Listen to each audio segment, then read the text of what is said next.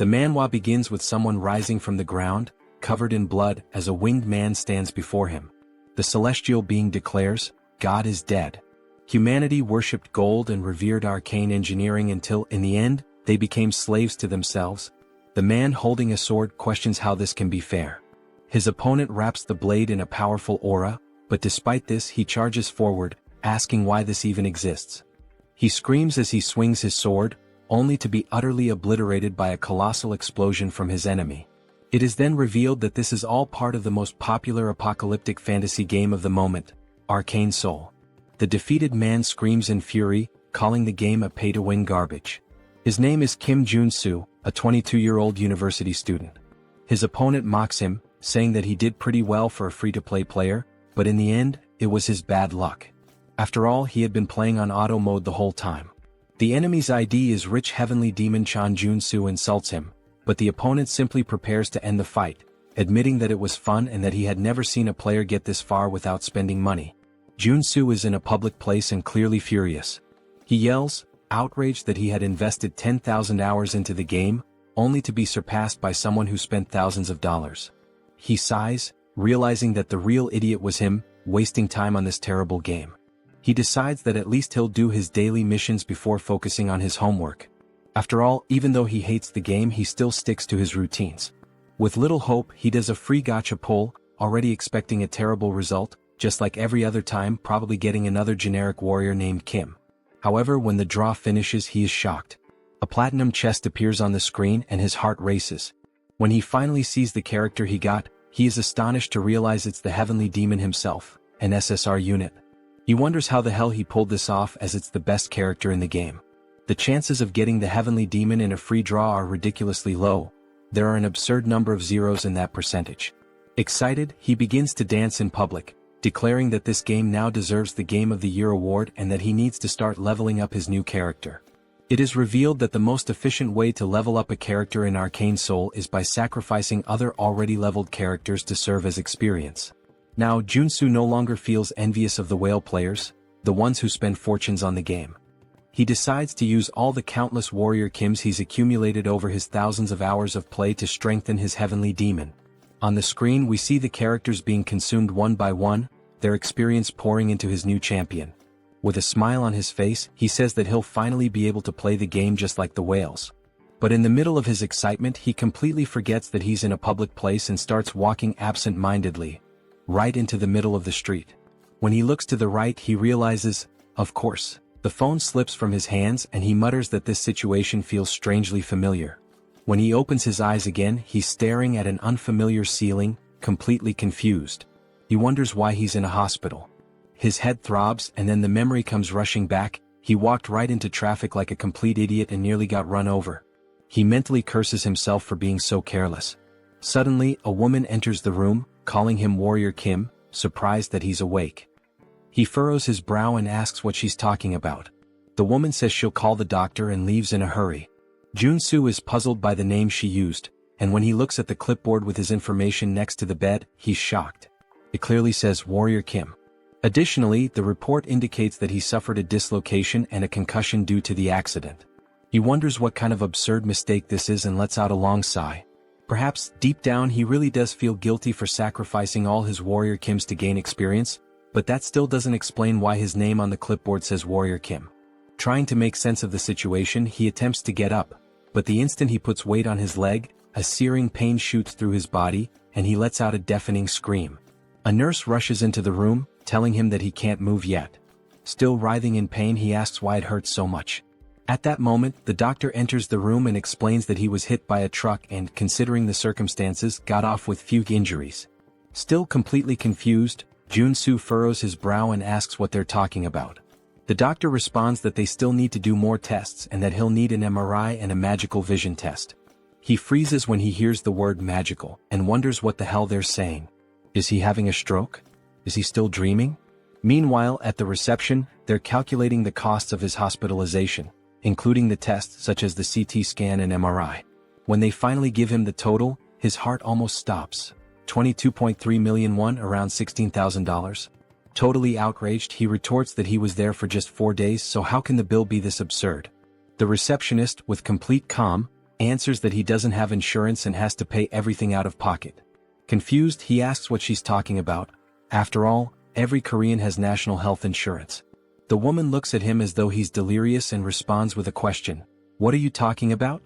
You don't have insurance from the Legion or the Magic Tower. A chill runs down Joonsoo's spine when he hears those names. He doesn't fully understand what's going on, but those words sound strangely familiar. Legion, Megacorp, Magic Tower, Sacred Order. Then it hits him. These are the 4 factions that dominate Arcane Seoul. The world where God abandoned humanity. Where arcane science advanced drastically. Where Earth was overrun by monsters. Where humans modified their own bodies to survive. His mind starts to fail him. He falls into denial. No. The summary? This world is a hell to live in. Hours later, he finds himself in a dark alley shouting at the top of his lungs. Why the hell did I end up in this game? He remembers how happy he was when he went to sleep that night, after finally getting the heavenly demon.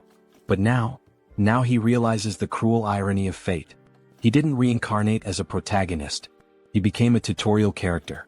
Maybe this is divine punishment for sacrificing all of his old characters. Finally, he arrives at Warrior Kim's house. Looking around, he lets out a heavy sigh. This crap is smaller than my bathroom. He can't believe this guy was so miserable. Exhausted, he throws himself onto the bed. His body is battered. He has no money. And now, what should he do? Then reality hits him like a punch to the stomach. If this is really the world of Arcane Seoul, events like nuclear wars, dimensional rifts, and even the rebirth of ancient gods are going to happen soon. And when that happens, this place will turn into a true hell on earth. He has no idea how he ended up here, but one thing is certain. If he stays still, he will definitely die. Then, suddenly, something occurs to him. His gaze locks on his own hands and he finally understands what this means. Without hesitation, he grabs a pen and raises it above his palm. Looking down, he murmurs that he needs to test this before it's too late. For a moment, he hesitates. But then, gathering all his courage, he stabs the pen into the top of his hand with all the strength he can muster. The pain explodes in his skin, and he lets out a loud scream as he pulls the pen out. It has pierced his hand completely. Immediately, a green aura begins to swirl around the wound, healing it before his eyes. A smile spreads across his face. I knew this would work. He has just obtained a trait called Wound Recovery. Now everything makes sense. The reason he created and sacrificed so many Warrior Kims was because this character is the only one without a base trait. However, this means it's possible to unlock and swap traits freely, allowing players to shape Warrior Kim however they want. For someone like him, who always played strategically and never had luck with rare characters, Warrior Kim was the best choice. And now, he is Warrior Kim. This means he can acquire any trait as long as he works to earn it. As he watches, his wounds start to fully heal, regenerating thanks to the newly acquired ability. He takes a deep breath and reflects. In Arcane Seoul, you die if you're poor, weak, or if your luck runs out. But he won't let that happen to him. He spent 10,000 hours playing this game. He knows all the shortcuts. He knows how to break the system. The scene cuts to his global ranking, which plummets from 115,000th place to the top 7,000. Then he climbs into the 3-digit ranks, finally reaching the top 9.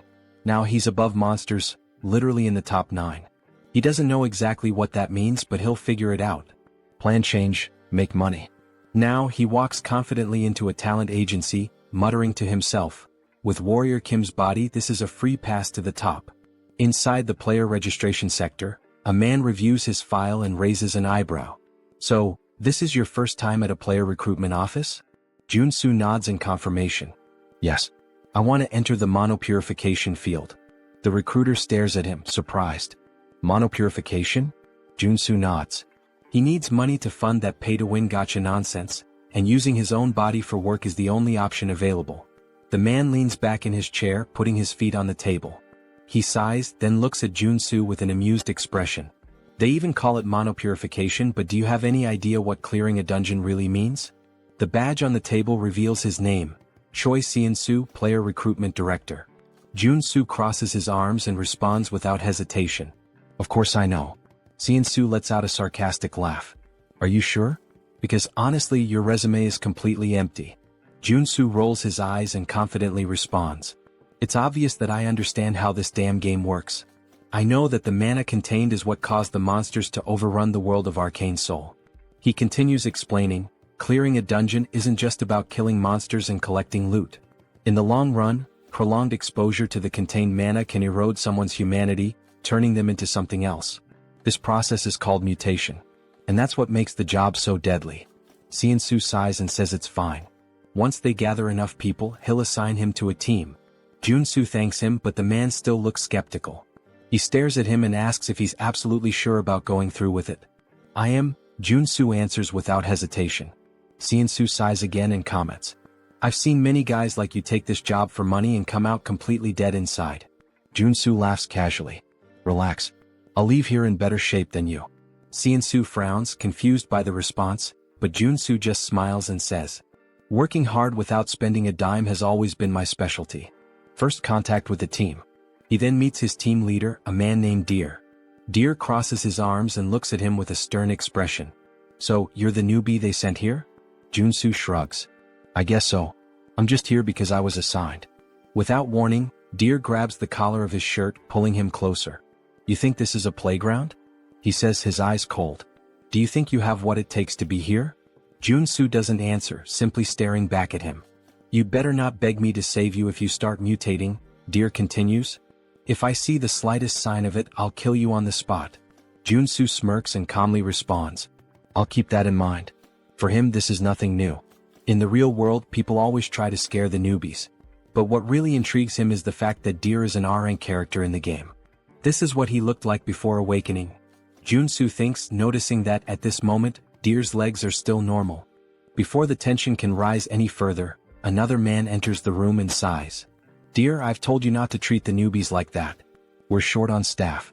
The man is introduced as Hedgehog, a veteran with 5 years of dungeon clearing experience. Deer clicks his tongue, clearly irritated. Whatever. I just hope he doesn't mess things up. He then turns to the group and gives his instructions. We have 4 hours to clear 5 locations. No time to waste. Joonsoo watches Deer and thinks, this guy's much tougher than he was in the game. Hedgehog notices and pats him on the shoulder. Don't mind him. He may seem tough on the outside, but he's a good guy deep down. Joonsoo gives a nonchalant "hmm" in response, not paying much attention. The first dungeon. The first location they need to clear is a junkyard. As soon as they arrive, everyone complains about the terrible smell.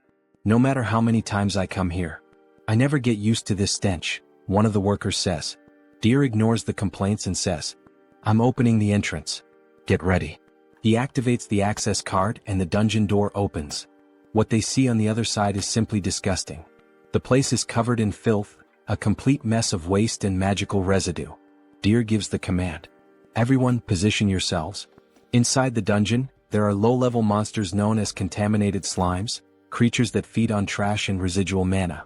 Joonsoo quickly assesses the situation and starts explaining to himself. The core of mana-contaminated clearing is eliminating these slimes. They're weak but troublesome. If you cut them in half, they just multiply. The only way to truly kill them is by destroying the small mana core inside their bodies. As they begin to fight them, the workers quickly realize the problem.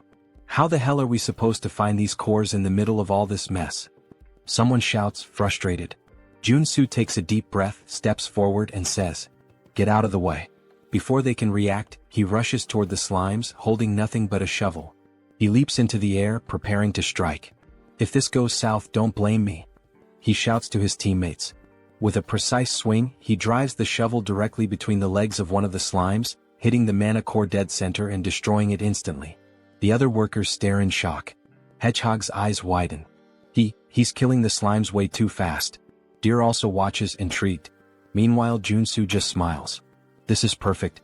He continues to move forward, destroying the cores one by one before the slimes can multiply.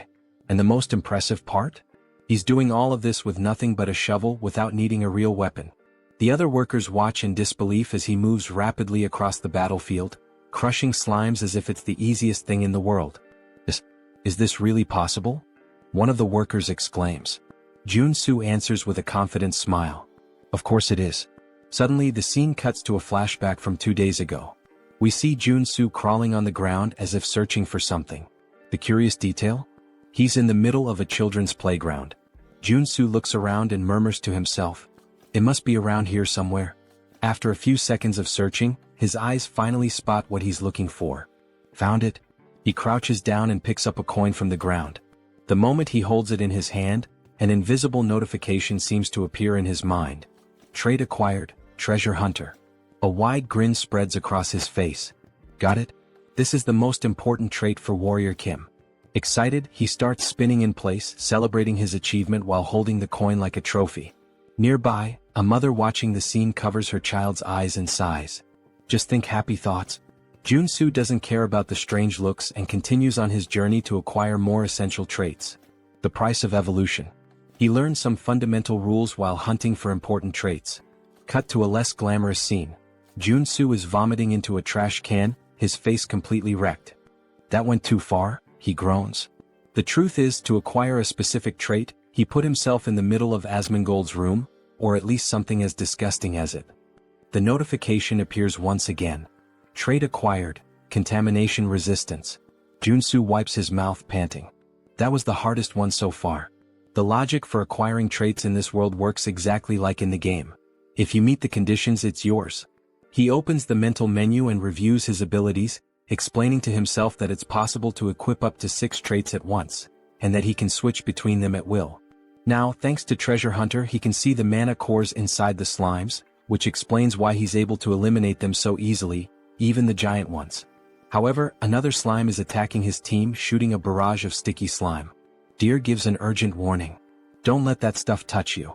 But Joonsoo simply walks through the toxic substance without hesitation. Finally, all this work paid off, he comments, satisfied. Thanks to contamination resistance, he feels no side effects from the slime. I personally wouldn't stick my tongue out in this situation. End of shift. The scene cuts to the bus on the way back home. Joonsoo leans against the window, exhausted. Even with all these traits helping me, working all day is still draining. Hedgehog smiles and comments. But thanks to you we finished early today. It was incredible seeing all of that up close. He pauses and asks curiously, "Are you hoping to awaken like Deer?" Joonsoo laughs. "No way. I only know how to use a shovel. Military training to blame." Hedgehog whistles. Impressive. As they talk, something strange happens. Small horns begin to grow from Hedgehog's head. Joonsoo furrows his brow. "Your mutations are getting worse. You've been exposed to too much contaminated mana." He observes his colleague more closely. "You don't look so good. You should rest for a bit." Hedgehog just shrugs and lets out a bitter laugh. "I'd rather mutate than face the debt collectors." Joonsoo sighs, understanding his situation better. "Now it makes sense why you wanted this job. Not exactly the kind of position people queue up for." 4 days later. A time skip brings us 4 days forward. The work finally comes to an end, but everyone is exhausted. "We're done," someone murmurs. The team members are wrecked after days of non-stop dungeon clearing. On the other side, a worker is vomiting uncontrollably, almost doubled over. Joonsoo immediately recognizes him. "Hedgehog. I told you not to push yourself so hard." Deer approaches and pats Joonsoo on the shoulder. "The only reason you're still in one piece is because you're young. Never thought you'd do your part properly, but good job." Joonsoo gives a faint smile. It was thanks to everyone. But deep down he knows the truth. He only managed to do well because of his traits. He watches Deer, noticing that he's holding up surprisingly well against the exhaustion. For someone at our rank, he's holding strong. Before they can continue talking, a desperate scream echoes through the area. Joonsoo turns to find Hedgehog. Something is terribly wrong. A dark aura begins to form around him. His colleagues look horrified. What's happening to his spine? Deer runs over, his expression turning serious. "Hedgehog. Hang in there." Joonsoo understands everything in that instant. Hedgehog is mutating. Deer tries to hold his friend back. "Hold on. We need to get out of here." But it's too late. The mutation consumes Hedgehog completely, and his body explodes into pure energy, creating chaos around them. Joonsoo feels the impact and murmurs. "Shit. Now this is serious." The battle begins. Hedgehog has lost all trace of his humanity. His silhouette now resembles that of a giant porcupine, and his foaming mouth makes him look like a rabid dog. Joonsoo watches the creature and immediately concludes. He's gone. There's nothing left of Hedgehog in there. If they don't defeat him, no one will walk out of here alive. But there's a problem. All the traits Joonsoo has acquired so far are specialized for monster cleaning. None of them are useful for combat. He struggles to find a way out, but nothing useful comes to mind. The first attack comes directly at him. Joonsoo has no time to react. The strike hits him square in the face, sending him flying like a rag doll into a wall. He crashes to the ground, spitting blood. The power difference, it's absurd. A new notification appears. Trait acquired, endurance. He smiles faintly, wiping the blood from the corner of his mouth. It's still too early to give up. If he wants to survive, he needs to act now. He quickly opens the menu and starts switching his traits. I need something that will actually help. He selects strength, which will increase his physical power. Mana heart, which will allow him to control his magical energy. And endurance to reduce the damage he takes. Let's see what I can really do. The counterattack begins. Joonsoo finishes selecting his traits. Mana absorption allows him to absorb magical energy directly from the environment. Deep breathing accelerates his mana regeneration, ensuring a steady flow of energy. Finally, the last piece of the puzzle, corruption resistance. Now that his traits are set up, he's much better prepared for combat. Hedgehog charges at him, screaming as Joonsoo activates strength, multiplying his physical power by 10. He swings his shovel back and roars, spinning his body with full force before delivering a crushing blow. The impact hits Hedgehog square on, launching him into the air. Joonsoo feels a flicker of hope. This is working. I can really win this. But then, in midair, Hedgehog starts spinning violently, turning into a deadly ball. Joonsoo's eyes widen. That should be illegal. Hedgehog launches himself at Joonsoo like a projectile, but at the last second he crashes into a rock, losing control and flying back up. Joonsoo yells, completely confused.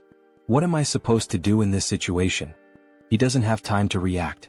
The attack hits him full force, smashing him brutally into the ground. Hedgehog pulls away, laughing, but then his eyes widen as he notices something. From the rubble, Joonsoo leaps out, completely unharmed.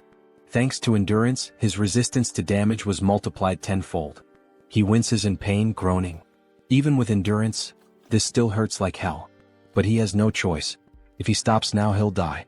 He steels himself, clenching his fists. With no other option, he launches into an unrelenting assault. Blow after blow, Joonsoo unloads a barrage of punches at Hedgehog, refusing to retreat. But then one of the spikes on Hedgehog's back curls backward and shoots out like a missile. Joonsoo dodges at the last second, but before he can react, a swarm of spikes is launched at him, piercing his body and embedding themselves in his flesh.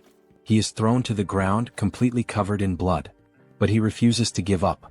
Joonsoo forces his body up, breathing heavily. Just a little more. He charges at Hedgehog again, preparing for another punch. But then, blood explodes into the air. Joonsoo feels something violently ripped from his body. His mind tries to process what just happened. His hand has been obliterated. His eyes widen in complete shock. His senses still can't understand how this happened. But before he can react, Hedgehog fires another spike. This time, his mind registers what's happening, but it's too late. His entire arm is torn off. The pain strikes him like an electric shock. Joonsoo lets out a scream of pure desperation. But Hedgehog doesn't stop. He clenches his fists, preparing a final crushing blow. Joonsoo closes his eyes, gasping. This is exactly what I expected. Hedgehog lands the blow. The ground shakes violently as the impact hits where Joonsoo had been lying. The price of victory. A flashback unfolds in his mind. He remembers when he used to play this game just as a mobile game. Back then, everything felt easy. All he had to do was press a single button to defeat monsters. He never stopped to think about what the character felt. He pushed it to the limit over and over under the guise of efficient training. But now he finally understands. He understands the pain. He understands the suffering required to earn even a mediocre trait. And above all, he understands that there is no victory without sacrifice. When Hedgehog looks down, he realizes something is wrong. Joonsoo blocked the attack. His arm regenerated. Before Hedgehog can react, Joonsoo rushes at him with lightning speed. His fist connects with the creature's face, and the impact is devastating. Hedgehog is thrown away, sliding across the ground, incapacitated. Joonsoo exhales deeply, gritting his teeth. There is no victory without a price to pay. He looks at himself. His muscles are pulsating and growing uncontrollably. His body has been pushed to its absolute limit. A notification appears in his mind. Trait acquired, mutant muscles. Joonsoo smiles despite the pain. The real fight is just beginning. The awakening of the monster. Joonsoo's body is still covered in spikes. Hedgehog is thrown against a wall and Joonsoo grins to himself. The reason he had recklessly charged at him with all those attacks was for the trait. By pushing his limits with mana heart and strength, he knew he could gain something greater. And now they merge, activating his new trait, mutant muscles. Hedgehog charges at him again without hesitation. But Joonsoo stands his ground. Everything I've done so far was for this moment. Hedgehog throws a punch. Joonsoo easily blocks it. Then he starts to laugh. This doesn't work anymore. Go ahead, hit me again. Hedgehog snarls and then his fist deforms, sprouting sharp spikes. He lunges forward, slamming the punch directly into Joonsoo's chest. The impact is brutal. Joonsoo is thrown to the ground, his body pierced from all sides. It seems like he won't get up from this. But then, his body begins to regenerate. His organs rebuild. But something feels off. The regeneration is not just healing him, it's transforming him. Hedgehog watches, confused, as Joonsoo unlocks a new trait, mutant body. His arms grow, his structure expands, and his physique now matches Hedgehog's. Joonsoo smiles. Thanks, Hedgehog. I needed this. All of this happened because of you. He moves forward without hesitation. Hedgehog howls and charges straight at him. Neither of them backs down. What follows is a battle of pure brute force. Punch after punch, they exchange blows evenly matched. The monster battle. Nearby, Deer stirs. Dazed, he lifts his head. What the hell is all that noise?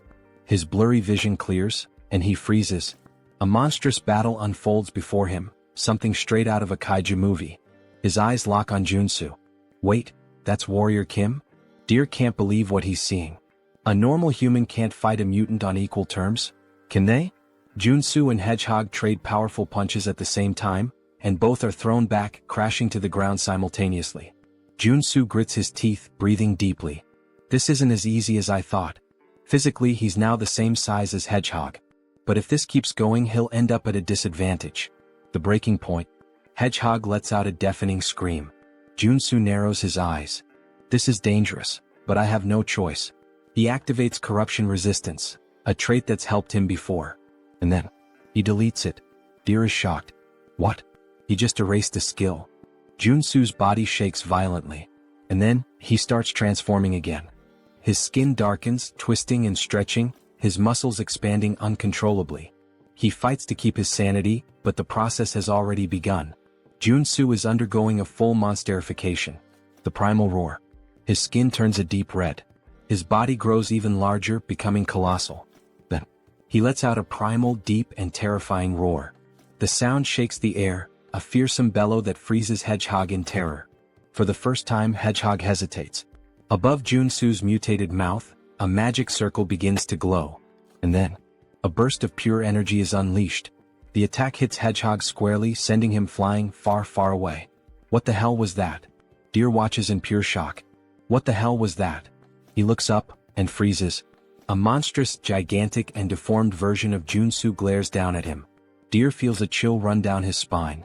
He really turned into a mutant? How is this possible? But for Joonsoo, it's just another trait. New trait acquired, mutant.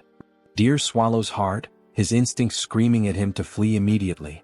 Holy shit. He begins to crawl away from Joonsoo, panic taking over. Then suddenly, Joonsoo extends his hand toward him. Deer shuts his eyes tightly, bracing for the worst. But instead of a fatal blow, he hears coughing and groaning in pain. His eyes open. Joonsoo is standing, panting. And just like that, he's human again. The final sacrifice. Then Joonsoo collapses face first into the ground, muttering that he made it. We learn that corruption resistance is the last line of defense.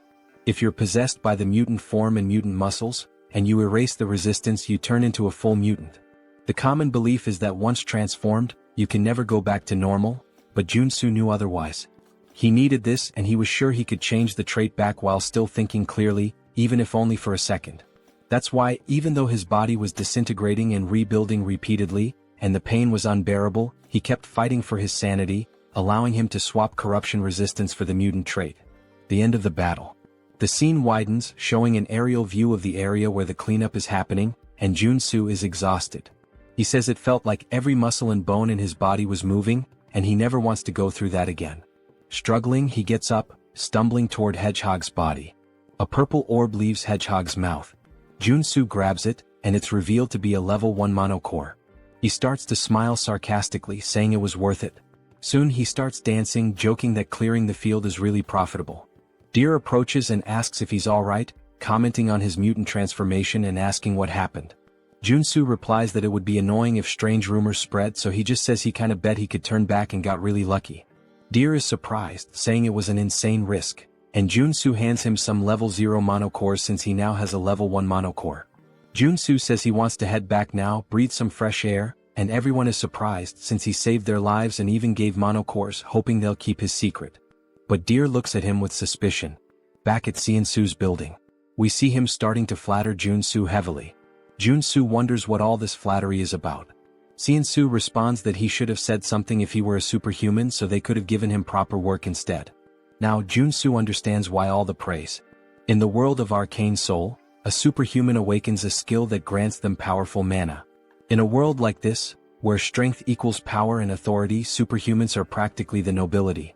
But it makes sense for Seonsoo to think this way since it takes a superhuman to defeat mutants. Though in Joonsoo's case, it's just a game design flaw since he can acquire traits. Seonsoo puts his hand in his pocket and says he should pay Joonsoo for the cleanup. Joonsoo responds that would be nice, trying to stay calm, but inwardly he has that mischievous smile, thinking he'll let Seonsoo think he's a superhuman for now.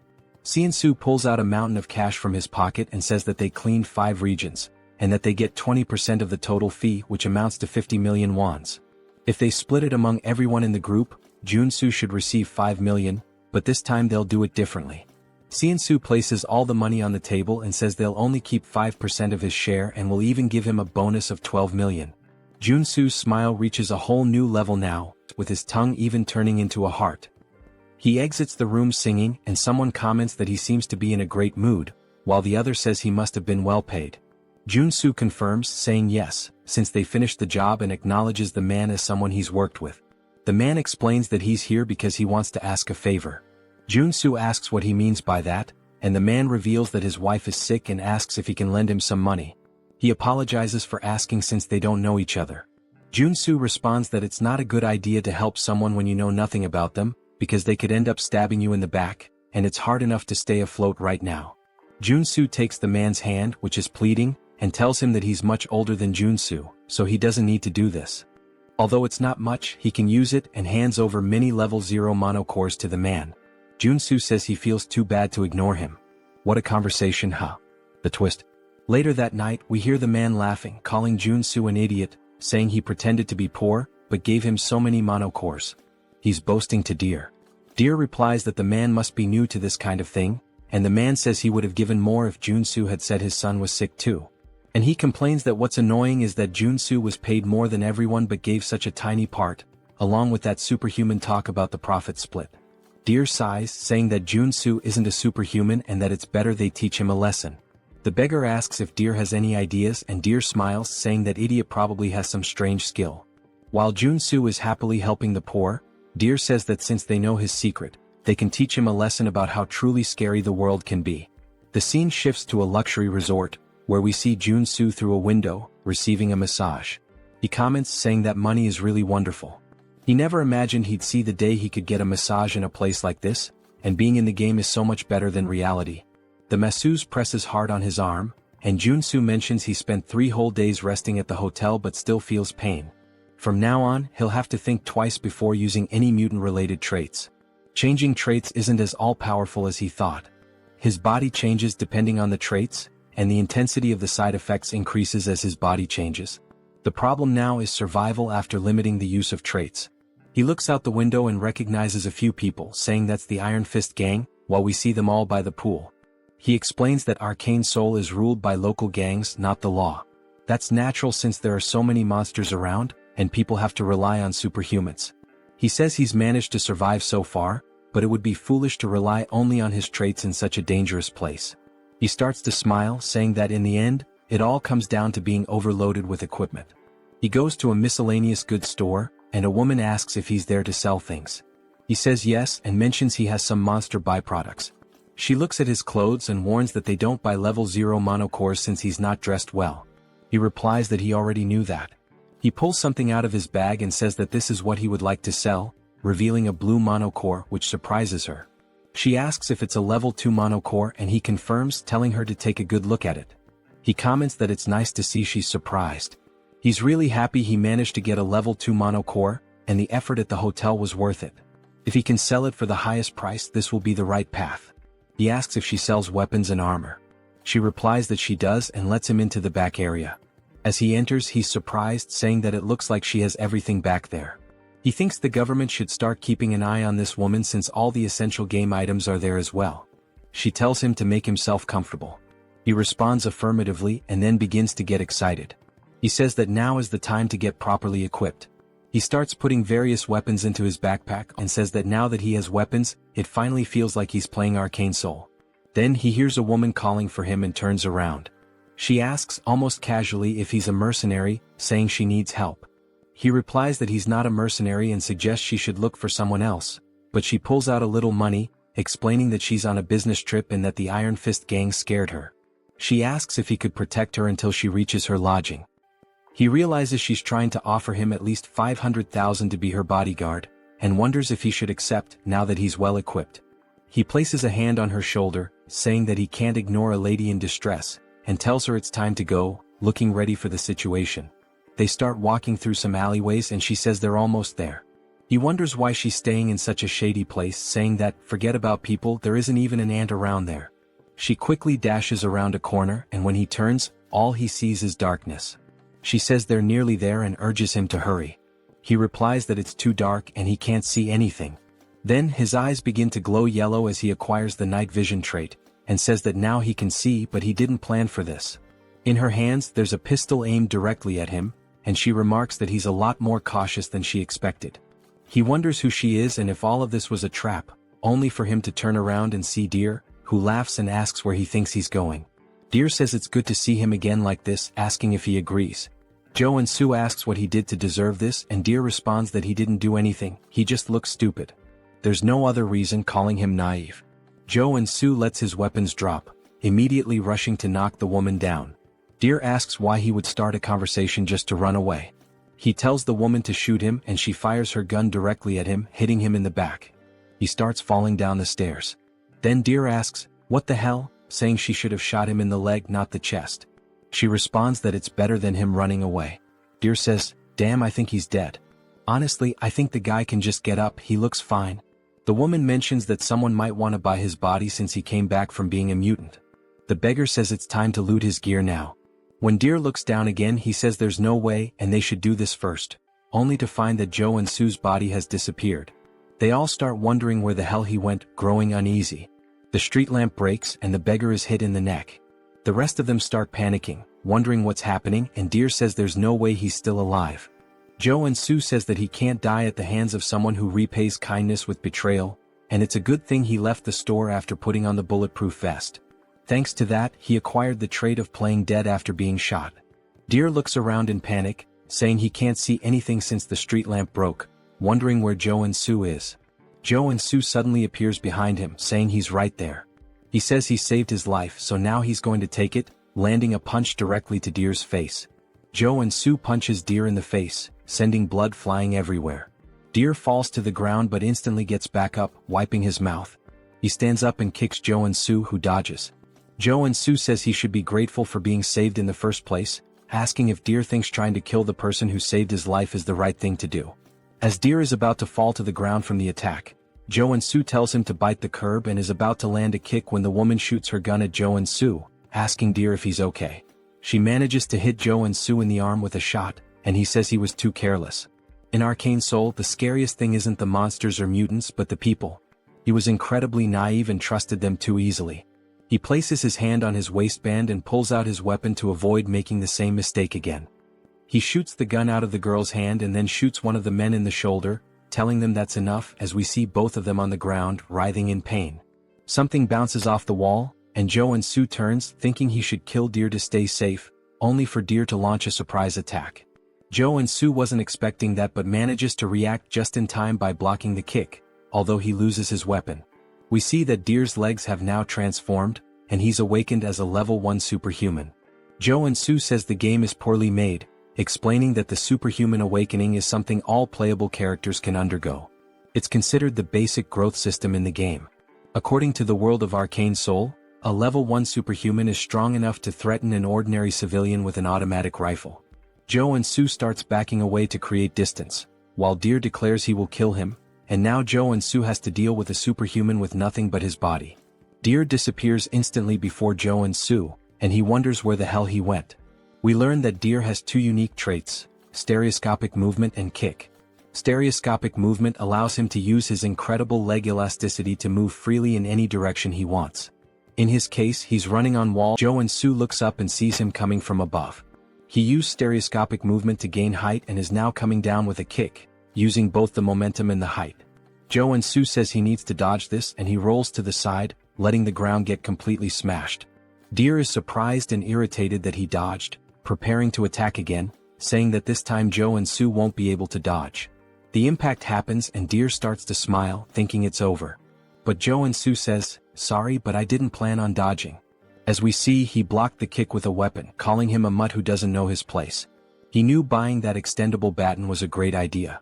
A few hours ago in the girl's store, he was wondering if a weapon would really be worth it. Since Warrior Kim is a warrior class character, even though he gets stronger, there's a limit to how effectively he can use a weapon. That's why he decided to buy a close combat weapon, which turned out to be nothing other than this extendable baton. Each character has weapons and traits that are more effective for their class. We see Deer's leg trembling, and Joonsoo manages to push him back. To defeat Deer, he needed to use a close combat weapon and traits suited for a warrior like him.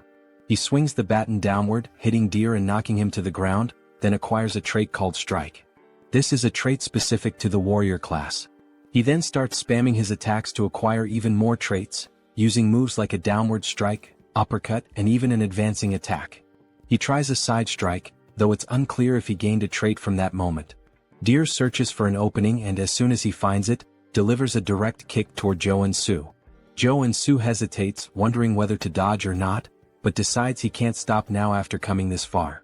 He grits his teeth, saying that even if he has to break bones, he'll block the attack with his elbow, hitting Deer's leg. He tells himself he needs to keep attacking. The fight continues with blows exchanged one after the other. Then Joonsoo acquires a trait called Combo and starts smiling, saying, "That's it. The best trait build for the warrior class at the early stages is combining strike and combo." He uses his left hand for punches and his right hand to swing the baton, taking down Deer like it's a cut scene. Deer begs him to stop as he begins to lose consciousness, but Joonsoo throws the baton directly into Deer's chest, hitting him with the strike trait. Deer finally loses his strength and collapses to the ground. Joonsoo shouts, saying that he succeeded and defeated an awakened one. His arms begin to burn, as though the air itself is searing his skin. He wonders what this sensation is as he looks at them. His whole body starts to ache as a red aura begins to swirl around him. He says he can feel something about to overflow inside him, thinking he knows what's happening. There's a brilliant explosion from where he stands, and now, with a golden aura surrounding his fingers, he says, "This is the day I learned the cruel truth of the world of Arcane Seoul, and now I am awakened as a level 1 superhuman." Joonsoo clenches his fist with excitement and starts shouting, saying that the time has finally come. He then pulls the fiercest face he's ever made, resembling Lloyd, and is so pumped up that he does a handstand, announcing that he's about to start taking low-interest loans and landing high-paying jobs. A man approaches him, asking what he thinks he's doing. When Joonsoo turns around, he's shocked to see a giant, old man holding an enormous weapon. This man is Iron Fist Kim, the second basic character available in Arcane Seoul after Warrior Kim. He's a reinforced soldier class character who specializes in firearms, primarily using his prosthetic arm to shoot. The issue is Iron Fist Kim is the feared leader of the Iron Fist gang, and since Joonsoo fought within their territory, he's probably stirred up quite a mess. Iron Fist asks if Joonsoo checked where he was before all of this. Joonsoo responds that he was caught off guard and couldn't just stand there and not fight back. Iron Fist unlocks his weapon, saying this means they're more terrifying than his own gang. Joonsoo is taken aback, saying that if he fights under these conditions, he'll die for nothing. Iron Fist presses the weapon directly to Joonsoo's chest, stating that he made a terrible choice and will show him what happens when someone messes with his territory. Joonsoo pauses for a moment, then asks if that's the best he's got, mentioning that Iron Fist forgot something. Joonsoo grabs the weapon and puts his finger on the trigger. He shoots himself in the chest, saying that he's not the type to die so easily. Iron Fist is stunned, seeing the guy just kill himself with his own weapon, calling him a psychopath for pulling the trigger on himself. Joonsoo starts laughing, asking if that's all, saying it was easy. We see that he acquired the regeneration trait. Iron Fist laughs, calling his ability interesting. Joonsoo explains that the upgraded version of Wound Recovery is regeneration, and it can only be obtained when you become a level 1 superhuman. He warns Iron Fist that it will be the end for them if they start underestimating him. He realizes he'll need to bluff his way out of this. He points to the triple homicide case behind him, saying that, as they can see, he didn't survive by chance and that he doesn't care who they are. If they mess with Warrior Kim, they'd better be prepared. Iron Fist laughs, asking if that's his name, saying he likes his audacity, but he'll let him go this time. However, now Joonsoo owes him a favor. He puts a hand on Joonsoo's shoulder, saying that he surely knows what he means. Joonsoo says he'll remember this, wondering if maybe Iron Fist recognized him. Iron Fist then extends his hand, suggesting that they might work together on a job next time. When Joonsoo looks at her hand, he thinks that Iron Fist is not the type of person who would betray him. In that case, it wouldn't be bad to form a connection here. He says it's a deal as they shake hands, telling her he'll see her next time. The scene then shifts to the superhuman tower in Jamsil, where Joonsoo says he had no idea when he first saw this place in the game, but now he realizes that it's really impressive, completely different from anything he's seen before. A woman then catches his attention, thanking him for visiting the tower and asking how she can assist him. The guy is stunned by her beauty and mentions that she looks familiar, wondering if she's an NPC. She tells him that if he's there for certification, he needs to head to the machine to measure his mana and trait circuits. He thanks her and starts walking towards it, thinking that he didn't even ask for help, but she guided him anyway. It just shows how much of a novice he must look. He thinks that once he gets his certification, he'll truly start his life in Arcane Seoul. Suddenly, he hears a loud noise that startles him. When everyone tells him to look at the ceiling, saying the saint has arrived, he looks up and sees a bright light descending from an airborne ship. As the light appears right in front of him, we see some enchanting text spread across, while people are teleported. Joonsoo is shocked, recognizing it as the Old Father's order and wondering why a boss monster is there. People begin praying, saying it's an honor to be in her presence, but Joonsoo remembers that, since he's still in the tutorial timeline, she's a saint and not a boss monster. As the story progresses, it's revealed that the order is actually a cult disguised as a religion, and she is a complete psychopath. While people continue to praise the saint, they mention that she must be there for a level-up renewal. She then starts releasing a powerful aura, so strong that it knocks people down, with a golden light pulsing around her. Joonsoo looks away, saying that it's a rather flashy way to do things, and that it's kind of too noisy. As the machine begins reading her mana, it starts collecting her energy until it completely disappears, leaving everyone in suspense, wondering what she'll get. We then see that she is 27 years old, a priestess class with mana level 8 and a 6-layer circuit. They can't believe she's only level 8. She smiles as they say she has up to 6 traits, which the layered circuits represent. But Joonsoo has a different opinion. He's sweating nervously, saying that it's not the time to celebrate. A level 8 superhuman can be compared to an aircraft carrier, and she's a walking national powerhouse. Why are strong women always crazy? But even if he tried to warn them, they would just treat him like a madman and stone him to death as if it were the Middle Ages. For now, he decides to just measure his mana. It would draw too much attention if he had 6 traits, so he'll lower it to 3. The saint suddenly turns, sensing something. When her men ask what's going on, she says that she's found something that caught her attention. She appears right behind Joonsoo, saying that he has an interesting ability. He says, "Damn," surprised, and then repeats what she just said, asking if she really noticed that he swapped his traits. He freezes for a second as the window remains open. Everyone wonders why the saint is talking to him, saying he looks like a normal guy. She then takes his hands, asking what his name is. He says his name is Warrior Kim and comments that the only reason a priest would ask someone's name in Arcane Seoul is. Before he finishes his thought, he's interrupted as she declares that she represents the Old Father's order and baptizes him. Since the Old Father always desires powers like his, she tells him that he must submit and find peace in this hellish world, as the enchantment table begins moving across his arm. Everyone around him envies the fact that he's being baptized, especially because she is the Old Father's first daughter. Joonsoo, however, has a different perspective. He's extremely nervous, thinking that if he's baptized and gains the baptism trait, he will have no choice but to become a paladin of the order. However, the Old Father's order loses to major figures in Arcane Seoul during the war with South Korea, and this figure is none other than the Celestial Demon. As she continues with the baptism, he rips her hand off of him, saying it feels like being forced to invest in a stock that's about to crash. He kneels, refusing the baptism. We see her eyes turn completely psychopathic as she says that he must not have heard her correctly. He responds saying he's very serious despite being a little exhausted. She starts to control her anger, saying that it's anyone's right to serve or refuse. However, the old father has already set his eyes on him. She places her hand on his shoulder, warning him not to forget that a powerful divine energy is already rooted inside him, and that if he can't overcome such a small power, his fragile free will won't mean anything in the end. Then he begins to be enveloped by a yellow flame as he starts screaming in front of everyone. They question how someone like him can refuse the baptism, asking if he isn't religious or something. We see that he's being affected by divine fever, and that he will suffer a burning, endless pain as punishment for refusing the baptism. He was prepared for this, but it still hurts like hell, his whole body burning. This is one of the strongest debuffs in the entire game. The effect causes continuous, searing pain, preventing the person from continuing their normal life. The only way to get rid of it is to go to a temple and be baptized. He refused the baptism thinking about the future, but it seems he might die right here as we see his eyes rolling back.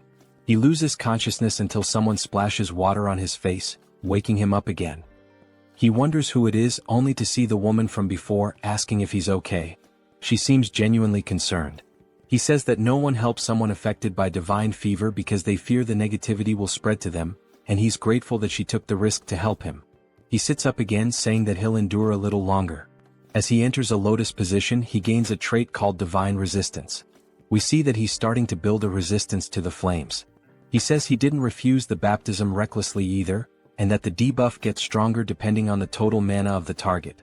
Since he's still level 1, the debuff is weaker in comparison, so there are some solutions. The first is to acquire the trait, which he just did, and now he'll focus more mana within himself. It's unclear whether he unlocked his traits or activated mana absorption. Still, he starts screaming in pain, while the woman continues to pour bottles of water over him, telling him that he'll make it. This immediately cools his body, and he says it feels like life-giving water. He needs to focus on this contrasting sensation between the fire and the water. As he begins to balance them inside him, it feels as though time stops. The burning pain and the sensation of cold begin to merge into one, while he uses the mana within him to extinguish the fire. When he opens his eyes, a powerful blue light starts emanating from him. It even blinds the poor girl. We then see that he has gained another trait called Mana Barrier, as the flames can no longer harm him. He smiles, saying that this is the common level 1 skill that a defender warrior should acquire. The woman asks if he's okay, and he replies that he's fine now, thanks to her. But everyone is in disbelief that he managed to overcome the divine fever, asking if that's really possible. Of course, he hasn't fully overcome it, and this is just a temporary measure against the fever, using the barrier. But at least he's free from the burning pain, and the black flame even makes him look cool. Now it's his turn to measure his mana as he steps onto the magical device. He begins to charge up, rising higher and higher. He smiles, awaiting the measurement, and we see that the device reports he is level 1 but has a 6-layer circuit. They can't believe he has 6 traits, saying this is the birth of a super newbie. It must be why the holy figure had her eyes on him. Joonsoo says that he has attracted a lot of attention, and that his goal is to be the overpowered protagonist, but hidden in the shadows.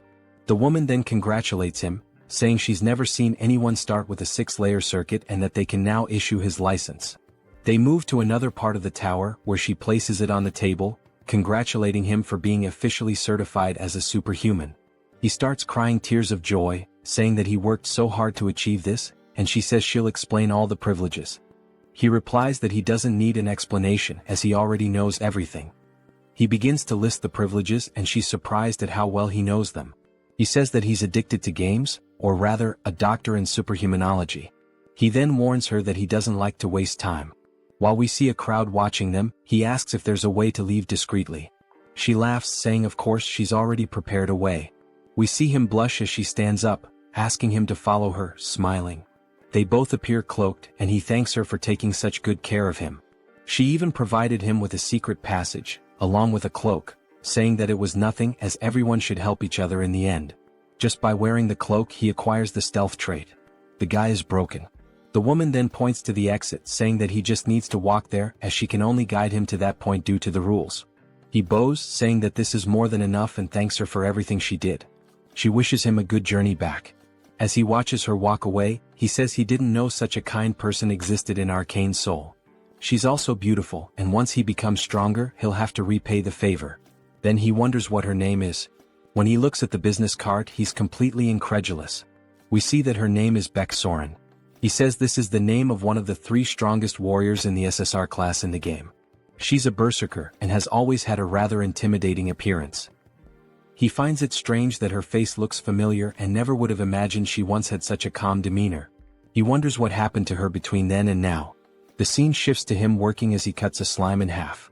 He says that he takes back everything he said about being cool as a superhuman, mentioning that he's been cleaning these monsters for a whole week and is about to die from exhaustion. Me too, man, me too. He then sits down, sighing, saying he's only finished 1 cave, but he's so tired that he can't go on. His efficiency is terrible. All of this happened because he focused his traits on maintaining the mana barrier. If he could customize them to specialize more in monster cleaning, he'd have been done hours ago, but now he can't do any other work because of that damn debuff. He needs a rare potion called Nectar to get rid of the divine fever, but it's so expensive that this monster cleaning job isn't worth it, and he starts feeling incredibly depressed. His phone starts ringing and we see it's none other than Seonsu. He wonders how many times this guy is going to call him, saying that Seonsu is persistent. Before he can reject the call, thinking he's tired of this guy, an idea pops into his head, and he starts grinning wickedly. At Seonsu's agency, he's thrilled to see him and says he can't believe he managed to overcome the divine fever without being baptized, starting to turn into a big brown noser. Joonsoo says that things have ended like this and asks if Seonsu has found the job he requested. Seonsu tells him not to even mention it, saying it was so difficult because nectar is a medicine that can only be obtained through level 5 or higher requests. Joonsoo says that if he hasn't gotten the nectar, he'll leave, but Seonsu tells him to wait, explaining that it involves their exclusive contract, and he needs to secure it at all costs. And of course he did. Joonsoo starts smiling, saying that since Seonsu is so desperate for a superhuman contract, he knew he would do anything to ensure the request was fulfilled. He then sits back asking what the content of the request is. As Seonsu hands him the paper, he asks if Joonsoo has heard of Security Number 1. Joonsoo says this is the first time he's hearing about it, wondering if it's a security company. Seonsu explains that it's a private military company, one of the top 10 in the sector.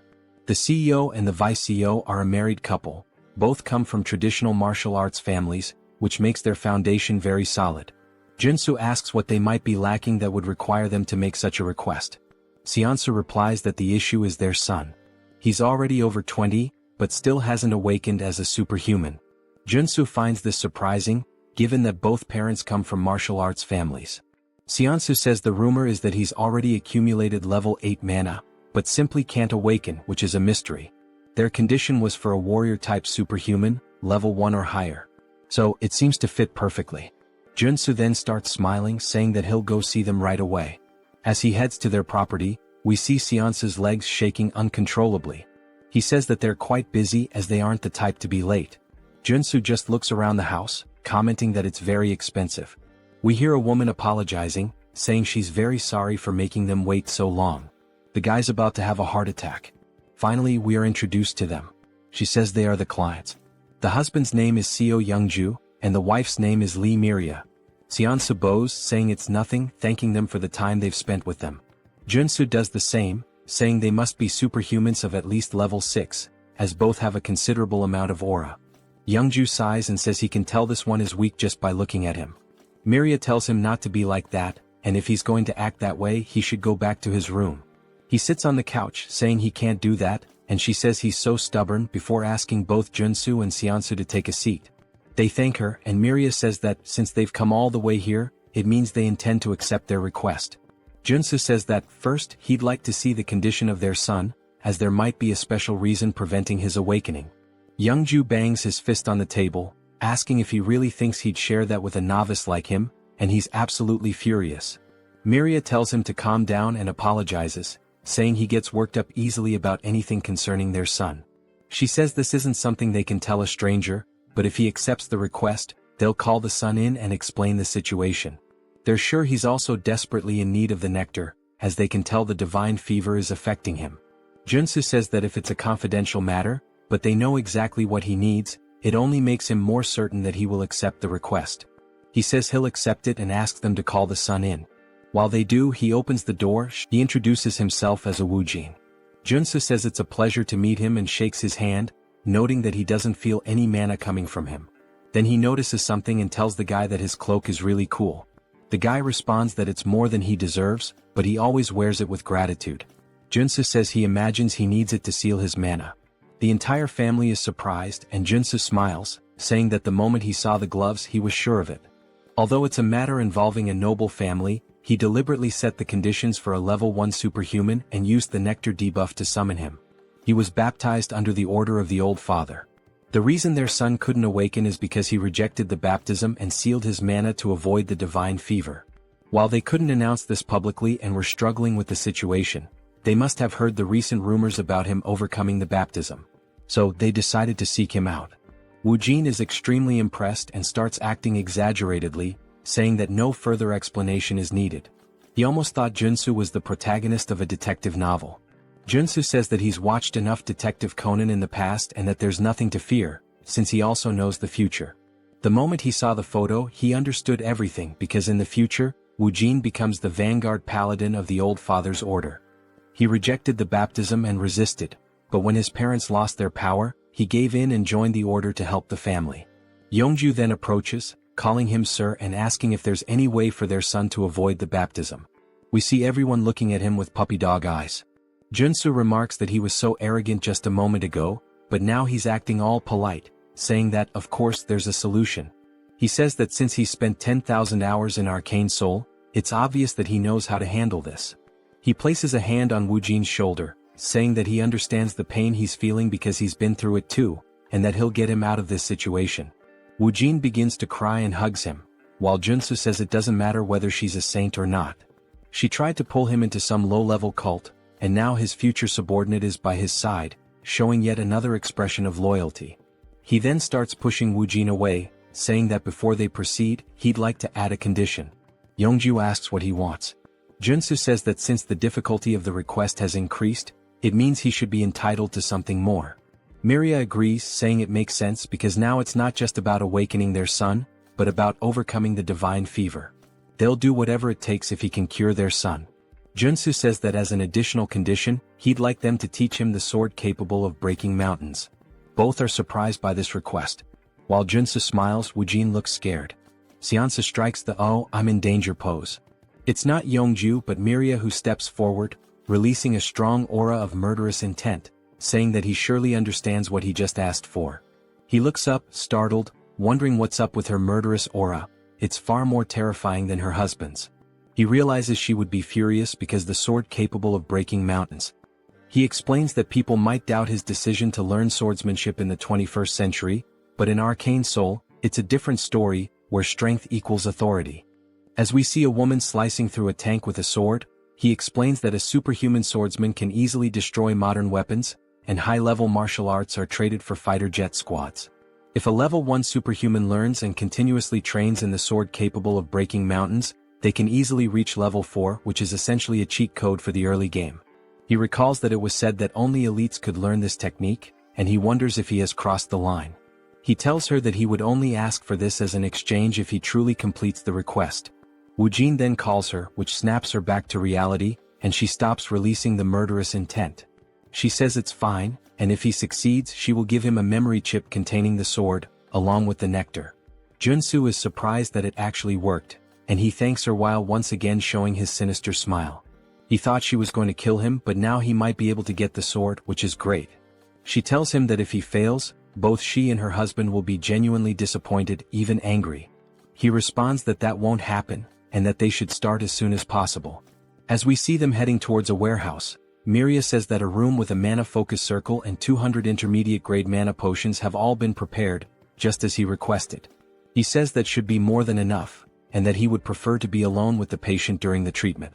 She apologizes for what happened earlier, explaining that Woojin was forcibly baptized before he even had a chance to start school. He never got the chance to make friends, let alone go out as a family. He had to suffer being forced to stay in his room.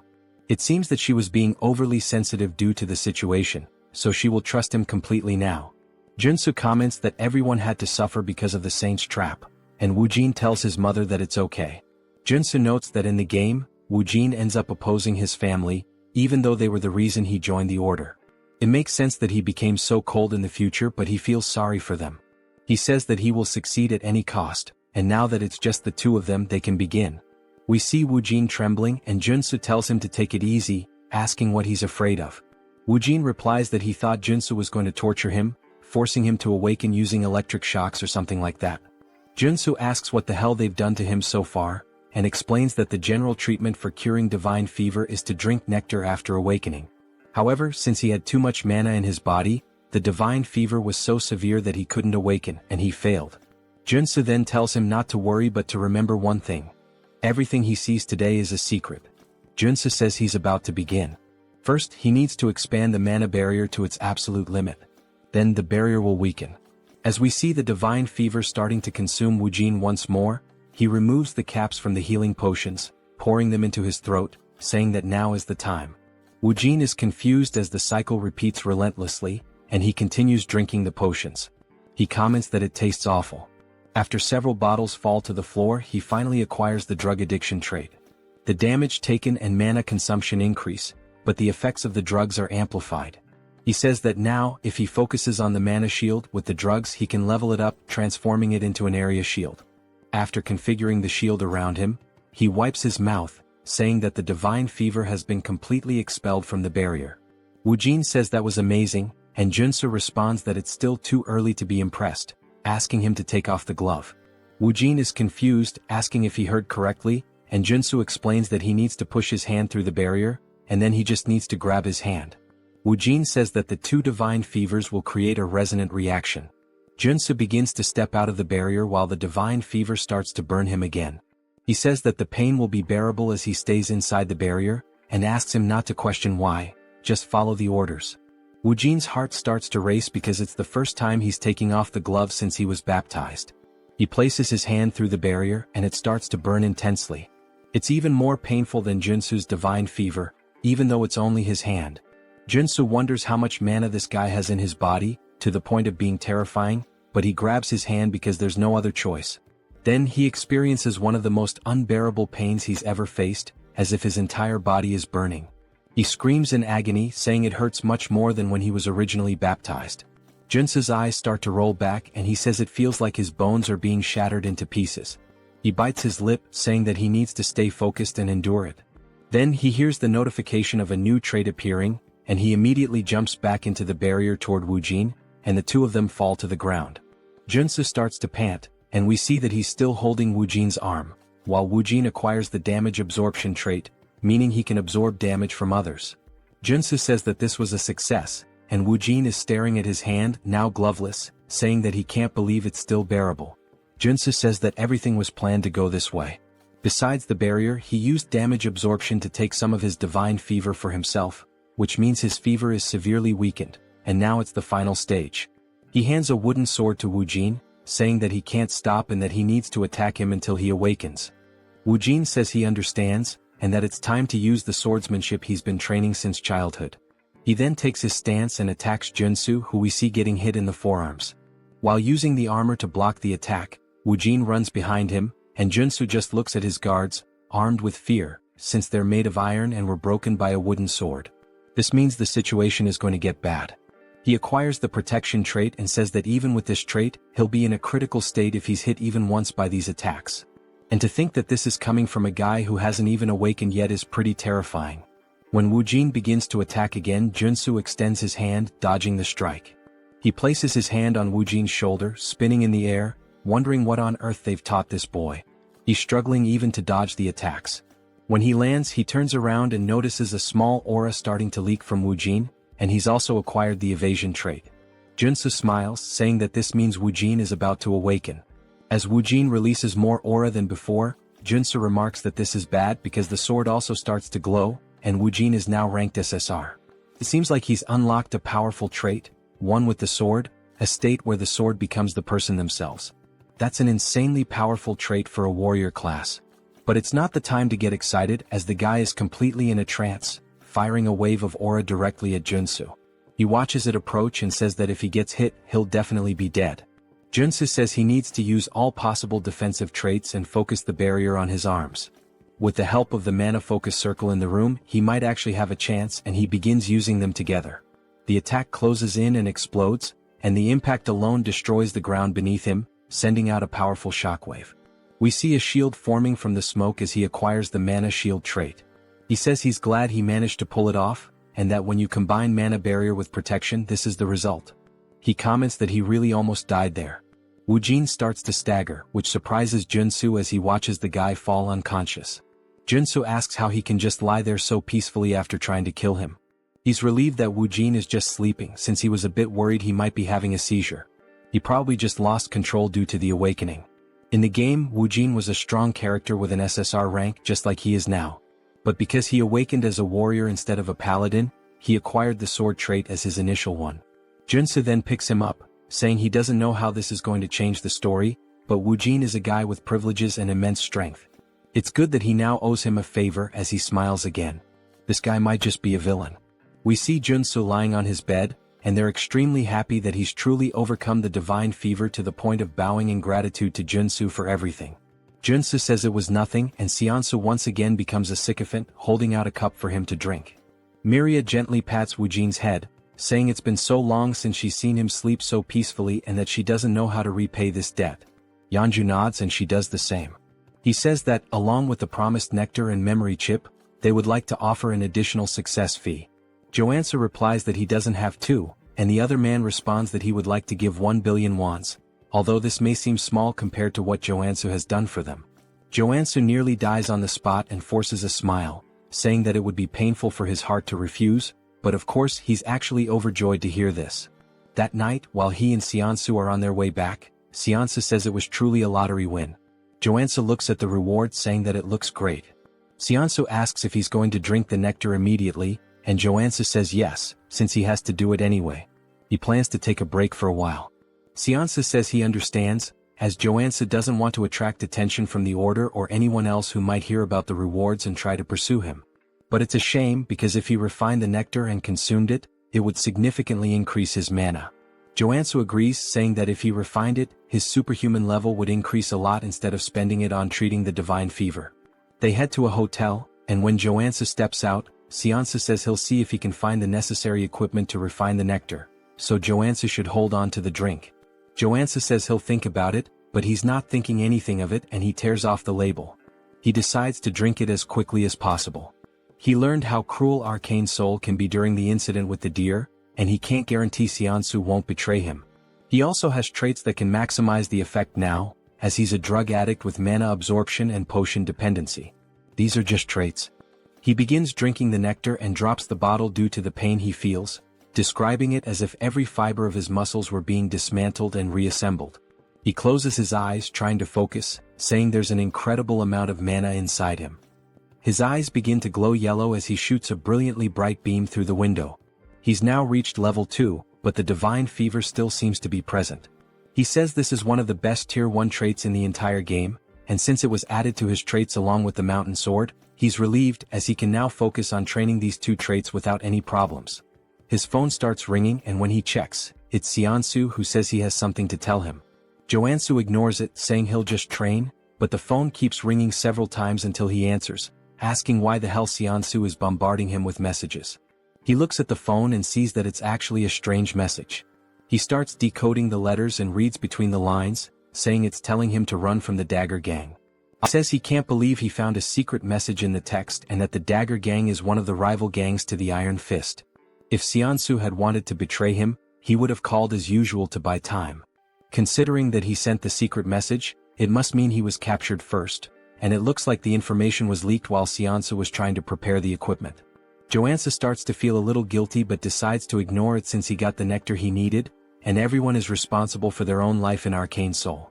Then the scene shifts to Seonsu screaming as loud as possible, and we see him sitting in a chair surrounded by 3 men.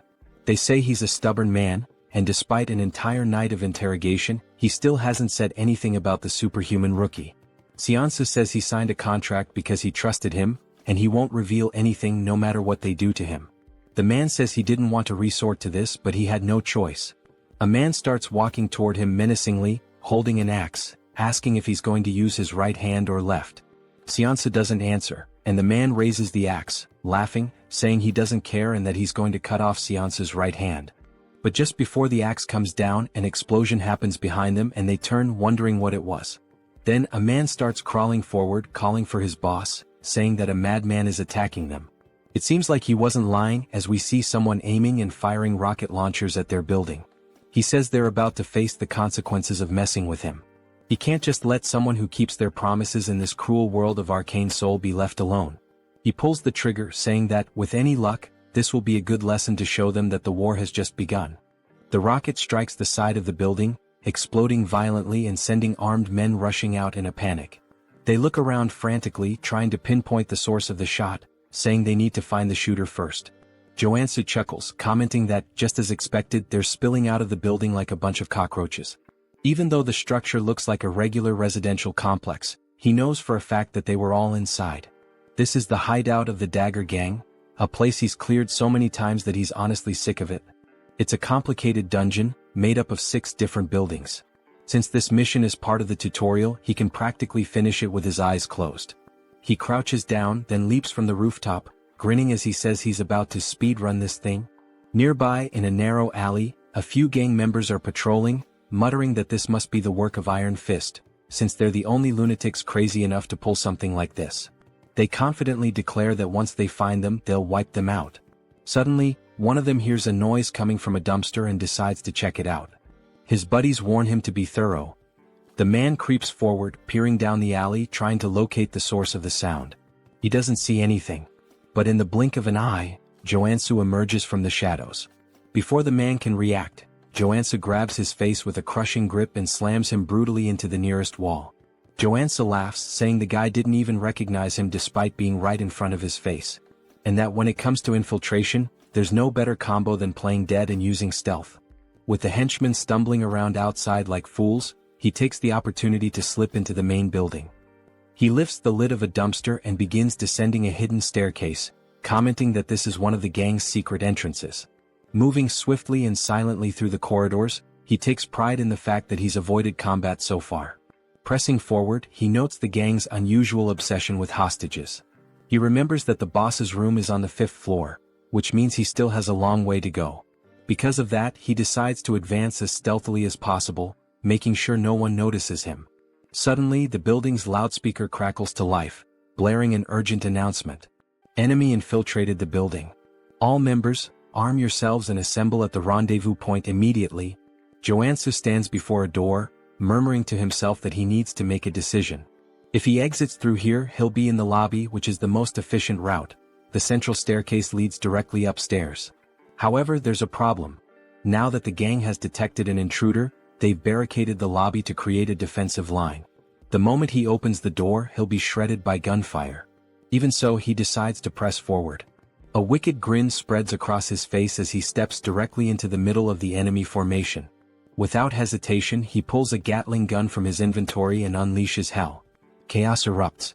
The enemies panic, scrambling to retaliate, but the front line is obliterated under the relentless storm of bullets. The rear guards manage to recover and open fire on him. Joonsoo decides he's had enough of this game. He pulls the pin on a grenade and tosses it. The gangsters freeze, watching in horror as the grenade arcs through the air, before detonating right in their faces. Laughing, Joonsoo ducks back behind the door, muttering that stealth was never his thing. Then, lowering his gaze, he reveals a fistful of explosives, grinning as he says he knew one grenade wouldn't be enough. Without hesitation, he hurls 8 more into the room and slams the door shut. Screams of terror echo from the other side. Joonsoo simply smirks. "Hope you guys enjoy the show," he muses. Moments later, silence. Stepping back out, he surveys the scene. Bodies litter the ground. He wonders if he managed to wipe out the entire group in one go, but he knows better than to lower his guard. And sure enough, as if on cue, one of the enemies suddenly staggers to his feet, gun raised, screaming that Joonsoo is going to die. Joonsoo watches calmly. Then, at the very last moment, he sidesteps the shot.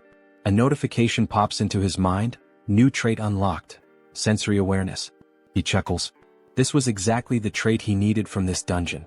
And now, there's not much left to gain here. Joonsoo stares down the enemy, letting out a cold, sharp laugh before stating flatly that the only one dying here is him. The only sound that follows is the man's scream, cut short by dead silence. When the scene is revealed, a bullet hole is cleaned through the unfortunate man's skull. With the henchman out of the way, Joonsoo announces that it's time to move up. He may have reached the 4th floor without much trouble, but he knows the real danger begins now. The fourth floor houses the gang's gambling den, and directly above it on the fifth floor is the boss's room. Moving cautiously, he edges toward a corner and peeks around, expecting enemies. But to his surprise, there's no one there. His brow furrows. Keeping his guard up, he advances to the game room's door and carefully pushes it open. Empty. Something's wrong. He can feel the air itself thick with danger. At that moment, a notification flashes. New trait unlocked. Focus. Suddenly, a sound from above catches his attention. He snaps his gaze upward. It's not an enemy. It's a drone. And worse, it's dropping a grenade. His eyes recognize it instantly, a flashbang. The grenade detonates. For a moment, Joonsoo is left blind, deaf, and completely vulnerable. Taking advantage of the opening, a man bursts from one of the side rooms, sprinting toward Joonsoo from behind, knife raised high. The impact lands. The attacker laughs, convinced he's caught a rat in a trap. And just like that, the boss of the Dagger Gang makes his entrance, a level 2 assassin named Tung. But Joonsoo remains unfazed. He smirks and tells Tung he really shouldn't be so excited. Tung, confused, notices something's wrong. His blade didn't pierce. What? Why the hell didn't it go through? He instinctively steps back, creating distance, still struggling to process what just happened. Joonsoo eyes his stance and scoffs. Who's the real rat here? He mocks. You sure it's not just your own insecurities talking? Joonsoo hadn't expected the gang boss to show up on the fourth floor. That complicates things. This wasn't in the original game. But even so, he had anticipated the attack pattern. The flashbang was part of a chained ambush triggered as soon as the player stepped into the boss room. If he hadn't unlocked sensory awareness and focus before this point, he would have walked straight into the trap. Tung may be a skilled assassin, but Joonsoo knows that the key to defeating him is to predict where the attacks will come from. Tung, in disbelief, asks how Joonsoo managed to block his ambush. Joonsoo simply smiles and replies that it's the bare minimum. Without wasting any time, he draws his blade and warns Tung that he's going to regret picking him as a target. He moves swiftly, launching an attack, but Tung dodges at the last moment. In the blink of an eye, the assassin disappears and reappears behind him. You're acting pretty tough for someone so slow, Tung taunts. Tung throws a dagger directly at Joonsoo. He notices the movement, spins his blade, and deflects the projectile in midair. As expected from an assassin. You're damn fast, Joonsoo acknowledges. He quickly realizes that the dagger was enchanted with poison. One simple touch and it would be lethal. The longer the fight drags on, the worse it'll be for him. Tung grins maliciously. You're pretty lucky, huh? How about making a deal? If you surrender now, I'll only cut off one of your arms. Joonsoo rolls his eyes. Less talking, more fighting? Tung laughs and mocks him. I can tell from a mile away that you're a gunman just by how terribly you hold that sword. And you talk too much. Joonsoo wonders why Tung is so confident about that. Maybe it's because until now he's only used firearms. The gang leader charges at him, declaring that he's going to make his death painful. Joonsoo raises his sword above his head. I only have one shot, and it's now. He strikes, but Tung easily evades and laughs. Too slow? But that's exactly what Joonsoo wanted. In the middle of the swing, he twists his body, spins the sword, and redirects the strike straight at Tung's head. The assassin's eyes widen in shock, realizing too late the mistake he made. What? A marksman using a combo attack? Tung falls to the ground but manages to block the blade at the last moment. Joonsoo smiles, shaking his head. I hate to break it to you, but as soon as I switch traits, I stop being a marksman. He releases a faint aura around his body and declares, Now I'm a classic warrior trained in fencing. He adjusts his stance and activates the Mountain Crusher style. His blade descends with overwhelming force. Blood flies. Tung lets out a scream of pain as the blade tears through his chest. Joonsoo laughs. You dropped your guard. That's why you lost. Tung, on the verge of death, grips his knife tightly and throws it forward, shouting that he won't fall so easily. Joonsoo, completely caught off guard, didn't expect anything more from someone who was already defeated. The impact happens. Blood sprays through the air. Tung is sprawled on the ground, motionless, but Joonsoo looks to his side and sees the blade lodged in his own body. Damn it. I dropped my guard. Amateur move. He feels the poison spreading quickly through his veins. Without wasting any time, he reshuffles his traits to counteract the toxin. He manages to hold on, but the pain is intense. Outside he hears voices. Hurry. We need to get in. There's an intruder in the building. Joonsoo looks around. His vision begins to blur. He feels his energy draining from his body. No time to waste. I need to get out of here. On the 5th floor we see Joonsoo tied to a chair. He struggles until he falls to the floor trying to reach a shard of glass. I need to get out of here fast. He hears footsteps approaching. He looks up and sees none other than himself. The other Joonsoo crosses his arms and asks, "How the hell were you captured?" Without waiting for an answer, he crouches down and begins to untie him. Once Joonsoo is free, he can't hold back his tears. "You came all the way here, to save me?" The other Joonsoo merely sighs. "We'll talk later. We need to get out of here. They're coming." Now free, Joonsoo tries to stand but can barely walk. Joonsoo watches him and clenches his fists, frustrated. "I can't believe they did this to you." He then crouches down. "Get on my back." Joonsoo hesitates. "I can't ask for anything more. We don't have time for that. Hurry up." Joonsoo hesitates for a moment but eventually gives in. "Just this once." He climbs onto Joonsoo's back, apologizing for the inconvenience. Joonsoo, however, is surprised by his loyalty. "I thought this world was a hell where I couldn't trust anyone, but I guess I was wrong." Back in Joonsoo's office, Joonsoo devours healing soda bottles one after the other, trying to purify his body. After a while he finally smiles. "I did it, poison resistance. That took hours." Joonsoo says, bringing even more bottles. "Drink as much as you need." Joonsoo grabs one last bottle and refuses the rest. "That's enough. I got the trade I wanted." Joonsoo lowers his head. I can't apologize enough. It looks like information leaked while I was preparing the nectar. I shouldn't have trusted my employees."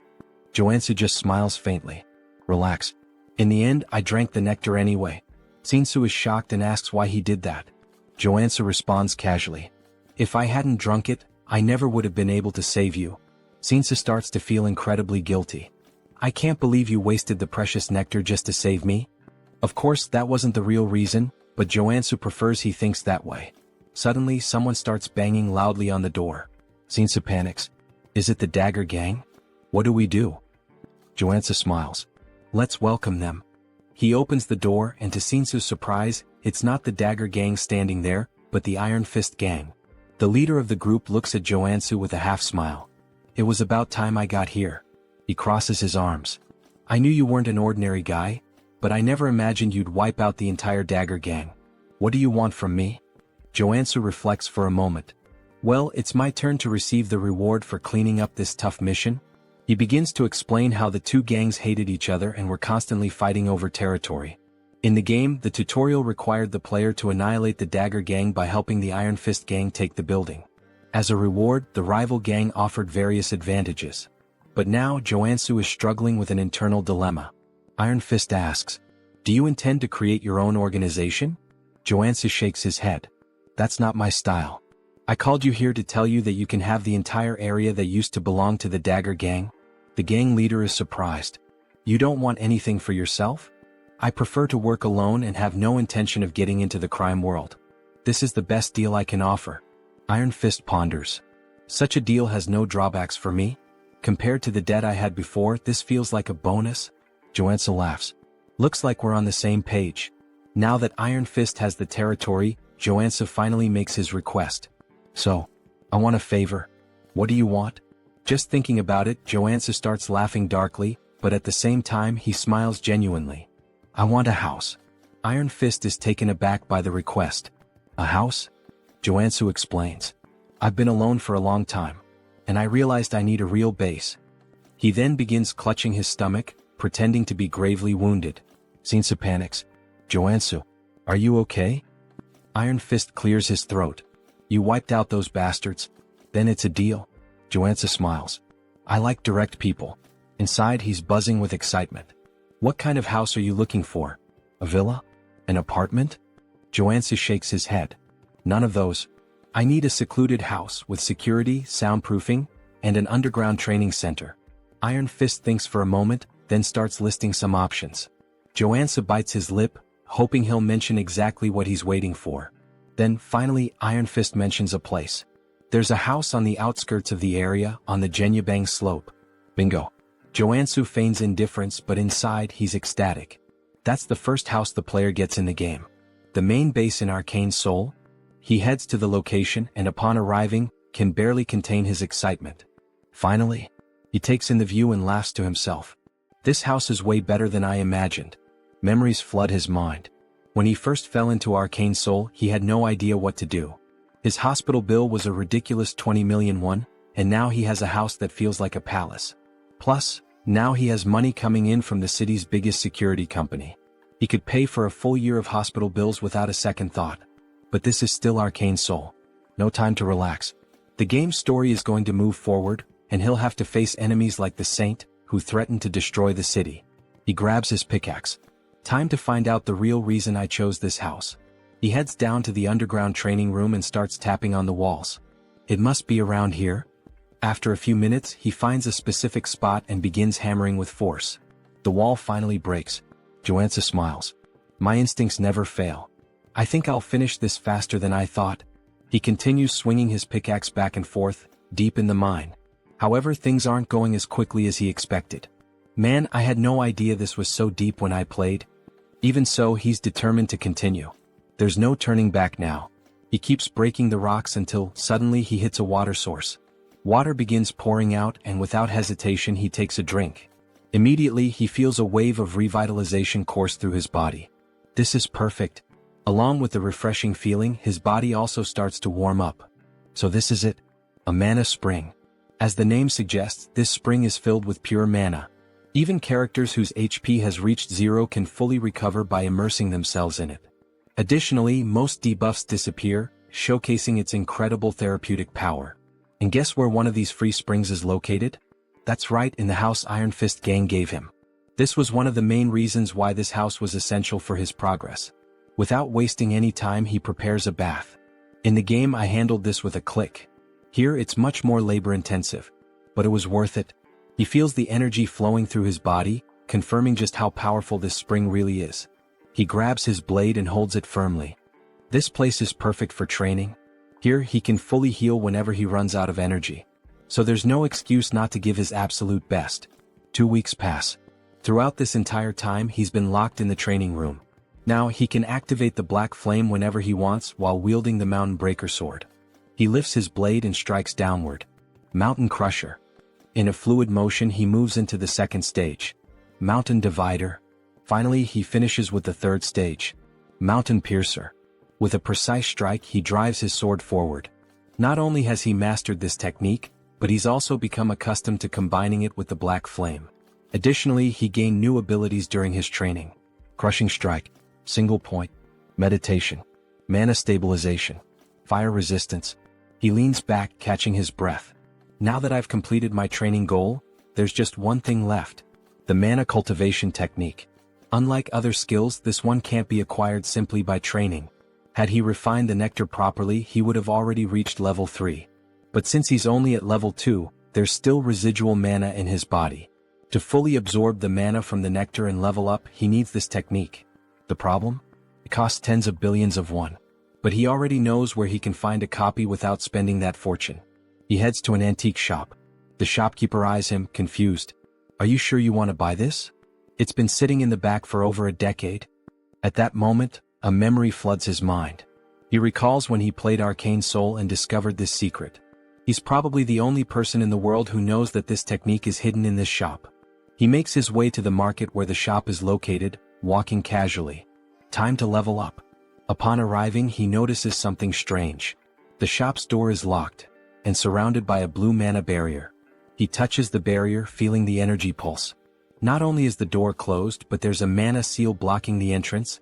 Looking around, he takes in the vastness of the area. This is the market with the most shops in the city.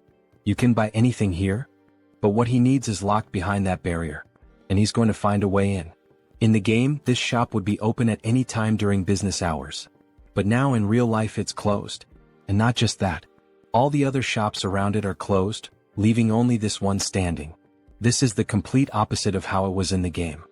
He narrows his eyes, feeling a chill run down his spine. This means that the world of Arcane Seoul isn't exactly as I knew it. He finally spots a store with its lights still on in the market and heads over, asking the man inside if things are going badly. He remarks that even the owner of one of the few shops still open doesn't seem to be doing well. The man responds that it's obvious just by looking at him. He's not in a good situation and has to fight off thugs every single day. How could customers possibly come under these conditions? Joonsoo comments that he thought the Iron Fist gang was the only one around. The man tells him he's dead wrong. Ever since the Dagger gang was wiped out, several other groups have been battling each other daily. There's the Iron Fist gang, the Venom gang, and the Naked gang. Who in their right mind would want to step into this mess? Now Joonsoo understands why all the markets are closed. According to the original story, the Iron Fist gang destroyed the Dagger gang and rightfully claimed the territory, naturally bringing the market under their control. But this time he was the one who took down the Dagger gang. Because of that, the market has turned into a battlefield with other gangs fighting to claim it. Joonsoo is considering his next move when he suddenly hears people shouting, telling someone to take them down. The old man says they're at it again, and Joonsoo decides to check out what the thugs are up to. Rounding a corner, he sees a man being thrown into a small tent. A woman confronts him, reminding him that she already told him this was Venom gang territory. She's talking to a member of the Iron Fist gang, flipping him off as she orders him to go back to his own turf. And that's when we're introduced to Steel Scorpion, the sub-boss of the Venom gang. The Iron Fist gang member is bleeding from the mouth. Then, the most elegant voice ever is heard, asking what all the commotion is about. Everyone turns to see none other than our Lord and Savior, Captain Underpants, arriving on the scene with his allies. Scorpion immediately starts yelling that the perverts have arrived. The leader of the Naked gang, known as the Exhibitionist, though I'd rather just call him Captain Underpants, declares that this three-way intersection belongs to him and orders everyone to clear out. If you really want to keep fighting, he warns. The Iron Fist gang members start backing off, calling them lunatics and saying they should take this chance to get the hell out. But one of them accidentally bumps into Joonsoo, who sighs, saying this whole thing is a complete mess.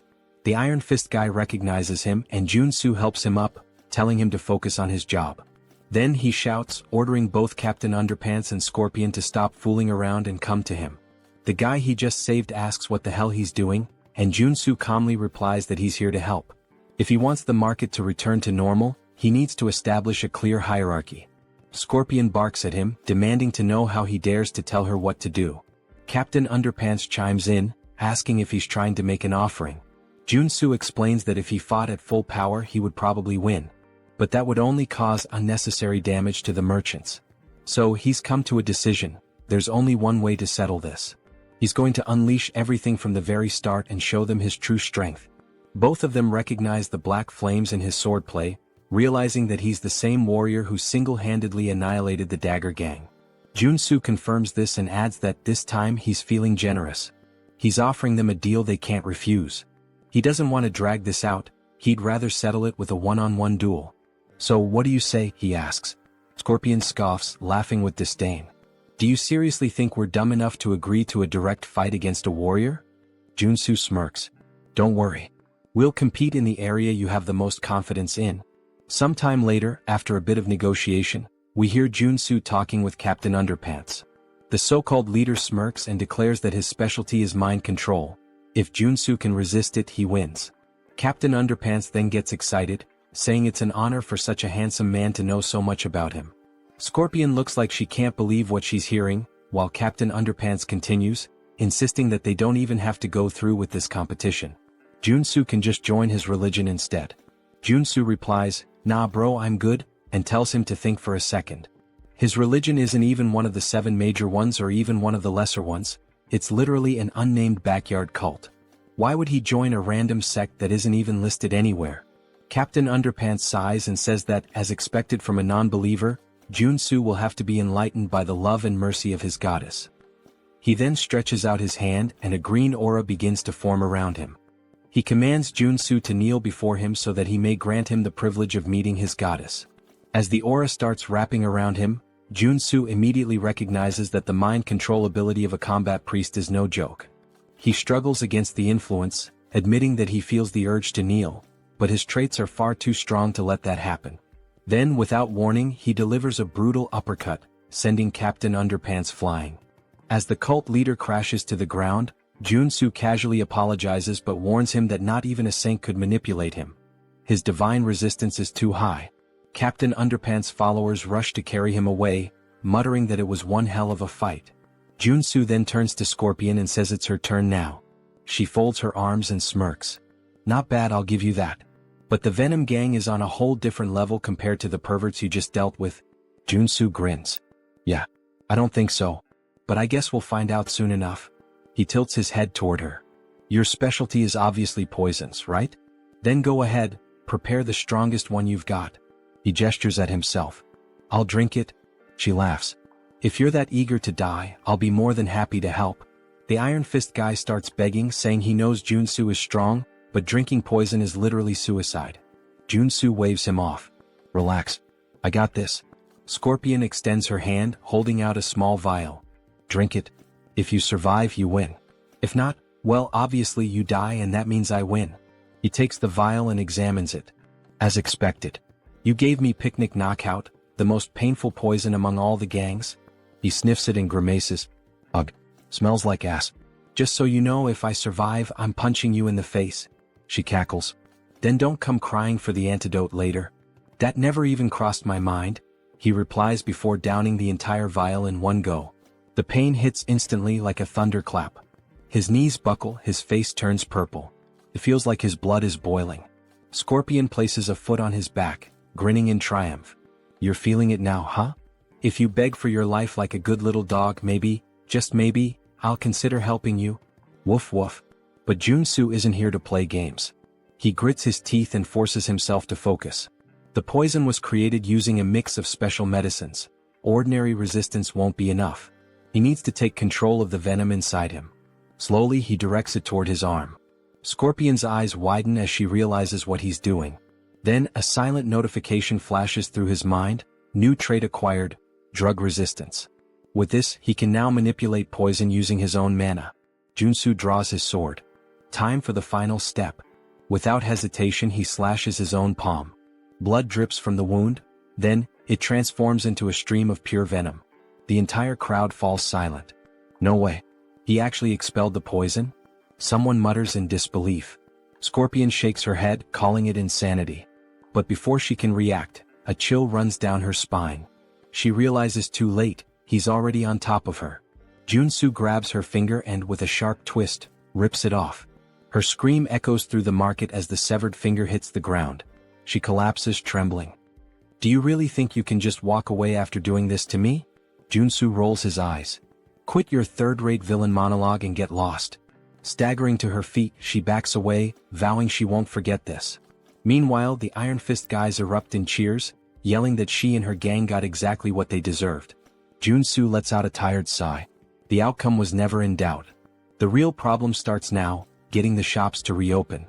The merchants exchange uneasy glances. Just because the Iron Fist gang won, does that mean the extortion will continue? Joonsoo folds his arms and looks at them. I hope you all understand, I did all of this to reach this outcome. The Iron Fist guy beside him nods furiously. There's just one thing the Iron Fist gang needs to keep in mind from now on, Joonsoo says. Of course. What is it? Joonsoo grins. The protection fee for this market will be half of what the Dagger gang used to charge. The Iron Fist guy's eyes go wide. Wait, that means we won't make any profit at all. Joonsoo stares at him, expressionless. Are you really arguing with me? And no way. The boss will totally understand. The merchants overhear the conversation and can't believe what they're hearing. Half the fee? To them, this is practically a miracle. In an instant, Joonsoo becomes a hero. They start bowing, thanking him in every way possible. He chuckles. I just did what needed to be done. But I do expect some good discounts now. After all, this market has everything and I plan to take full advantage of that. The merchants immediately offer him an 80% discount. Joonsoo smirks. Good thing I leveled up my NPC affinity. With the antique shop finally open, Joonsoo heads inside. The shopkeeper greets him with a smile. I've heard a lot about you from the other merchants. The hero who saved the market. Joonsoo shakes his head. Nah, I just did what was right. The shopkeeper laughs. Don't be so modest. Those gangsters have been tormenting this place for years. He lifts his bandaged arm and explains that he had to close the shop after getting beaten up. His arm was broken in the attack. Joonsoo frowns. Were you able to get proper treatment? The shopkeeper nods. Yeah, I had a Qigong treatment. Worked like a charm. If it weren't for the therapist, I'd still be in the hospital. There's a Qigong therapist in this city? Joonsoo asks, surprised. The shopkeeper smiles. Yeah, and he's damn good at what he does. I can introduce you. Joonsoo thanks him but says he came here to buy something first. The shopkeeper gestures toward the shelves. We have everything, except what we don't. Joonsoo laughs. Now that's how you run a shop. He scans the store, admiring the quality of the goods. Then, tapping his foot against the floor, he says, I want to see what you've got downstairs. The shopkeeper's eyes widen. How do you? Joonsoo flashes a smug grin. I have my ways. Of course he does. He's a no-lifer. They head downstairs and the shopkeeper explains that he normally never shows this collection to new customers. But for Joonsoo, he'll make an exception. Appreciate it? Below, the secret collection gleams before him. A true treasure trove of magical artifacts. Joonsoo's gaze sweeps across the items, confirming that Chunbok has always had rare pieces, both in the game and now. But the real prize is right there. The hornpipe of the ancestral god, which contains a secret mana cultivation technique. This is the jackpot. Now that he's secured the most important item, he might as well grab a few extras. He gathers everything and sets it on the table upstairs. I'll take these. Chunbok eyes the selection sharply. As expected, you've got good taste. He starts listing each item, but Joonsoo only listens until he hears the price. For everything. 2 billion won. Joonsoo stares at him like he misheard. Chunbok bursts into laughter. Relax, relax. That's the price for a stranger. But you? You're the market's guardian angel, so I'll cut you a deal. 500 million. Joonsoo lets out a relieved sigh. Damn, you almost gave me a heart attack. That 80% discount is a lifesaver. Now, all he needs is a superhuman priest capable of removing the sacred seal on the hornpipe. Luckily, he already has a lead on where to find this person. Purely by chance, of course. He asks Chunbok for the Qigong therapist's address and heads deeper into the city. There, he spots someone knocking on the door of room 101. Hey, anyone in there? No response. Joonsoo presses his ear against the door, wondering if the guy stepped out for a bit. Suddenly, the door swings open. A pale man with white hair glares at him, looking more than a little annoyed. What do you want this early in the morning? Joonsoo raises an eyebrow. Dude, it's the afternoon. The man shrugs. Morning for me. Now hurry up and spit it out. Joonsoo studies his appearance and confirms it. This is the guy. I heard your treatments are top tier. The man's expression shifts immediately. His suspicion fades, replaced by interest. Oh, I see. Thought you were one of those gangsters. Come on in. He gestures toward the bed. Lie down. Where's the injury? Joonsoo glances around the room, noticing a statue in the corner. That just confirms his suspicions even more. The therapist frowns. What are you doing? Just get on the bed. But Joonsoo smirks and reaches into his bag. Actually, I'm not here for treatment. He pulls out the hornpipe of the ancestral god and holds it out in front of the man. I came here for you to remove the seal on this item. The man furrows his brows. What do you mean, remove the seal? I'm a therapist, not a priest. If that's what you want, go to a temple. Joonsoo shakes his head. Not a chance. A temple would charge a fortune. Not to mention they might just confiscate the item. He then smirks and continues, but if you do it for me, I'll pay you 100 million won. Priest Kim. The man freezes. How do you know that name? Joonsoo shrugs. Of course I know. You're the third tutorial character in Arcane Seoul. He explains that Kim is a priest of a forgotten religion that worshipped a god who died 3,000 years ago. Among the countless corrupt priests in Arcane Seoul, Kim is one of the rare few who are truly innocent. With so many frauds out there, finding a good-hearted guy like you is practically a miracle, Joonsoo says with a grin. And that means you're going to be very useful to me? He leans in slightly. But let's keep this between us, yeah? The priest sighs, scratches his head and replies, this won't be easy, but I'll try. Joonsoo smiles. I knew you were a good guy. The two sit down on the floor. Kim places the hornpipe of the ancestral god between them, closes his eyes and takes a deep breath. Slowly, a divine aura begins to surround the artifact. The seal weakens bit by bit and he murmurs, it's working. The sacred ribbon wrapped around the artifact starts unraveling, then snaps entirely, revealing its true nature. Just as expected, the hornpipe holds within it the Einherjar cultivation technique. Kim stares at the item in awe. I actually did it? Joonsoo nods. As expected, you've got incredible talent. Kim keeps his gaze fixed on the hornpipe. This is a mana cultivation technique? Joonsoo confirms and thanks him. Then, without hesitation, he brings the hornpipe to his lips and blows. A powerful energy field spreads through the room, hitting him like a tidal wave. His mana circuits start purifying. The bad mana inside me, it's being completely absorbed. A deep sense of tranquility washes over him, as if he's reached a new level of serenity. If he keeps this up, in 2 weeks he'll reach level 3. Kim claps his hands impressed. This is the first time I've ever seen a warrior using a mana cultivation technique. It's a rare sight for sure, Joonsoo replies. Kim grins. You must be exhausted. Lie down for a bit. Joonsoo shivers slightly.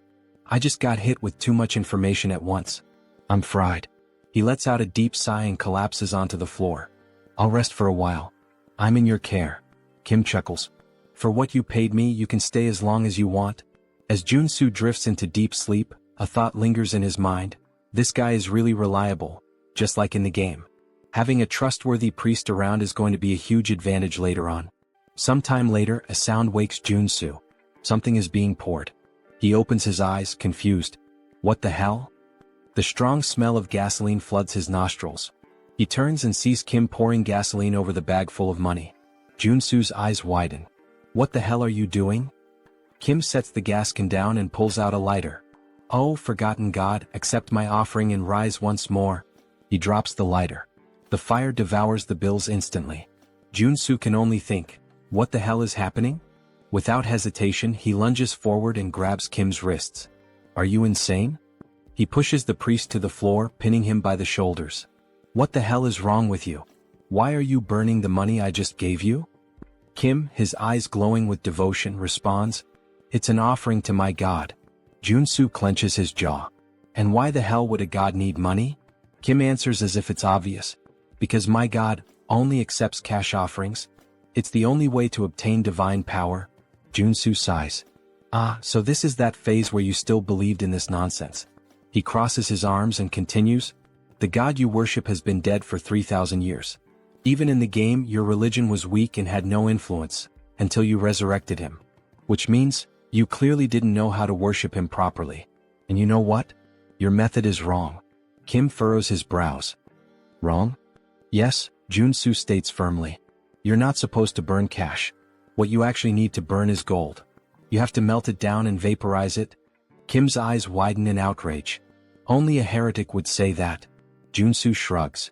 Or maybe it's something only someone who actually knows what they're doing would say. I bet you've never even tried it before. Kim scoffs. Don't talk nonsense so confidently. The Order has practiced this method for thousands of years. Oh yeah.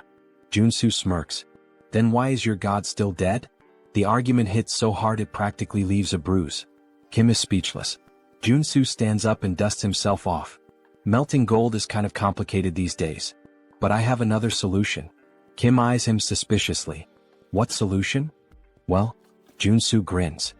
You helped me obtain my cultivation technique, right? So now it's my turn to help you. Cut to a pot filled with a shimmering golden liquid. Kim stares at it, hesitant. I'm pretty sure we shouldn't be doing this here. Joonsoo pushes a bowl toward him. Just drink it? Kim hesitates. If you do, your divine power will increase drastically, Joonsoo insists. But you need to focus and sense whether your god is responding. Kim bites his lip. Diske, since you won't shut up about it? He closes his eyes and downs it all in one go. Joonsoo smiles, satisfied. Suddenly, Kim trembles. His chest burns, his hair stiffens, and divine energy begins to surge through his body. Joonsoo crosses his arms. So, how do you feel? Kim's eyes widen in shock. Holy shit. This is real. This is way better than burning millions in cash. Joonsoo nods. Your growth will skyrocket if you stick to this method from now on. Kim wags his tail excitedly. I have no idea how I can ever repay you for this. Then, as if suddenly remembering something, he pulls a necklace from inside his robes and hands it to Joonsoo. Take this, Kim says. Joonsoo takes the object and examines it. A sacred artifact with the heal ability. Not bad. Kim smiles. I believe my god will be pleased to see you with it. Joonsoo holds the necklace between his fingers. Well, since you're offering, it would be rude to refuse. Then he thinks to himself, this turned out to be even more profitable than I expected. In fact, Kim's order also provided incredible quests in the game. He suddenly grabs Kim's hands, looking him straight in the eyes. Let's pray together. Kim blinks, confused. What? Why? Joonsoo grins. Because I want to repay you. And just like that, in true Pokemon fashion, Joonsoo captured Priest Kim. 1 week later. The room is filled with bottles of shimmering golden liquid. Kim is pleading. Please, no more. If I keep drinking this, I'll turn into gold. Joonsoo crosses his arms. Until you become Midas himself, you have to keep drinking. Kim trembles. I am going to die of mana poisoning. Joonsoo's eyes shine like a shoujo anime protagonist. Do you really think so? He smiles. I guarantee that won't happen. Kim swallows hard. Joonsoo picks up another bottle, grabs Kim's face, and pours the entire contents into his mouth. Now just pray. Kim thrashes in protest, but Joonsoo keeps smiling. Oh, and one more thing, he adds. The 4 tutorial characters each have unique traits.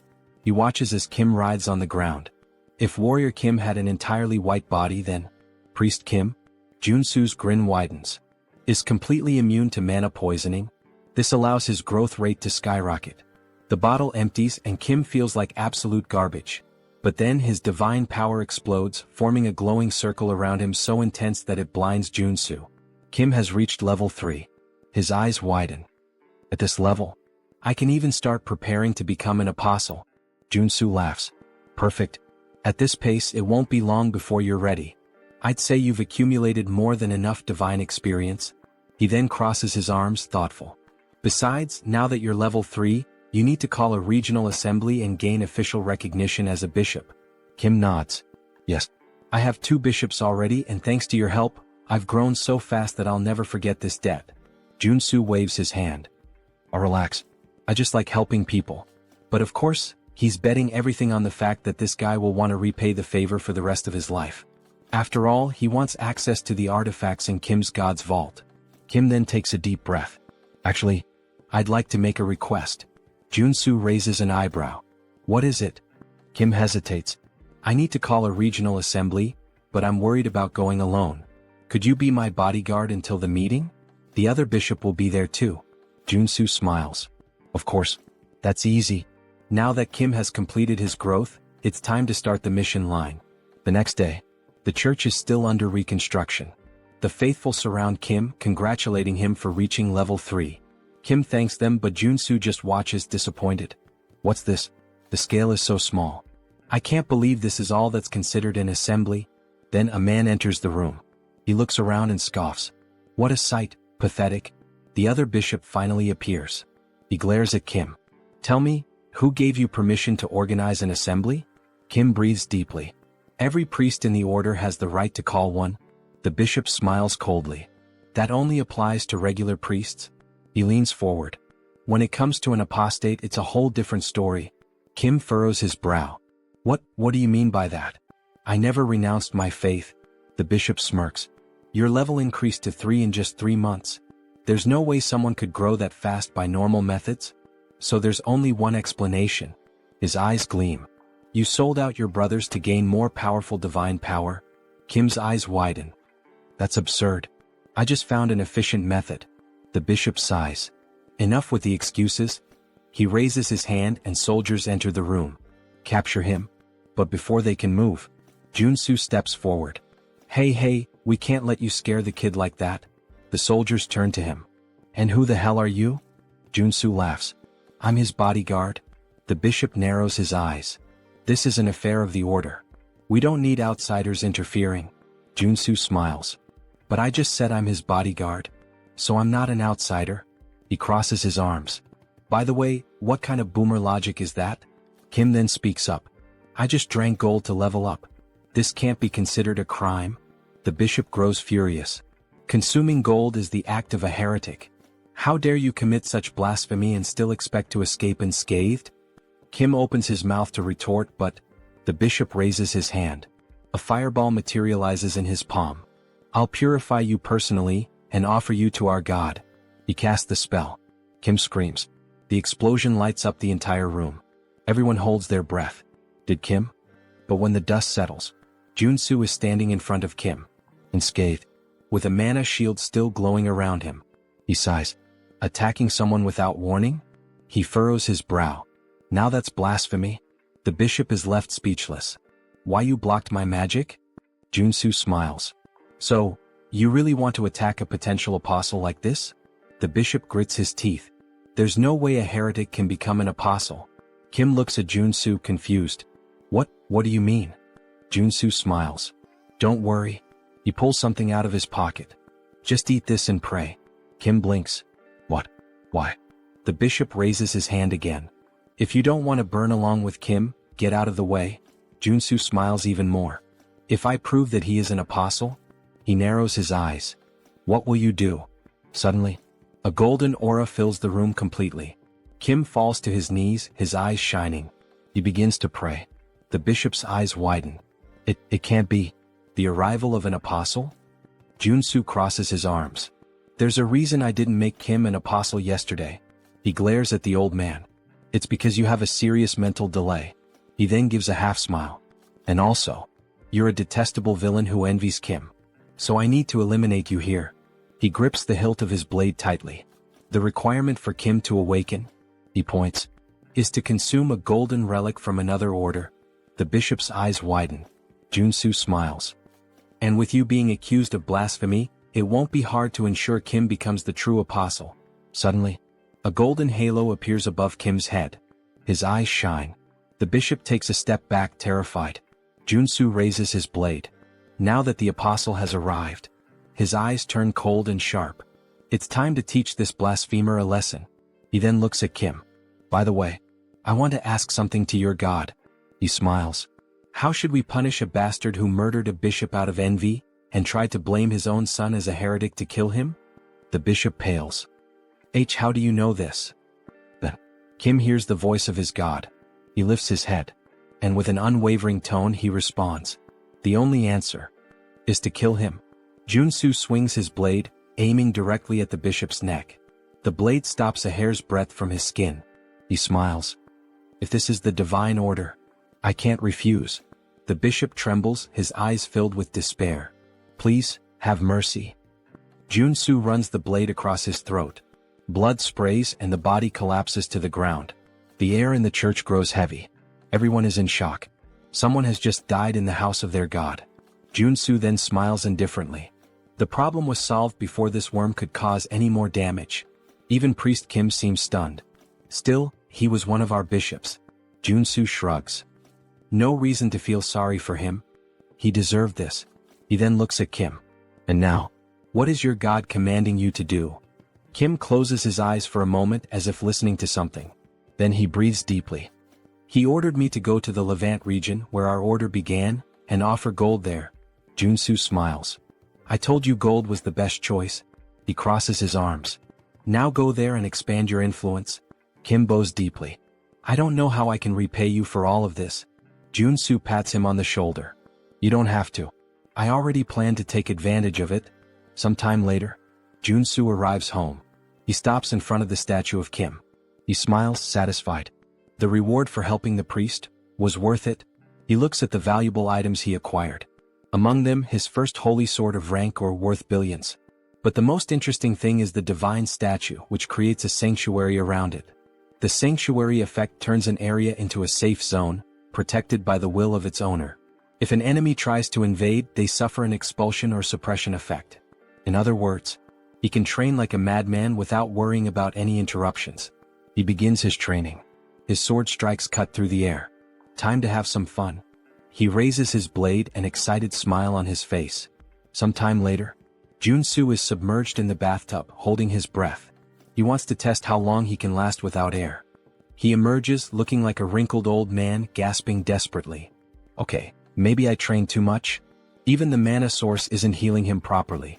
But still, he had plenty of time to practice his Enherjar cultivation technique and his mountain-crushing swordsmanship. And now, finally, he can assess the results. He picks up his phone. Joonsoo appears on the screen. Been doing well? Joonsoo laughs. Of course. But I need a warm-up. He stretches, excited. Is there anything I can help with? Joonsoo makes a face. Actually, we have a rather troublesome request. He pauses for a moment. Do you remember the first landfill? Joonsoo frowns. How could I forget? It was the first job I did, where I fought the porcupine. Joonsoo nods. Well, a whole cleaning team went in there, and they were massacred. This means that there are at least 6 active mutants there now. Joonsoo narrows his eyes. And why the hell haven't you called in the Janitors Association? Joonsoo sighs. The authorities asked us to handle it secretly. They don't want this to become a scandal. Joonsoo snorts. If this leaks, some of them are going to lose their jobs big time. He crosses his arms. And what's the reward? Joonsoo scratches his head. The payment is kind of pathetic. 100 million for a level 1 mutant. 300 million for a level 3. Joonsoo rolls his eyes. Is that all? Actually, Joonsoo smiles. They're offering an artifact. An arcane rifle with a cursed debuff. Joonsoo raises an eyebrow. What kind of debuff? Joonsoo hesitates then smiles. It's an item that's related to you. A rifle used by the old order of the father. Joonsoo's eyes widen. Then he chuckles softly. This mission. I can't refuse. That arcane rifle used by the order. It has a black flame debuff that consumes its user. But Joonsoo has already overcome that before. He gets up from the bathtub. Alright. I'm heading there right now. Joonsoo is definitely fired up. He heads toward the landfill and right from the start, he can feel a sinister aura emanating from the place. As he moves forward, holding his rifle, he mutters. They haven't cleaned this place for just a few days, and it's already this chaotic? Something's very wrong here. His senses are scrambled, he can barely see properly. He needs to prepare for a surprise attack. With a quick movement, he activates his sensory focus. Almost like an immediate warning, he feels something moving fast in the mist. He looks around, tense. The sounds of the creature come from multiple directions. He can't pinpoint exactly where the enemy is. A strong wind blows behind him. He spins around immediately. And there it is, something like a gargoyle bat leaping straight at him. Joonsoo pulls the trigger. Die. The monster is riddled with bullets, but instead of falling, it flies away only wounded. Joonsoo frowns. Is that it?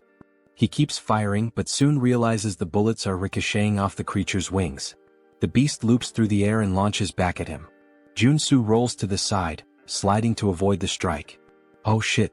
If he hadn't switched to the evasion trait, he would have been torn in half just now. A flying bulletproof enemy? If I keep this up, the longer this fight lasts, the worse it'll get. There's only one solution. He lowers the weapon, aiming directly ahead. The monster charges toward him. I need to end this with a single shot. The enemy gets closer and closer. Bang. The shot hits directly between the eyes. With its last breath, the creature screams, crashing down on him, blood pouring from its head. Joonsoo laughs, still lying on the ground. I won. And on top of that, he unlocked a high-level shooting trait. Then he hears footsteps. The sounds of the fight have attracted more mutants. There are too many. He wouldn't be able to handle them all. But then, he smiles. Or maybe, he would. He activates stealth and hides behind a pillar, near the monster's corpse. I'll wait for them to show up first. In the next moment, a group of ridiculous-looking guys starts advancing. They seem to be made out of modeling clay. Joonsoo smiles, holding a grenade. Ah, it's nice that my little cuties have arrived. He throws a few grenades. Let's see. When you all gather in one spot, goodbye. Boom. The landfill explodes, debris flying in every direction. Joonsoo laughs, raising his rifle. That was just the beginning. He begins unloading bullets at the surviving creatures, turning the slime monsters into chunks. And he laughs even more, thinking that he should use these clever tactics more often. Then, something alerts him. More creatures appear around him. But these are different. They don't make a sound. Joonsoo hasn't noticed them until now. And there's one more thing wrong. They're not mutants. They're specters from a necromancer. And there are a lot of them. Suddenly, a radio in one of the specters begins to play. A voice speaks directly to him. Can we have a little chat? Joonsoo narrows his eyes. Are you talking to me? Then he sees it. The specter wasn't speaking. There was a speaker attached to it. He sighs, understanding everything. Well. So you're using these specters to communicate, huh? This means you're the necromancer who created them. The voice responds. Why are you causing destruction in my territory? Joonsoo scoffs. Your territory? This is a contaminated landfill, my friend. But then, something clicks in his mind. The truth hits him like a weight. The Cleaners Association on the surface seems like a benevolent organization. They clean contaminated mana, bringing safety. But in reality, they're one of the most dangerous groups in Arcane Seoul. Ah, I get it. The mana cleaning is just a cover. Behind the scenes, the organization is involved in all kinds of crime, expanding its influence. And this This is probably yet another one of their schemes. They created this situation on purpose. The government would have no choice but to ask for their help. And with that, the Cleaners Association's influence would only grow. Joonsoo closes his eyes for a moment. Then, he smiles, full of adrenaline. This just got a lot more interesting. Meanwhile, the Cleaners Association already has another plan in motion. They intend to use these incidents as an excuse to dismiss public employees who oppose them, consolidating their power even further. The necromancer's voice echoes through the speaker. There's really no reason for us to fight, you know? He pauses. I've got a proposal for you. Joonsoo rolls his eyes. Here we go. You're quite talented, the necromancer continues. Why don't you join us in the Cleaners Association? Joonsoo scoffs. And why would I join an organization that spreads terror with monsters and landfills? The voice stays calm. I'm serious. With your skills, you'd be at the top of our hierarchy. Without a second thought, Joonsoo flips him off. No fucking way. Besides, he adds, that name is garbage. Totally lacking style. The necromancer bursts out laughing. Looks like you don't know your place. If you don't want to join us, the voice turns cold and sharp. Then you can just die. The specters charge toward Joonsoo. He shoots, causing a massive explosion that sends the specters flying in all directions. Sit down, buddy, he taunts. But the specters aren't mutants, they're magical summons. As long as there's mana, they simply regenerate. Joonsoo lets out a frustrated sigh. Oh shit. I forgot that firearms are useless against these things. He holsters his weapon and pulls out his sacred sword. Well, if that's the case, sacred attributes will take care of them. The necromancer's voice falters for a moment. A sacred sword? I thought you were just a shooter. Joonsoo charges, slicing through the specters with precise strikes, cutting them in half. Shut up, he growls. I'm going to find you, and when I do, you'll regret it. He advances, slicing through the fast-moving specters, severing limbs and limiting their mobility. Thanks to his attribute advantage, the fight isn't difficult. But the specters keep coming. Okay, enough, he mutters. Time to change tactics. He activates his resistance traits and combines them with the abilities of his artifacts. The sword, gloves, and necklace he bought from the store. Now, with 9 traits active, he believes this will be more than enough. Let's see how far this takes me. He launches forward, releasing an attack in the form of 4 aura blades, sending the specters flying backward. It works, but it's draining my energy pretty fast. He fires another attack, destroying even more of them. But some simply ignore the damage. The world around him begins to spin. Shit. I'm getting dizzy. But, just one more attack. His body starts to glow blue. He takes a step forward, and in the blink of an eye, he surges straight ahead like lightning. The ability he just unlocked is called Charge. A trait that allows him to move at high speed, dealing damage to everything in his path. He grins excited. I didn't expect to get this, but I'm glad I did. As he cuts through the specters like a rocket, he's already thinking ahead. If I can unlock another skill now, that'd be perfect. He bends his knees and leaps into the air, unlocking another trait called Jump. Yeah, it's exactly what it sounds like, he laughs. With Charge and Jump combined, escaping or attacking becomes a breeze. As he descends at high speed, he mocks.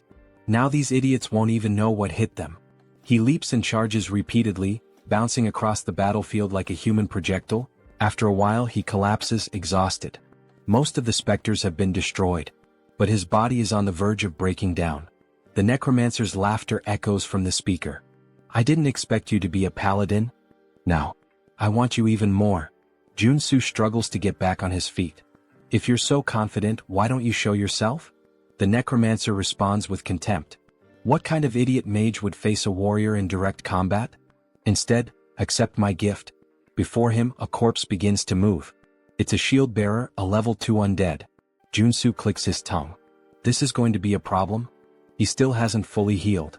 The shield bearer raises its weapon and brings it down violently toward him. Joonsoo narrowly dodges. But before he can react, a purple arrow soaked in dark mana cuts through the air, and it strikes him in the back. He spins quickly, trying to understand what's happening. The necromancer's voice comes through again. Your moves are pretty decent. I can't wait to turn you into a death knight. Joonsoo narrows his eyes. This reminds me of a rule in Arcane Seoul. When you fight a necromancer, you should never focus on their servant. He leaps into the air, pretending to prepare an attack, but it's a feint. Instead, he dives straight to the ground, sliding beneath the undead's shield. His eyes scan the area, searching for the origin of the shot, until he finally spots it. Up high in the balconies, a silhouette stands out. So, it's you? Joonsoo activates charge, dodging the shield-bearer's attack and rushing directly toward the necromancer. He propels himself off the ground, soaring through the air. Time to finish off this coward. He draws his sacred sword, pointing it at the enemy. You made a fatal mistake by revealing yourself. Karen, the necromancer, smiles with disdain. So, you have a brain after all? Joonsoo narrows his eyes. Now that I see your face, I recognize you. You're Karen, a Reincarned necromancer. One of the directors of the Association of Cleaners, and the final boss of this damn landfill. Superhuman level 3. Karen raises his hand indifferently. Things aren't going to go the way you expect. Suddenly, spectral purple hands shoot out from his back, grabbing Joonsoo from all sides. He struggles trying to break free. Karen simply laughs. You'll never catch me. Then he fires magical arrows and releases a devastating electrical discharge. Joonsoo screams in pain while Karen watches, satisfied. That scream? It's beautiful. He laughs loudly. You should have known your place. Joonsoo, still trapped, smiles. Actually, this is my ultimate technique. He raises his hand, conjuring a massive black fireball. Black flame. Karen's eyes widen. What? Joonsoo forces his arm to break free. This is the end of the game. Karen tilts his head. Why are you trying so hard? It's actually adorable. Joonsoo grins slyly. You really think so? From the very beginning, I never intended to finish the fight quickly. Karen furrows his brow. Joonsoo continues. When a boss uses their ultimate attack, if you equip the right traits, something fun happens. Karen rolls his eyes. Enough with the small talk. He shoots the black flame directly at Joonsoo. The black sphere, roaring with malevolent flames, advances rapidly. The spectral hands still hold him in place. Joonsoo smiles. It's now. When the three pillars, sword, magic, and physical power, align in perfect harmony, a supreme technique manifests in the face of certain death. It's the ultimate technique. The blade that cuts through everything, both the tangible and the intangible. Joonsoo raises his sword and brings it down. A massive golden burst erupts from the blade, slicing the black flame in half. The light illuminates the battlefield. Karen trembles. It can't be. The name of this trait? Cutting lightning. Karen watches in panic as the golden cut heads straight for him. And then, it cuts through his body, splitting him in half. The explosion of the black flame happens shortly afterward. The shockwave hurls Joonsoo back. He crashes to the ground, gasping for breath. Almost died. He lets out a sigh of relief. But a smile forms on his face. He won. Karen, the dungeon boss, was defeated. In the game, if you want to defeat this boss on level 2, you need an entire group. Even at level 3, winning alone with common traits and basic equipment would be impossible. He only managed it because he's been playing this game for way too long. But now, time for the loot. And since he did everything alone, he doesn't have to share anything with anyone. Cut to Seonsoo's office. Seonsoo is waving at Joonsoo, looking at him with admiration. You're amazing. Joonsoo boasts. Oh, it was nothing. Seonsoo lightly touches his shoulder. Joonsoo winces in pain. Hey, be careful. That's where I got hurt. Seonsoo apologizes. Meanwhile, the others around them are just staring, trying to understand. What the hell did they just witness? They thank Joonsoo, still in disbelief. I can't believe you did it all alone. Joonsoo just shrugs. I was just doing my job. He pauses. But there's one problem. He looks around at everyone. When I entered the landfill, something very different from what you asked for happened. Joonsoo slams Karen's equipment onto the table. Do you recognize this? The others look at it, confused. He points to the pieces. They're mana equipment, used to create specters. Equipment that belongs to Karen from the Association of Cleaners. A heavy silence falls over the room. Then Joonsoo confirms. That's right. This incident wasn't an accident. It was planned. The man slams his fist onto the table, his face red with anger. I can't believe those bastards did this. Joonsoo crosses his arms. Looks like they never liked you from the start. The man grinds his teeth. They always charged us ridiculous fees. We've had our own conflicts before, but I never imagined they'd take it this far. Turning innocent people into mutants? Joonsoo observes his reaction. Did he really not know? But thinking about it, it makes sense. In the game, The reality of the association is only revealed after the player completes this mission. The man lowers his head, ashamed. I'm sorry we put you in unnecessary danger because of this. Joonsoo shrugs. I just did what I had to do to blow up the bad guys. He smirks. But, of course. I hope there's a good compensation, not just a simple apology. The man nods, picking up 2 boxes and placing them on the table. This is the reward we promised. Joonsoo furrows his brow. Wait a minute. Why are there 2 boxes instead of 1? The man explains. One contains the arcane pistol we promised. The other is an extra reward for you taking on such a dangerous task. Joonsoo opens the second box, his eyes widening. Wait, is this sacred water? He nearly freaks out but quickly hides his excitement. This is an essential potion and I always have to buy it at the temple. Are they giving it to me for free? The man gives him a final warning. Stay safe. We'll use this evidence to officially accuse the Association of Cleaners. Joonsoo clicks his tongue. So that means they're going to retaliate against me, right? The man confirms with a nod. Exactly. But we can't just let this slide. Joonsoo smiles, confident. Don't worry. I'll find a way to survive. That night, Joonsoo and Siansoo are driving through the city center. Siansoo at the wheel sighs. Maybe it's a good idea for us to stay off the radar for a while. The Association of Cleaners won't let this go. Joonsoo shakes his head. I don't think hiding is the best plan. After completing the landfill mission, the player gets a chain of quests. Eventually we'll end up clashing with them again. It's natural. After all, I just killed one of their directors. He looks out the window, thoughtful. But the most important thing? The association's quest line splits into 2 routes. The worst one is doing nothing and just wasting time. Siansoo raises an eyebrow. And why is that? Joonsoo smiles bitterly. Because in that case, the president of the association attacks your house with dozens of superhumans.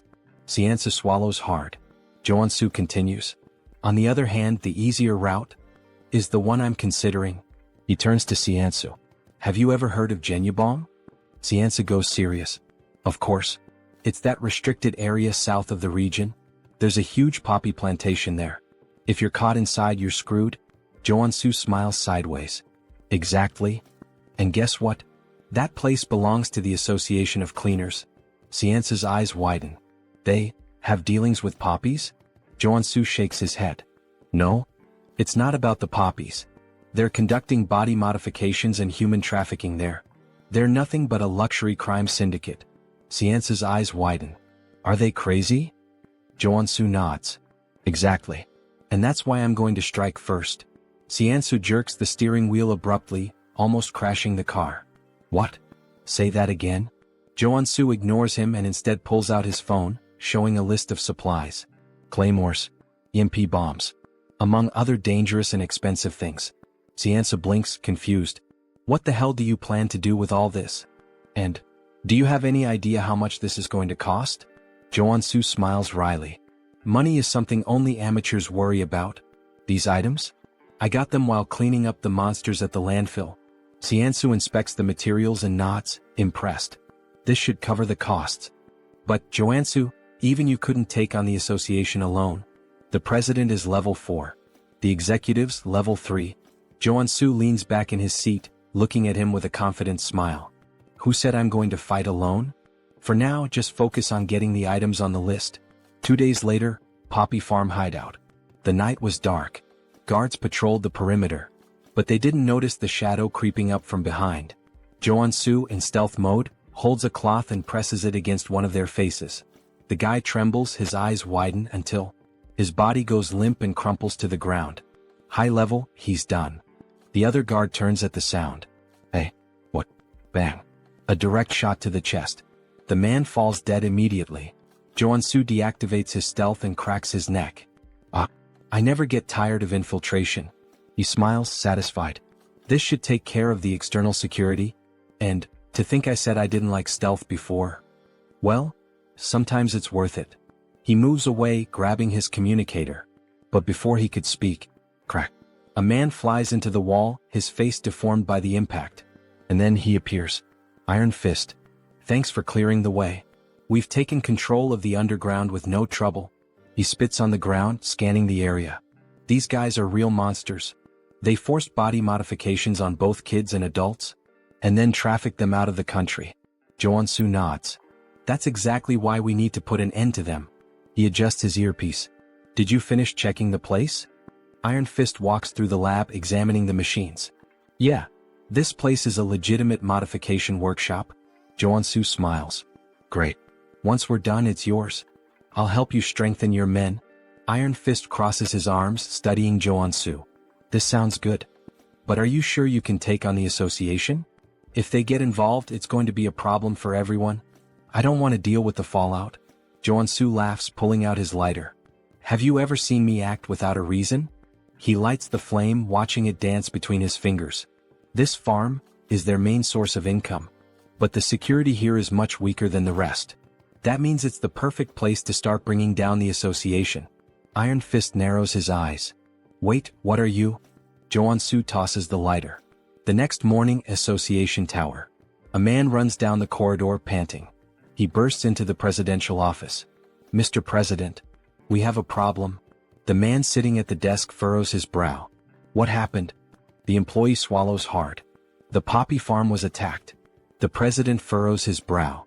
By who? The man trembles, his voice caught in his throat. It was the man who killed Karen. He took control of the hideout. The president clenches his fists. Then, boom. His punch destroys the desk, cracking the floor. How dare they? His eyes burn with rage. And then, the screen presents his name. Park Dae-iop, president of the Association of Cleaners. The assistant, trembling, extends the phone to the president. Sir, look at this. On the screen, a ridiculously bold selfie of Joonsoo appears. Behind him, the poppy farm is ablaze. The president grits his teeth, his eyes twisting with fury. Then, with a single grip, he crushes the phone in his hand. I will make sure the warrior Kim is reduced to ashes. Sometime later, farm grounds. The poppy field? Completely destroyed. In its place, an entire battalion from the association. Soldiers scan the area dazed. I can't believe it's all gone. That warrior Kim is a damn psychopath. In the middle of them, a bald man steps forward. It doesn't matter. Our only job is to capture him. The Department of External Affairs will show the president what we're capable of. The troops begin advancing. Baldy, the bald man, eyes the surrounding buildings. He might be sniping from one of these. Stay alert. One of his men grips his weapon tightly. If he shows up, we blow him to hell on the spot. Suddenly, something glints from a window. There. Gunfire rips through the air, striking the barrel of a rifle. Falls and Baldy smirks. My prediction was right. The troops start celebrating, but then the ground trembles. Baldy frowns. What? Boom. A massive explosion sends soldiers flying. The survivors glance around, panic setting in. Are those claymores? Before they can react, a rocket streaks across the sky, heading straight for them. Baldy looks up. Oh shit. Our IP brother didn't even last 5 pages. Meanwhile, in the underground security room, Joonsoo laughs, watching everything through the cameras. Good thing I spent all night setting up these bombs. And of course, thanks to my special talent. Stealth, obviously. They never would have found them in time. The troops start retreating, but it's too late. Every step triggers more mines, throwing them into total chaos. Joonsoo crosses his arms, satisfied. I may be crazy, but I'm not crazy enough to take on hundreds of them head-on. I'll wipe them all out from right here. Explosions consume the battlefield. In the midst of the carnage, something gleams. A mana barrier. The association's president, Dae-iop, narrows his eyes. Looks like he came well prepared, despite the way he taunted us. Beside him, a man steps forward. Leave this to me. I've analyzed all his patterns. His voice is so cold, so precise it almost sounds... Wait. He talks exactly like me. He must be a robot. On the screen, a name appears. Cyborg. Superhuman class R level 3. Vice President of the Association. Dae-iop glares at Cyborg, his voice dripping with hatred. Bring him to me. I'll make sure he dies the most painful death possible. Suddenly, boom. A grenade detonates near them. Cyborg doesn't move. The blast radius doesn't reach here. Well, since they're throwing grenades to test the waters, we can just clear the traps and move forward. Another rocket fires straight at them. Sometime later, Cyborg raises his hand and simply swats the rocket aside, sending it exploding behind him. His men stare, slack-jawed. He turns to them. Did you track the shot? Yes, sir. It came from the right side of the rooftop. Good. Shoot him. The troops opened fire, tearing the location apart. But as the dust settles, it was just automated turrets. Cyborg grins, satisfied. We're almost at his hideout. Time to show that bastard what hell looks like. Or maybe, he's already getting a taste of it. Inside the bunker, Joonsoo clenches his teeth. As expected of cyborgs. Not even remotely human. Suddenly, a red alarm flashes on the control panel. Joonsoo leans forward, surprised. They're here already? Faster than I thought. This newbie hunting event really lives up to its name. Then, crash. The doorknob explodes. The door creaks open. And in the entrance, two women appear, smiling. Why are you hiding down here, little rat? Come play with us. God, I wish I were him right now. The moment that thought crosses our minds, we're introduced to Ebony and Viper. Both are level 3 superhumans and executives of the association. They step into the room and... The chairs? Empty. The screens? Just images of Joonsoo flipping them off. Viper frowns. How did he know we were coming? The answer? Joonsoo, invisible, grinning in the corner. Of course I saw this coming. As Ebony and Viper scour the room, Joonsoo observes. The Custodian Association wants to put on a big show, pretending this is a straightforward conflict. Meanwhile, their assassin executives attack from behind. He chuckles softly. Too obvious. I know all your tricks. Click. He pulls the pin on a flash grenade and tosses it to the floor. Ebony narrows his eyes. What is? Flash. Both are blinded instantly. They realize too late. It was a trap. Joonsoo dashes past them, cackling. Damn, that was perfect. I've got no business with you too. Viper, still dizzy, screams in fury. I'll kill you, you little shit. But he's already sprinting up the stairs. The assassins will catch up soon. I need to move fast. Gunfire. Bullets zip past his head. He twists, gritting his teeth. Shit, they're already on me. I need to focus on defense. He activates his mana barrier, forming a shield in the hallway. Bullets slam into it, but don't break through. And yet, crack.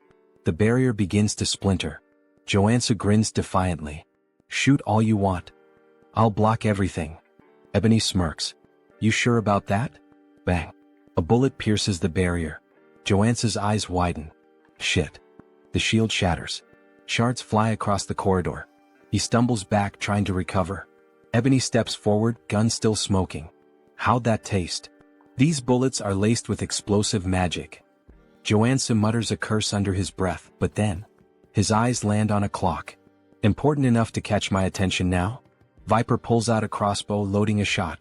Oh, and don't forget. The sweets come from the sides. Twang. The bolt whistles through the air, and buries itself in his side. Tisk. Pain flares through his body. Viper smirks cruelly. That's nothing. Compared to the pain you're about to feel. Joonsoo grits his teeth. You guys are just dime store villains, in ridiculous latex suits. Viper's smile vanishes instantly. What? She lunges forward, and kicks him square in the face. Bow. Joonsoo is sent flying. Straight into the clock he had just noticed. Viper laughs, enjoying herself. Bet that hurt like hell. By the way, that poison's pretty strong. It's already in your arteries. Good luck surviving. Ebony steps up, grabbing Joonsoo by the collar. It's over. Time to bring you to the president. But then, Joonsoo smiles. A confident smile. Now you're in my domain. He exhales slowly as if relaxing. Acting was harder than I thought. Ebony narrows his eyes. What do you mean? Joonsoo gestures with his chin. You hear that ticking? Tick, tock, tick, tock. Viper frowns. And? He chuckles. Surely it reminds you of something? Joonsoo grins wickedly. Almost like there's a giant time bomb right next to you, huh? He channels mana into his feet, preparing to rush. With a burst of speed, he rockets down the corridor. Stay put and rot. As he runs, his mind races. Ebony and Viper are stronger than Karen. If this were a direct fight, I'd have no guarantee of winning. So I had to play my role perfectly. I disabled all my abilities to appear weak. Lured them toward the clock while they let their guard down. Because, inside the clock, he had planted white phosphorus munitions worth over $1 billion. Pretty sure that's illegal under the Geneva Convention. Now he shifts into a dramatic tone, like a character from a novel. Sleep tight, ladies. And dream of me. With a smug grin, he presses the button. Boom. The explosion engulfs the corridor. Ebony and Viper's weapons fly from their hands, their eyes widening in horror. They realize they've walked right into his trap. But it's already too late. After the explosion, Joonsoo starts laughing. He has successfully eliminated the executives, but more of them are coming. He needs to recover quickly, so he equips all his healing abilities, especially because he has no idea when the guy with the machine will show up. And then, suddenly, multiple enemies start appearing. Speak of the devil. A group of men with robotic features approach the protagonist. You took down Ebony and Viper? Yeah, Joonsoo replies, grinning. And you'll be the next one buried in a grave in just a few moments. Don't even think about walking away from this unscathed, one of them snarls. I'll make sure to modify you until you're begging for death. Joonsoo smirks. Wow, what a terrible attempt at being scary. Try acting a little more human next time, he mocks, playing on the fact that his opponent is part machine. I can already tell talking to you is a waste of time. I'll end this right now. The enemy growls as a metallic claw extends from his wrist, just like Wolverine's. The others raise their weapons. Joonsoo chuckles. I love how you guys modified your bodies based on your own wild imaginations. Thanks, idiots. He grins, pressing a red button. Suddenly, sparks erupt from the area, and an electrical surge paralyzes all the enemies. Without missing a beat, Joonsoo opens fire. A-1 in EMP bombs. EMPs and rifles, my best friends when fighting machines. With the robotic men stunned, Joonsoo mercilessly guns them down. However, one of them remains standing. I guess that's the real RoboCop, he mutters, staring at the unfazed enemy. Damn. How much money did you pour into that stupid body of yours? The EMPs didn't even faze you. This is unavoidable, the cybernetic warrior growls. I'll rip you apart and kill you right here.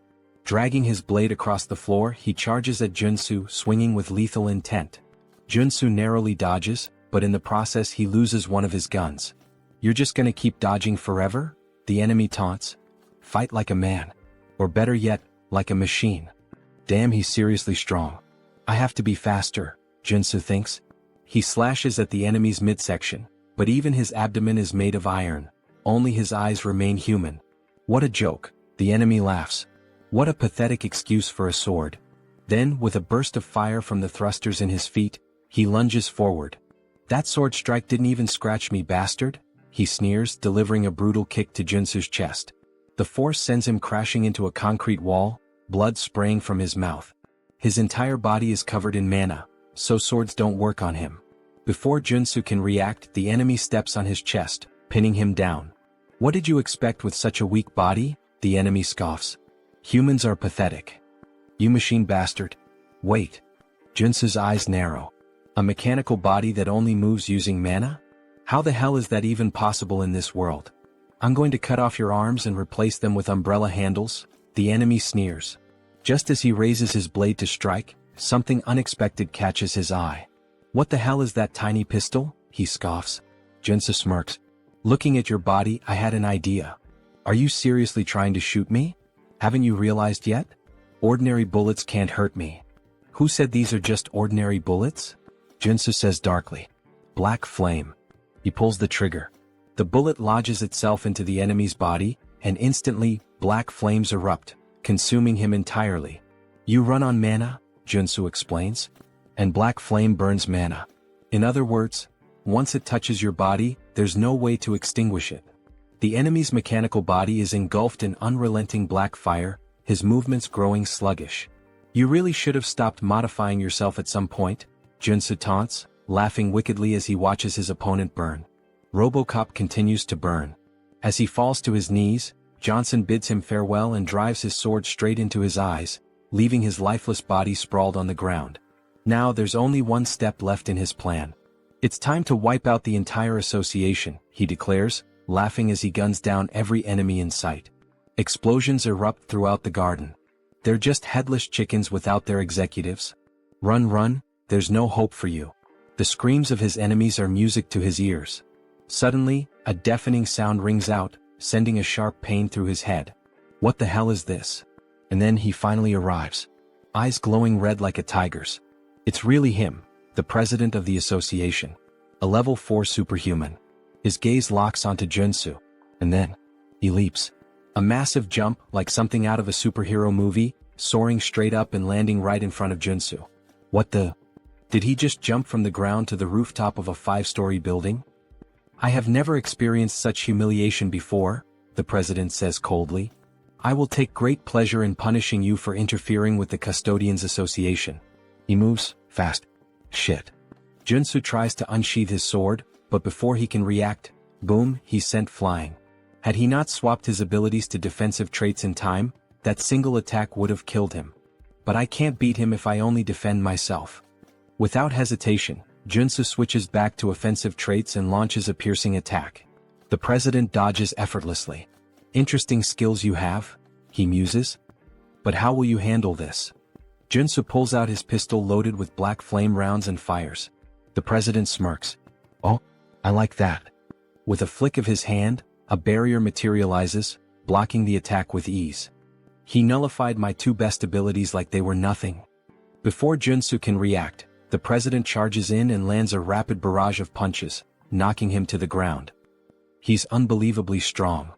Is that all? The president sneers. As expected. It was impossible from the start.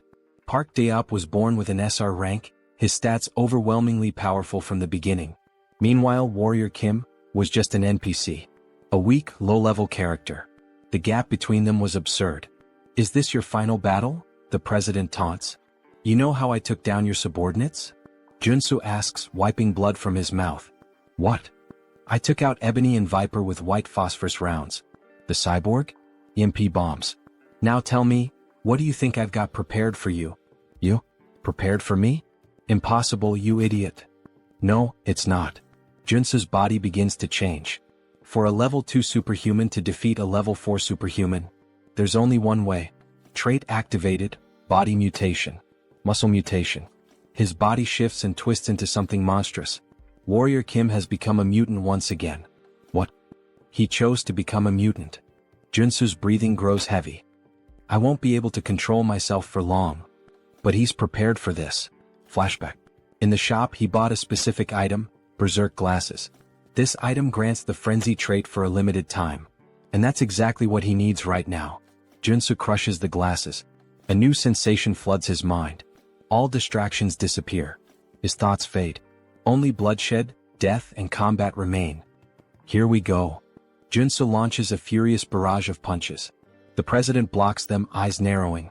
He doesn't know what ability Joonsoo just activated, but one thing is clear. This is about to get fun. Let's begin again, the president says, activating his own ability, Rage. His base stats skyrocket. Now let's have some real fun. Both fighters charge at each other. Fist meets fist. Neither backs down. This won't be enough to take me down, Joonsoo grins. Same to you, the president replies. Their battle turns into a brutal exchange of punches, fists flying like a high-speed boxing match. A real Japan versus USA boxing showdown. Who got the reference? Leave a comment on the video. Joonsoo lands a solid jab straight to the president's face, sending blood spraying through the air as the impact forces him back. New traits acquired, super strength and iron armor. A primal roar erupts from Joonsoo's throat, his excitement for battle overwhelming all reason. I can do this all day. Alright, the president chuckles. I'll admit you're strong. It's been a while since I had a fight this good, but I'm done analyzing you. This is my victory. Quit bluffing and fight. Joonsoo growls, throwing another punch. But the president effortlessly dodges. All you do is throw mindless punches, he scoffs, sidestepping each blow with ease. Then, in one swift motion, he counters, driving a devastating punch into Joonsoo's gut. Blood spurts from his mouth. Bastard. The president smirks, dodging again. Go on, keep swinging those sloppy, untrained fists, he taunts. And then, boom, he delivers a brutal uppercut, sending Joonsoo flying. Damn it. In close combat, he has a massive advantage. The frenzy trait's effect is starting to wear off. There's no other way. I have to go all in on this next attack. Joonsoo knows he can't win a hand-to-hand fight. He begins channeling his energy, preparing to swap his traits. What kind of cheap trick are you planning now? The president sneers. You're done. He charges forward to end it, but Joonsoo grabs his wrist. Fine. I'll admit it, you're better than me in hand-to-hand combat, Joonsoo says, locking eyes with him. But as you can see, I'm not a brawler. A dangerous grin spreads across his face. I'm a swordsman, you bastard. Joonsoo channels power into his hand. And in an instant, a massive sword materializes.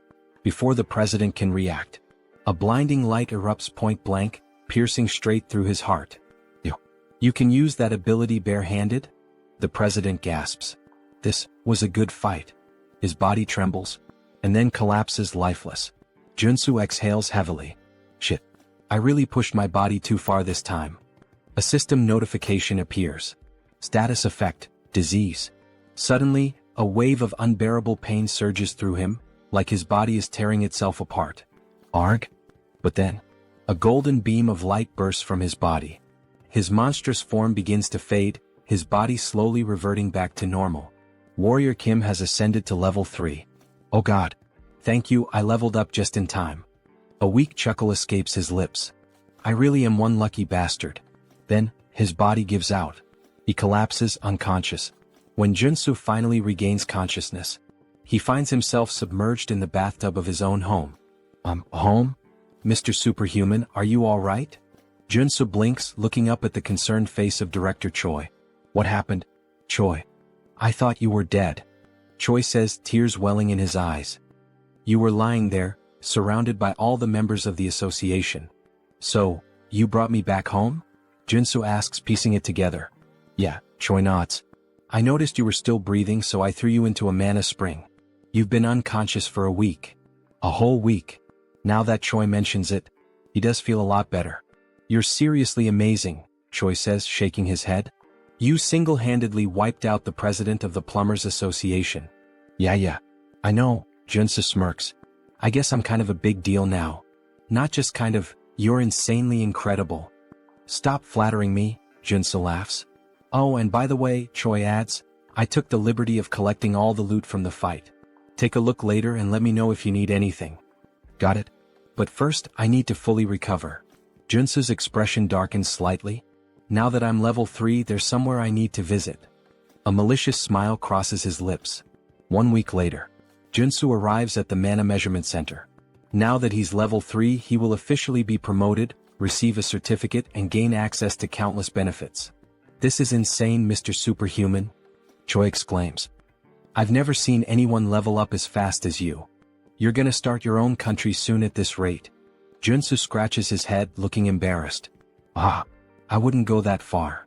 Maybe I should get my certification now? He asks, flashing a JoJo fan grin. The examiner chuckles. Of course. Please come this way. After a while, the girl officially hands over the certification paper. Thank you. I'm so jealous of you. Ha. Me? Why? Joonsoo asks, puzzled. For so many reasons. I wish I were as strong as you. Baek Soren showing this kind of emotion? Feels so strange.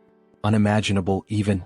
In the game, she's a berserker warrior, a ruthless killing machine, more like a psychotic girl drenched in blood than someone who'd ever say something like this. Joonsoo pauses, thinking. He doesn't have any immediate plans after this, so... Hey Baek, would you like to become a superhuman? Of course. Who wouldn't want that? Then how about you become my student? Baek blinks in surprise. If you agree, I promise, I'll turn you into a superhuman. And a strong one at that. And how exactly do you plan on doing that? Trust me, Joonsoo smirks. Warrior Kim has the ability to see latent potential. Baek's cheeks turn slightly red. That's right, Joonsoo nods, grinning as he makes a Dragon Ball Scouter reference. After all, he can see the potential radiating from an SSR rank individual like her. So what do you say? Want to be my student? Baek hesitates for a moment, then firmly shakes his hand. Alright. I guess I can trust you. A wise decision, Joonsoo says. But inside, he knew it, he'd captured her just like a Pokemon master. Now it's time to train an SSR rank warrior. You won't have to pay me anything, Joonsoo continues. Just return the favor once you awaken as a superhuman. That's nice and all, but I should warn you, I already failed to awaken once, even after undergoing rigorous training. It won't be easy even for you, Mr. Superhuman. Joonsoo just grins. Don't worry about that. Just have faith. Because he already knows what will trigger her awakening. He's seen her story unfold in the game. Baek Soren's unique awakening. Star Killer of the Heavens. A trait that signifies an embodiment of pure bloodlust, a force that stains the world red. Berserker Level 1 Trait Effect. Combat Experience plus 1000%. While this trait dramatically increases the experience gained in battle, it comes with dangerous side effects. It risks corrupting her mind, turning her into a bloodthirsty psycho-killer obsessed with combat. Her awakening event perfectly matches her unique trait. You'll need to prepare yourself, Joonsoo warns. Prepare? As in, I'll need a lot of money? I don't make much in this job, Beck jokes, making a quiet hand gesture. No, Joonsoo shakes his head. You'll need something far more important than money, mental fortitude. Beck tilts her head, confused. But before she can ask more, "Excuse me, Mr. Kim," a staff member interrupts. "You've been invited to a meeting. Would you follow me to the 5th floor lounge?" Joonsoo's eyes narrow. An invitation to the 5th floor? That's strange. As he and Beck step into the elevator, a realization dawns on him. In this tower, superhumans are divided by their power levels. He's being summoned to the 5th floor. That means a level 5 superhuman invited him. Who could it be? As the doors slide open. Professor? Wait, it's really you? A familiar voice greets him. Seo Woojin. A level 5 superhuman. Congratulations on earning your level 3 certification, Woojin says warmly. I'm so happy to see you here. I'm happy to see you too, Joonsoo replies. But inside he's assessing him. Despite his natural-born talent and wealthy family, Woojin reaching level 5 this quickly is still surprising. He's already surpassed me. Also, Woojin continues, I'd like you to have this. He hands Joonsoo a small ornate box. A gift? You didn't have to. Inside, Joonsoo sees the item description. Item acquired, Mana Focus Crystal. A rare artifact that enhances mana control and efficiency. Perfect for Warrior Kim. A warrior who relies on mana. For a split second, Joonsoo almost drools at the thought. But instead, he clears his throat and coolly says, I shouldn't refuse a friend's gift, right? Thanks, Woojin. Use it well, Woojin nods. But then Woojin's expression turns serious. Mr. Warrior, he says, there's another reason I called you here. Joonsoo raises an eyebrow. A favor? Yes, Woojin nods. Joonsoo leans in slightly. Why do you suddenly look so serious? Could you help some of my friends who are also suffering from divine fever just like you helped me? They contracted it as well? Yes. The 4 of them have been dealing with this since childhood. They were blessed alongside me. For people suffering from divine fever, huh? Wait a second. Is he talking about those characters? If so, then this is the perfect opportunity to make things a lot easier. Of course, Joonsoo nods, radiating an angelic aura. I could never refuse to help those in need. Thank you so much, Sir Warrior, for your generosity. But before we begin the treatment, I'd like to meet them first. Of course. I'll arrange a meeting right away. Later that day, Woojin's estate. Here they are, Professor. As expected, Joonsoo was right. These 4, they're the supporting characters meant to assist Paladin Seo Woojin. They're all children from wealthy families, essentially kidnapped and forcibly baptized under the orders of the Old Father. Joonsoo folds his arms and cuts straight to the point. Let's be clear, you were all forced into this baptism without consent, right? Yes, that's correct.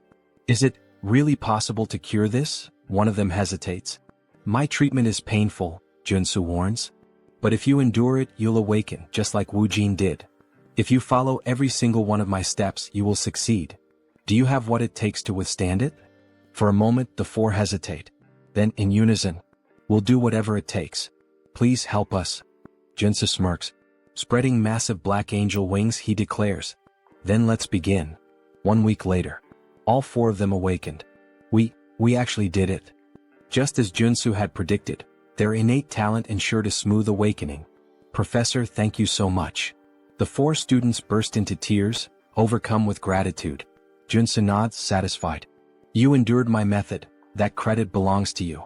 Well done, students. Just then their parents enter the room. Professor, we can't thank you enough. You've freed our children from this curse. As a token of our appreciation, though it's not much, we hope you'll accept these gifts. A mountain of presents is placed before him.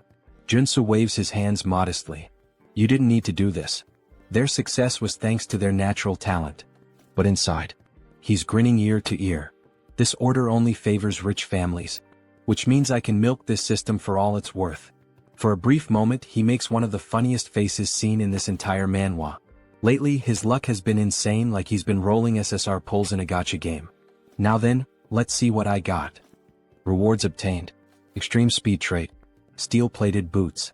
Detection trait. Helmet. Fury trait battle axe. Acropolis trait shield. Nectar, a rare consumable item. All of them are valuable. All of them perfectly suit his needs. We selected these gifts together, one of the parents says. We hope you like them. Joonsoo smiles. You have my sincerest gratitude for these rewards. But now, it's time for his real reward. You mentioned you wanted to talk to me for a moment, right? Yes, one of the parents nods. I have a favor to ask of you. A favor?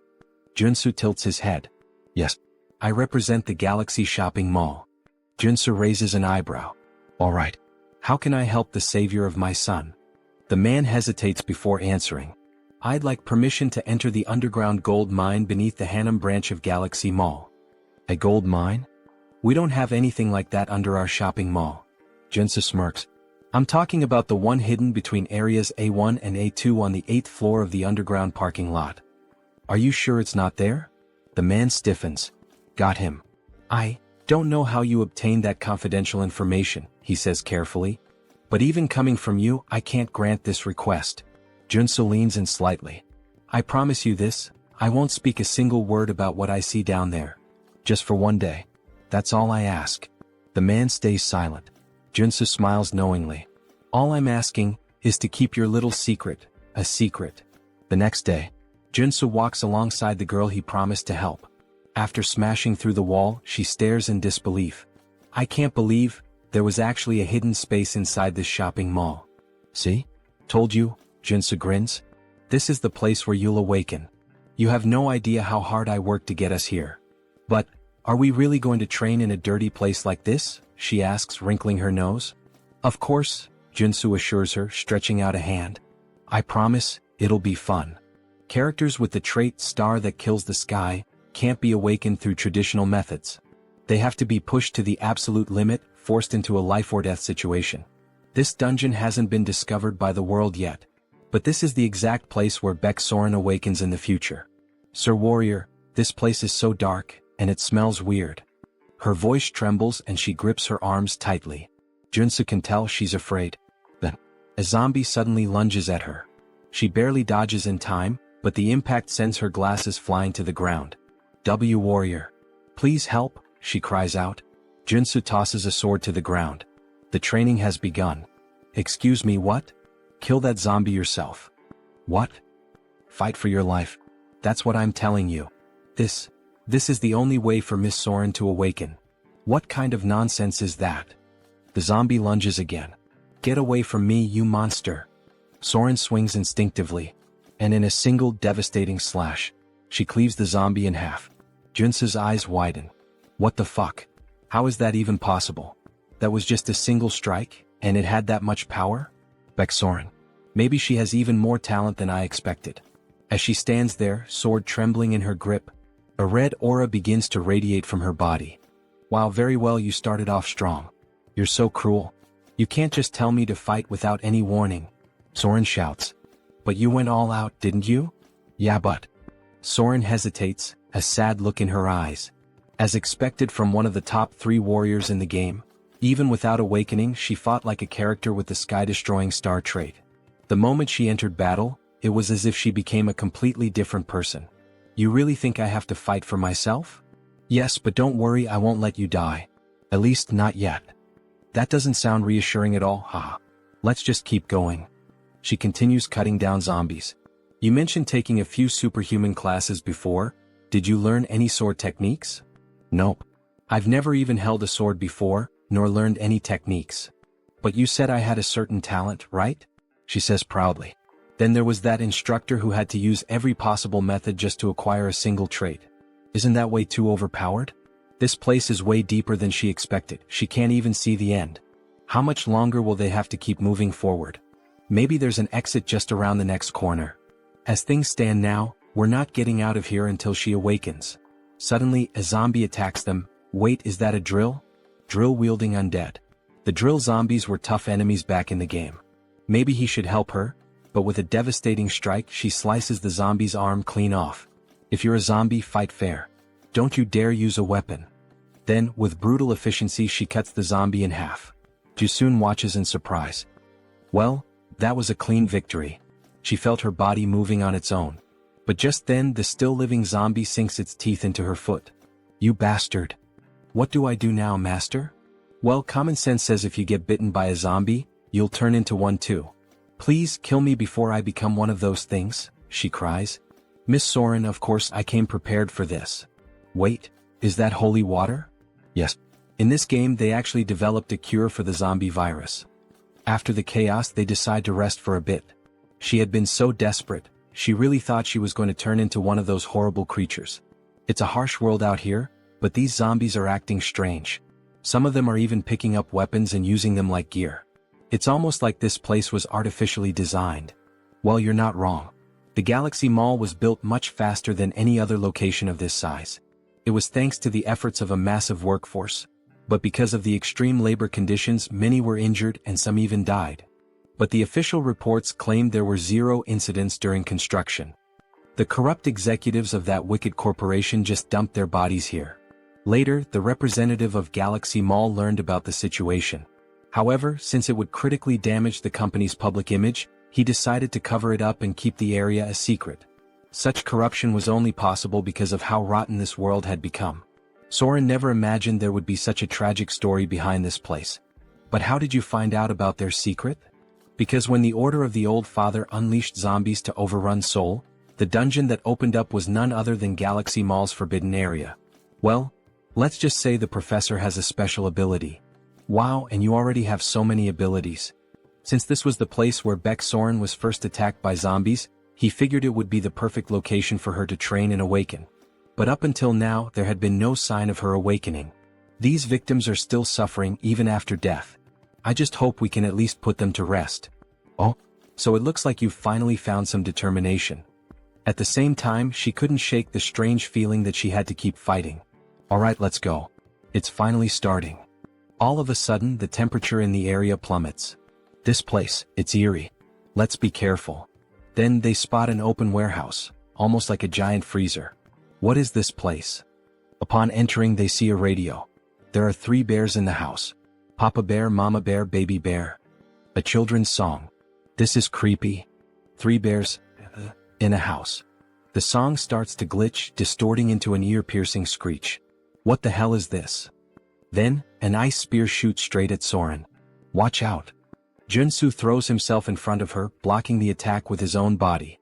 Sir Warrior, are you alright? He hadn't expected an ambush like this. Then a grotesque monster emerges. Conjoined Phantoms. Boss of Galaxy Mall's forbidden area. Level 3 mutant. A level 3 mutant? Soren, you need to get out of here, now. This thing is way beyond your abilities. But the creature launches another barrage of ice spears. I don't want to hear any complaints, get out. And I don't want a popsicle either. He deflects the attack, but suddenly the enemy starts channeling another ability. A massive ice lance forms in midair. He can't block this one. Professor. Soren, run. I'll buy you some time. How can I just leave you here? She cries. One of us has to make it out alive. She can't do it. Miss Soren, the reason I was so sure about your talent is because you possess the ability, Sky-Slaying Star. The Sky-Slaying Star? This can't be true. Believe in yourself. If you do, you'll awaken. And with that, my final lesson is complete, my apprentice. The monster fires a storm of ice arrows, obliterating everything in the area. Believe in herself? Oh. As the icy onslaught subsides, Soren stands frozen in place. Then, alright. I will. I will trust in my own abilities, Professor. A golden light surges around her. Her eyes burn red. What was this power she was wielding? Ha ha ha. Then please, don't give up. Joonsoo watches in awe. In an instant, she shatters the thick layer of ice encasing her. She has finally awakened. Beck Soren, SSR rank superhuman, level 1 warrior. What is this power? It's real. I've truly awakened. Before a spear can pierce her, Joonsoo moves, cutting it to pieces. Now that you've awakened, it's time to drop the act. The Sky-Slaying Star has a condition for awakening. You must face a life-threatening situation and possess the mental strength to overcome it. You put yourself in danger just to make me awaken? You did an excellent job. But now, it's time to fight. Baek Soren, the sky-slaying star. The mutant lets out a furious roar, then begins channeling a new attack. He looks pretty pissed off, Professor. Don't worry. You'll be fine as long as you deflect his attacks before they touch your body. To prove his point, he demonstrates, effortlessly knocking aside an incoming strike. See? It's not that hard. But when he glances back, he sees Soren trapped in ice. Are you alright? Right. Even though she's awakened, she's still just level 1. It's unrealistic to expect her to master everything perfectly right away. She had been caught by multiple ice barrages, yet she wasn't seriously injured. Looks like you're fine. Upon awakening, every warrior receives their initial trait. Hers was Indomitable, a trait that grants strong resistance against all abnormal status effects. Before awakening, she constantly felt like she was about to die. Now she barely feels a thing. Fascinating. As expected from an overpowered character, she got Indomitable, the best defensive trait. As for him, since he had overseen multiple awakenings from his previous apprentices, he had gained the Perception trait, allowing him to see all of his enemies' traits. A ridiculously powerful PvP ability. Oh yeah, that's broken. I don't think that'll be of much help right now. Well, don't worry about it. For now, let's train with your new awakening. Both of them start running. She acquires the haste trait. Good, you've already picked it up. Her combat growth is incredible. Her body feels like it could take off at any moment. She wants to keep fighting. Watching the professor leap to dodge 2 ice blocks, she instantly learns the same technique. Wait, I'll cut it for you. But before he can react, she's already next to him. What the? How did you get here? Well done. You can already use that ability. It felt like I was flying. Will she surpass Joonsoo in just a few days? Just like Seo Woojin did? Alright, Professor. What's the next move? Use the traits you just learned to pull the mutant's attention. While you keep him occupied, I'll finish him off. I've already taught you everything I could, so it's best to end this quickly. Understood. Soren starts dodging every attack with ease, gliding across the ice as if she were skating. Come on, hit me, you dumb mutant. She suddenly gains 2 more traits. She keeps accumulating traits. Her talent is truly something beyond normal. Alright. Now that I've helped Baek Soren awaken, it's time to wrap this up. Joonsoo channels a golden aura into his sword. With the skill flash, he unleashes a devastating light-infused slash, instantly obliterating the mutant. Well, congratulations, Professor. That was amazing. Nah, that was nothing. Then a phone appears on the ground. So this was the monster's mana core? How does a phone work as a monster's mana core? Well, this happens a lot with ghost-type monsters. A worker who ended up here valued his daughter more than his own life. Before he died, his resentment possessed this phone, turning it into a monster's core. I hope he can rest in peace now, Soren says, tears welling up in her eyes. I'm sure he will. Suddenly, the phone transforms into 2 mana cores. These are called crystals. If you hand them over to someone who knows how to use them, you can get some pretty good equipment. This is an incredible reward, something only obtainable by defeating this area's boss. Suddenly, the ground starts shaking. What's happening now? We already defeated the boss. This area is collapsing. Then what should we do? Have you managed to fully adapt to the traits you just acquired? What? There's no time. Start running if you don't want to die. Now. Both of them take off at full speed. Run as fast as you can, Soren. If you keep going this slow, it'll be the end for you. This is as fast as I can go, Professor. There's still a long way to go before they reach the teleportation portal. If she doesn't push past her limits, she won't make it. Suddenly, large chunks of debris start falling in her path, blocking her way. No, not like this. She just awakened. There's no way she's going to die so easily. There. The teleportation portal. Hurry. Joonsoo can't help her. There's still one last trait she needs to obtain. The reason she became one of the game's best characters was because of 3 defining abilities. The Sky Hunting Star trait allowed her to grow rapidly in battle. Indomitable nullified the deadly side effects of Heaven Slaying Star. And the last trait, Soren keeps running, desperate to survive. A massive rock crashes down, slamming into her arm, injuring her. Damn it. I won't give up that easily. I will survive, no matter what it takes. She pushes forward. Here I go again. Trait unlocked, Runaway Train. Ignoring the pain, she dashes forward, barreling past the obstacles in her path. Joonsoo loses sight of her. Did she fail? Then out of nowhere she burst through the rubble, grabbing onto him. Let's get the hell out of here, now? Whoa, damn, something big is pressing up against me, haha. Just as they leap through, the portal shuts behind them. Trait unlocked, narrow escape. Grants a second chance at life when facing certain death. The next moment, they reappear in the middle of the city, still clinging to each other. A crowd immediately starts murmuring. Where did they come from? They look like a total mess. Joonsoo exhales in relief. I knew you could do it. Now that she's obtained the last trait she needed, his mission is complete. Sir Warrior. Baeksoren, are you okay? Can you stand? I'm fine. The hell do you mean fine? Your face is completely red. That's just because. Sir Warrior, just let me stay like this for a little longer. Could you hold me a bit more? Meanwhile, some jealous bystanders grumble in the distance. That lucky bastard. Why couldn't that happen to us? So, returning to the scene where the bastard makes the viewers jealous. Sir Warrior, please let me stay like this a little longer. Could you hold me just a bit more? She says with an angelic and timid face. He has to fix her clothes for a moment, and in the process, we witness something truly beautiful. Alright, done. Thank you, Sir Warrior. You're welcome, Joonsoo replies, his face flushed. That surprised me. It was close, but we made it out. Yes, we did. That smile on her face after awakening. It's definitely a sign that she will be different from the game. Perhaps it's because she awakened in a way that diverged from the original story, where she had survived after an endless massacre. Joonsoo managed to steer her away from the path of evil. Alright, let's get the hell out of this damned mall. After leaving the shopping mall, Joonsoo offers one of the crystals to Surin. Are you sure you want to give me this crystal? It's worth at least 2 billion. Yes. So try to evolve quickly using this material I gave you. This is far too much for a simple gift. Honestly, I don't even know how to repay you for this, or if I should even accept it. Don't worry about it. Just pay me back in the future when you can. Of course, our protagonist had a plan behind this. There was another reason he was willing to spend so many resources to awaken Baeksoren. The Martian sword technique, one of the 3 top-tier sword techniques in the Arcane of Seoul. Once learned, a character experiences rapid growth.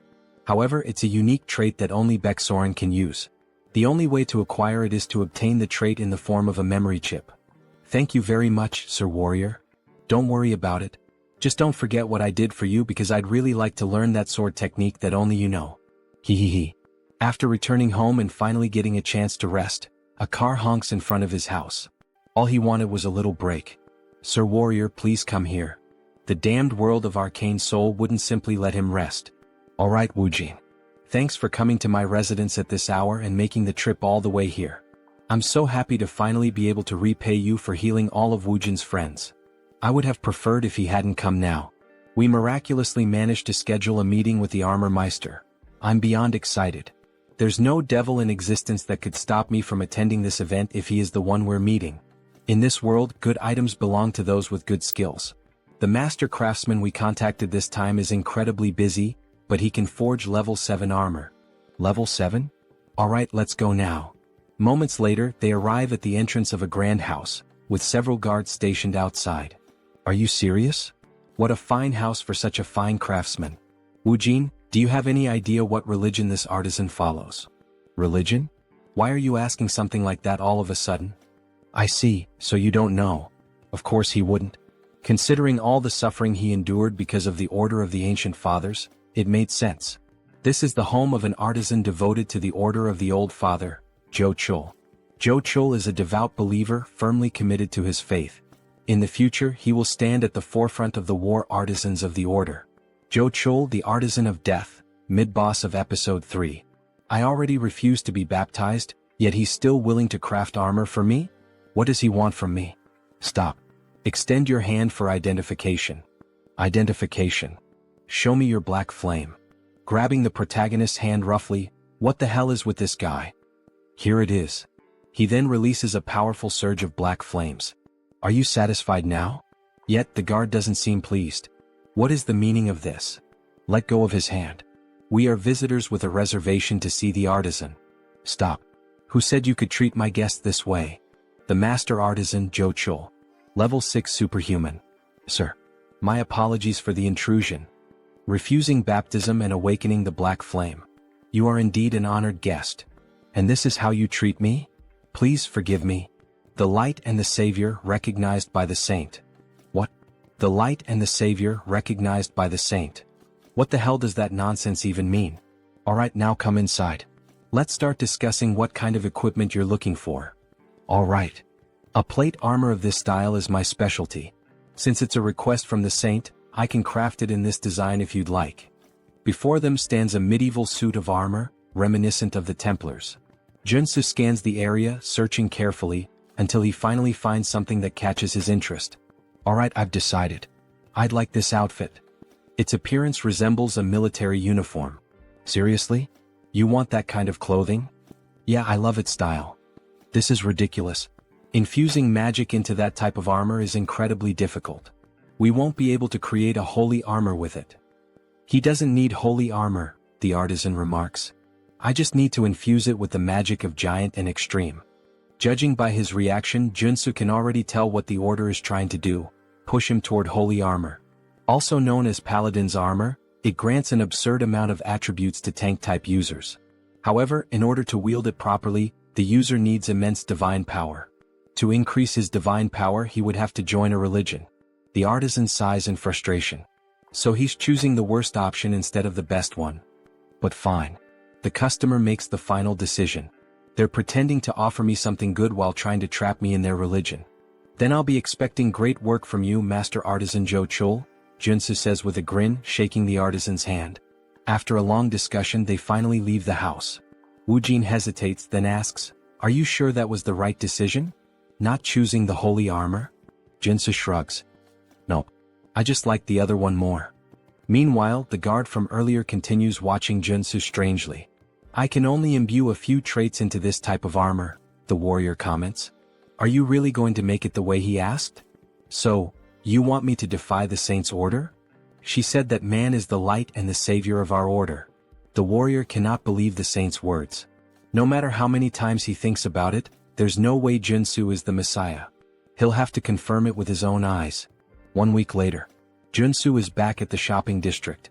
"Sir Superhuman, you really shouldn't be downing mandrake elixirs all at once like that. You glutton." "Thanks, but I'm fine." "Are you sure?" "Of course. I got the treatment I needed." A notification flashes. "New trait obtained, energetic. Thanks a lot for giving me these elixirs for free." "Don't worry about it.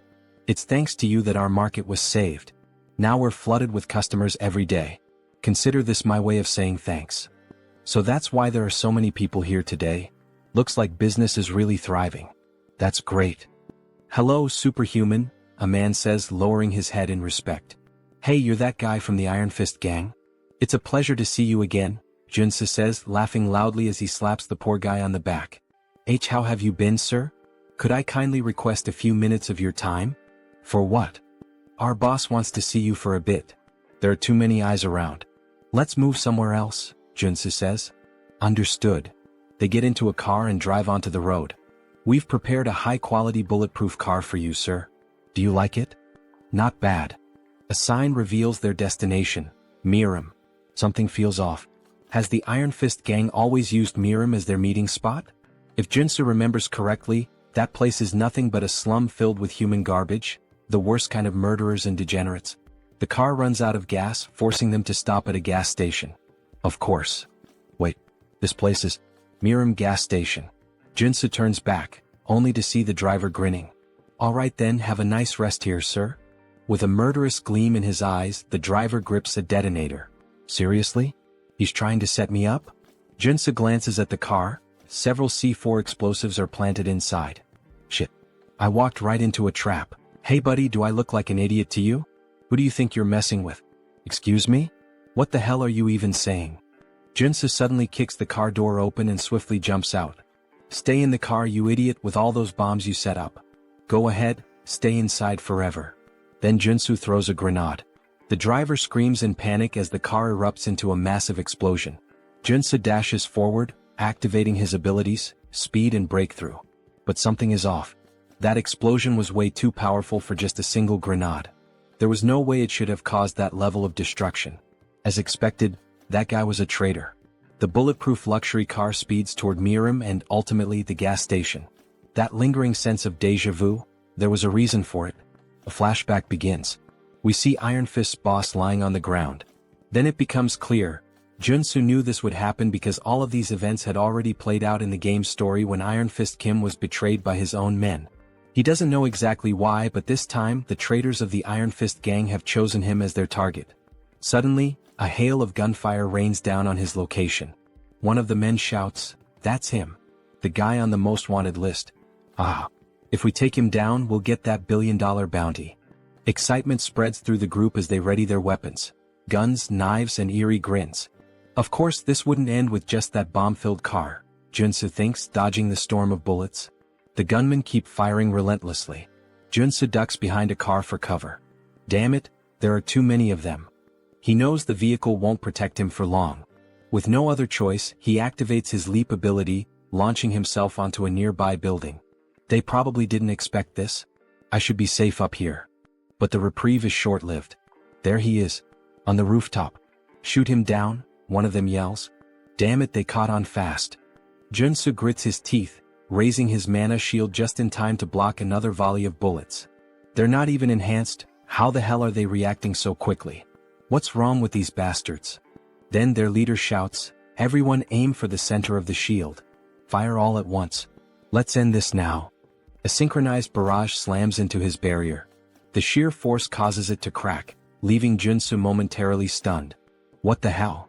How do they have this kind of precision? He instinctively takes a step back, just as a bullet grazes his arm. He clenches his teeth.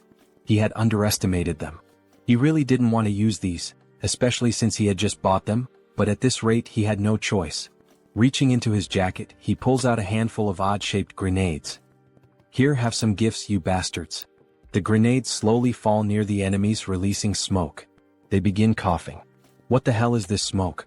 Wait, these are tear gas grenades. Damn it, I can't see him. We can't let him escape. We need to kill him to get the antidote. Who do you think you're chasing if you're not even superhuman? Joonsoo mocks them. Well, anyway, it's time to say goodbye to the failures. Time to get the hell out of here. As he runs between the buildings, he finally manages to lose them. Finally, a group of thugs showing focus almost like superhumans, huh? Joonsoo thinks. There's only one way that could happen. The damn combat drugs. They have serious, harmful side effects, but they can temporarily enhance combat abilities. That's probably how they almost trapped me for a while. Considering they mentioned something about an antidote, Joonsoo is sure that's what they're after. The only problem is, the only person who could lead that gang in Harem is the human hunter. He's the first person that comes to the protagonist's mind. He's a superhuman with excellent abilities, a sharpshooter with deadly aim, focus, and precision. He's the master of cowardice in combat, active in Harem. His methods are simple. First, use the betrayal of an infiltrator to plant a bomb. Second, send in a gang of criminals under the influence of combat drugs. And third, his specialty being a sniper. Knowing this, Joonsoo activates his abilities to see beyond normal vision on the battlefield. With great effort, he spots a distant light coming from a building. Just in time, he narrowly avoids a shot from the building, but despite his speed, the bullet grazes his face. If he had reacted even a fraction slower, he would have definitely been dead. But the risk paid off. He now knows the enemy's location, where they're hiding. Looking out over the city, part of it is on fire, and an idea forms in his mind. Got you, you bastard. He leaps down, sprinting toward the flames to confront the cowardly human hunter, the sniper. He has no choice but to go straight for him. However, the fire is intense, so he'll need to use his defensive abilities. Fire resistance, perseverance, black flame, leap, dash, and the Einhjar cultivation technique. He pushes through the fire, running as fast as he can, even though the flames are burning him. He ensures that the sniper can't see him through the smoke, making it harder for the shots to land. To fight such a skilled sharpshooter, he has to get close. Finally, as he looks up at the building, he sees a red light. So that's where you're hiding, you bastard. I found you. Locating the sniper's position is the top priority when facing these kinds of players. Damn, I can't see him, the sniper grumbles. Maybe I'll need to change positions. As the sniper scans the city, looking for Joonsoo and aiming at every possible spot, he catches sight of a blue trail in his scope. He realizes he has to get closer and create an unexpected variable. Wait, did he jump from that height? The sniper is taken aback by Joonsoo's move. And how dare he challenge a sharpshooter to a shooting duel? With that, the sniper activates all his abilities: sniper, focus, deep breathing, insight, gun shooting, ein. He fires his pistol, the black flame, at the same time that Joonsoo shoots. What will happen next? Who will win this cowboy-style shoot? Then both fire at the same time. They take a deep breath in this moment of tension. It's all or nothing. The sniper's shot hits Joonsoo's arm. Shit. He really is a damn sniper. And to think that even in this surprise situation he was still able to shoot. But we know our protagonist never does anything for no reason. With a smile on his face, he declares that it's over. He also managed to land a shot on the sniper's shoulder. The sniper is shocked. After all, it was just a shot from a regular pistol. But then, flames start spreading rapidly over his body. Black fire engulfs him as he screams in agony. Joonsoo barely manages to land on the ground, struggling due to his injured arm.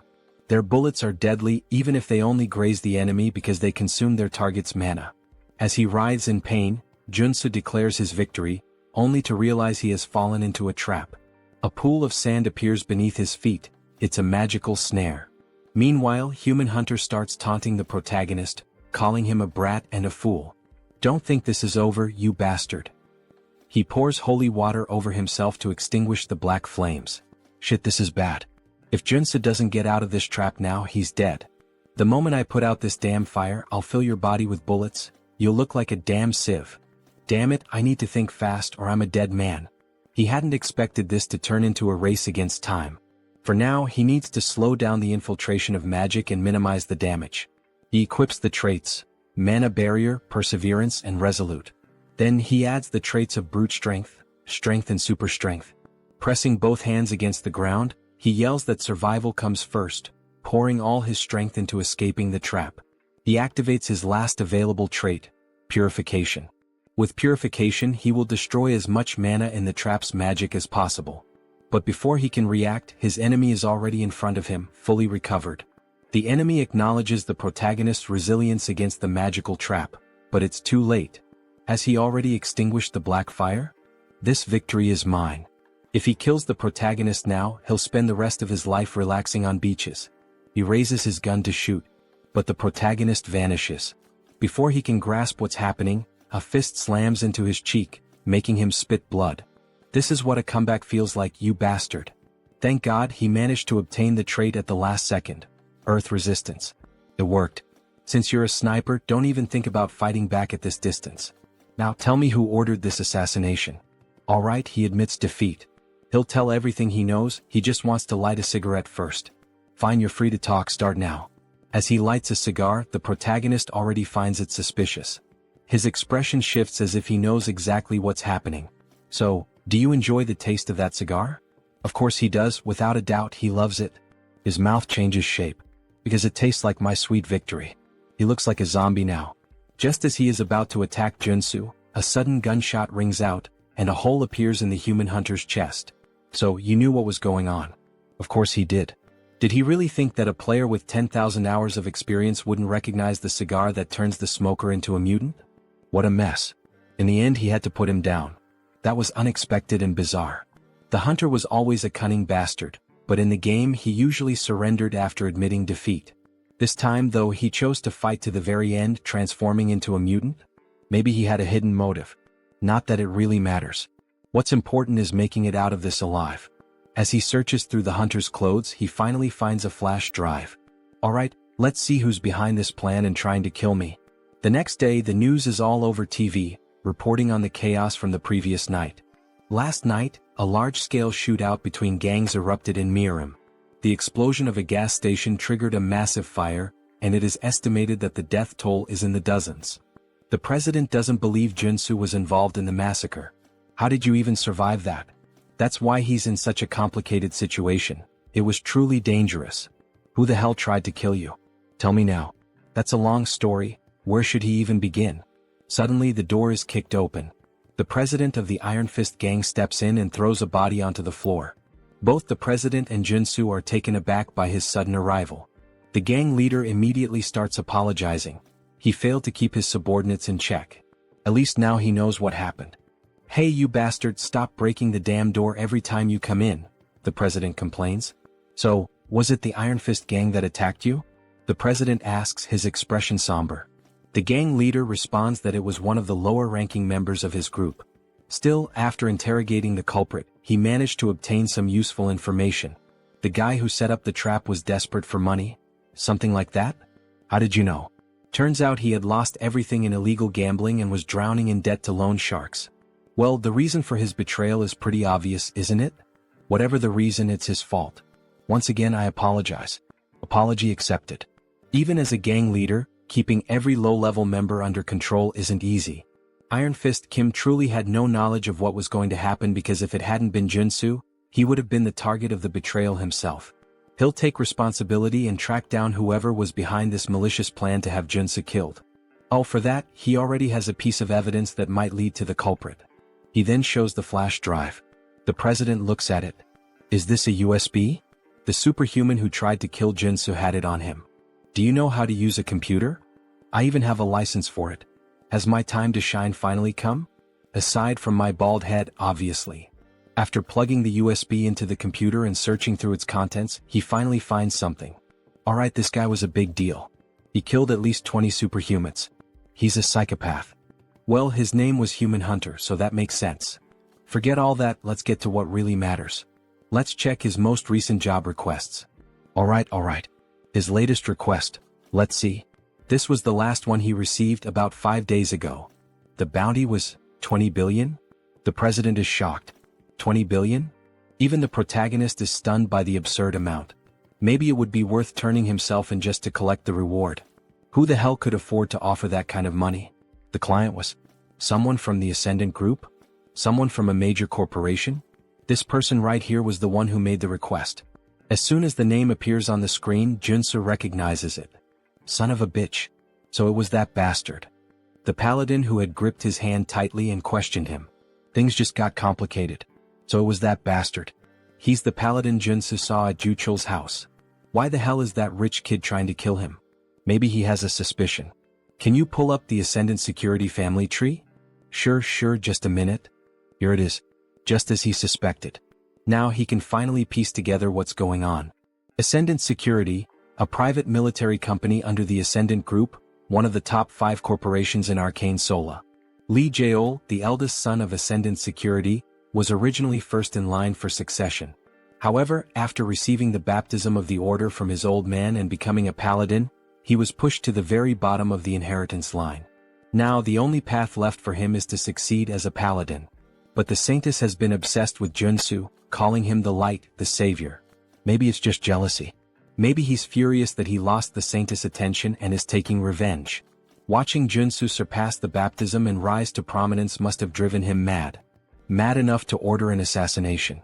The president is outraged. What? To think he would target you just because of his own inferiority? He needs to be taught a lesson, he shouts, furious. But how? The opponent isn't just some heir to a small company. He belongs to a family that owns a major corporation. One wrong move, and the entire company will come after them until nothing is left.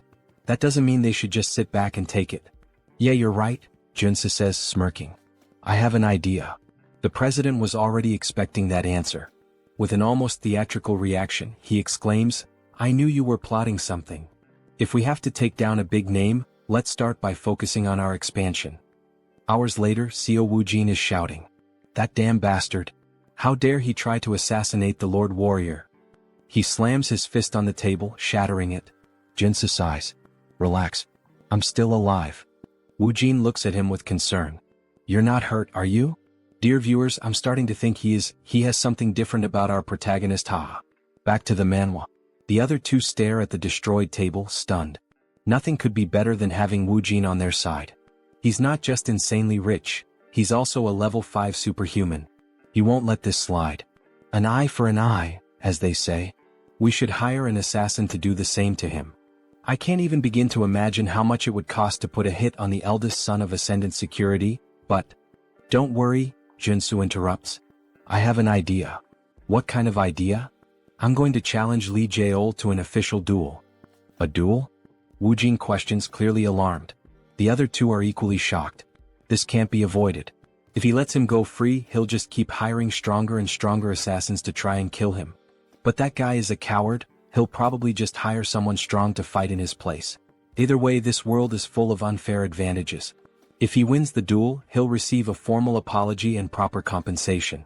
Right now, this seems like the most realistic solution, analyzes the gang leader. Joonsoo won't be able to fight him on equal footing, so he'll have to rely on the duel. With clear evidence in his hands, he has more than enough justification to challenge him. If they allow Seoul to send someone in his place and keep the duel private, with only close acquaintances present, he will accept. All right, the president says, preparing to formally send the duel request. We'll also need an official notary. I'll take care of that, Woojin offers. His parents know a lawyer who used to be a Supreme Court judge. All right, thank you everyone. I can always count on you guys. Why are they all looking at him like that? Everyone has a sad expression, almost as if they're mourning him. I'm not going there to die. Don't look so down. Don't kill me off just yet. Are you confident you can win? The gang leader questions. Since your enemy knows your strength, he'll bring in a fighter who's at least level 4. Of course this won't be easy. Especially since he can't use his mutation characteristic in an official duel. This will be much harder than when he had to face that man before. Either way, he can already predict who the fighter will be. So you already know who your opponent will be? Yes, and that's why I need a good amount of preparation. Woojin, can we spar for a bit? Of course. I'll help you with everything I've got, Woojin says, gripping his sword with a happy expression. Thanks a lot, but please take it easy. Last time we fought, you nearly killed me, Joonsoo thinks to himself.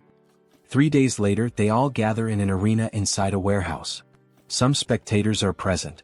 We're all cheering for you, Lord Warrior. The president is dressed up like a cheerleader, completely decked out. The gang leader can't believe what he's seeing. And, of course, she's there too, the girl who got the protagonist all fired up. She's in the stands cheering for him. We believe in you. Don't give up. All right, thank you everyone. He trained so relentlessly over the past 3 days that he feels like he's about to drop dead. But thanks to that brutal effort, he has managed to complete his preparations to face the enemy. And there he is, Dusik, the paladin captain of the Order of the Old Father. It's been a while since I've had to participate in a duel, he says, laughing. Oh, Dusik, the paladin captain of the Order of the Old Father. A level 4 superhuman. Captain, you didn't have to come all the way here to settle this. Silence. What makes you think you have the right to speak to me that way? No paladin of the Order will ever lose an official duel while he is captain. Seoul stays silent. Lee Seoul, acting all high and mighty in front of me, yet he's nothing more than a sheep before his captain. What a coward. It's a pleasure to meet you, Warrior Kim. Hello. First of all, I would like to apologize for this unpleasant situation. What? He's apologizing in such a civilized manner? Joonsoo is taken aback. This incident is entirely the fault of one individual. The esteemed saint has nothing to do with it. Alright. Then what is the official stance of the order? The saint has proclaimed that Warrior Kim shall be our light and savior. Light and savior? Jochul said the same thing last time we met. What the hell does that even mean? Therefore, the condition the saint proposes is this. If you lose the duel, Warrior Kim, you will join the order alongside us. What? Join the order? Why are they so obsessed with this? Why do they want me to join so badly? In the background, Seoul is trembling with rage, while Joonsoo grows uneasy. It is the will of our saint and our lord. Just then an official interrupts them. It is now time for the duel to begin. Now that all parties are present, please confirm the terms of the duel oath. If the paladin wins, Warrior Kim will join the Order of the Old Father. If Warrior Kim wins, Lee Seoul will be prohibited from harming him directly or indirectly, and will also be required to provide financial compensation. Do both parties agree? Both nod in confirmation. Joonsoo feels something tightening around his heart. In Arcane Seoul, a duel oath is a magical contract. If you break it, your heart will literally explode. Even in this chaotic world, no one is reckless enough to defy such an oath. The official proceeds with confirming the rules of the duel. This duel will follow the standard international regulations set by the Superhuman Federation. All personal superpowers and weapons are allowed. However, all consumable items must be crafted on-site. Dusik is already prepared, but before proceeding, Joonsoo requests time to craft his items. Understood. The time limit is 10 minutes per item. He grips 3 potions in his hand. He's practically an alchemist with how he formulates, crafts, and modifies substances. These elixirs are specifically designed to counter paladins. Elixir of Steel Body, Elixir of Flash, and Elixir of Arcane Dragon. Are these correct? Yes. I will now consume all 3 elixirs. Doping is essential in PvP. He drinks all 3 at once. Now that both sides have completed their preparations, The duel is about to begin. 10-9-8-7. Both warriors stand face to face in the arena. Warrior Kim, it is a great honor and privilege to have you join our order. Why not reconsider and join us voluntarily? Just start the fight. Alright, we tried. If you refuse salvation, then so be it. Dusik raises his hammer. It's like watching Thor himself. But there's no need to worry too much. After all, he can't kill Joonsoo. He needs him to join the order. Then suddenly his entire body radiates an overwhelming aura, filling the arena. He looks like a Greek god, just like Thor. Meanwhile, our protagonist remains still, gripping his sword, a mere blade in the face of such power. The mana surrounding Dusik is incredible. He is clearly on an entirely different level. No matter how much Joonsoo has prepared, he cannot win unless he is willing to risk his life. 3-2-1-0. The paladin charges forward like a berserker. Then he vanishes. The only thing left in the arena is a trail of destruction carved into the ground. Joonsoo frantically searches for him. Where did he go? Wait, no.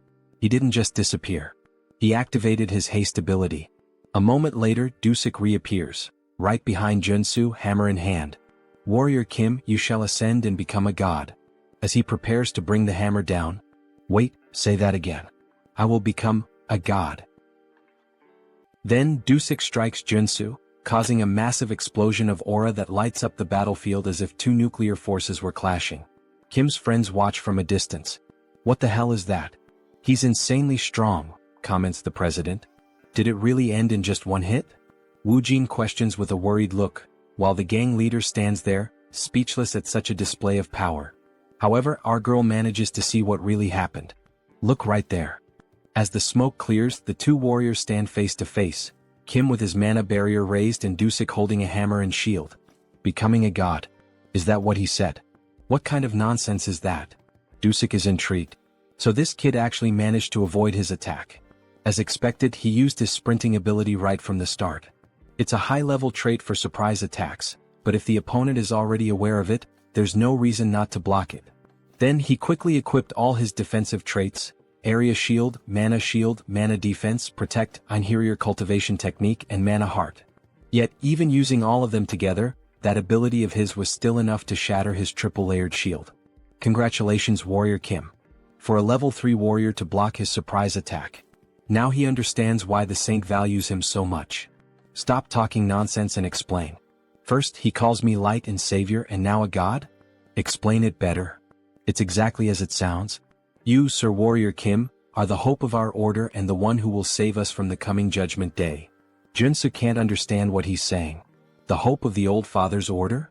Now that he thinks about it, the god they serve is dead. In the game's story, a few years later as the plot progresses, the saint performs a revival ritual for her god, triggering a boss battle in the middle of Seoul. A massive octopus appears, wreaking havoc on the city, and it must be stopped. So wait, if they keep mentioning this over and over, does that mean that by savior, they're actually referring to the vessel of God? Yes, exactly, Dusik confirms with a malicious look. A noble sacrifice and sacred devotion. These insane bastards. So in the end, they've just been planning to sacrifice Warrior Kim this entire time? He had actually thought there might be some genuine purpose behind all of this. Your body and soul will become part of the old father and his avatar. Because you will lose this duel, and join our order. Dusik shouts, radiating pure hostility and arrogance. Yeah, go to hell, you bastard. He then charges forward, quickly activating his sprinting trait and striking at Dusik with his sword. However, he isn't fast enough. Dusik easily blocks the attack with his shield. But even so, he is sent flying backward from the sheer force of the blow, eyes wide with shock. What kind of power is this? Then we see the new traits of our protagonist: strike, rush, endurance, strength, super strength, perseverance. Confusing, isn't it? Of course it is. He has swapped out all his traits for those suited to an offensive warrior. Right now he is fully optimized for battle. He lunges at Dusik again, this time fully engaging in the fight. He unleashes a series of swordsman strikes, attacking relentlessly with every warrior trait at his disposal to keep Dusik on the defensive. Then, in an instant he switches traits again: mountain-breaking swordsmanship, smashing strike. With this, he delivers a relentless barrage of consecutive attacks, putting Dusik under immense pressure. Haha! Your swordsmanship is quite the challenge, isn't it? Alright, this is the chance. Now that Dusik is completely focused on defense, Kim grabs the axe he had equipped and quickly switches his traits once again. Strength, super strength, endurance, strike. Dusik is distracted.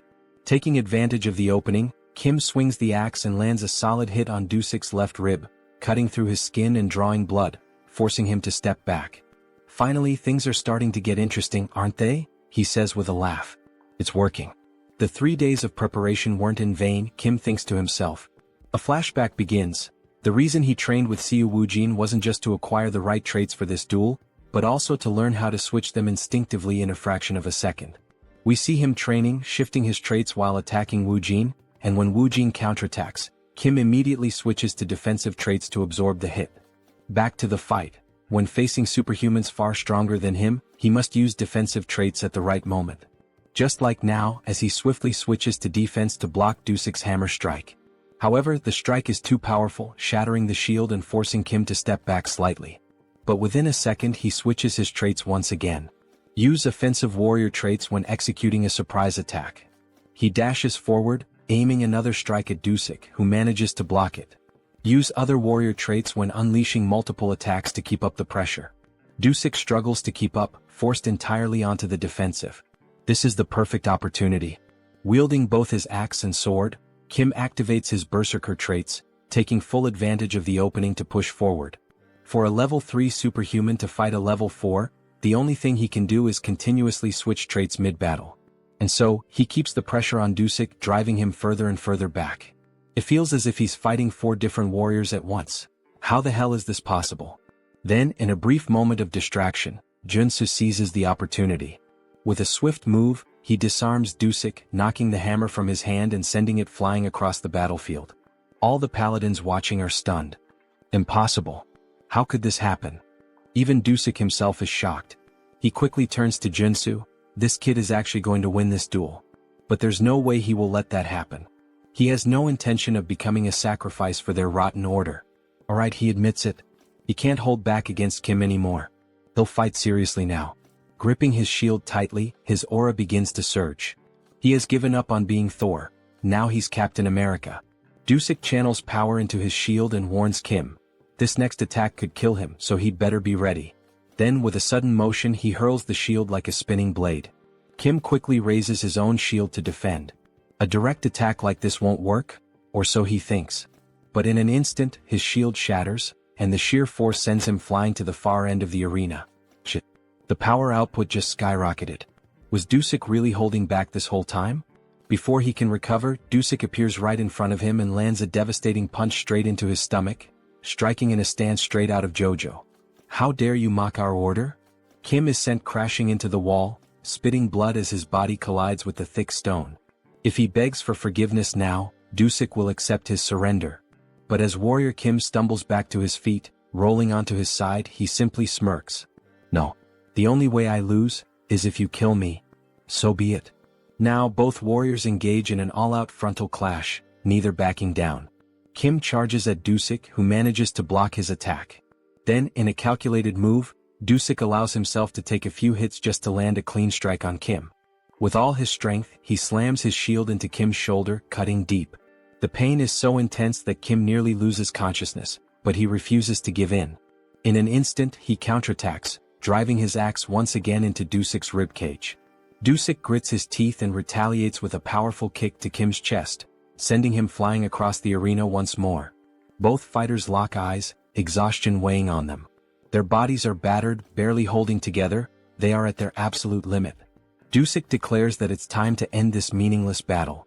Oh, great Father! Lord, hear my prayer and fulfill my wish. From heaven bring down the hammer of your wrath. Raising his shield to the sky, he calls upon a massive storm. Dark clouds swirl, and the arena trembles as if about to be swallowed by a raging sea. Kim instantly recognizes the ability, Dusik's ultimate move. Darkness Tsunami. Now that he's seeing it with his own eyes, there's no doubt, this is a catastrophe. If that attack lands, he will lose. 100%. But there is no way to dodge it. If he wants to win this fight, he has to go through it. He stares directly at the approaching tsunami as his sword begins to glow. Suddenly, everything shifts. The colors around him fade to gray, as if time itself is slowing to a stop. He is afraid. But he has to trust in the traits he has built as Warrior Kim. He takes a deep breath, shutting out everything around him as if he exists in another world entirely. Mountain-breaking swordsmanship, the technique he has never stopped training. The swordsmanship, sharpened through battles and sparring against Seo Woojin. The Einherjar cultivation technique, honed through years of dedicated practice. Mana heart, which has grown alongside him. Rush, earned through sheer desperate willpower. And finally, the ultimate trait, one that can cut through any material in the universe, flash. Then, as if a divine force is descending upon him, a surge of power crashes down over his body. He will trust in his abilities. He will trust in the time and dedication he has poured into them. A brilliant four-pointed star flashes for an instant. Kim launches himself forward, dashing headfirst toward the oncoming tsunami. And above all else, he will trust in himself. He charges straight into the massive wave that gave birth to the tsunami. The entire arena is consumed in blinding light. No one understands what is happening. What the hell is that light? What's going on? Kim's friends question in shock. Then finally the light fades. Kim is on his knees, gasping for air, while in the background, Dusik remains standing. Suddenly, Kim starts coughing up blood violently. His body is battered, barely holding on. Dusik speaks, his voice steady. That was a magnificent duel, Warrior Kim. But then the truth becomes clear. A massive hole gapes in Dusik's chest. Kim's power had been so overwhelming that it pierced straight through Dusik's ultimate ability, shattering his shield and tearing through his body. All that remains is an empty husk, standing lifeless. Then the announcement is made. The judge raises Kim Warrior's arm, declaring him the winner of this duel. His friends start running toward him, and in that moment we get a glimpse of the arena, now scarred by the destruction. Joonsoo is happy he did it. He managed to defeat a superior-level superhuman without using the mutation trait. Professor, he really is the best. That was unreal, almost inhuman, our girl remarks, her face lit with joy. He knew he was capable of defeating that paladin, the president says, tears streaming down his face. He couldn't help it, he was simply amazed by what he had just done against that superhuman, adds the gang leader. But suddenly someone shouts, "Son of a bitch." It's Jeol, gripping his axe, ready to strike Joonsoo. Die now, cheater. However, Seo Woojin was prepared. He reacts instantly, protecting his master as we see a punch followed by a blue explosion, sending Jeol flying. He crashes to the ground, landing near other paladins after being thrown several meters. How dare you refuse to accept the outcome? That chief paladin Dusik lost in a fair and honest battle, and yet you still try to attack his teacher? Do you truly wish to meet death now? At last we see Woojin in a fighting stance, his expression filled with rage. Sir Lee Jeol, do not forget the magical pact both fighters agreed to. If he acts recklessly, his heart will explode. Kim Warrior, because of him, the captain of the paladins is dead. We see his heart being crushed by magic, making it impossible for him to even breathe properly. They will have their revenge. The Order of the Old Father will not forget this, the other paladins shout. So they're saying that Kim was the one who killed Dusik in this duel? Is that really what that worm is trying to claim? Yes, everyone saw it, he was killed by Kim Warrior's hands. Stop talking nonsense, Joonsoo says in a serious voice. The one truly responsible for Dusik's death was none other than Jeol himself. Though he was an enemy, Dusik was an outstanding example of a warrior. He fought bravely for what he believed in and battled to the very end. Without a doubt, he was not someone whose life should have been lost in an open duel, all because of Jeol's petty assassination plot, driven by his inferiority complex. In the end, he was just a captain trying to protect his battalion, the very battalion Jeol tore apart and led to his death. In the name of Dusik's honor, accept the outcome of this duel and uphold your promise. Jeol begins to cry. Deep down he knows the truth, Dusik died trying to protect his reputation. Captain, forgive me. We need to leave now, sir. The paladins lift Jeol and begin to retreat. Not even the Order of the Old Father would dare seek revenge after he had already gone this far. The next day we find ourselves at Seoul workforce. The president is on a call, bursting with excitement. That's right. He officially hired the superhuman warrior Kim, the one who defeated the captain of the Order of the Old Father. He understands you'd like to make a request. All right, my apologies, I'll call you back in a few minutes. Then we see that Joonsoo has entered the room.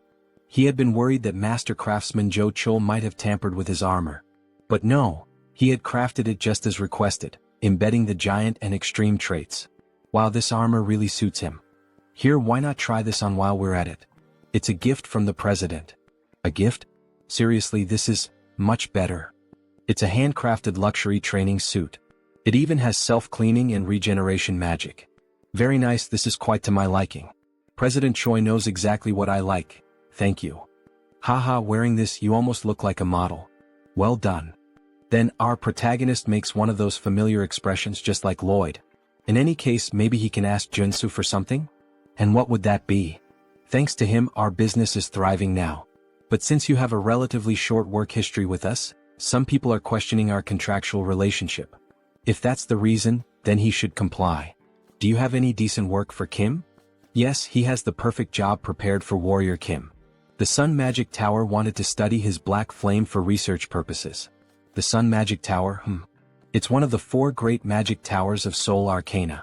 If he remembers correctly, this is the place where one can acquire fire-related magic. It's an excellent trait for mages, maybe even for him.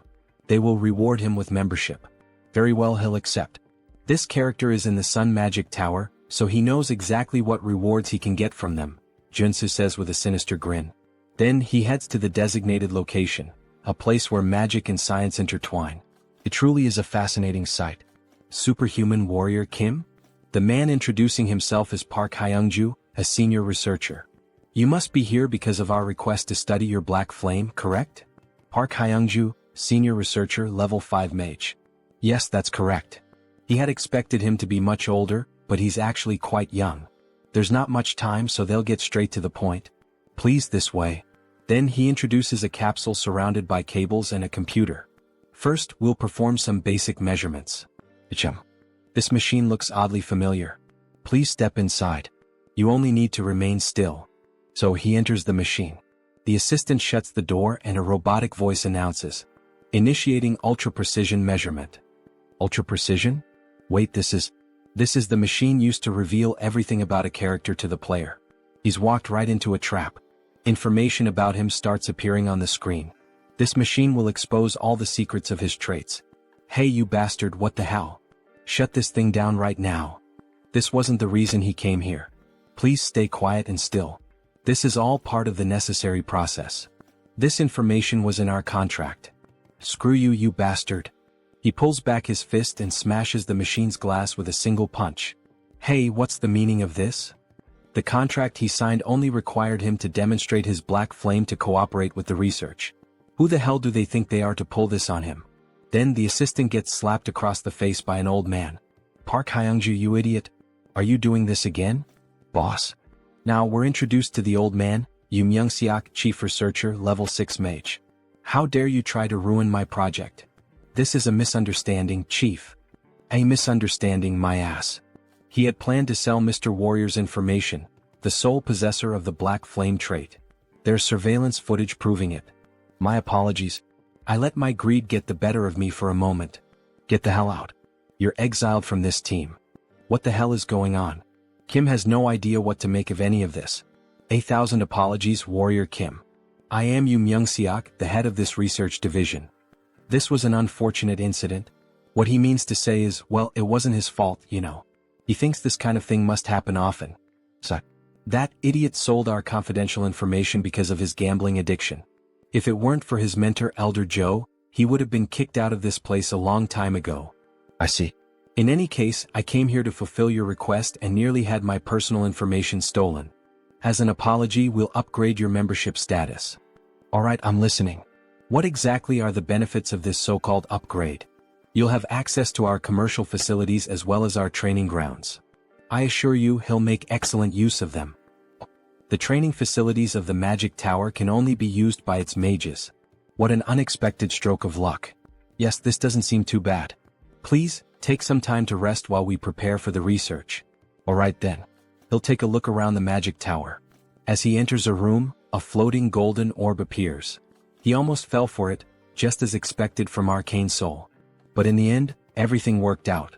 This is a chance to acquire many excellent traits from the Magic Tower's training grounds. Initiating electric magic training.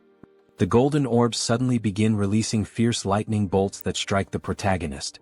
The pain is unbearable, he complains that it feels like it's shocking him down to his very bones. But if he can endure it for a while using his traits, perseverance, determination, revitalization, After withstanding the pain for some time, he gains a new trait, electric resistance. Nice. He has finally obtained the ultimate resistance trait for all 6 attributes. Okay. Even with resistance, this still hurts. You can turn it off now. At this point, he's going to get fried alive.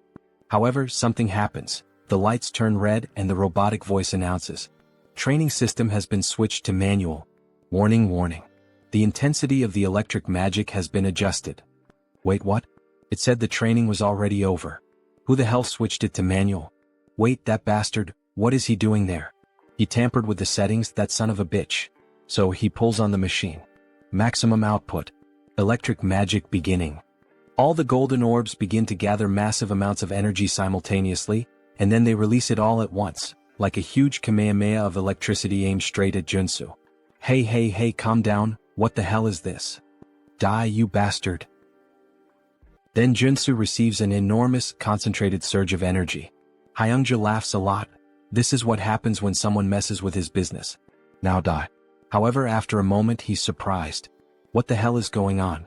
Is he actually withstanding this massive electric discharge? There's no way he would go down from a simple low-level lightning strike like this garbage. There's a reason he's been training during his free time. We see his trait window showing 5 resistances already acquired. Divine resistance, which he gained by enduring the holy baptism. Fire resistance, obtained by boiling himself in the mana spring. Darkness resistance, earned during the battle against the necromancer Sharon. Cold resistance, obtained in the fierce blizzard of the conjoined ghosts. Earth resistance, which he acquired while trying to escape the magic trap set by the human hunter. And lastly, not least important, electric resistance, which he obtained through the training he just did. With all 6 traits now combined, we see a bright green aura surrounding the protagonist's body, as if he's undergoing some kind of mutation. His body begins to change from the inside. His heart starts beating harder as it draws more blood, more veins connect to his heart to increase its power. Then he finally gains a new trait, magic resistance. A green shield forms around him. How thrilling. This new trait came at exactly the right time. Hyungju can't believe what he's seeing. How is this possible? Can he really block a level 3 magic spell using only his body? Is he even human? This is going to be harder to deal with. Attention. The program is now out of control. Please terminate all training and evacuate the facility immediately. The system is out of control. This is going to get dangerous. In that case, he'll start dodging all the attacks using his perception trait. Then he quickly begins evading all the electric strikes, adding 2 more traits, movement and dash. By using this combo, he ends up gaining another new trait, secession. Good. He managed to acquire this useful trait as well. At this pace, he should be able to obtain the high-class trait, air raid. Damn it, what the hell is going on? Hyungju starts to panic and frantically presses all the buttons. He's really trying to kill the warrior Kim. However, he's stopped by his superior. That bastard of an assistant. He thought he'd heard the warning sounds and came running to check what was happening. What the hell does he think he's doing? Shut it down now before it explodes. Yes, sir.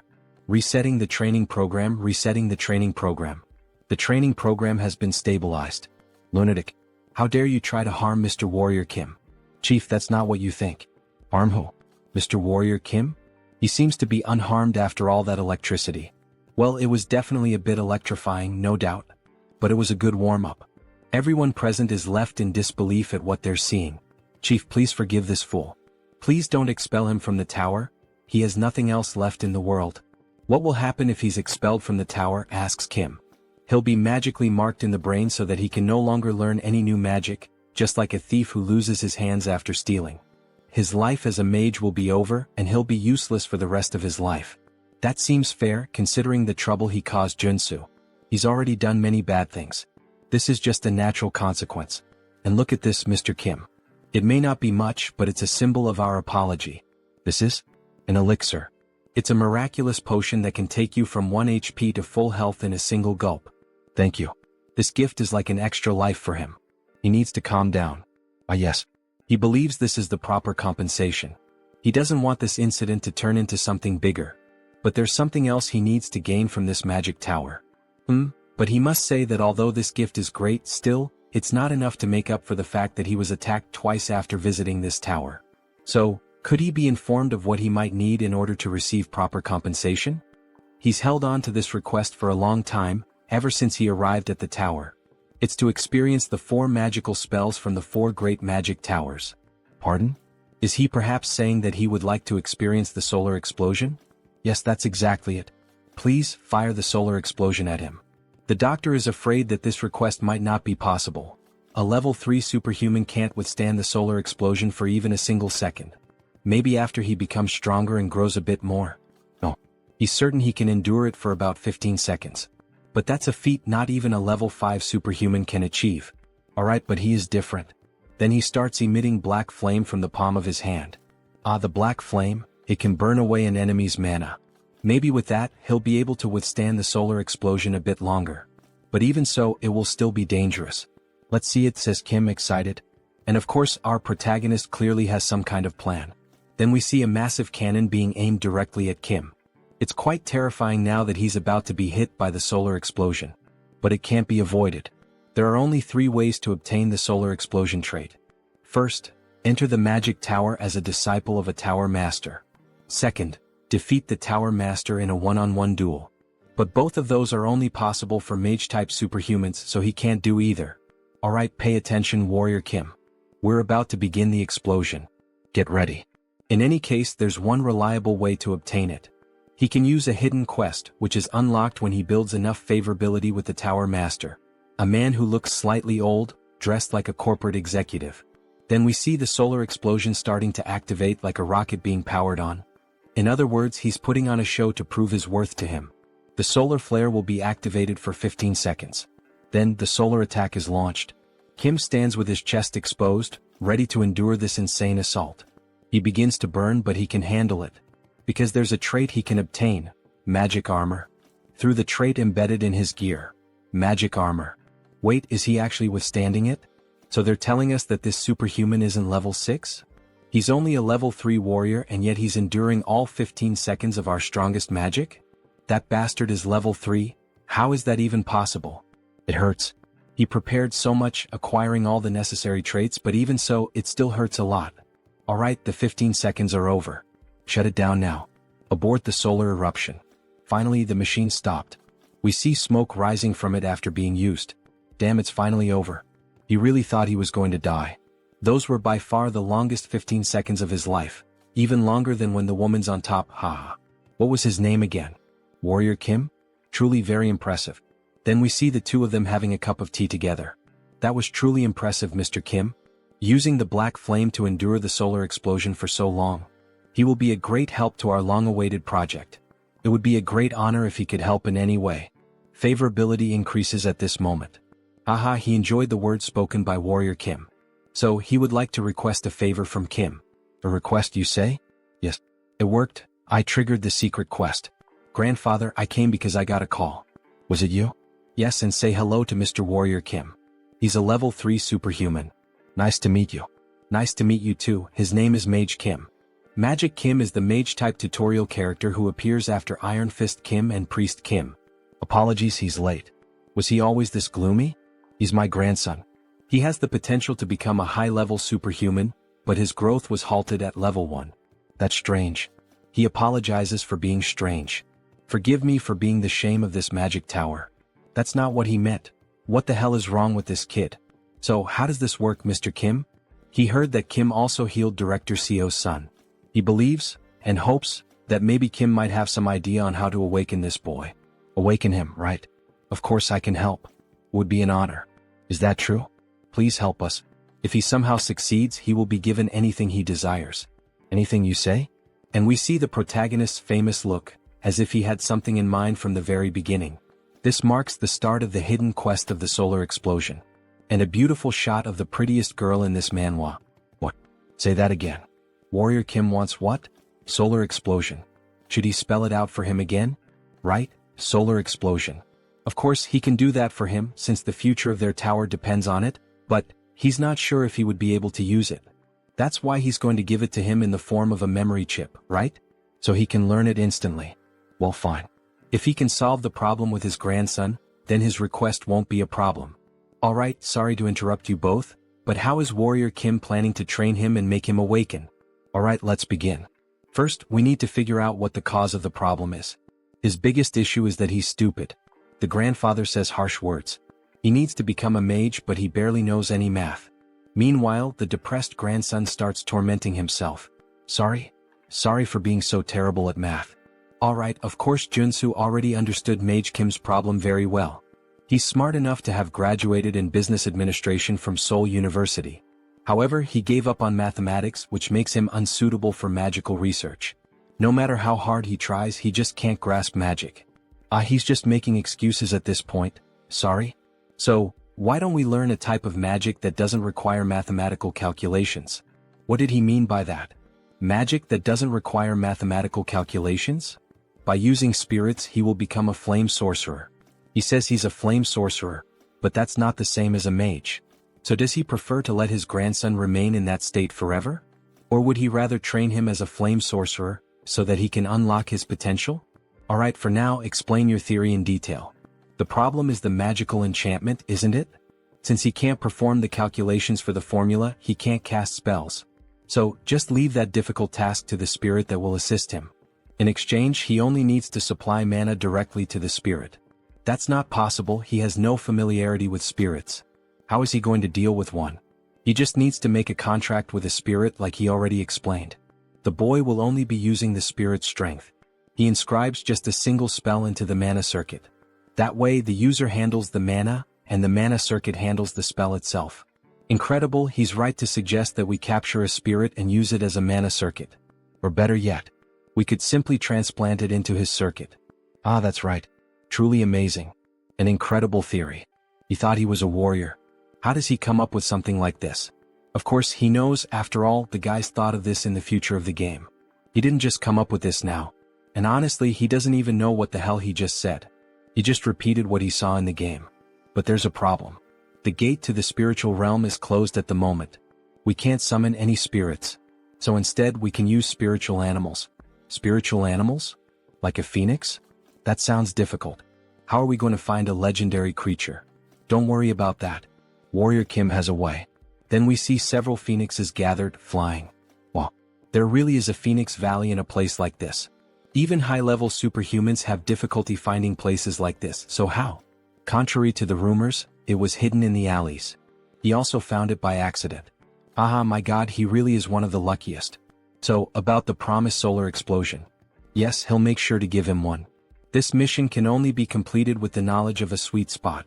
By the way, how do you plan to use the solar flame as a warrior? You would like to enhance it? So, he begins producing the black flames. His goal is to create his own polarization. Polarization, he says? That's not an easy task, not by any means.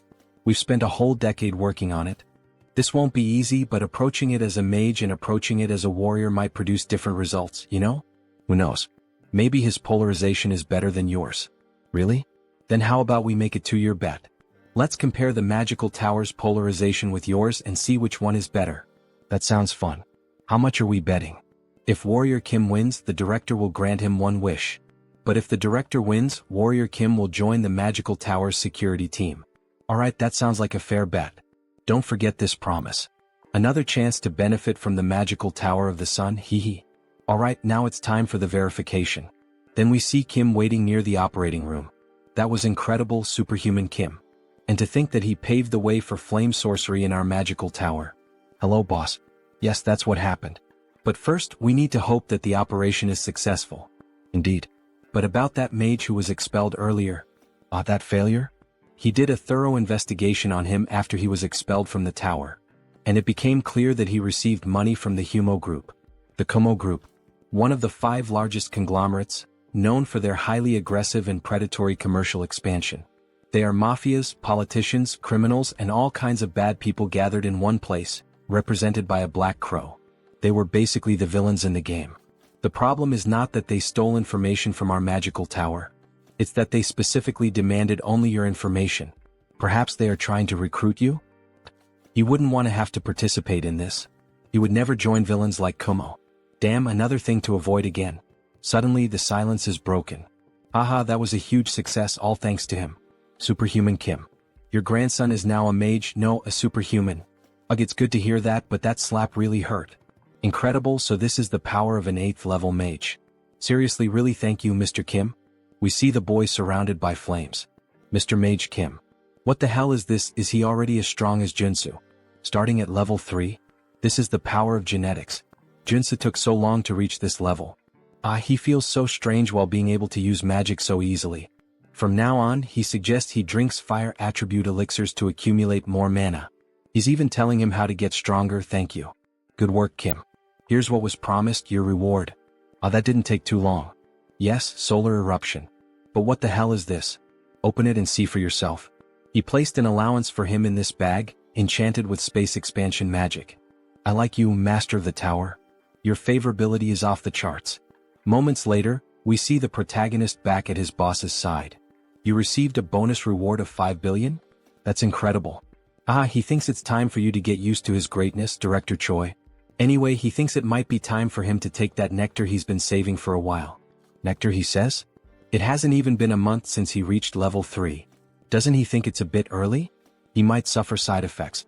So, can you refine the nectar, Director Choi? Refine, huh? You can count on me.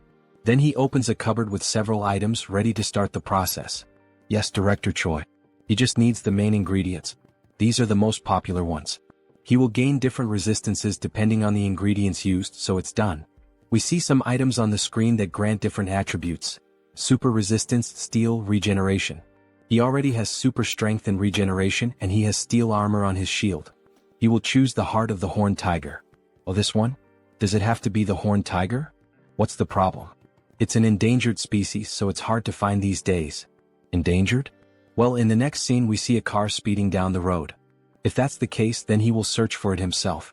The problem is how he will find the horned tiger in such a vast area. He is in a wide forest looking like the safaris in Africa. He didn't want to resort to this, but he would rather smell a durian. Surströmming is too much. It's a smell that many YouTubers make videos reacting to and vomiting. Fermented herring from the Baltic Sea. So after vomiting he gains a new trait. Dog nose. God, it still smells like rotten shit in his lungs. But thanks to this trait he can now smell all kinds of things. Like this. He smells a lot of blood here. Was there a predator nearby? That means yes. Here it is. He spots a car with hunters in it. They're chasing some animal. Shoot, guys, over there. Get that damn thing. Shit, other competitors? Wow, that's Scar. It's not an ordinary horned tiger.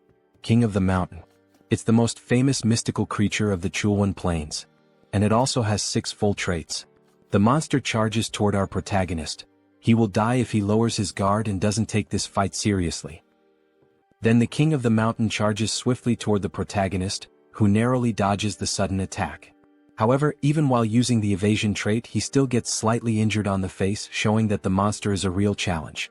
He won't have many chances if he plays around. He needs to take this seriously. He has to finish it with a shot. A lethal shot, fast, and preferably one that doesn't damage the heart. He needs to trust his own senses and instincts. The tiger charges quickly to strike him, but he dodges by leaping over the tiger, equipping all the perfect traits to execute the shot perfectly. Gun shooting. Focus. Resolve. Shooting technique. Rapid reloading. Then, with steady composure, he pulls the trigger. However, he misses the target, hitting only part of the face. Alright, so even after using all those traits, that monster still managed to easily dodge the perfect shot. But he's not done yet. He has one last trick up his sleeve. Face to face with the king of the mountain, he unequips the rifle and draws his pistol, while wielding a sword and a shield. He's feeling confident in his shooting techniques even while fighting as a warrior. So he switches his trait, resolute for black flame. Then he manages to land the shot. The black flames, which primarily target the enemy's mana, begin to consume the body of the Tiger King. However, even with Kim thinking it was over, the king keeps advancing toward him, as if the flames weren't affecting him as severely as Kim had expected. He narrowly dodges the brutal attack from the king. This thing can still move like that even after being hit by the black flames? What an insane monster. If the black flames aren't enough, then he'll have to engage in close combat. After all, he is a warrior. The tiger notices the shift in Kim the warrior's stance and prepares as well. With all its strength in its legs, it charges swiftly at the protagonist using the trait Rush. There it is, the strongest ability of the King of the Mountains. Rush. He accelerates his massive body, weighing over 1.5 tons, and pierces straight through his target. Compared to its infamous reputation that has frustrated countless users, the strategy to defeat it is ridiculously simple. So, with a leap to the right, he narrowly avoids the explosive attack. The key is to use the tiger's own strength against him. Surprised? With that speed and mass, there's no way he can dodge in time. Alright, he already knows he can't evade this attack. So, with a precise, swift, and incredibly powerful and skillful strike of his sword, he cuts the body of the king of the mountain in two. At sunset, in front of the monster exchange shop, several people are stunned by what they're witnessing. What the hell is that? Someone says. The king of the mountain, I think, says another guy. Hell yeah, that's right, that's the king of the mountain. Look at his heart right here, living proof. Wow, impressive, say the onlookers. He handled it himself because he was worried a contractor might try to scam him, and he ended up gaining a trait in the process. The trait, Butcher. It's a 1+1 event. He only needs the heart of the king of the mountains, so he's planning to sell off the rest of the body. Anyone interested in buying? Let's see how much the king of the mountain is going to go for. 1 billion. Someone wants to buy the Tiger King's carcass for that amount. Another man raises the bid to 2 billion, then 2,200 million, and then 2,500 million. Good. Then suddenly, a woman announces an offer of 5 billion. Everyone is left speechless by the outrageous amount she offered. Joonsoo quickly accepts the offer. 5 billion, it will be sold for 5 billion, it's hers. Alright, she's going to transfer the money right away. We see Warrior Kim holding up a sign with his bank account number, like a ring girl during a match. Here's your bank account number. The other bidders walk off, grumbling, whatever. That offer was rude. Alright, one question. By the way, did he actually hunt the king of the mountain by himself? Yes, he did. Kim was just lucky that day. There's no such thing as luck when it comes to hunting monsters, especially not the king of the mountain, who has been a challenge to countless hunters for years. All of this was earned thanks to his hunting skills. Here, this is her business card. She would appreciate it if he could give her a call later. Then we see who she is, Young Jin Young. Hunter Association. So, she's from the Hunter Association? That look in her eyes feels familiar to Joonsoo. Until next time, bring us an even bigger monster. Alright, thank you. Maybe she's just a very wealthy character from the game's story. Then a notification pops up on his phone confirming the completed transfer. 5 billion won, which would be roughly $3.7 million in the real world. The king's heart and 5 billion won. This was certainly quite a fortune. So, 2 days later we see Warrior Kim holding something in his hands. Just by looking at it and analyzing its color, he can tell the nectar was well processed. A shade of yellow that's almost golden. Director Choi added the king's heart into the nectar mix, so there won't be any side effects. He seems so confident in his own skills when producing this nectar that Kim feels he can trust the quality of a product made by the director's hands.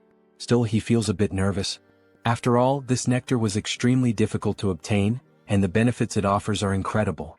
Even so, he equips a few traits in advance just in case something goes wrong. Then finally he drinks the nectar in a single gulp. Smoke begins to rise from his mouth and from all over his body. It's extremely hot, hot like lava. It burns from the inside all throughout his body. Then we see the nectar entering his lungs, passing through his heart, and beginning to circulate throughout his entire body. His body is evolving. A hormonal shift is being detected. Adrenaline secretion is accelerating. The activation of his body is increasing efficiency. The effect is working. Mana circuits are being restructured. We see his entire body being transformed from the inside. He leveled up. Level 4. His stats increased significantly. Awakened. Level 4. Superhuman, Warrior Kim. Now that he's at level 4, he definitely feels completely different. It's as if his soul has ascended to another plane, to another level. He is, quite literally, a new person now. Audacity, he's gained a new trait.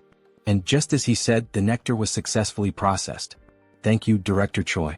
There's a reason why he went out on his own, hunted the monster himself, and even sold the items by himself.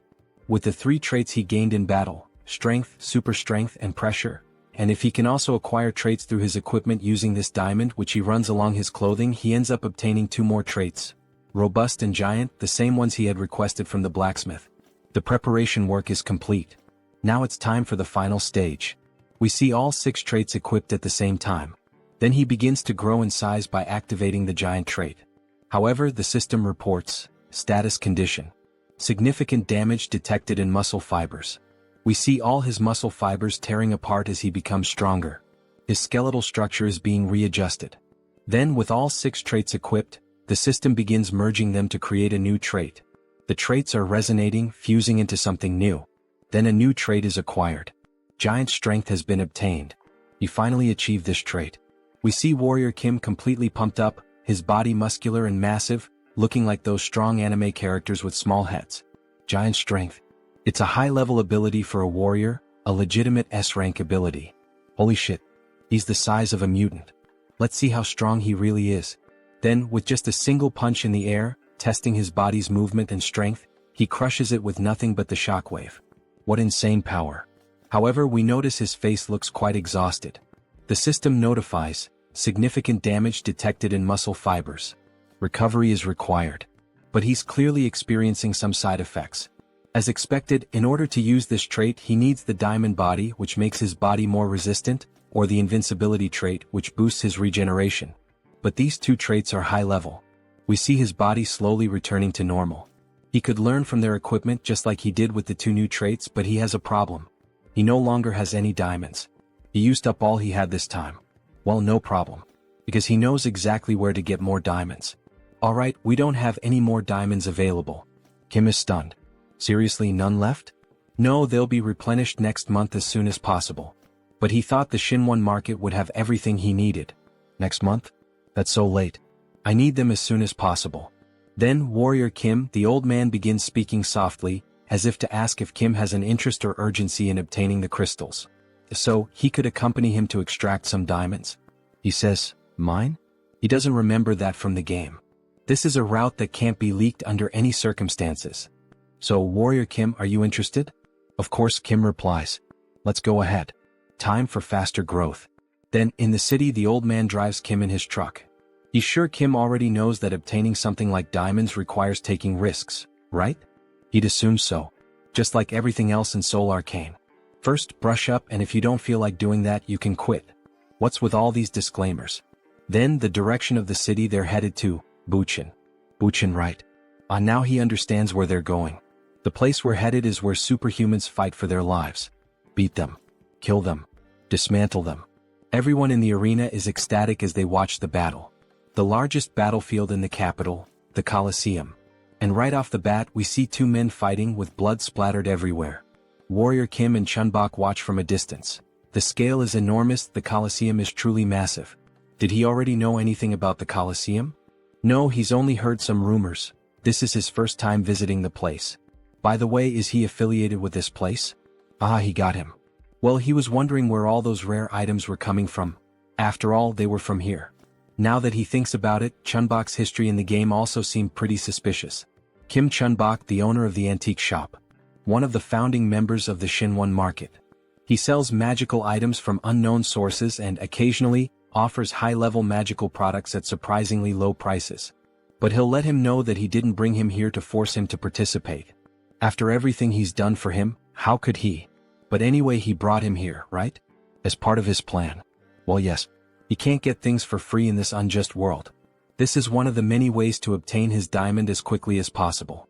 The rule is very simple. The winner takes everything from the loser, including the diamonds. The loser will have to dismantle their magic circuit to create a diamond. This basically completely resets his experience points. So, he would have to fight with his entire battle life at stake, wouldn't he? But the higher the risk, the greater the reward. Yes. If this isn't to your liking, we can always leave. Leave now. Stop kidding around, where the hell can he sign up for this? This is a perfect opportunity to collect diamonds. Chunbok will sign up Warrior Kim, since he's the matchmaker who brought him here. Well, that means he'll get something out of it too, right? Half of the victory bonus is his, and the rest goes to him and the organizers. Sounds good. Let him experience this place first. Then, we see the protagonist already fighting another competitor. He dodges all of the opponent's attacks perfectly. The other fighter begins to get frustrated. This bastard is just going to keep dodging like a coward? Fight, you damn fool. He'll eliminate him in a single hit with those muscles. Then with both hands he lands a direct blow to Joonsoo's head. However, Joonsoo ends up growing, becoming massive, his body packed with muscles. This guy talks too much. Then he activates the trait, Giant Strength. Now it's his turn, right? He then strikes a pose to deliver a powerful punch, just like All Might from Boku no Hero. He lands an uppercut with extreme force, causing the other fighter to spit blood from his mouth and lifting him into the air with the sheer impact of the punch. The fighter then crashes to the ground without any sign of resistance. It was just one punch again. the excited announcer declares Kim the winner. This marks the birth of a super rookie. He is on a 5-win streak. Wow, that's incredible. 5 consecutive wins. He bets he has a lot of diamonds now thanks to him.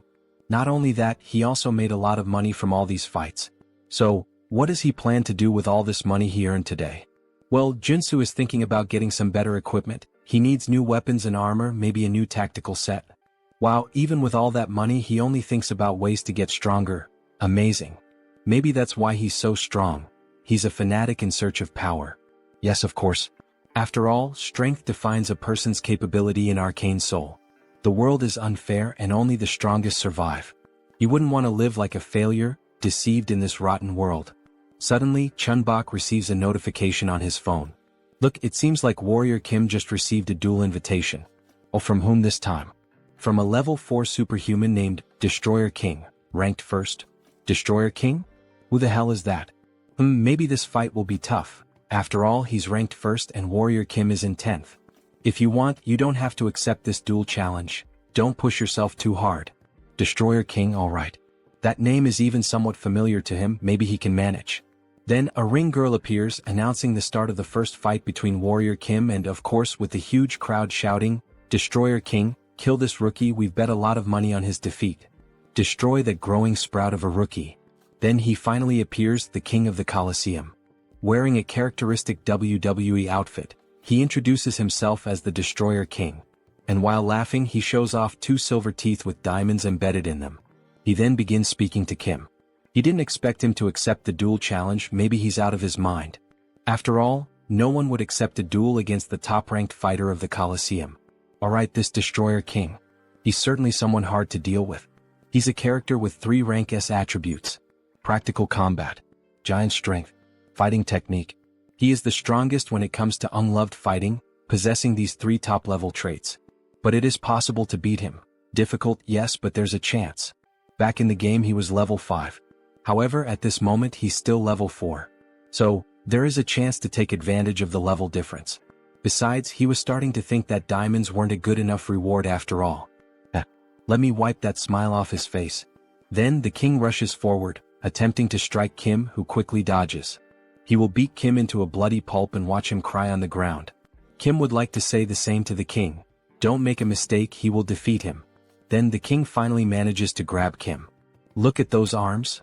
Our protagonist really must have taken those forbidden poisons that bodybuilders use.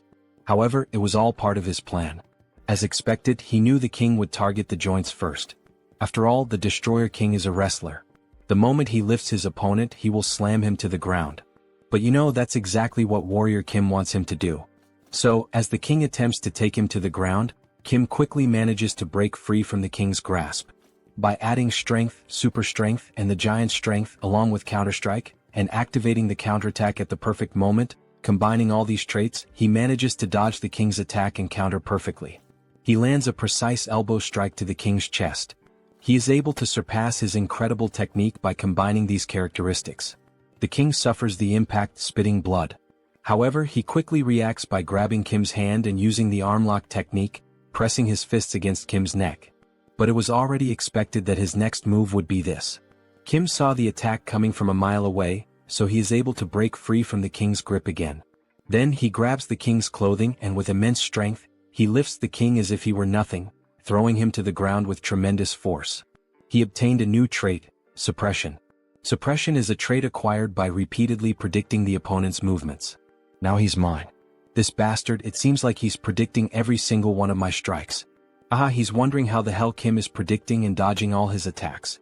Well, unfortunately for him, Warrior Kim is just starting to warm up and will finish him off quickly. By obtaining the suppression trait, he has collected all 6 basic combat traits.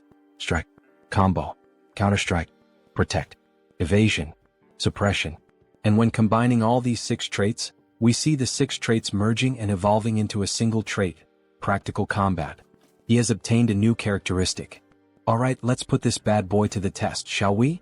Then we see him assuming a new fighting stance, emitting an intense aura. What the hell is that? What the hell is he trying to do now? Then he advances with a classic boxing stance to strike the king. What the hell is this? What did he do to completely change the atmosphere of the fight?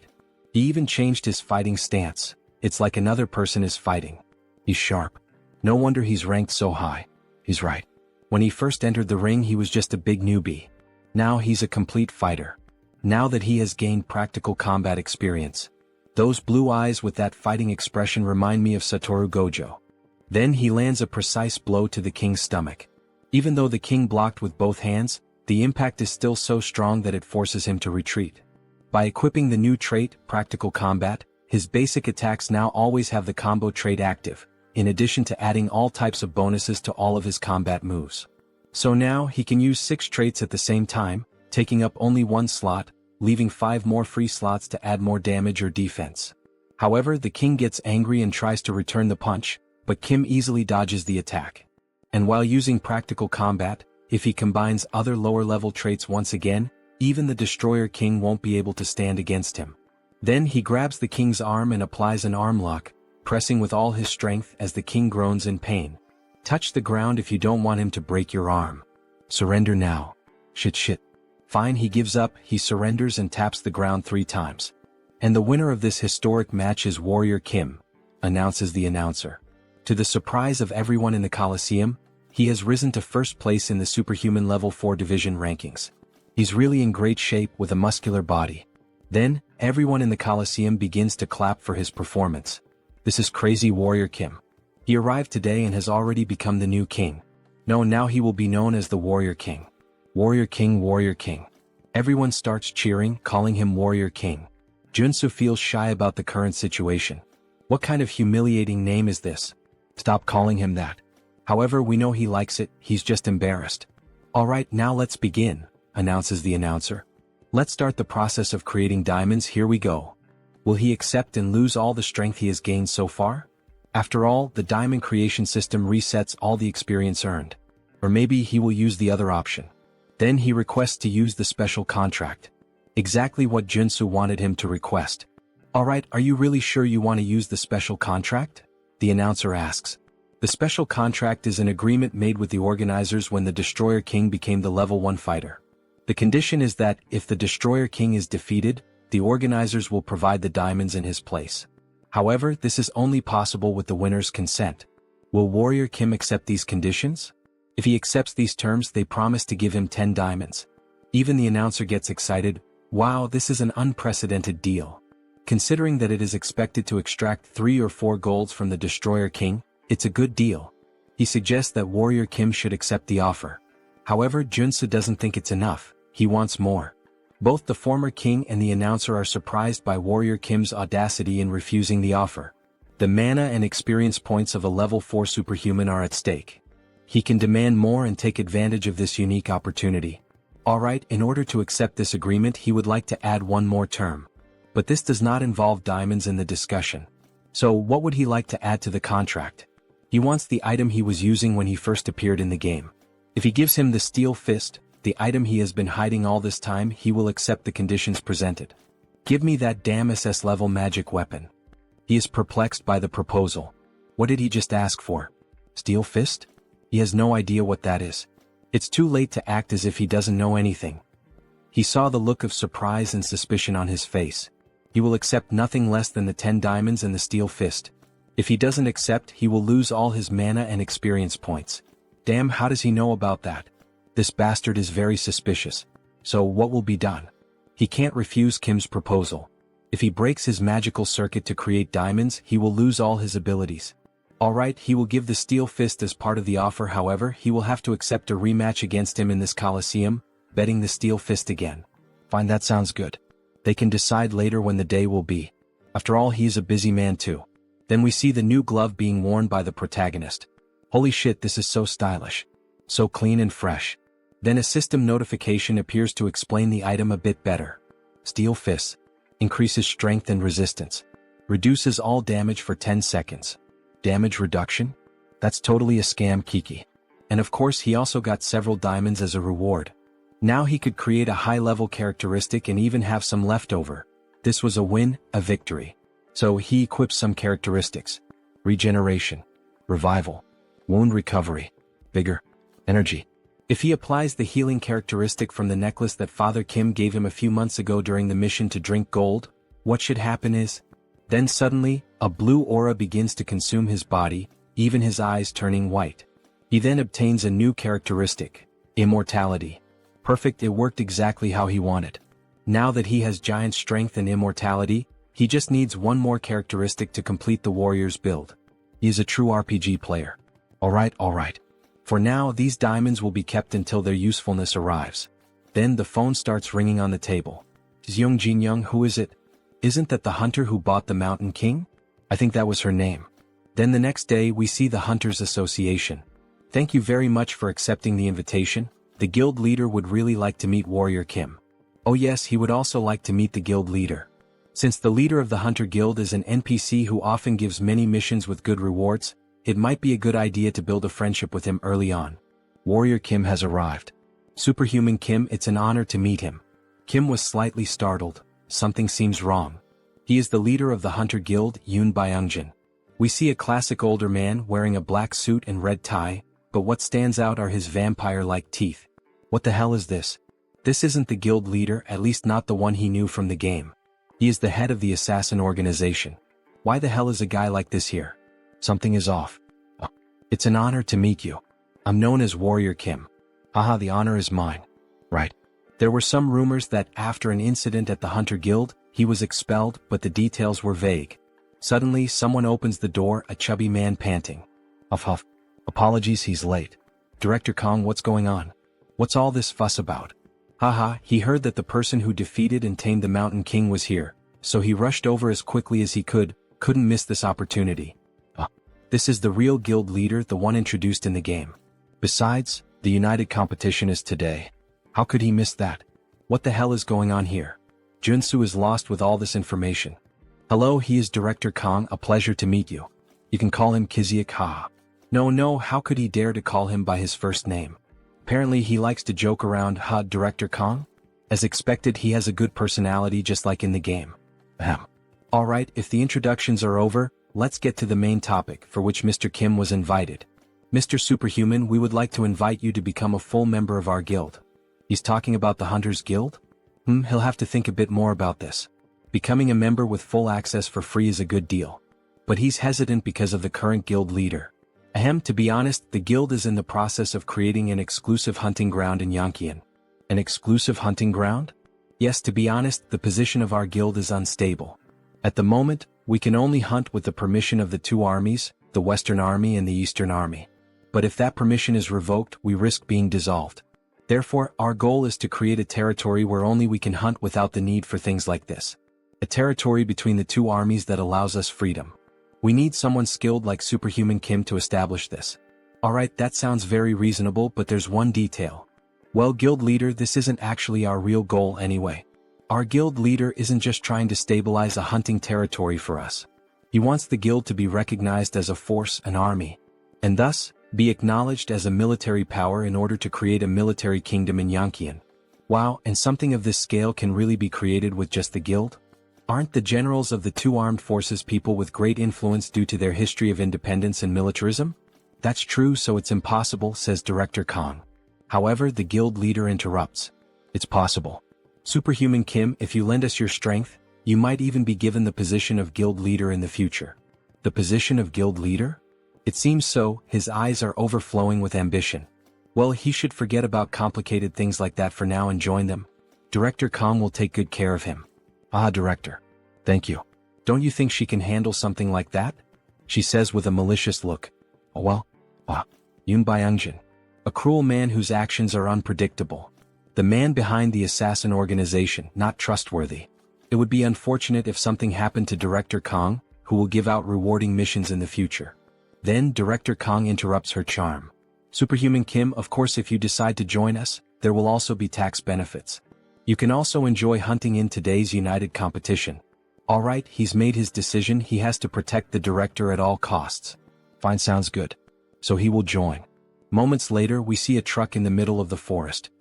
He owes a favor to Warrior Kim now. He'll take care of driving, just relax. He was worried that the guild leader inviting him first made him have to rush over there. To be honest, he was concerned about the fact that the guild leader approached him, Warrior Kim. Anyway, it's a lucky thing that both of us can ride in the same car like this, haha. We see Joonsoo's ears bleeding, and he complains that the game never mentioned how chatty he was. Director Kong, why are you against the exclusive hunting area? It's because of the Yankian faction. The Yankian faction? It's a group of guild members who follow the guild leader. They don't care about hunting, they're just cleaning up the politician's mess. So, the guild leader was trying to recruit him to his side? Exactly. He's doing everything wrong. Shouldn't merit be the most important thing in a guild? Instead of getting involved in nonsense like this. But lately, all the guild members who agree with me have been sent on expeditions, so his position has become unstable. He thought the director was just a happy-go-lucky guy, but he has some pretty deep thoughts. Meritocracy is good. After a good while of talking, they finally arrive. So, they finally made it. This is the secret hunting ground of our guild. Wow, it's really well set up. Damn, there are so many hunters gathered here. Look at those weapons. Hunter Kim, he's finally arrived. We see our beautiful hunter, look at that gorgeous stomach. Wasn't he supposed to come with Director Kong? Yes. But suddenly he had to go to the bathroom, ate something bad. Right, good timing. She would like to talk to him herself. It would be better not to get too close to Director Kong. Do you think he will join him? It seems like he already knew about the factions within the guild. Well, he has a general idea. That there's a difference in thinking. Yes, that's correct. He's someone who can't see the bigger picture and is too focused on the small details. Yellow eyes with a scar? He really thought she looked familiar. She was a member of Yoon Byungjin's assassin organization. Young Jin-young, Wolf Claws. He's understanding now. The Yankian faction is the predecessor of the assassin organization. Even about the hunting grounds. He had been going crazy with some small illegal activities. He likes him, you know? So Joonsoo, in an intimidating position, says, he doesn't speak behind others' backs and seems to be a genuine person. This leaves the little girl feeling all awkward. Well, do it your way. Just don't regret it when it's too late, I won't be able to help you. Now that he has a sense of the situation, he should start preparing. Then we see several sunscreen bottles placed on top of a sink. His face is covered in sunscreen. Then he acquires a new trait, sensitive skin. He only acquired it after buying cheap skincare products and applying them until it hurt. But he finally got all of them. Sensitivity. Bright eyes. Enhanced hearing. Dog nose. God's tongue. Sensitive skin. Now he can combine all of these into an absolute trait for hunting. Sixth sense. The sixth sense is a great trait for hunting, but it's also useful in other situations. We see the protagonist with his face all distorted from the excess of products. Should he check if someone is having evil thoughts? Then, as he leaves the bathroom, he is shocked by the situation. Everyone in that area has a purple aura. What the hell is this? Don't tell me most people here are evil? Warrior Kim, finally he found Kim. Let's have some drinks and eat something before the competition begins. These two people are hunters who are like his right-hand men. Director Kong had many good things to say about him. He can drink. But in reality he wouldn't want to drink because of that person whom the director thinks is his right-hand man. He smells like something rotten. The poisonous stench of betrayal. So by late afternoon, everyone was already pretty drunk. Director Kong already needed help just to stay on his feet. Meanwhile, Joonsoo was handling the barbecue, watching the whole situation unfold and thinking about what to do. They don't even know there's a spy among them. What should he do? He needs to tell the director. But will the director believe him, someone he just met today, if he tells him that his right-hand man has betrayed him? Mr. Warrior, please take care of the director for a moment. All right. Meanwhile, the director is shouting from the back that he's going to buy more drinks. After all, today is a good day. Kim will have to just observe the situation for now. Then the director comes up to Joonsoo, reeking of alcohol and rambling a bunch of nonsense. Mr. Warrior, how are you enjoying the party? Having fun? Haha. With a discouraged look, Joonsoo replies that yes, he's having fun. Without mentioning that there's a traitor here. What is this, a mafia game? Then the traitor announces to everyone that there's still more beer for everyone. Yes. Please serve drinks to all of us, says the director. He will have another shot of alcohol. Soju and beer for Director Kong, right? Let him mix one with the other. Yes. He always loves his usual ratio. Here it's ready. He should drink it all at once to fully taste the flavor of the drinks. All right, hand that drink over now. But then Warrior Kim shouts, asking them to wait. He takes the glass from Kang's hands and offers the first shot to the man who prepared the drink. The man is surprised by the situation. What's going on? Why does he have to try the drink first? Kim applies more pressure. What is it? Is there some reason why he can't take the first sip? The best time to expose a traitor is right when he's about to set his plan in motion. He couldn't hide the malice in his expression. And he seemed nervous. While he was mixing the drinks in the glass, this was the perfect moment to use poison to assassinate Director Kong. Did he actually put poison in that drink? What the hell is this nonsense he's saying now? This is a false accusation. Mr. Warrior, why are you saying this so suddenly? If he's wrong, then just take a sip of the drink in the glass. Come on, it's just one sip. No need to be shy, prove it to everyone here. Then, feeling cornered and irritated, he slaps Kim's hand, making the drink spill onto the ground, where it's clear that something green had been mixed in and dissolves into the air. Choi realizes the mess he's made by trying to poison the director. Manager Choi, this bastard. Did he really try to poison his own director? He betrayed him first.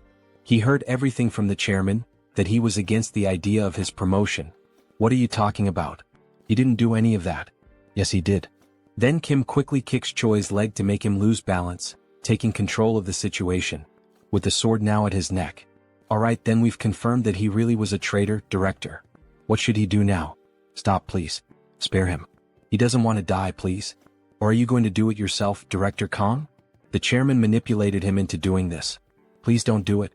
Then we see the director picking up an axe that was lying nearby, and with a swift motion, he cuts off the traitor's head without a second thought. I have to admit, as a reader, I didn't expect that reaction from the director. He seems so soft.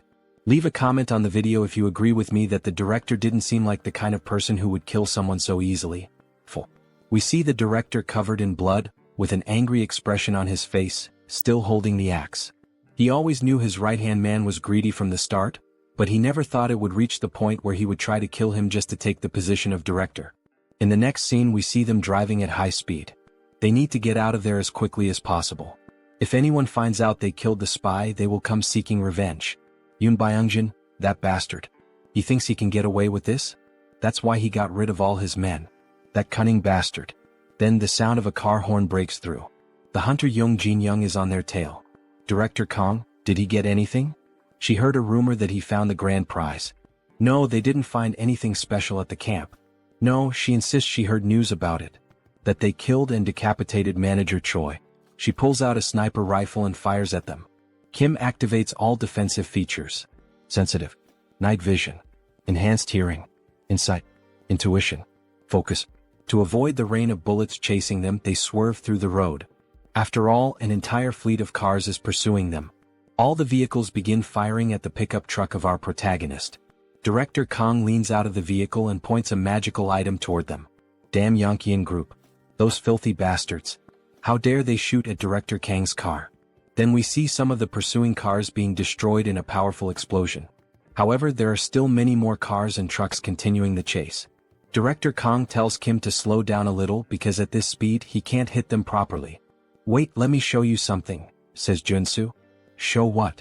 Then he lets go of the steering wheel and begins aiming by himself. He equips the perfect traits for perfect shots. Gun shooting. Focus. Resolute.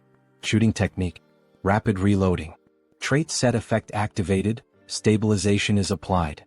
With this set effect active, he's able to read every movement. And since he's using my intuition trait, his aim becomes even more precise.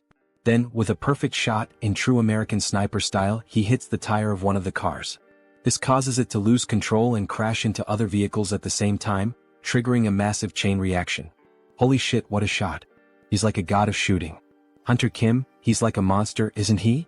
Even so, the hunter still doesn't give up. Now she takes the wheel herself, trying to run them down. She charges full force, using the truck to try to smash their car. Kim, completely calm, begins acquiring new traits while performing evasive maneuvers. Crisis detection. He manages to dodge at the very last moment, causing the enemy truck to nearly crash into another enemy vehicle. That way they manage to escape the chaos safely. However, this only makes Young Jin-young even more furious. Follow them now. We're going to kill those bastards right here. In the rearview mirror we see more cars joining the chase. Kim acquires 2 more traits. Driving and boarding. He remains completely at ease with the situation, while one of the others is nearly throwing up in the seat. At last they arrive at the military zone. This is Warrior Kim, a level 4 superhuman, affiliated with the Hunter Association. Full report submitted. Alright, very well, Warrior Kim. But he has one question. What the hell happened on the way here? We see the director's car completely wrecked, with a few other vehicles trailing behind him. Put your weapons away. We're not going to start trouble here. If they cause a disturbance in this area, it will be considered a challenge to the authority of the Corps commanders. Yes, they're aware of that. They won't cause any trouble here. Please wait. You can't let them into the city. They're criminals. They kidnapped and killed one of his men. We don't get involved in disputes that take place in hunting zones. He should already know that, Mr. President. But what if we...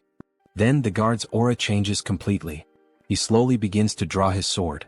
Are you trying to challenge the authority of the commander of the Eastern Army? The president just swallows hard. He knows there's nothing he can do. Kang Kiziak was running away like a rat. Did he hire a professional driver or something? All thanks to our hunter Kim here. He's good at driving, hunting, and shooting. Thank you for taking down a guy like that. If I had a daughter, I'd let you marry her. Marrying into that guy's family? What a horrible thought. Damn it. He didn't think Warrior Kim would take the side of that fat bastard. Director Kang, come over here for a moment. We don't want to see any blood spilled. No. He must not forget, this isn't his territory. He better not cause any trouble here. Then someone suddenly appears, yelling. What the hell is all this noise? Everyone is caught off guard by the sudden voice. It was a short-haired man named Gu Hyungwon, a level 7 warrior, division commander of the Eastern Army. Division commander. My apologies. We were just trying to talk. There he is. One of the 4 division commanders of the Eastern Army. A level 7 superhuman, Gu Hyungwon. He couldn't care less about other hunters fighting among themselves or even killing each other. But they cannot do that on this territory. This shit isn't some damn playground. You two understand, right? He doesn't want to have to say it again. If he sees this happen one more time, before he could finish his sentence, he looks at Warrior Kim, thoroughly analyzing him as if he could see everything about him. Alright, he will mediate this dispute between the two as representatives of the Eastern Army. What is this? With all due respect, sir, this is a matter for the Hunter Association. Not even he can get involved in this. This is an order from the heavens. Everyone is shocked. Wait, does that mean the Corps commander? At noon tomorrow there will be a duel of honor in front of the city hall. Only one person present at this location may volunteer to fight. What? Why is he looking at me? The loser must offer their head. If anyone refuses the duel, their head will be condemned. The next day, exactly at noon, everyone gathers under the rain near a park. Hunter Kim, is he sure about this duel? He knows he volunteered, but still. Don't worry. This duel of honor was prepared to test me from the very beginning. He must be behind this sudden challenge. Then we see Gu Hyungwon approaching the duel scene, followed by greetings from several members. The level 8 superhuman, the one who stands in the tower called Heaven. The commander of the Eastern Army Corps, the Tiger King Kyujigam. Alright then, let's begin. Judge me as much as he wishes. We see that Warrior Kim's opponent is the president of the Hunter Association. Kim is wielding a shield and sword. It's a shame, Warrior Kim. If only he were on our side, we could have had something wonderful. But he refuses to work with their dirty group. Well, if that's his choice, then he just has to kill him. We see the president transform into what we suspected from the start. He's a vampire. Wow, that bastard is a vampire. He was a shapeshifter? It's understandable that everyone is shocked. Vampires are known as extinct monsters. But Kim has known his true identity from the beginning. And he knows all the countermeasures. The night before, just a few hours before the duel, we see Kim holding a diamond. He went through every exchange house to gather as many as possible. Are you sure that will help him fight this vampire? Just wait and see, Manager Park. Then he begins acquiring new traits to finally reach the Trinity. Endurance, Perseverance, Iron Armor, Acropolis, Resolute, Extreme. Mixing the 6 traits, he obtains a new one, Diamond Body. He will soon reveal it in the duel. He now has the Trinity build. Then the vampire attacks first. With his claws extended, he tries to strike Warrior Kim. However, Kim easily blocks the blow with his shield. How can a mere level 4 block his attack so easily? Because he isn't at a level where a monster could kill him. Then Kim uses the trait, Giant Strength, counterattacking with a sword strike that forces the president to retreat several meters. What the hell kind of power is that? He is utterly shocked. Did you fake your level? The correct answer is this, Giant Strength, Diamond Body, Immortal. It's the synergy of the 3 most powerful traits in the game, combining Diamond Body and Immortal to withstand the full force of Giant Strength. He can exert power that surpasses that of a level 4 superhuman. He then continues attacking the president with full force until he finally breaks his extended claws, his steel claws. Now that it has reached this point, there is no avoiding it. Red eyes and veins appear on his face. He is beginning the transformation. His body starts to change. His face takes on a more vampiric look with huge fangs. His claws grow again. He begins to sprout new arms. Director Kong, what the hell is this? Oh my god. Is he a mutant? This is the secondary awakening of a shapeshifter, using the mutant trait. There is a risk the user will lose consciousness and become enraged, but he gains enough power to annihilate an entire group of level 5 superhumans. That's why the highest priority is to suppress him before this transformation fully develops. Then Kim quickly tries to strike him with black flames. However, the mutant manages to block the sudden attack. He resisted the black flame. He could possibly become a level 7 if he completes his transformation 100%. While Kim was thinking of a solution, one of the vampire's wings hits him in a blind spot, leaving him badly injured. So much power in a single strike. Then the vampire advances, attacking with all his wings at once against Warrior Kim. He finds it truly regrettable, Warrior Kim, thinking he would have to kill such a talented individual. Then he hits him with a powerful blow, attempting to pierce his heart. We see debris on the ground and some black flames around the vampire's body. Wait, why is he still alive? Damn, he was almost screwed this time, he nearly died. Then we see him using the new item he acquired from the tournament, Steel Fists. Effect: reduces all damage for 10 seconds. But what the hell is this? With his awakened power he should have died right there with no chance of survival. Yes, he's right. If his black flames hadn't slowly halted the mutant's growth. Had your fun? Now it's his turn. Now that the transformation has stopped, there's only one thing left to do. He begins to gather golden energy in his sword. Kill this before he reaches 100% transformation. Then he unleashes a pure energy slash, the same one he used to defeat the president of the staff while using the mutation. Say goodbye, hideous monster. What the fuck?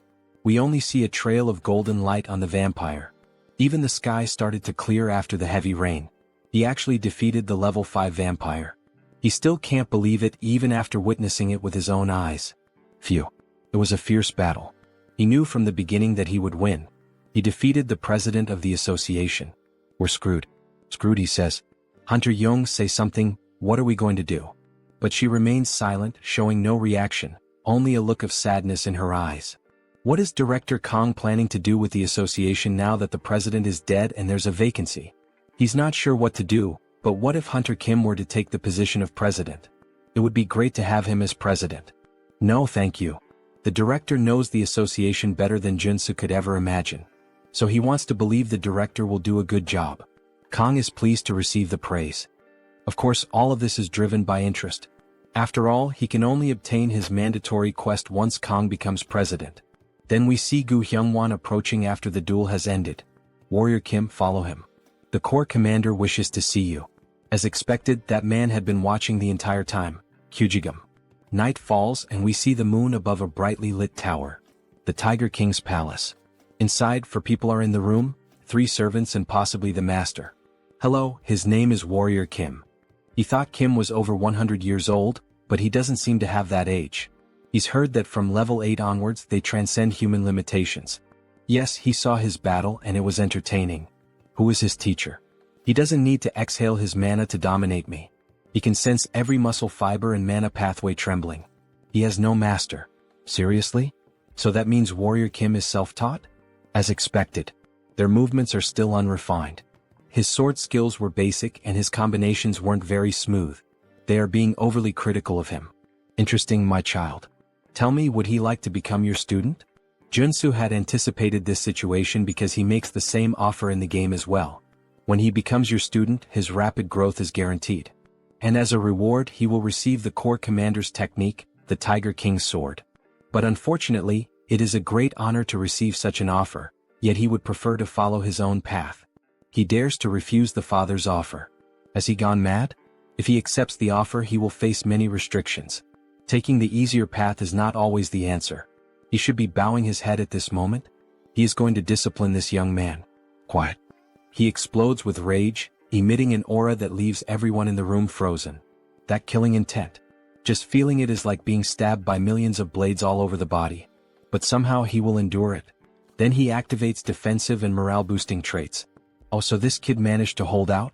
He is genuinely a little surprised. After all, not even his own subjects could. Even with so much talent, why does he still refuse to become his student? It's as if he has to face a tiger bigger than a mountain. He almost fainted. Because he has a dream he wants to fulfill.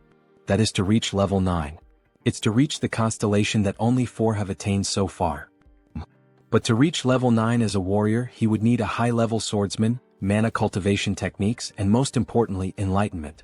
However, he worries that his bad habits might hold him back when he reaches level 7. Even so, he wants to follow his own path, whether it's right or wrong. Because that is his resolution. Understood. He values his courage highly. Then he begins to pick up a sword.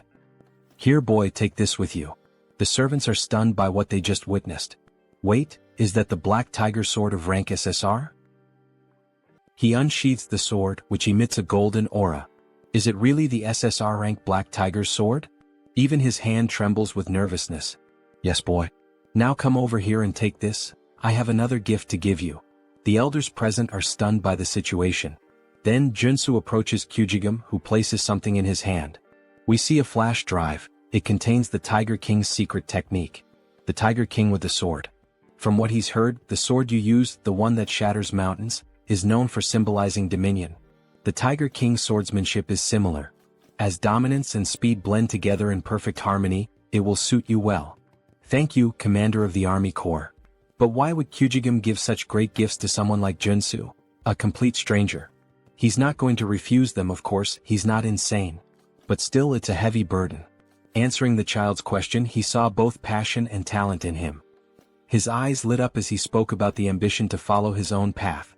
If he reaches level 9 within 10 years, no, even if he reaches at least level 8 within that time, the Eastern Army will be his. And he will be free to lead it however he wants. Everyone is shocked by his controversial statement. One of the elders stands up, showing clear outrage at the announcement. Commander of the Army Corps, this is utter nonsense. That was nothing but an empty bluff. Then he turns his attention to the other elders. You all listen closely as well. The moment anyone here reaches level 8, that person will take his position. That damn Tiger King, he can't be allowed to act like this. 10 years. He can follow his own path during that time, but if he fails to reach level 8, he will have to return the Black Tiger's sword. Gripping the sword tightly, he makes a promise. That's fine, he'll remember it well. Kneeling down, he makes his declaration. He promises to show results within 10 years. No, in just 5 years he will bring results. He has no real interest in succeeding the Eastern Army, but it doesn't hurt to have another option. Besides, turning down a favor isn't exactly polite. He says this while hiding a sly smile. Oh yeah. The next day he is at the Hunter Association's tower. Now they should be calling him the owner of the Black Tiger's sword. By the way, why did he refuse to become his disciple? Because his dream is to be independent and free. But of course there is a hidden reason behind it. To collect all 3 high-level swordsmanship techniques, he cannot afford to be tied to just one place. Since he met Beck Soren by chance, he is simply waiting for her to awaken the Sword of Mars technique. But he still hasn't met Jeanette and Carly. Joonsoo sits in thought, quietly sipping tea. He is definitely different from the others.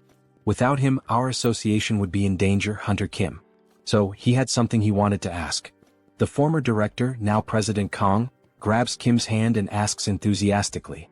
Since he refused the position of association president, then how about becoming an honorary director? Wait, what does he mean, an honorary director? Kim is caught off guard by the sudden proposal. He only needs to attend the quarterly meetings, and we promise to provide him with all kinds of social benefits. He needs some time to think it over. Our protagonist likes to play hard to get. Basically, it's a dream job where he doesn't even have to work to get paid. Of course, the president argued that this still wasn't enough, so he prepared a few more things, a special gift. Joonsoo becomes curious, looking like a child faced with a new present. What could it be? Then inside the box we see 2 weapons adorned with golden details. One is a shotgun and the other looks like an automatic rifle. Dear God, is it really what he's thinking? Then with a sharp gaze the president announces the name of the weapons. They are known as the weapons of Daesun. Holy shit, so those really are Daesun's weapons inside the box. And the weapon crafted by Chong Yagyeong, the Mountain of Tea, who worked as an arcane engineer in the game. These are known as the best weapons ever made in the game. He's going to give him both pieces that our association owns, its treasures. How about that? Maybe it's a good time to start collecting the rest of the set. They say that if you collect all 5, you'll be able to find Daison's magical tome. But of course he already knew that story, after all he was a game addict. It's a relic that unlocks the high-class traits needed for building the gunslinger class. He'll have to gather a few more when he gets the chance. So, would he like to sign the contract now, Director Kim? We can see that the current president is excellent at marketing and negotiation. Yes. He is looking forward to working with you, Director Kong. No, President Kong. Then the two share a firm handshake, symbolizing their commitment to the agreement made today. He absolutely loves this president. The first rewards have already begun. Back at his house, we see sparks flying. More precisely, golden lightning bolts. We see Kim training with his newly acquired sword. The 4 sword forms of the Tiger King. The Tiger King's advance. He charges swiftly at enemies as if using the rush trait.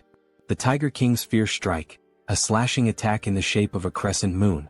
The Tiger King's double slash. A dual strike performed simultaneously. And of course the final move. He stands still, channeling all his power while holding the sword. The essence of the Tiger King's swordsmanship lies in mana control. When executed with the proper movements, the sword's aura is unleashed. Then he opens his eyes, we see the moon reflected on the blade and we get a glimpse of what this technique, when fully mastered, could truly accomplish. The Tiger King's elevated sky, a technique powerful enough to slice even a star like the sun or the moon. We see an ancient master demonstrating that it's possible. And at the same time, we witness the raw devastation unleashed by Warrior Kim. He's still far from being able to cut a star, but judging by the damage done to the reinforced wall and the short amount of time he spent refining the new sword, we can already see its firepower. However, it seems he'll need to train much more to master it completely. He's only able to draw out this level of sword aura thanks to that item. Even so, with a smile on his face, he's gained 2 new traits, so the training was worth it. The system announces the 2 new traits, Quick Draw and Moon Slash. Soon he will unlock the Sword Specialist trait. Only 2 more traits to go. He wishes he could obtain them right now, but he's taking a break today. It's time to enjoy life. We see him calmly sipping tea on the balcony of his house, completely relaxed. But of course he wasn't going to stay at peace for long. Something catches his attention. What is that? He thought he would finally be able to rest. Then he sees a car parked in front of his house, with a wounded man lying on the ground. Warrior Kim, please help. No, actually, save his younger brother. Wait, that's Iron Fist Kim? What the hell happened to him? Later that same day at night, the 2 of them are on the rooftop of a hotel. So his subordinates betrayed him because he opposed the idea of the business? They were running a human trafficking operation without Iron Fist's knowledge. He punished the instigators, and they betrayed him for it. We see his metal arm torn off, and his face and body covered in injuries. You know, this probably isn't everything. What? Then he equips a few espionage traits. Detection. Intuition. Insight. His gaze changes completely, becoming far more serious as he analyzes the building that used to be Iron Fist's headquarters. Iron Fist Kim was betrayed in the game's storyline, but he thought it ended when the human hunter was killed. Even though Iron Fist Kim has already been mostly neutralized, there are still many armed individuals standing guard. Right, that means they're looking for Warrior Kim. After all, he's the one who killed the human hunter when a bounty was placed on his head. The other 2 brothers, the bomber and the demolition specialist, are probably involved in this.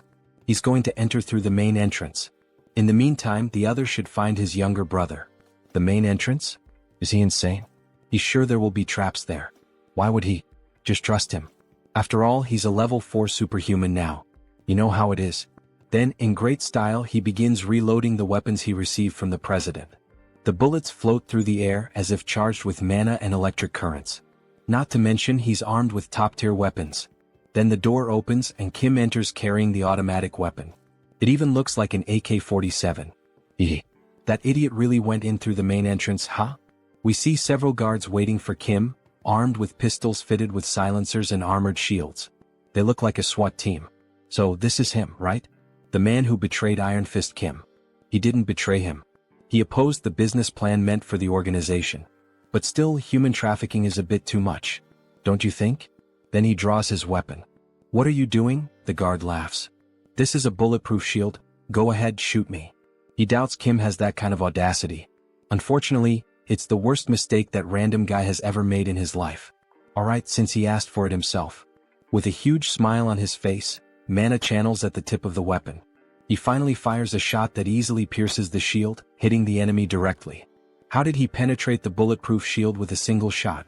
Because the weapon he's using is the superpowered weapon that surpasses all defensive abilities, the Daisen weapon. Why are you just standing there? Shoot him and kill him now.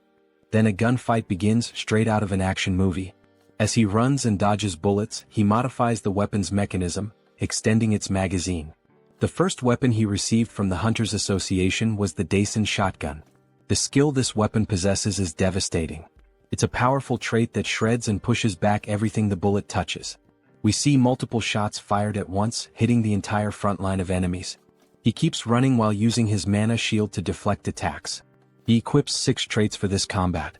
Einherjar cultivation technique, mana heart, mana shield, gun shooting, insight, rapid reloading.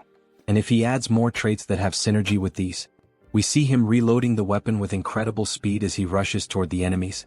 He could obtain the final piece needed to complete the gunslinger build. With a single shot, he hits several enemies at once again. He gains a new trait, Spitfire. Then he quickly switches to new traits, shooting technique, gun shooting, rapid reloading, Spitfire, snipe. Now he's going to take down all these guys and uncover the true culprits behind everything. Post-credit scenes. We see a funny image of Iron Fist Kim smoking a cigar, and in the background Warrior Kim sucking on a lollipop. Until the next chapter. If you watched all the way to the end, leave a comment and subscribe to the channel as well as like the video. Then he starts gunning down all the guards who try to shield themselves behind ballistic shields. However, they don't work. At least not against those special bullets which completely bypass all forms of defense. One by one they begin to fall to the ground. They look just like the zombies from Resident Evil 4 when they're hit by a submachine gun. If you got that reference, leave a comment on the video. When the storm of bullets finally ends, only one soldier is left alive.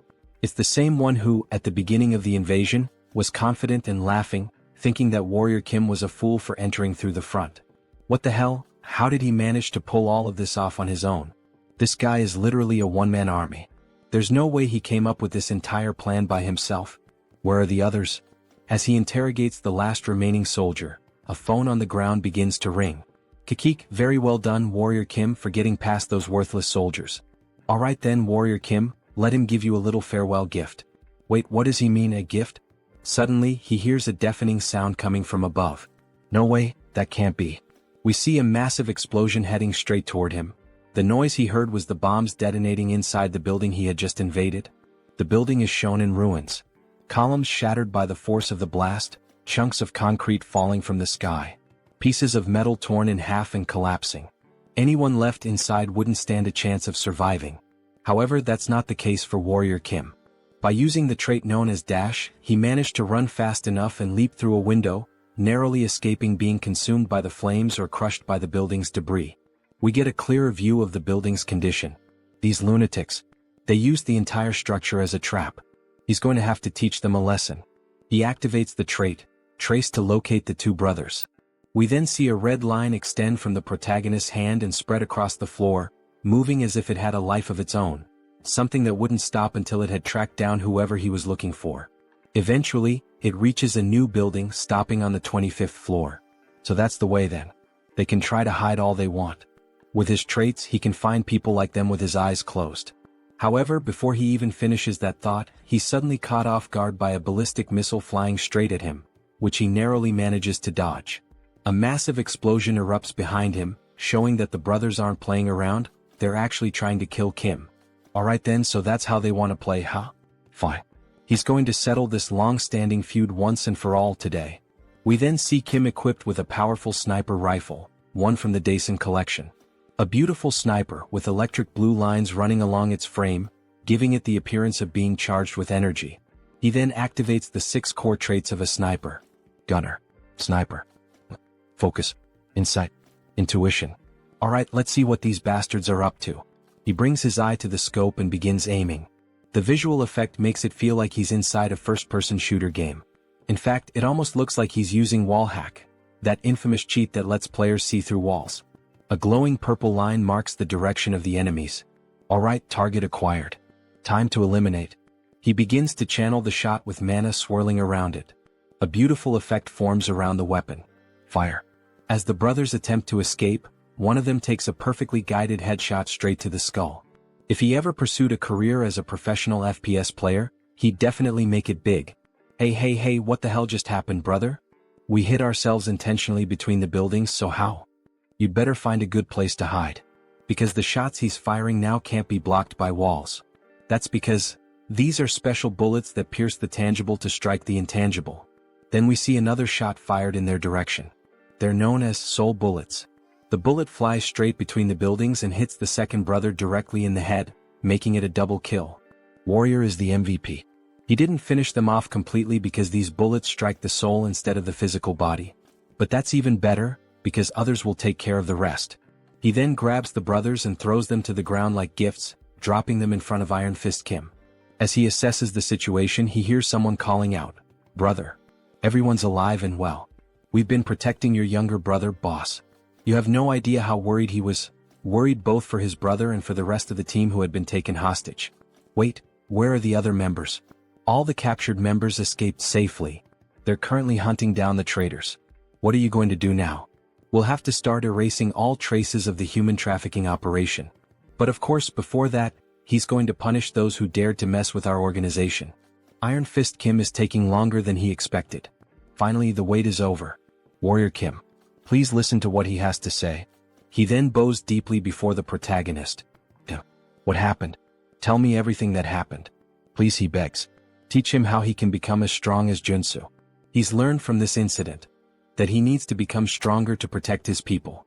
And that right now he doesn't have the strength to do that. If you teach him how to become stronger, he will serve as your slave. So please. How annoying. If he's that grateful, then give him a reward that's actually useful. He doesn't want him as a slave. But still, he starts analyzing Iron Fist's body. Maybe with that method, Kim can definitely turn him into a stronger enhanced soldier.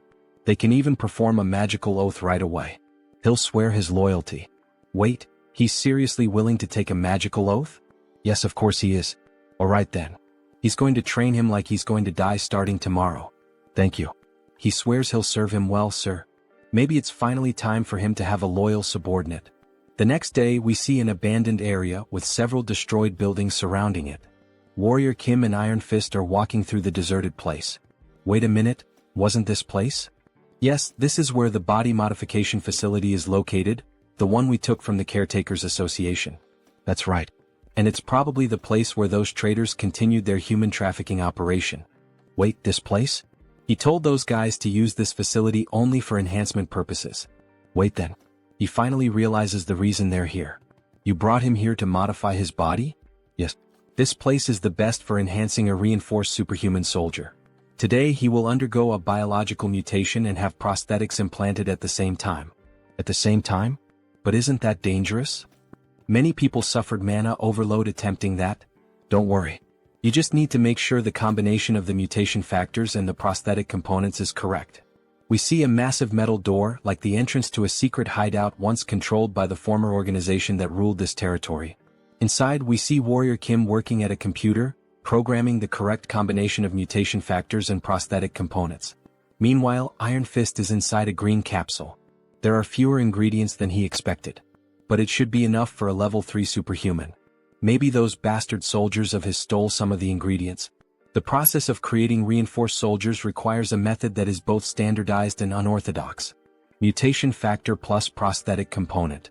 Just so he knows, this is going to hurt like hell. It's fine. He's ready. Let's do it. Alright then. Time to get this party started. He clicks the mouse. The capsule begins to emit a strong green radiation, lighting up the entire room. We see his body fully exposed to the blast. Then, looking inside the capsule, we see a high-speed spinning blade. He stares at it in fear, trying to imagine what's about to happen. Then, more blades appear and start slicing through his entire body, especially his mechanical arm, from which metal fragments go flying inside the capsule. He screams in pain. After all, his whole body is being torn apart. Iron Fist Kim from Arcane Seoul. His combat style relies on a prosthetic arm used as a melee weapon and a submachine gun for mid-range attacks, making him a versatile attacker. So, instead of choosing materials specialized for either short or long-range combat, he chose the trait of versatility, keeping open the possibility of transformation. And finally, if he manages to incorporate this mana core, then he inserts it into the machine, causing the green liquid to flow into a syringe, which is injected directly into his neck. Iron Fist begins to undergo a mutation. His entire body starts to bulge with glowing green veins, his eyes shine intensely, and he screams in agony with a deafening roar. It almost looks like he's turning into the Hulk. The protagonist looks a bit uneasy at the start of the transformation, but then a sly smile creeps across his face, as if everything he had planned was going perfectly. A huge success. Ah. He starts laughing like a mad scientist. We see the capsule slowly opening with thick steam pouring out. And then Iron Fist Kim. We see the foot of a beast. We see a massive mouth filled with sharp teeth. So, how does it feel to be reborn? He has transformed into a werewolf, the first one to appear in the story of the Manhwa. So this is what it feels like to be reborn. Werewolf mutation factor. The mana absorption through the prosthetic allows for the mutation, which is a necessary step for the rapid growth of an enhanced soldier. If he starts to recover, he shouldn't have any trouble reaching the intended goal. My God. Thank you so much, sir. What should the Iron Fist gang do from now on? How about you start expanding your influence throughout the entire Guanaku district? He needs a gang to maintain public order and keep an eye on dangerous and violent gangs. Throughout the whole Guanaku region, he says? With this kind of power, it might be possible. Then suddenly, Iron Fist's henchmen appear. Boss, please take a look at this. Guys, what happened? Wait, that voice, is that really the boss? But what the hell happened to his body? He enhanced himself by modifying his own body. By the way, what brings you all here? Alright. We found human trafficking sites that the traitor Ko Jumbum used. We also discovered traces of biological experiments. What? He said to destroy them as soon as they were found. But, it's really hard to get close because there's a young witch shooting lasers. A young witch? A young witch who underwent a biological experiment? Wait, could it be her? Then they rush over to an abandoned building. The walls are being blasted apart by lasers, or at least by bursts of something powerful. Look over there. Inside that cage. From a distance, they can see a female figure locked up, with the ground around her completely destroyed. Is all this the work of that witch? The entire building might collapse if they don't hurry. As expected, with so much power, there's no mistaking it. Inside that cage is one of the 3 most powerful warrior units in the entire game. Rank SSR. A heroine named Jeanette. If Beck Soren has the heaven-slaying star, then Jeanette possesses the natural-born energy. That's exactly what allowed her to rise to the rank of one of the top 3 warrior units. But the fact that she's using such a precious ability non-stop means she's currently fighting to stay alive because her mana is almost completely drained. She's instinctively using her power to protect herself. She keeps launching a relentless barrage of arrows made of pure energy toward the protagonist and Iron Fist. The wolf barely dodges her attack. Damn it. At this rate, they won't even be able to get close to her. Then Kim starts sprinting toward her, weaving through the beams of light. The beams suddenly focus all on him, and a massive explosion erupts, with thick smoke hitting the protagonist dead on. Iron Fist shouts out in worry, asking if he's alright, even though after an attack like that, it clearly doesn't look good. Then we briefly see the girl inside the cage and suddenly the traits start activating. Giant S strength. Diamond body. Immortal. Strength. Super strength. Sturdy. He transformed and modified his body to withstand the impact and, with sheer brute force, broke open the cell where the girl was trapped. Damn it, this hurts more than he expected. Then all of a sudden she starts conjuring an energy beam at point-blank range, which hits Kim directly, causing a massive explosion that leaves even Iron Fist panicking about what just happened. Holy shit, is he okay? All they can see is thick smoke rising, unable to make out what's underneath it. But then a mana potion is quickly used, leaving the werewolf stunned. Like he almost died burned alive. They see him carrying the girl in his arms, completely wounded, while she rests quietly against him. Sir, are you alright? Sure. He calmed her down with a potion for now. They need to get out of there before the effect wears off. Should he order his men to take her to a hospital? No, he will take her to his own house. He will take responsibility for healing this child himself. Then later that same day at sunset, Beck Soren appears in front of her master's house. Ah, so she's already at level 3? Congratulations. Haha, she knew he would notice, thank you so much. By the way, what kind of training did you want to do to call me over to your house? The situation is a bit uncertain, but his second disciple candidate is a bit unwell at the moment. They see her sleeping on the armchair hooked up to an 4 drip. My God, what did this child go through? She still can't even control her power properly, but he plans to make her his disciple and awaken her true talent. And he thought that you as a senior could help her a bit. Can you take good care of her? If that's what being a senior means, of course. She will do anything. A few days later, they can be seen deflecting the beams of light with their swords, while the girl remains seated in the chair, completely unconscious. Master, how much longer do we have to keep dodging these things? Soren is showing clear signs of exhaustion. It's been an entire week of non-stop dodging and blocking all these attacks. Kim receives a notification from the system. You have obtained a trait. Deflect. Her mana should be fully replenished by now. She will regain consciousness soon, so hang in there. Suddenly the attacks stop. Energy begins to float and swirl around her body. Then she finally wakes up. With a weak look in her eyes, her face very thin, still confused about what's happening.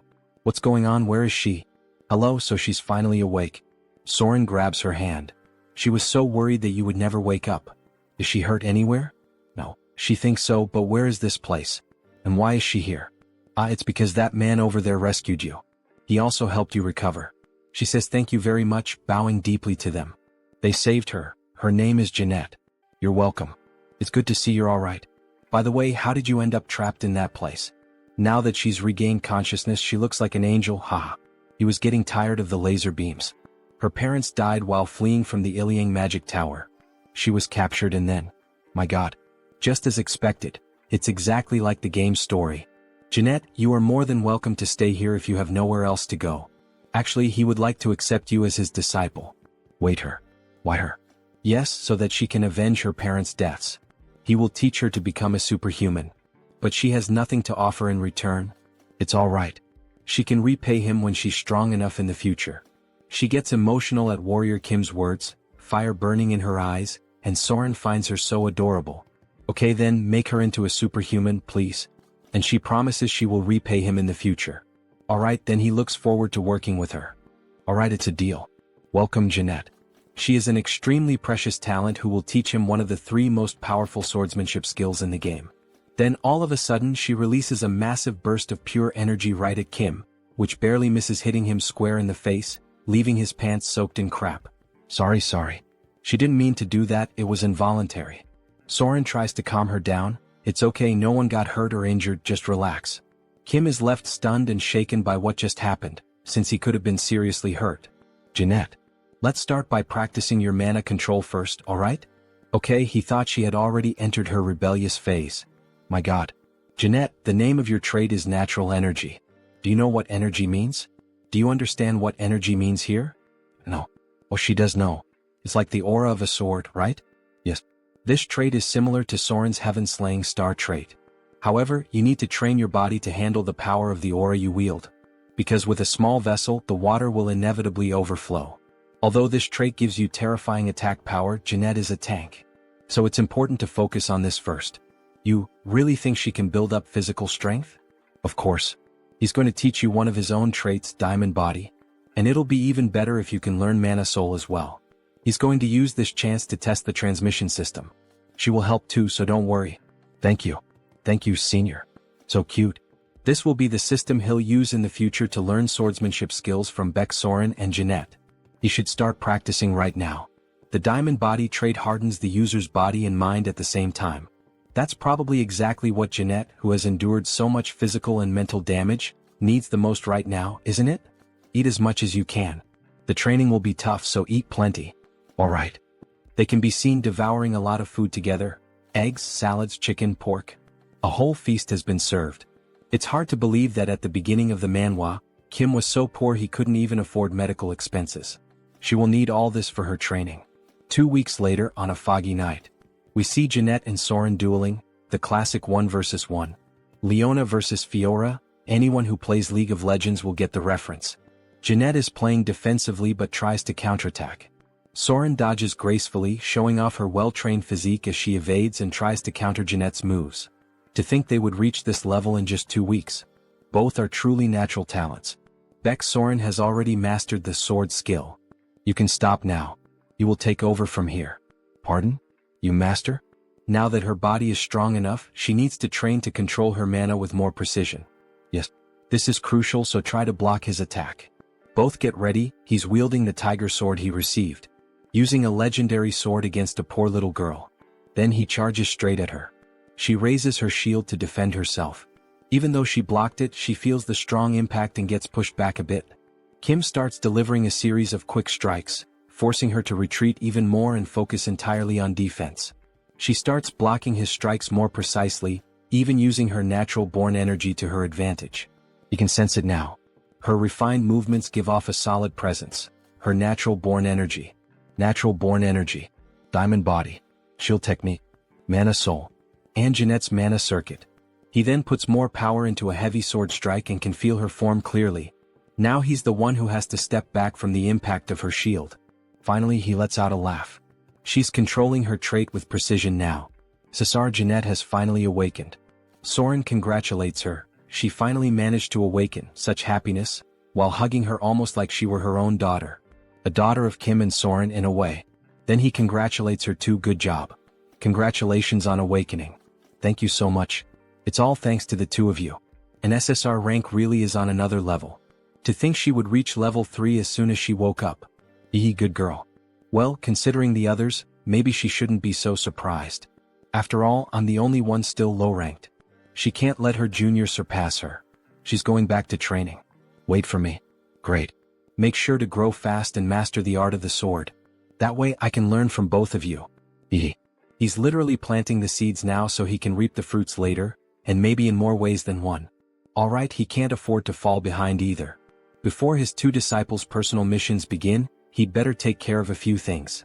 We see on his phone screen a plane ticket that he bought. There's a beautiful view of the airplane flying over a large remote island surrounded by the sea. There are various buildings on it and one of them stands out, releasing green winds almost like forming a cyclone. Finally he feels that he's truly abroad. This is the city where the Divine Annihilation War took place, a hen. Beneath that hollow structure of the building, which emits a strong green light, lies the extra-dimensional space known as the Great Labyrinth. It's a troublesome place where ghosts of forgotten gods constantly launch attacks. But there's no need to worry because the most powerful organization of humanity, the Guardians League, protects a hen.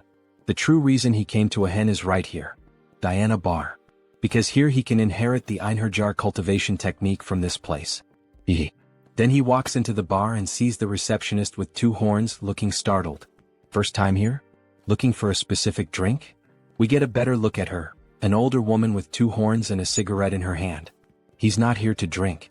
He's here to get some information. Information, he says? What is he looking for? He's looking for a man named Sigmund Sigurdsson. He will make sure to pay her very well for the right information. I see. She's afraid that won't be enough. Her husband is currently in very bad shape because of his illness. Now that he thinks about it, he remembers reading something about Sigurd having lost his wife. Madam, if that's the case, he can take a look at your wife? This might end up being much easier than he expected. Then the next day we see a house by the beach with a beautiful view and sand all over the ground. She's going to tell him in advance, but Sigurd will be very sensitive, so please forgive him. He understands. Sorry, Sigmund. A guest asked about your wife's illness. Oh my god, she sees that some guests arrived before them. There's a woman lying in bed while, at the same time, a priest and a nun are using healing abilities. The archbishops are going to heal her, it seems. Maybe they should leave them alone for now. However, Kim grabs his hand. What are you doing? Let go of her. We're in the middle of treatment. The order of Tho and Gaia. The clergy's method of treatment is too obvious. What you're doing doesn't make any sense. The holy light will only make her wound worse. Sorry, but what the hell is he talking about? And how would you know that? Stop this nonsense and get out of here. He doesn't believe that a mere superhuman would know anything about this. Then he's introduced, Sigmund Sigurdsson. He looks just like a Viking. Sigmund, this guest here says he knows how to treat Jordy's condition. Maybe you should hear him out. Jordy's is in a situation where every second counts. She should be receiving holy light, not this nonsense. Then her body starts levitating as if she's being possessed by a demon. Jordy's. No, let's resume the treatment.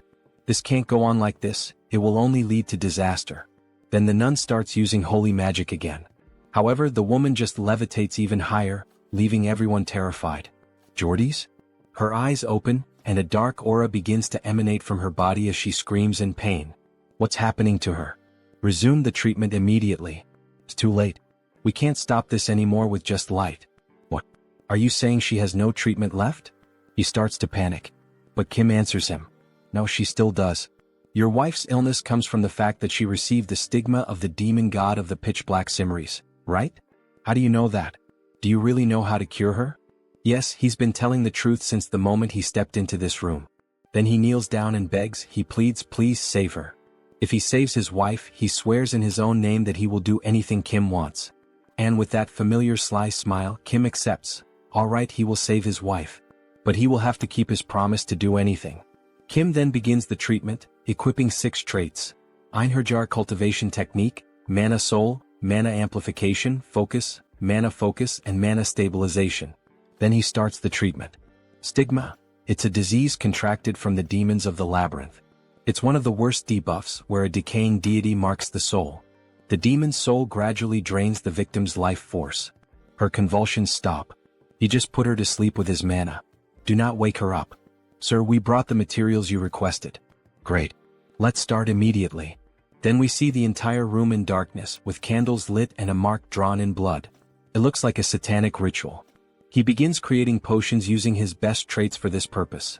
Formulation, crafting, modification, intuition, insight, and focus. We lit all the candles, sir. Are you sure we can cure her with this treatment? It's more of a hope that she can overcome the disease than an actual cure. This debuff can't be easily removed even in the game. Because the more healing you apply, the more vitality this thing gains. You'd basically be trolling if you did that. Therefore, to overcome the stigma, he forces her to drink the potion he made, and after that, she starts vomiting blood and something begins to come out of her mouth. You have to draw out the hidden sprout that's causing this debuff. Black flames start pouring out of her body, and the symbol drawn under the bed begins to glow too. She starts levitating again and little by little she begins to transform. 2 horns start growing on her head. Bat wings begin to appear on her body. Why is Jordy's turning into a demon? Are you sure this is the right treatment? Yes, he is. It's going very well. And while holding a cross in a hand blessed with holy water, he says, because demons must be punished personally. Then he punches her right in the stomach with the cross. Begone, demon. Our protagonist, besides having the ability to possess countless traits, has now turned into a priest. A strong light begins to fill the room, all the black light drains out of her body, leaving only a golden glow. She finally falls back onto the bed. Darling, are you alright? Can you hear me? Can you see me? Sigmund? What happened? Why is he crying? Darling, you had been asleep for almost a year. Of course he was sad. You really would have died if it hadn't been for him. Now it's your turn, archbishops. He leaves the rest of the treatment in their hands. After all the commotion, Sigmund thanks Mr. Kim. By the way, what brought you here all the way from Korea? To meet you, of course. Meh. You said you would do anything, right? He needs you to teach him the Sigurd cultivation technique. Sigmund's ancestor is Sigurd, the most famous mortal hero in Norse mythology. The Sigurd cultivation technique, passed down through his bloodline for generations, is a superior trait of the Einherjar cultivation technique. They sit down and Sigmund begins gathering energy and places his hand on Kim's back. He starts transferring the Sigurd cultivation technique. Every cell in Kim's body starts awakening. His mana attribute is changing, stronger, more resilient, more durable. His heart is undergoing a transformation infused with mana and the new technique. Then a new system notification appears. Sigurd cultivation technique. You have obtained a trait. His total mana just increased by 30% or more. With this growth, he shouldn't have any problem learning more sword techniques. Then they are interrupted by the priest and the nun. Sigmund, we've finished Jordy's treatment. She should fully recover at any moment now. Really? Thank you so much. You truly are incredible for curing the stigma. By any chance, do you know how to treat other stigmata as well? Well, actually, he does know a few methods. Really? Could you please teach us how to help our patients overcome their stigmata? We'll pay the proper price, of course. They really want to learn what Kim did. Maybe he can use this chance to become more familiar with the 2 orders. But of course he's going to teach you.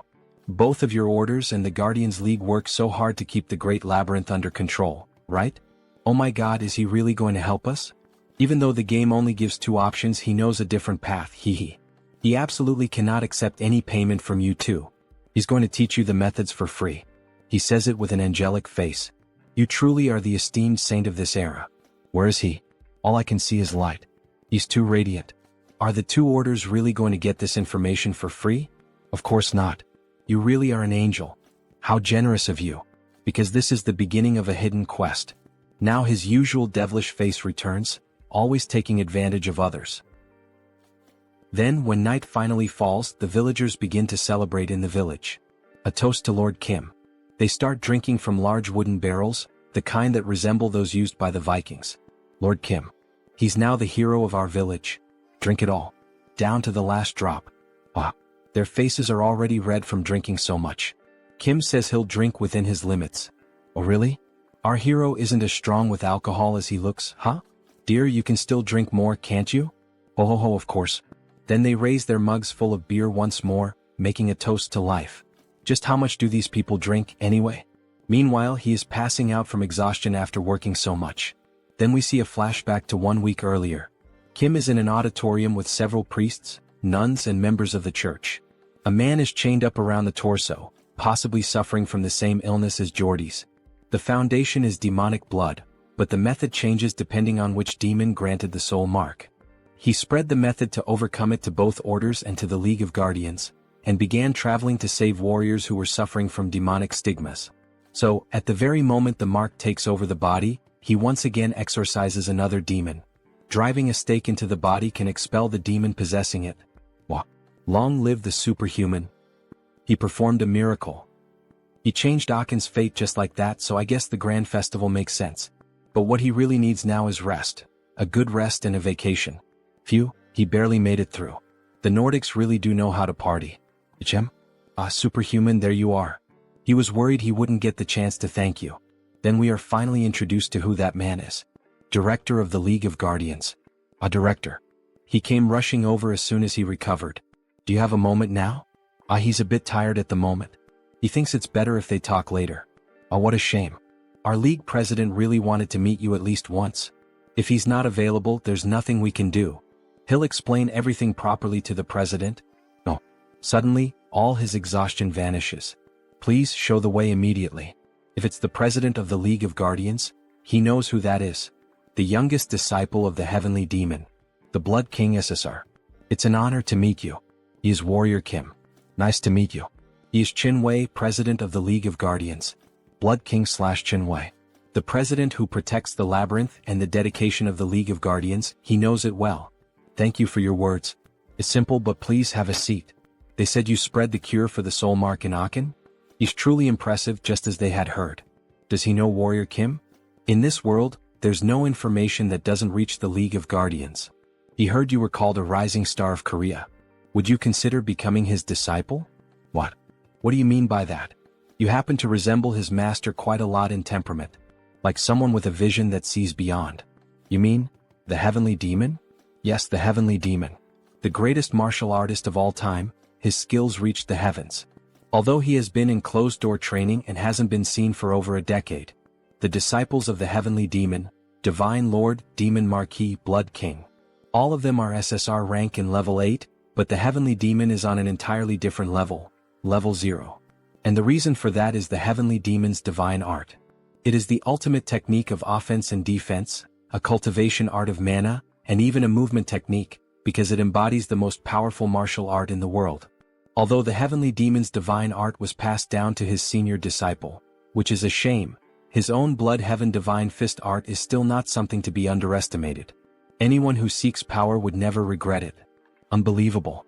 The Blood Heaven Divine Fist art is level 1 among martial arts. This is a golden opportunity, but he thanks him for the offer but fears he cannot follow him, President. What? Is he saying that he's not good enough as a master? Not at all. It's just that he already turned down an offer to become someone else's disciple. Then he shows the tiger sword he received. The silent sword. It seems he met Master Gugijium. He cannot do something that would dishonor him. After all, he is a historical figure of Korea. If you think about it, the Blood Heaven Divine Fist art is on the same level as the silent sword's invincible style. So it's not exactly irreplaceable. TSK. Just when he thought he had found a promising disciple, that old man ruined everything, completely messed it up. So he supposes he has no other choice either. This is a sign of the respect he has for you. Wait, isn't that the Heavenly Demon's medallion? Hold on, is he giving me this rare item? Only our master and fellow martial brothers are allowed to use it. You should treasure it. Thank you. But in truth, the reason he gave it is obvious. It means, if you ever change your mind, come find me. It's probably something similar to why the Legion commander gave me a sword. Aw man. With two big shots showing interest in me, it's kind of overwhelming. Ichem? Why is he suddenly trembling? He's just moved by the president's gift. You will treasure it. Take care. Very well. I hope we meet again as master and disciple. Well then. Time to go claim that hard-earned mission reward. The next day in a massive building. We see the priest and the nun speaking with Kim. Transcendent One, we've prepared a modest gift for you. Here, please open it. You really didn't have to go through the trouble? You didn't do any of this expecting thanks. Good heavens. To think that someone this humble still exists. No wonder they call you the saint of our era. But eternal grace deserves an expression of gratitude worthy of it, and what is worldly also deserves its own form of appreciation, don't you agree? Please accept it. Grazie. That's exactly what he was saying. He opens the chest, which shines brightly. Inside we see nothing less than a massive axe, the same one from Thor in the Avengers movie. This is a gift from the Order of Thor, Mjolnir. If he doesn't recognize Thor's hammer, he must be a spy. Just like a sacred sword, it is especially powerful against dark-type monsters.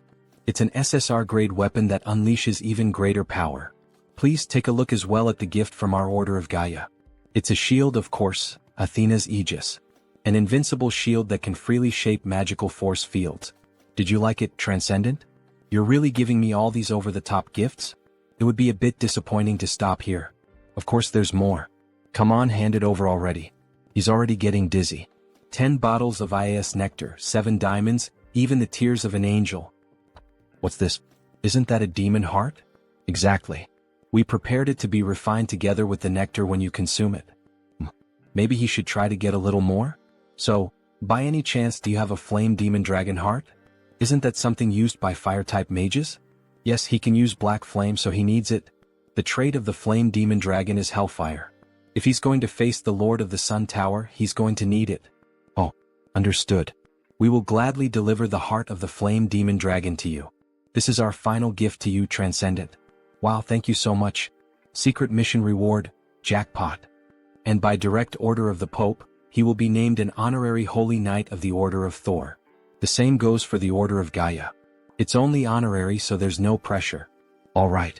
It's important that he becomes stronger, but thank you very much. He will gladly become an honorary Holy Knight. One day, if it's necessary to keep the old father's order in check, he might need the power of those two orders. Back to the present, the party continues. This village festival shows no sign of ending. This is exhausting. Maybe he should head home now. Yang. Ichem? That voice sounds familiar. Priest Kim? What? Why are you here, MMPH? Sho. He's being chased by the order of the old father right now. Let's get out of here first. Quickly. Then we see a red-haired girl with short hair, surrounded by a few guards, searching for Priest Kim. He thinks they're already gone. Thought he was going to die. What happened? I thought you were in Levant. At least he found the treasure vault. Thanks to the golden artifacts inside, he even reached level 5. But he was discovered by the Order of the Father. That place is the origin of the order after all.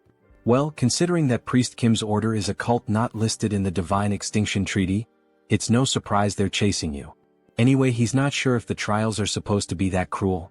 He needs to reach level 7 quickly so that their god can be resurrected. Well, is there anything I can help with? Actually, yes. That's exactly why he was looking for you. Tell me, what is it? Can you take me to the Great Labyrinth? The Great Labyrinth? Yes, all the way to the Fortress of Beginnings on the 10th floor. For Priest Kim's order to be officially recognized, they need to gather more divine power. Using the Great Labyrinth as a place to hide and accumulate power until then. This might actually be perfect? They then head to the Great Labyrinth, a massive gate guarded by 2 sentries. One of them notices Warrior Kim and Priest Kim approaching. Halt right there. State your purpose. Both of them are wearing masks looking like ninjas. He's trying to enter the Great Labyrinth.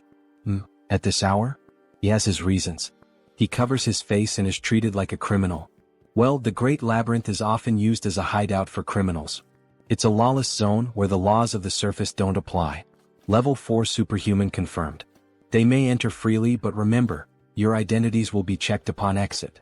Yes, that's fine. Come to think of it, the suspicion isn't entirely wrong. From a normal point of view, Priest Kim is a cultist criminal, haha. The Great Labyrinth, the seal of the fallen gods. Hey, didn't you say you were famous around here? But earlier you looked like a total nobody. Don't even get me started. If he had been recognized, the news would have spread, and he would have been exposed instantly as well. But it's quieter than he expected. He thought it would be terrifying. So Kim decides to equip his best detection traits. Sixth sense, insight, sensitivity, perky ears, bright eyes, dog nose. There's a smell of sulfur. Sulfur? There are demons hiding up ahead. No, he takes that back. Demons are advancing toward them. One-eyed bats, one-eyed goblins rush toward them at high speed. Priest, bless our weapons. Yes. Perfect timing. He was just wondering how the new weapons would perform.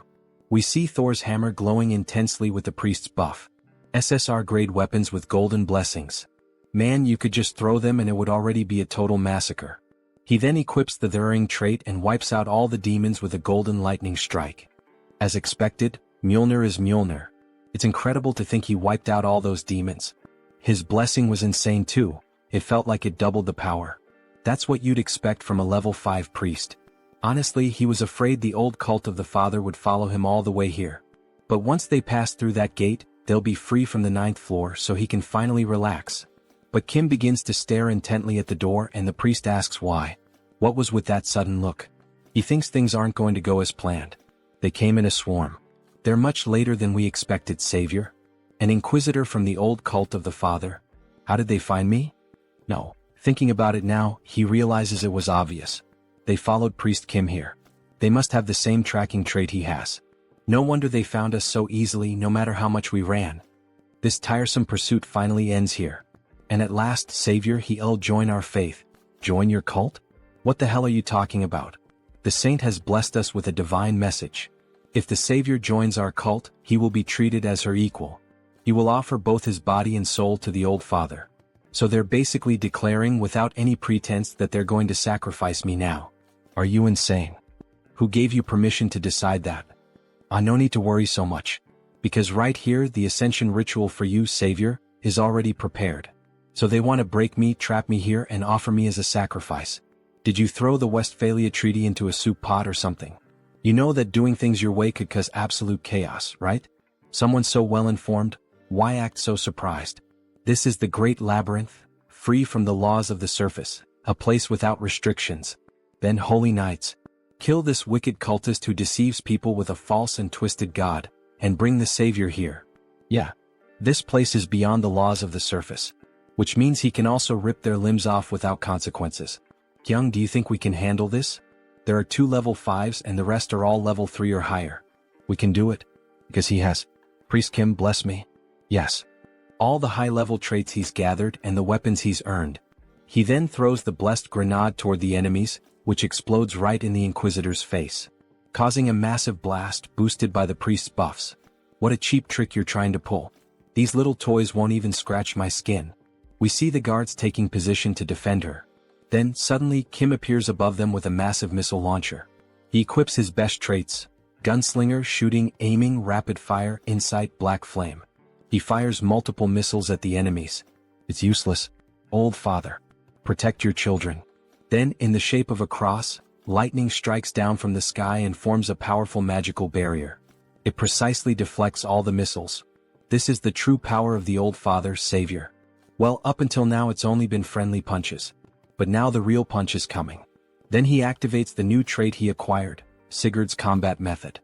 His hand starts crackling with electricity, and the mana overflowing beyond its limit makes his blood boil. My head, it feels like it's burning, blazing like molten fire. A blue lightning slash cuts through all the enemies. His heightened senses pick up every detail of the world. He finds someone with an opening. Then he draws the tiger sword and strikes. Collapse. Multi-strike. And he slices one of the enemies clean in half, as if cutting through a slab of meat. The formation's been broken. Return to your original positions. Wait, something's wrong? He tore through our weakest line. With eyes surging with energy, the soldiers panic. He's going to wipe us all out before we can regroup. Kim activates the technique, Tiger King Twin Striker. With 2 X-shaped slashes, he annihilates several enemy soldiers. Do not retreat. The great old father watches over us. Sword Shadow Knights form a wall. Where do you think you're going? Tiger King Fierce Blow. He quickly slaughters the soldiers before they can form a new defensive position. Inquisitor. The enemy is advancing. What should we do? Please give us an order. Accept a glorious death. Your deaths will please the old father in the divine kingdom. This is his will, you must not avoid it. We can see she's a sadistic bitch who doesn't care about death. A difference in numbers and levels means nothing before the savior. It's utterly overwhelming. Tiger King rising / Meanwhile he keeps slaughtering the weaker enemies. And she, watching such a display of strength, with that golden aura surrounding him. This is. You're so magnificent, savior. It's an honor to witness the true face of light. So, are you finally thinking of sending out the stronger ones? Yes. She'll send some truly loyal ones your way. There's just one thing you must be extremely careful about. You absolutely must not die, alright? Then the first guard charges straight at Kim, who blocks the attack using the newly acquired shield, Aegis of Athena. However, the warrior suffers internal damage reflected back by the shield. Internal damage caused by a single collision against his shield? Then Kim hurls the enemy into the air, sending him crashing into the wall. The second enemy seizes the opportunity and tries to attack from behind. Kim jumps, dodging the surprise attack, and with all his strength, he strikes with Mjolnir, causing lightning to electrify the enemy. With a sadistic grin, the protagonist asks, "Is that all you've got? You can't even get warmed up with this. How the hell is that our savior? This is impossible. He has to be some kind of demonic apostle. Get lost, demon." So that one is still alive. Unfortunately for him, stalling isn't part of Kim's style. With a single swift and clean strike, he cuts off the enemy's head. So she's the only one left out of all of them? Do you still have more new power to show? Just as expected from the prophesied savior of our order, we see Kim massive and muscular. He's equipped several traits for this battle: giant strength, mana soul, smashing strike, Tiger King swordsmanship, Sigurd cultivation technique, moonlash. On top of that, he's receiving multiple buffs from Priest Kim. As he prepares for the final blow, he asks, "Are those your last words?" What else does she need to say? All that's left now is to wait for his soul to reach the divine land. Then a massive explosion erupts, and we see the body of that lunatic lying on the ground, along with her guards. Wow, he really took them all down by himself. It was all thanks to his blessings. Nice work. Did you see how she kept talking until the very end? That's why you don't mess with fanatics. Disgusting. It was almost frightening. Anyway, maybe he overdid it a bit. There's nothing left to loot because he destroyed everything. There's still that shield. It's broken too. That's a shame, but thanks to that battle just now, he gained 3 new traits: destruction, massacre, fierce assault. He managed to gather the necessary materials to create a high-level trait, one capable of facing 1,000 foes. In the end, the loot's not bad at all, huh? Finally, we've reached the 10th floor. Congratulations, mission accomplished. He wouldn't have made it this far if it weren't for you, brother. He'd still be stuck in that Qigong therapy. Hey, at least he admits it, It was all you. He didn't really do much, so that's why, here it is, the Heart of Abundance. Heart of Abundance, SSR. Increases all stats. Possess trait, luck. An SSR level artifact. What a great reward. Kim's eyes practically light up. He found it in Levant's treasure vault, the one he told him about. Apparently, it's an extremely valuable artifact and he thought it would suit him well. Thanks, man. You really know how to pick a gift. By the way, where are you headed now? He's gathered a lot of good stuff, so it's time to return to South Korea. To find the final item he needs to reach level 5. So he finally returns to South Korea. He had missed the fresh air of his beloved hometown so much. South Korea, Gangwon-do. He thinks the place was somewhere around here. Maybe he should go deeper. Then, suddenly, a masked man appears behind Kim with a knife to his throat. What brings a stranger all the way out here? We see a skeletal hand. This guy is hiding his body, but he's the skeletal serpent, a character of SR rank. Looks like Kim has found the mutant's hideout. The man said, "What brings you here?" Kim replies that he has business to attend to. This area is restricted. Turn back. Wait, but Kim thought this was the path to Hope Village, wasn't it? How do you know that name? The place he arrived at is the Village of Monsters. However, the mutants call this place Hope Village. Someone who knows the real name of the village? It's like a password he can use to get in, He'll guide you there. Follow me. Thanks. Good thing the one on patrol today is the skeletal serpent, because for a mutant he's actually a pretty flexible guy. So they walk deeper into the forest, where various plants, roses, and beautiful trees are shown. There are even drawings made in archaic styles. As he approaches the village, the other mutants begin to wonder why the hell a human is there. This place is Monster Village. It's where the item he needs to find is located. Then we see massive feet approaching the area. Skeletal serpent, why did you bring a human to our village? We see that those huge feet belong to a bear wearing clothing and moose antlers. He knew the real name of our village, the skeletal serpent replies. He said he's here to do business with you. But I've never seen him before. What business? Kim becomes slightly nervous in the bear's presence. The challenge is that most mutants, having been ostracized by society, are closed off and hostile. He's here to make a request. A request? Yes, he needs a mutant mana core. Is it really okay to try and get one from them even like this? Before he could finish speaking, the bear attacks him violently. However, he manages to activate his shield just in time. That's what makes them hostile toward humans. If it weren't for those defensive traits, he would have already passed out. Diamond body. Immortal. Sigurd cultivation technique. Mana shield. Practical combat. Protect. Not bad, huh? Great. Now I can feel you being crushed into pieces. I'm going to kill you. Wait. Why are you doing this? He's not here to hunt these people or anything like that. In truth, he knows the reason behind this irrational rage. Because mana cores come from a mutant's dead body. Would you sell the body of a family member for a handful of coins, if it were you? The bear then starts using an aura blade to attack Kim. A bear that can use an aura blade? He's really serious. Please calm down. He'll pay the proper price for this request, okay? I already said, I don't need money and I won't accept anything in exchange for selling the dead body of a mutant. No, he's not paying with money. The fastest way to earn their trust is this. The entire area starts glowing intensely. What the hell is this? The bear asks. Kim says he'll pay the bear with this, by filling their empty stomachs. Are you kidding me right now? How is that supposed to help? Don't be like that. Just take a sip. It won't be too late to talk after that. He then begins preparing a cup of instant noodles. By the way, this isn't just some cheap cup of ramen. I don't need that. If you don't leave right now, I'll tear you apart. There's no way a bear can resist that smell, hee. From a menacing expression, his face suddenly turns sweet, drooling from the scent. He's never smelled anything like this before. He heard from a friend that people in Hope Village struggle to get real food. So you've heard something, huh? Go ahead, try it. Don't you want to know why humans love noodles so much? The bear looks tense and conflicted, but in the end he decides to accept. After all, he's the chief of Hope Village.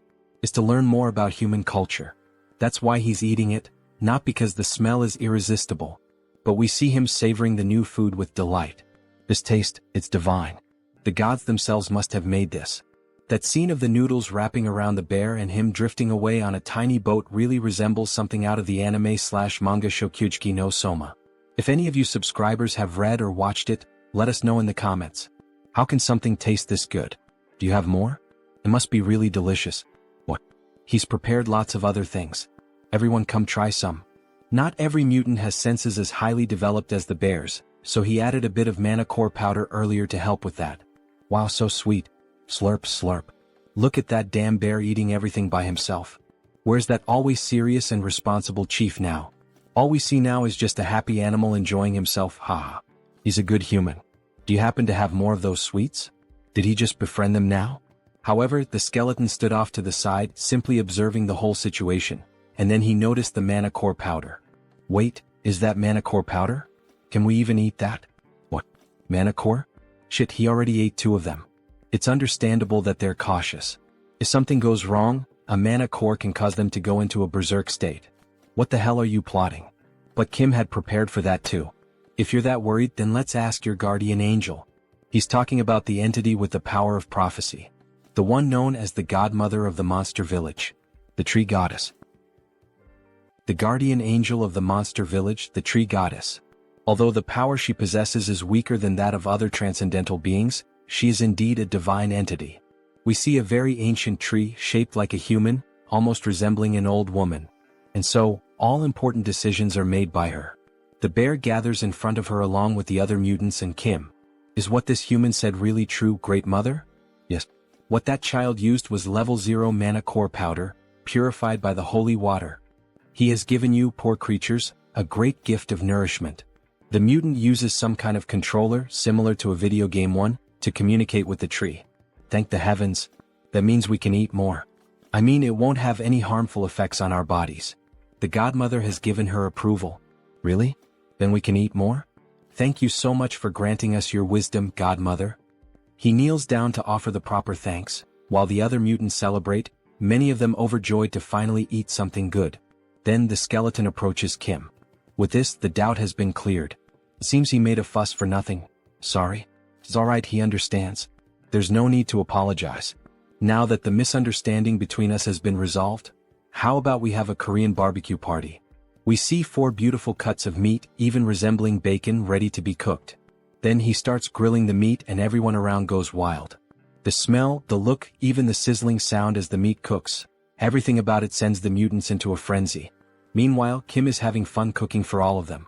The tree begins to laugh, her expression turning joyful. It seems that an honored guest has paid a visit to our Hope Village. As night falls, we see the bear completely drunk. Isn't this a crime? Now he understands why humans love alcohol so much. It's refreshing. I'm glad you enjoyed it. By the way, why do you call me human but don't refer to yourself that way? It's just that he got used to it. To be honest, it hasn't been that long since they started treating us as humans. Back during the Japanese occupation, we were considered nothing more than talking animals. Even hunters used to hunt us in those days. Even so, he's amazing.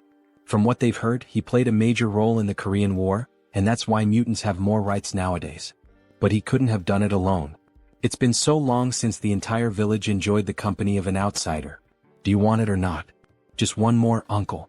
Try it like this, it tastes better. He always wanted to hear them laugh like that. A classic sentimental drunk. Wow, such an innocent village. He really shouldn't be crying like this. He's just giving them what they want and his reputation keeps skyrocketing. Alright, you said you needed a mana core, right? Here are 4. Go ahead and take them. Reputation quest complete. Come to Papa, mana cores, haha. Thank you very much. And with that, he finally wraps up the festivities for the day and starts heading out. He's finally ready to become level 5. Good job, me. Suddenly he hears a voice. Hey, are you leaving? It's the skeleton. He still hasn't properly thanked him. There's no need. He already received valuable gifts from the village. But the skeleton feels that he gave the village something far more precious than that. Understandable, since they hadn't had real food in decades. With a somber tone, he says that if he ever needs more mutant mana cores next time, just let him know. He'll gladly give him his own. What? Please don't say something like that again. He has no intention of taking the heart of someone who's still alive. He's not that kind of person. But he's serious, really. He truly means it. Because he received a prophecy from our godmother. She said that he was destined to give a part of his body to someone who would return my blood and flesh. Okay, Korean barbecue isn't worth that much. He knows the skeletal snake's quest has something to do with this, but he's never heard anything about a mana core being part of it. Maybe it's just a metaphor? She could be talking about something other than her mana core. Of course, he'll find out when the time comes. You can go now. Sorry for taking up your time. Alright. Take care. He's looking forward to the day he sees you again. Obviously, that skeletal snake is hiding something. The next day we see a new house, quite large even with a pool. Yes, finally. What's right in front of me now is the large single-family home that will be mine from now on. The entire property spans over 660 square meters. And there's even a pool. But it's not just those perks. The real reason he came and chose this place. He takes an elevator down to the basement of the house. It leads to the high-quality, high-security secret training center. Yes, he never thought he'd see this day. Kim is truly happy. Enjoying the nice weather, sir? Yes, Director Choi. Thank you so much for suggesting this amazing place to him. Don't mention it. Still, why did you decide to make the move so suddenly? Because his disciples have been visiting his home quite frequently lately. He just wanted to provide them with a better environment. He also needed a bit more space. And since you brought that up, of course he's already prepared everything. Please feel free to use this to help you reach level 5. We see a massive capsule, equipped with advanced technological components. Hello, Master. She is a magical spirit born to support you, Master. How can she assist you today? First, precise measurement. From this point on, leveling up requires a more complex process. To achieve the best results, he needs the help of a spirit. Beginning precise measurement. Inside the capsule, all of his attributes, abilities, and powers begin to appear on the screen. Level 4 Warrior Class. Musculoskeletal Class, Giant. Musculoskeletal Class, Diamond. Healing Class, Immortal. Mana Class, Soul. Mana Class, Sigurd. Battle Class, Tiger King Swordsmanship. So that's how it's structured. However, several error messages suddenly start flashing on the screen. He doesn't understand what's going on. Master, there's been an error in reading your mana circuit. That's probably his fault. He's capable of altering his mana circuit in real time. That's actually top secret information, by the way. Is that even possible? That's not recorded in any of his data. She just saw it with her own eyes. So yes, she just witnessed it herself. That's why he'd like to prepare a level 5 elixir that suits him well. The spirit pauses in thought. A regular elixir wouldn't work, but if it's custom-made, it's possible. Really? The performance does match the high price, huh? Please tell me all of your abilities. Please tell her all of his abilities. All right. First of all, he possesses 11 high-level traits, successfully registered. The master's abilities total 136. The design has been completed based on the Celestial Throne elixir. Celestial Throne? He's referring to that elixir that only exists in theory. Is everything ready for the elixir's production? That's not the elixir he expected, but that's fine. He trusts that the spirit found the right elixir for him. Absolutely. Let's begin. Then, initiating production of the level 5 elixir. We see the mutant's mana cores being used in the process. The full moon night has arrived. The house is lit up from top to bottom. Congratulations on becoming level 5. Congratulations, Master. We brought you some gifts. How did you know? That man over there told us. Great day for a party, don't you think? Congratulations, Warrior. You told them, Director Choi? Of course he did. It would have been a waste not to celebrate an occasion like this. Then he hears an explosion. It was fireworks from the first family he helped. The great achievement of Warrior Kim. Congratulations, from security number 1. Wow, unbelievable. He turns red like a strawberry. You too, Woojin? You're making me embarrassed. Oh, and by the way, there's also a flower wreath at your door. Congratulations on reaching level 5, Warrior Kim. From the Order of the Old Father. How far has this news spread? Is this supposed to be a provocation? Now that he's level 5, he'll have to act discreetly. Everyone will be watching his every move. And they send me something like this? He starts tearing apart the flower wreath. While Kim was tearing it apart, a car pulls up beside him. A beautiful woman with purple hair and dressed in executive attire steps out. Finally, more women are starting to appear in this manhwa. So, who the hell is that now? Everyone, even everyone's mother, is coming to his house today. Superhuman Warrior Kim, right? Congratulations on reaching level 5. Thanks. But who are you again? Apologies for the late introduction. She is Song Hee-young from the Kumo Group. Third daughter of the Kumo Group. Song Hee-young, level 6 superhuman. Gasp. She's the youngest daughter of the Kumo Group. And what business would the Kumo Group have with me? We were thinking of leaving a request. A request, huh? Wait a second. From what he knows, the Kumo Group is in the middle of a succession war, isn't it? Getting involved in the internal affairs of the Kumo Group will only make things more complicated. The wise choice is to refuse the request right here and now. We wish for him to participate in the 5 consecutive duels that will be held for the succession, as the champion. Then she begins to open the briefcase she was carrying. The compensation will be more than satisfactory. How about this as your payment? There's no doubt, this girl is strange. Those ears and eyes, and those marks on her neck.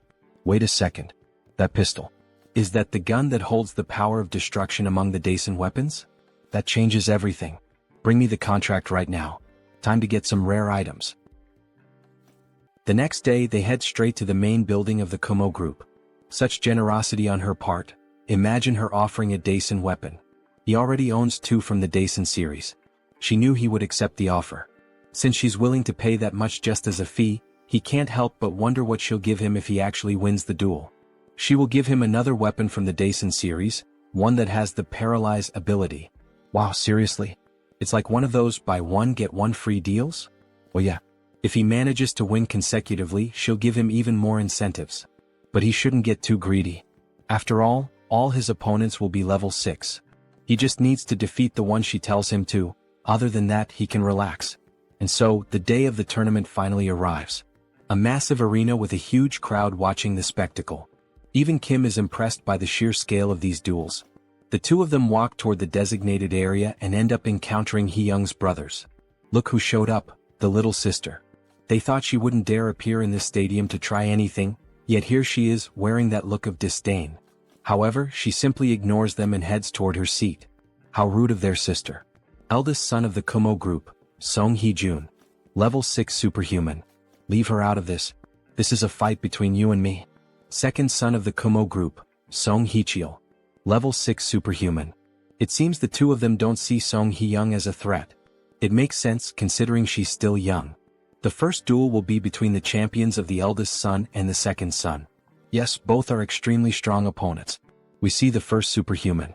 Mr. Armored Soldier, level 6 superhuman. Mr. Pyromaniac, level 6 superhuman. A level 6 cyborg and a level 6 human who manipulates flames through a mutant factor, huh? Being a conglomerate, they certainly have many enhanced soldiers. Please pay close attention to this battle. The Armored Soldier, team leader Kim, was hired by her second older brother. He is considered the key figure to watch in this tournament. And so, the battle finally begins. He charges straight at the enemy, trying to grab him with his own hands. However, Mr. Pyromaniac starts laughing and activates his ability. He brings his hands together, forming a cannon, and says, "Solar Flare." Mr. Armored is caught off guard. Flames, an enormous explosion, is unleashed directly at Mr. Armored. Song Hee-young is taken aback by such a powerful display. The cyborg is fatally burned by the explosion, leaving everyone in the arena hearing his screams of agony. After the explosion, only destruction and ashes remained in the arena. Song Hee-cheol, the second son, is left in a state of shock. Everyone present in the arena wonders, could he be dead? Meanwhile, the first son gives a wicked smile, knowing that victory is drawing near. That flame just now. He's not an enhanced soldier, but a mage capable of casting the solar flame spell. But isn't murder forbidden within the Tower of Solar Magic? He activates the insight trait to get a better view of the opponent. That aura, isn't it the eclipse buff? Could he really be who I think he is? President Song, is it our turn now? Yes, but he'll go first. Please finalize the preparations. Are you sure about this? That pyromaniac is covered by a veil, so she can't gather any information about him. She thinks it would be better to leave him to another level 6. He can win, because she believes she knows who he is. He is the mage who was banished from the Tower of Solar Magic, Park Hyungju. He ended up working for the Kumo group. Then the teasing between the brothers begins. He wonders if the person brought by their youngest sibling can defeat the pyromaniac. And finally, the two stand in the arena. Facing each other, it's time to settle the matters of the past. The gleaming sword catches the attention of the eldest brother. Could that be the Black Tiger sword? But even the Black Tiger sword cannot compete against the solar flame. Just another corpse to clean up. He never imagined they would meet again like this. Does he recognize him? Yes, because he's copying the techniques of the Eclipse School. How dare he use the solar flame in such a cruel way? Does his master, Elder Joe, know about this? His master knows everything. Before leaving, he received some information from Director Choi. Just before the Kumo Group's succession war began, the media deliberately ignored this incident, but his heart had already been reduced to ashes. The chairman was suddenly assassinated. The only people who could do something like that are the master of the tower or a certain someone. Is Elder Joe involved in the Kumo Group's succession war? It's truly a terrifying thought, but still within the realm of possibility. He needs to confirm that later, after dealing with this first. Before he can finish that thought, the enemy is already launching another solar flare. In any case, now that he knows you've recognized him, he can finally carry out his revenge. Consider yourself special because he's going to show you his hidden power. Solar Magic Blast. A massive explosion, 1,000 times greater than the first, almost like a Genkidama. However, Kim, using a shield and with his bare body, withstands the blast. So it's true, you endured a solar flame with your entire body, huh? But a Solar Magic Blast is completely different. Turn to ashes. He enhances the explosion, shaping it into a flaming Kamehameha.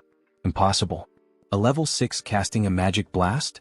How can a level 5 superhuman resist something like that? Before she can finish her sentence, Kim interrupts, asking if he's done with the fireworks. Now it's his turn. Even though he's striking a macho pose, he barely survived that last blast. Good thing he leveled up before coming to the duel. Let me borrow your flames for a moment. Impossible. How did you steal his Solar Magic Blast? Well, you'll see, you'll find out soon enough. He uses the hammer to summon clouds and lightning, all enhanced by his traits. Giant Strength, Diamond Body, Mana Soul, Sigurd Cultivation Technique, Practical Combat, Throw. He channels all the energy gathered into the hammer and unleashes it in a counterattack against his opponent. Once you've had a taste of this. Wait, at this rate he's going to die, he surrenders. And a massive explosion erupts. After all, it was the Solar Magic Blast combined with the power of the Mjolnir hammer. The entire arena is lit up, and in the end, Only the hammer remains on the ground, surrounded by ashes. One less to worry about. All three brothers are shocked, and at the same time furious. What the hell just happened? A mere level 5 human defeating a level 6? Something's not right. Now then, shall we prepare for the next battle? Night falls and they return to the Kumo group building. Thank you for completing the request along with the bonus. This is your reward for the victory. We see several briefcases filled with gold bars, and, of course, the promised weapon. The fourth piece of the Daisen series is now in his possession. Only one more to go. And that's not all. She did say she would provide incentives, right? It's not much, but here it is. Kumo boots. Effect. Ignores inertia, Mr. Magic Shoes. What do you mean it's not much? Rich people are really generous. He's not so sure if he should accept something this valuable. Please, you've earned it. 3 consecutive victories. That was truly impressive. After that, he won 3 more matches in a row and then withdrew. The remaining champions finished the tournament, and he left with Song Hee-young as the victor. He could have faced more opponents, but he didn't want to reveal everything he had in this tournament. Because the entire world was watching the Kumo group's succession war, across every possible channel. Newspapers, news broadcasts, the internet. So, does that mean she's now the main candidate for succession? Of course not. The duel was merely a pretext to persuade the council. Her brothers were certain they would win, but their plan failed. Still, they won't give up so easily. I see.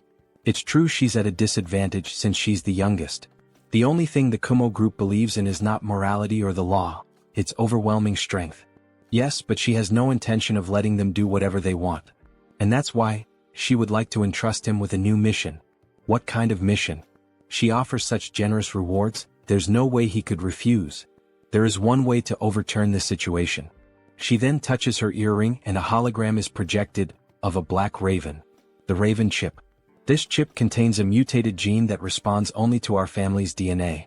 If we can secure it, she'll be able to reach level 7 and turn everything around.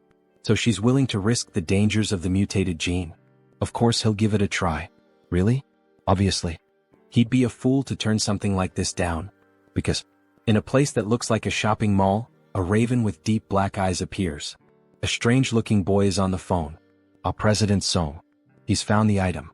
He already knows where it's located. Returning to the present. If he manages to bring her the raven chip, she'll give him double that amount. Something around 10 billion won. And if he manages to secure the position of president, she promises to grant him the Kumo helmet and belt that belonged to her brothers. But before she could finish speaking, she asks if the protagonist is okay, since he's completely red. Sorry? His nose itched for a second. Please go on. The Kumo equipment that the 3 of them possess will end up going to the president in the end. That means the full set of Kumo equipment, which has effects comparable to rank SSR gear, will be mine, right? He looks like a cowboy. What insane rewards. Anyway, her brothers can't find out about this, so please keep it confidential. If he needs anything for this request, let her know. Alright then. Can he get some diamonds? Well, he can see the entire Gangnam district from up here. Money really is a great thing, huh? Then the protagonist starts using the diamonds on the items he obtained. Detection helmet. Extreme speed shoes. Rage axe. Crisis detection ring. Time to absorb the attributes of these magical items. All the new traits begin to be absorbed into his body. And by accumulating them all, he unlocks a new one, Air Raid. Movement skill acquired. Now that the preparations are complete, it's time to begin. He leaps at high speed toward his target, landing right on top of a raven statue.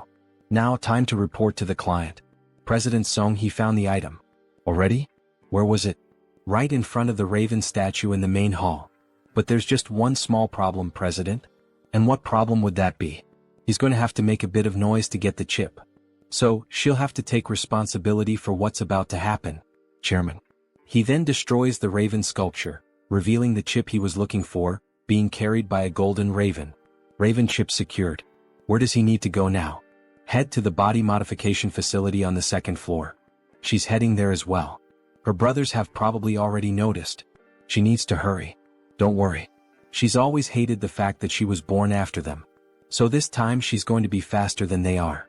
She finally arrives at the body modification facility. Youngest president? What brings you here at this hour of the night? The modification room is empty, right? Start everything up now. Okay. The lab assistant begins initializing the modification program's commands. But, What are you planning to do with that? You arrived just in time. She's ready, warrior.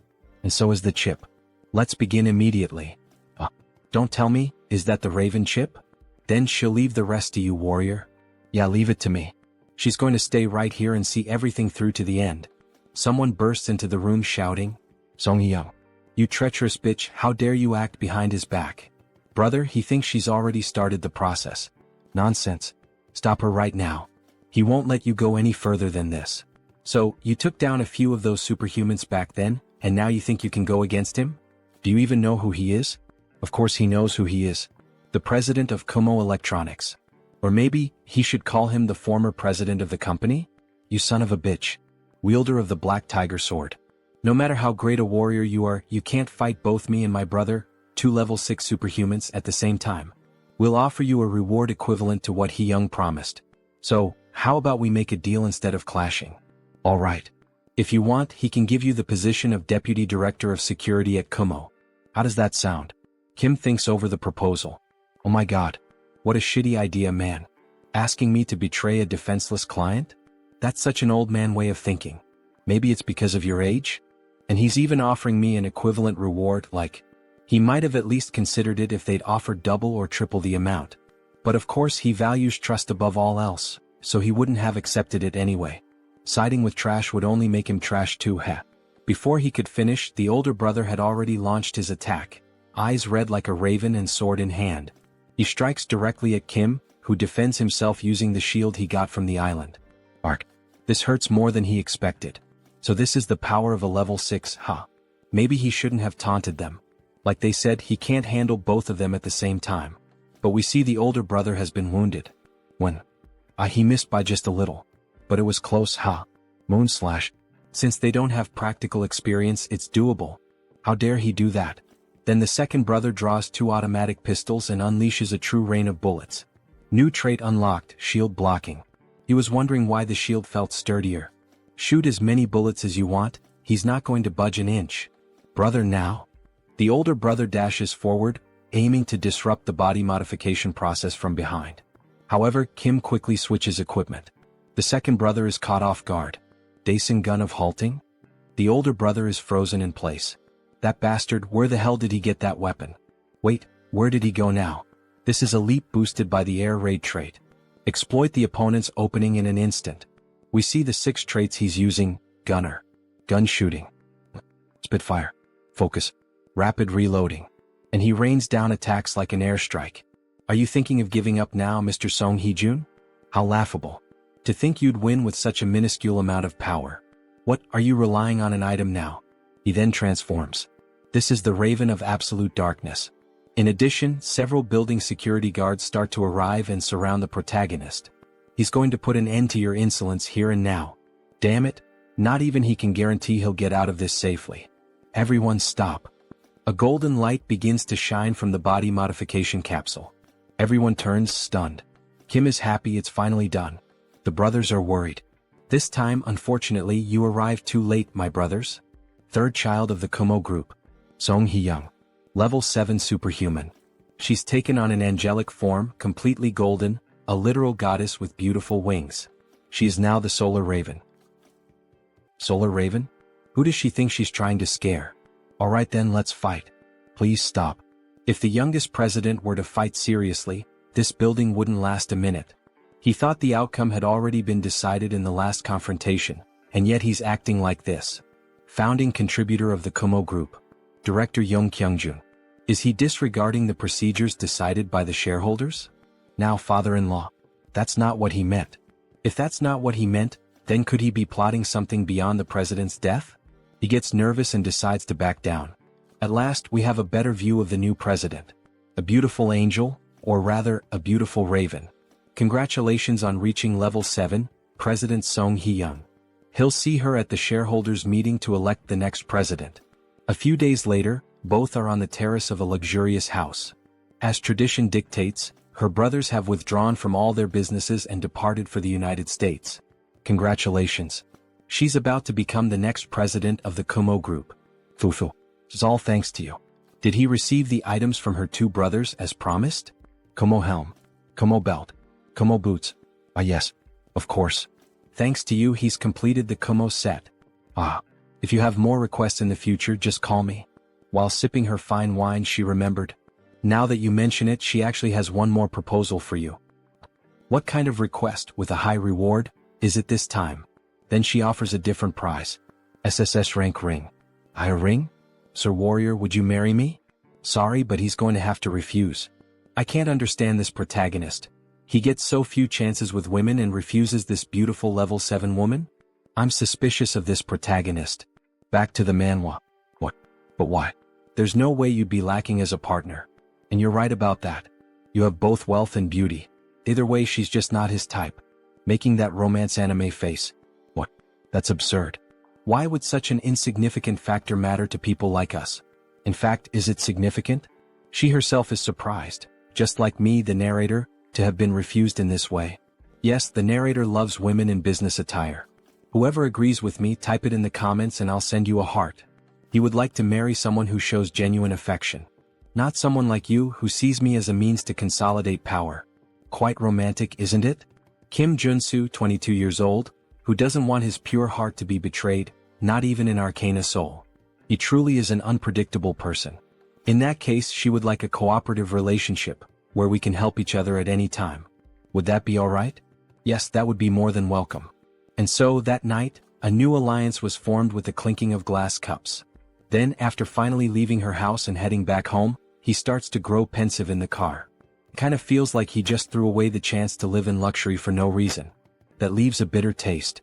After all, he's still in his intense early 20s. Marriage might have been too much, but if it were just dating. Look at this beautiful woman he just lost. Today, the narrator is disappointed with Kim. He even slaps his own face to stop thinking about it, startling even the driver. Control yourself. The situation is unfolding differently from the game, as far as he knows. What he should focus on right now is Elder Joe of the Solar Magic Tower. Back at the tournament, that bastard said his master knew everything about what was going on. She's acting suspicious. And just as he was thinking about this matter, he got a call from the Solar Magic Tower. The director's son. What convenient timing. The next scene is in Phoenix Valley. However, it looks deserted. Kim wonders why he doesn't see any phoenixes flying in this area. Well, it's been quite a while, hasn't it, Superhuman Kim? Oh, or should he call you the owner of the Black Tiger Sword? Tower Master. It's been a long time. And of course his grandson is with him as well. He's noticed that you've become a greater person, huh? He'd like his grandson to learn from you. Grandpa, why don't we get straight to the point? Now that Mage Kim has awakened, he's starting to show his true nature, huh? Superhuman Kim. He's sure you already expected this, but we called you here to make a request. Is it because of all the Phoenix disappearances? Correct. He has no idea where they might have gone. He supposes that some mythical beast might have taken them all. That's very possible, but have you considered the possibility of unauthorized poaching? That's highly unlikely. Our security was flawless. But what if someone on the level of an elder of the Magic Tower had acted? Someone on the level of an elder, huh? That would be possible, yes. But who would dare do something like that? The misuse of a phoenix is a clear violation of the rules. He then starts to get angry and ignites his entire body, showing why he is the tower's director. Of course, he will find every last missing phoenix, and find whoever is responsible for this. But you have to promise me an extra fee. Then we see a car speeding over the water at high speed. What do you think of this red stove? It's an amazing sports car. And it's really fast. If he entrusts the driving system to a spirit, automatic driving is possible. But no speeding. Meh. Asks the spirit with an innocent face. By the way, how did you come up with the idea of getting this car as our advance payment?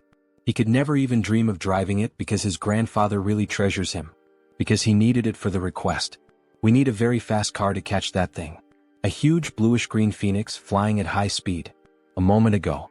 Sir, what the hell is that? Oh, can he recognize what that is, made on the ground? It's a phoenix. Made of steel wires. It definitely doesn't look like one. You only replicated its bone structure. You can save the compliments about the quality. I will. He managed to get some crafting attributes from it, so of course. Alright then, Mr. Mage. Let's take a bit of your blood, shall we? Says Kim with a scary face. What does that mean? To think that that small amount of his blood transformed that wire into an artificial phoenix. His blood contains the essence of the phoenix, so if we can just use its homing instinct, we'll be able to find out where the rest of them are. When night falls, they finally arrive at an island called Ulungdu. So this is where they were, huh? But they don't seem to be in good condition. They look tired and dehydrated. They should have lived for more than 20 years, but they seem drained of energy. Can you check their mana, please? Yes. He begins to check using fire as a sensor. These guys had their mana stolen. From the heart to the blood vessels, everything was burned dry. Wait, this traces. Yes, Mage Kim. He believes you can find out who did this. He then focuses more and finally discovers, the Eclipse School? Yes, that's right. How clever. Let's contact the Tower Master immediately. The culprit is none other than Elder Joe from the Eclipse School. Joe Akbun, that crazy bastard. He erupts like a volcano. Grandpa, please calm down. She was caught trying to take all the phoenixes for herself. He swears to God if he catches her, he will. So he's saying that Elder Joe also disappeared from the tower? Yes. He went to her office, and she had vanished, leaving her clone behind. What, is she mocking me or something? He swears he will. Clone? It's a magic that creates a body identical to the user. However, it dies after a while. Was she just trying to buy time? The death of the Kumo Group's president, whose heart was burned to ashes. The exiled mage reappearing as a reinforced soldier. The overexploited phoenixes taken to gain power. An Elder Joe hiding? You've already received so many clues. Come on. Tower Master, doesn't anything come to mind? Don't tell me. Joe Akbun got her hands on that? The forbidden ritual of the Eclipse School. The moon in complete darkness. The forbidden ritual. This ritual is carried out by emitting mana to block the sunlight, an event that appears in the polarization mission of the Solar Magic Tower. But this is even before the polarization research begins. It's the butterfly effect. A different course of events unfolded because he got involved with Elder Joe's disciple. What is this after all? She is using the power obtained from the phoenix to corrode solar magic.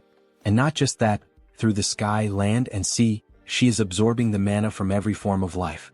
Is she performing such an evil ritual in an era like this? And what if your magic tower is ruined because of it? We must find Elder Joe quickly.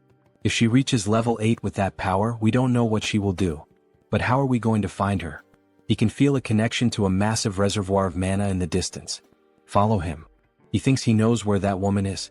The mana trail leads them to a house near the forest. Upon approaching the place, they see an open portal. This is a subdimensional labyrinth? So he's saying she's hiding inside while the ritual continues? Yes, but the labyrinth is very resilient, so we cannot destroy it immediately.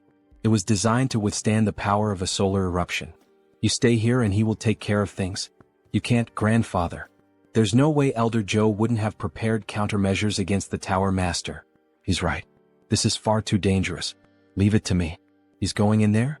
Yes. Wouldn't it be better to have an outsider intervene to catch her by surprise? Looks like he owes him one more. In that case, take this. We see several objects in his hand, a ring and dice of different shapes. Magic dice. Rank SSR. Ring of Great Escape, rank SSR. It's the Ring of Great Escape. Use it if you're in danger. Thank you. The Ring of Great Escape. He's just gained an extra life. In that case, he can risk his life without worry. Because Elder Joe has one of the 8 treasures of the Magic Tower. Then he finally steps into the portal. What are all these things? We see a large ruined city completely abandoned. However, there's an unexpected visitor in this labyrinth. Why did you follow him into the labyrinth? You know you could actually die, right? But this is the responsibility of the Magic Tower. And he thinks that 2 would do better than 1. It would be a big problem if you ran into an enemy while installing those dice to neutralize the subdimension. Well, you have a point. By the way, does the School of Eclipse like this kind of atmosphere? Yes. The School of Eclipse is rooted in dark magic. The moon in the labyrinth is already black.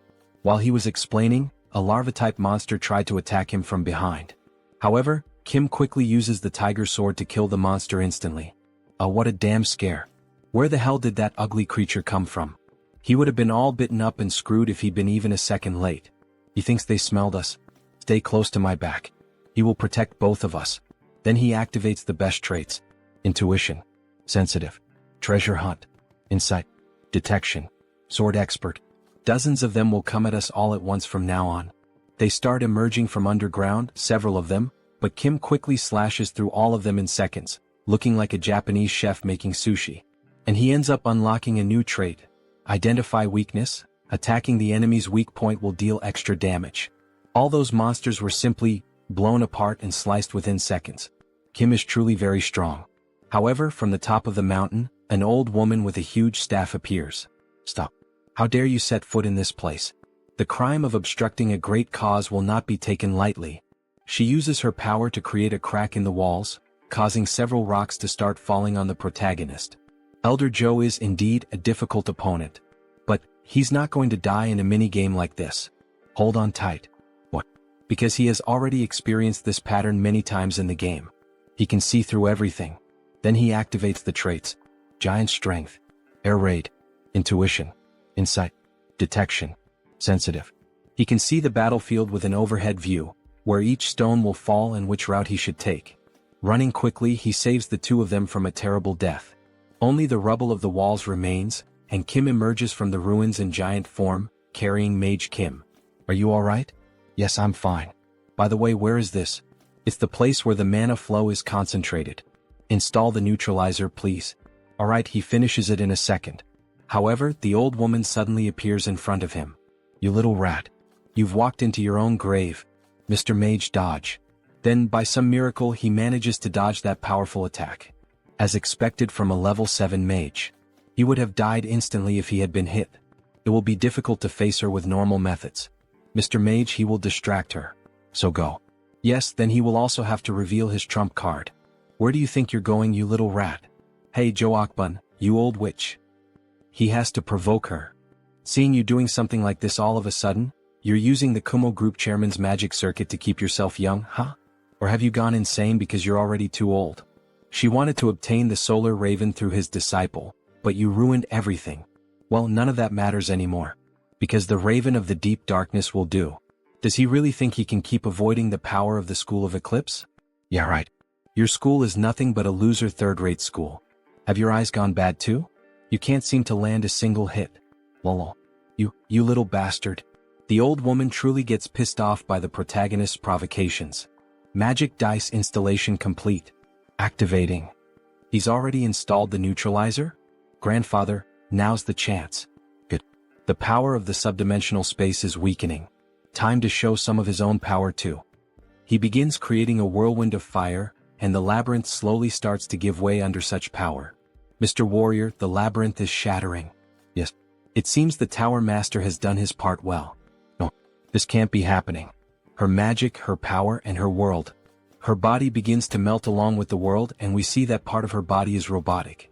It would have been complete in just a few seconds. It's all because of you, it's all your fault. Filled with rage, she tries to attack the protagonist with a massive burst of dark magic. He quickly manages to withstand the damage with the steel fists. Holy crap. He blocked it with the steel fists, but damn, what power. Even so, he won't fall behind when it comes to speed. Damn it. Why won't her attacks land? He vanished from her sight. Then he activates the new trait he gained, Identify Weakness. He found her weakness. And with a quick strike, he slashes her directly in the back. She falls to the ground like a sack of shit. No. It can't end like this. At the very least, she has to take his life with her own hands. Useless bitch. Time to die. Then the director himself burns her. So after defeating Elder Joe, they return to the tower. Warrior Kim is unbelievable. He thought you were an anti-magic warrior, but today you fought like a practical swordsman. Thank you for the compliment. It makes sense, however. That must be why that old tiger man gave you the black tiger sword. He thinks people call it the Celestial Star. That sounds like something the spirit said. What is the Celestial Star? It refers to those with infinite talent and 1,000 kinds of supernatural abilities. Doesn't that not seem exactly right for him? Anyway, he should reward you for this incident. Ring of Eclipse, SSR. It is a treasure he found from Elder Joe. Understood. One of the 8 treasures of the Magic Tower, and the strongest item of the School of Eclipse. The attribute imbued in the ring is Eclipse. The ring begins to display an animation of water and fire, as if there were a fusion of both powers. This is truly incredible. It combines the attributes of mana devouring, absorption, and storage.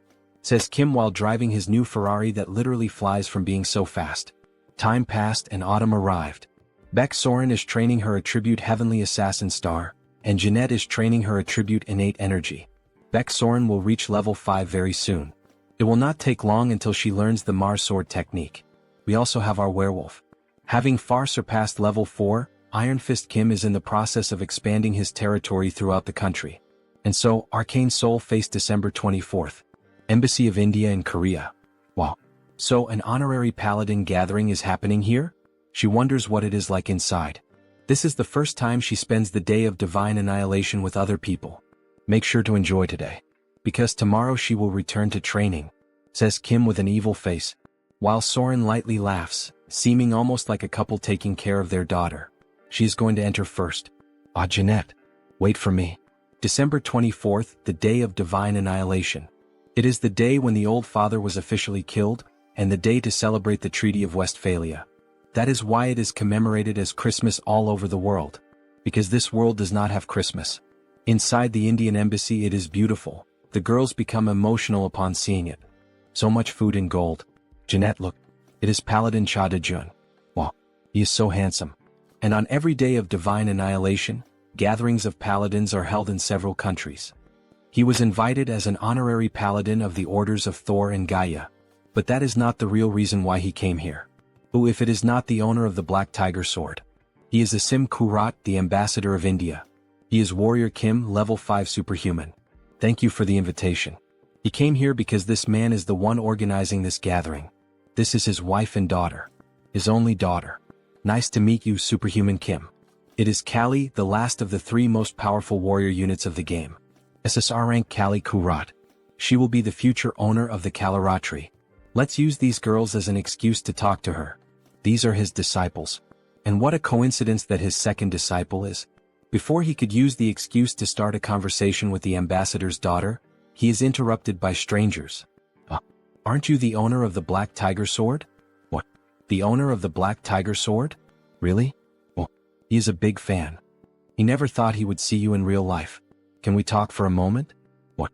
Several begin to come forward wanting to meet the wielder of the sword. No, this was the perfect opportunity to become friends with Kali. You look great. He also wants to see you. Just a handshake. He leaves the rest to you girls. Our master was taken away by the crowd. He came out of there alive. He could not talk to Kali even for a second because of those people, but at least the girls made friends with her, so he thinks it is all right. Sometimes he makes this kind of face and, really, they are actually making fun of Kim behind his back, but at least they are making Kali laugh. Returning to Kim, he begins to pay more attention to the weather, since he is finally alone. Seeing the snow really conveys that end-of-year feeling. He wishes life were always this peaceful. However, the silence is interrupted by a girl. Hello. Would you mind having a small conversation, Mr. Kim? A beautiful woman in a black dress. But what we did not expect is that, in fact, that woman, this is the priestess of the Order of the Old Father. The very same one from the beginning of the story who forced him to serve her god. What brings you here? You must be busy since it is the day of divine annihilation. It is not the day of divine annihilation, it is the day of resurrection. Yes, of course, right? She is sure he already knows that she is showing great consideration. Consideration, she says? What kind? Have you never thought it strange? That he is still alive after you killed one of our inquisitors. That happened in the labyrinth, but even so she knows about it?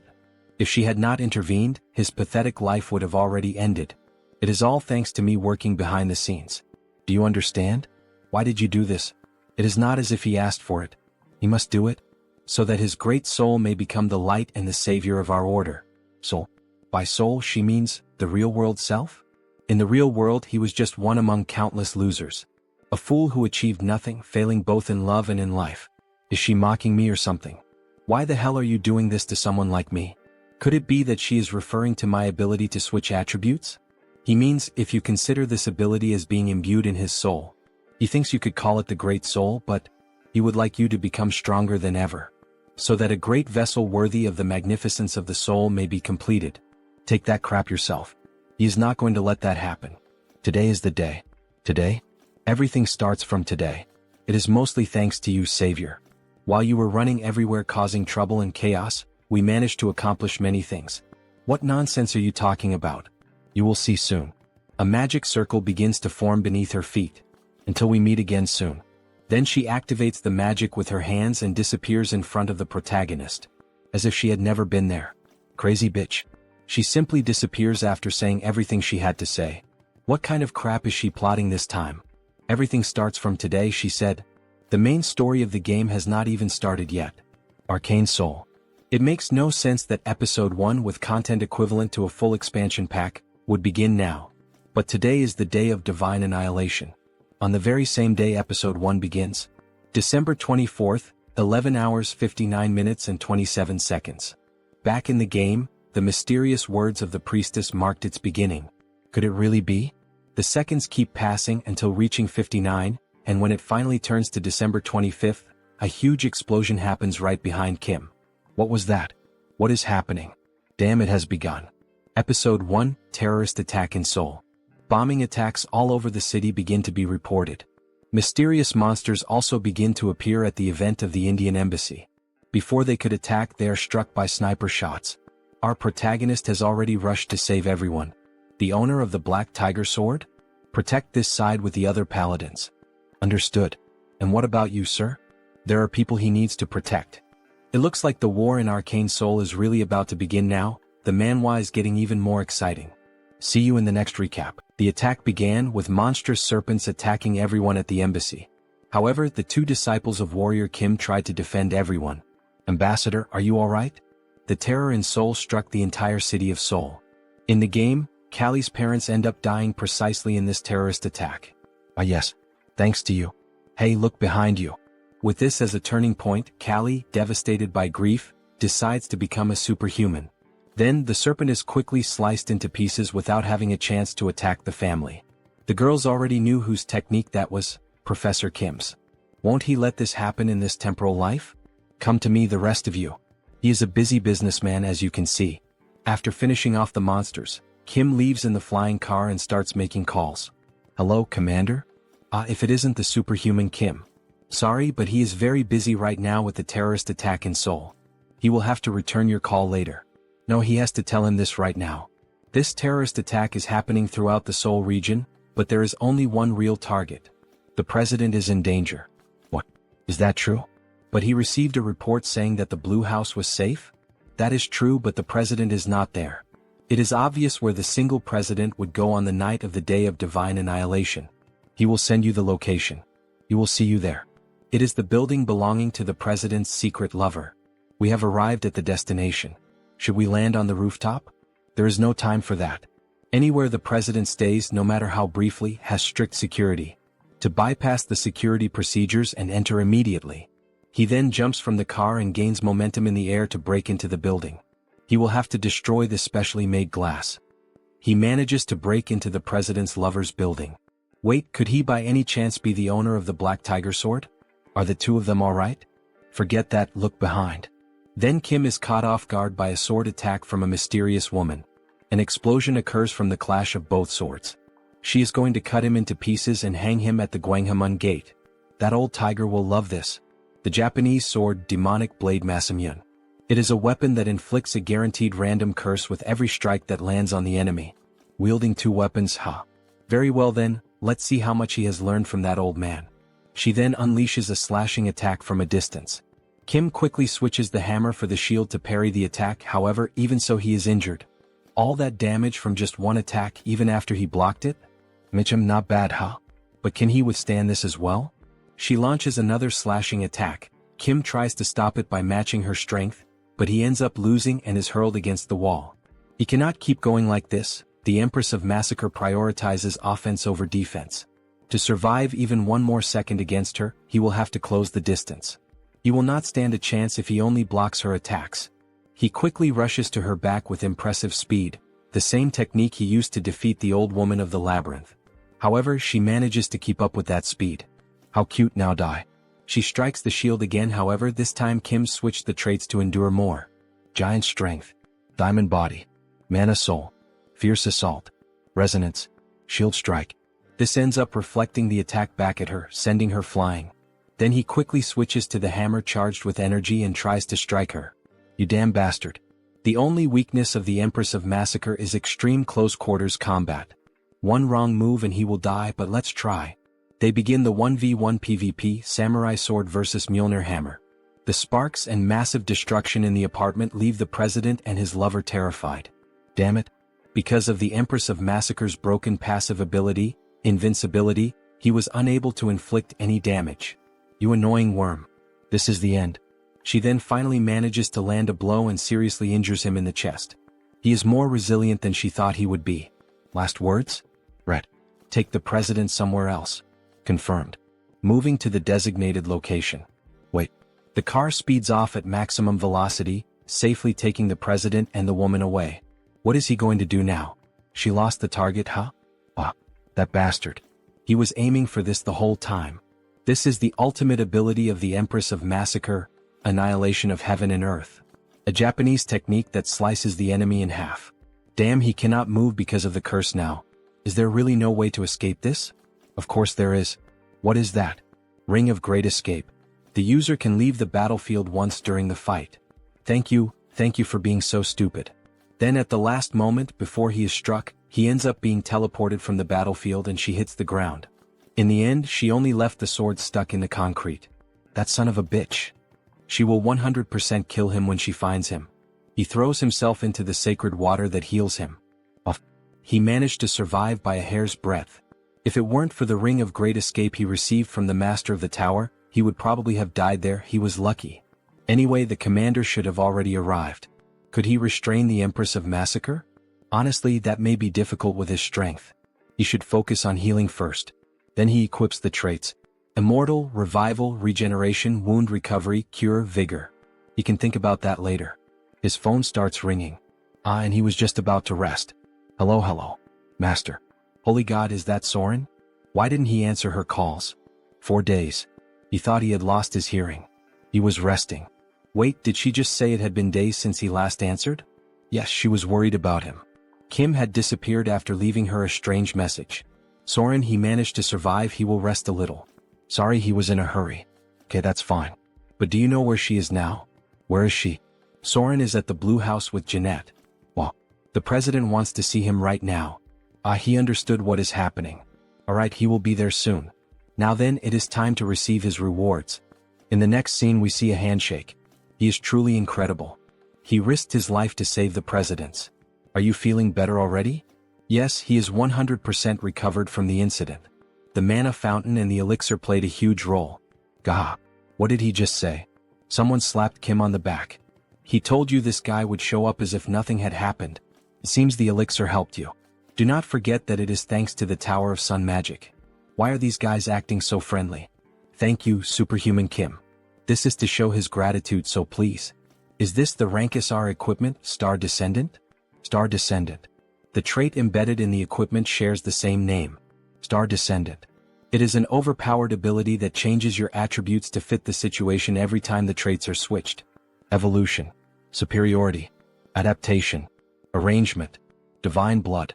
When switching to the swordsman traits, it increases his attack damage and dexterity. Strength and endurance for the warrior traits. And for the shooter traits, it increases attack speed and movement speed. It is literally perfect for him. Thank you. He will make good use of it. Now that Mr. Warrior Kim has received his reward, it is time to put him to work. What? He wants to become a corps commander. It will be good to try this out in advance. Then he is taken to a kind of war hall with several maps and points. Currently, they are pursuing the leader of the terrorists, Shin Yaren, also known as the Empress of Massacre. He is familiar with this map because it is the mission map of Episode 1. If this were inside the game, he would have to complete each of those missions, but here, he sees the commander of the Western Corps, a war hero like the commander of the Eastern Corps. He even sees some executives from other orders and some people from the strike force of the Superhuman Association. The government plays a huge role indeed. That is why the Order of the Old Father was trying to assassinate the president, huh? Everything starts from today. Oh, what are you going to do, priestess? He thinks Episode 1 will end sooner than expected. Wow, we see a photo of Kim and the president together. The entire internet is talking about you, Master. Someone filmed a clip of you fighting at the Indian embassy. It seems Episode 1 will wrap up without too many complications. He will focus on developing his character for a while. When they are approaching home, they notice that someone is already waiting for them. Is that the ambassador and Callie? Right, Callie. He had forgotten about her. Hello, owner of the Black Tiger Sword. We came to express our gratitude. Ah yes. He understood. It is the perfect opportunity to win Callie's favor. He has to say something. Master. She would like to become your student. Getting straight to the point? Student, you said? What do you mean? After experiencing this incident, she came to the conclusion that she needs to be strong to protect those she loves. She also wants to be strong like his students. Thanks to Soren and Jeanette, her family is alive. Please, she would like to become his disciple. Callie, are you sure you will not regret this decision? They can think about it a little more and make the decision later. Kim understands why her parents are so worried. Because Callie's grandmother, who was the former owner of the Kalaratri, which transformed into a kind of other world during the Rift expedition. The ambassador's family, upon reaching adulthood, manifests the destiny of the goddess Callie, and if they reject this destiny, death follows. Because of that, she also had no choice in the matter. But look at the time we are in now. Ambassador. No, Callie's father. This is a once-in-a-lifetime opportunity. The last of the 3 main warrior units has fallen right into our hands. He is well aware of his family's devotion to protecting humanity, and of the destiny passed down through the generations of their family. How could he know that? He understands his concern, but Callie has the talent to protect herself. Does this mean he knows a way for Callie to escape her suffering? Yes, and for that, Callie must become a superhuman. If he leaves that task to me, he will make it happen. He cannot miss this chance. That child has never wielded a sword in her life, and she needs to become a superhuman? There may be some other way. But dear, he already knows that Callie does not have much time left. Let us leave this to him. Callie, is she certain about this? Is this truly what she wants? Yes, father. She promises that she will do well, so please trust me. It will not be an easy path. But even so, if she is prepared, then do what must be done. You must overcome your destiny and survive. Yes, she will. Have you made your decision? Yes. Then, Callie, she will undergo hellish training starting tonight. Tremble. She is looking forward to it. A few days later, we see Callie exercising and stretching. Kalaratri is an assassin and a dancer. She unlocked the stealth trait some time ago, so now she needs to unlock the dance trait.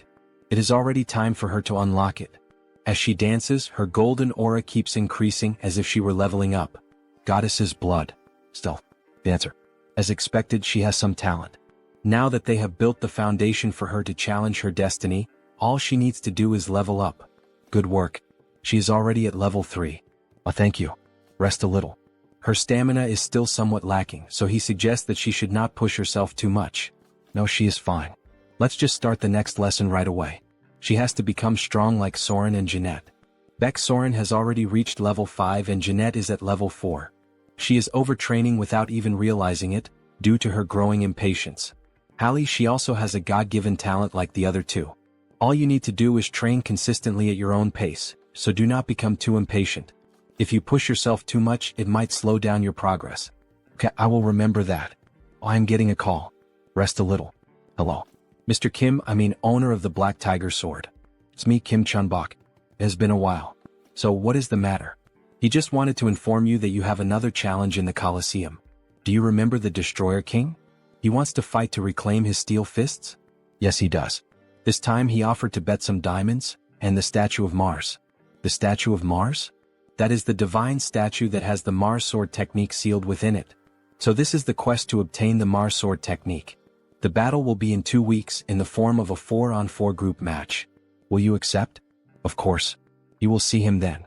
He has 2 weeks to form a group. The Destroyer King will be fully prepared for this. He needs a group that can guarantee victory. He does indeed know some strong people, but he is still a little anxious about fighting a real battle with them, since he has never used them in a group fight. Very well then. He thinks this group will do. After 2 long weeks of anticipation, the day of the team battle had finally arrived. The arena was filled with tension as the fighters began to make their entrance. Leading the opposing squad stood the imposing figure of the feared Destroyer King. Right behind him marched the other formidable names, the Wyvern King, the Dark Demon King, and the Angel King. Despite his aged appearance, the leader radiated strength, proving he still had enough vigor to face his enemies head-on. Each member carried with them the promise of unleashing their full might in the clash to come. Old or not, everyone stood equal before sheer violence. The expectation had been that a few high-level fighters would appear, yet no one anticipated the arrival of the foremost veterans of level 6. Even so, there was no reason to falter.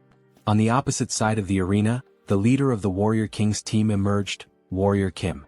Known as Iron Fist Kim, a lone wolf armed with a mechanical arm, he prepared to push his limits with the power that had been granted to him. Priest Kim stepped forward, proclaiming that even their god would answer the call of his brothers. Beside him stood Magic Kim, ready to give everything in honor of his grandfather and the Magic Tower. A few days earlier the group had gathered at his summons. For them, his call was undeniable.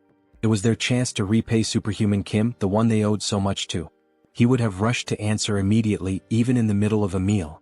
A traditional team had taken shape, composed of a warrior, a reinforced soldier, a mage, and a healer.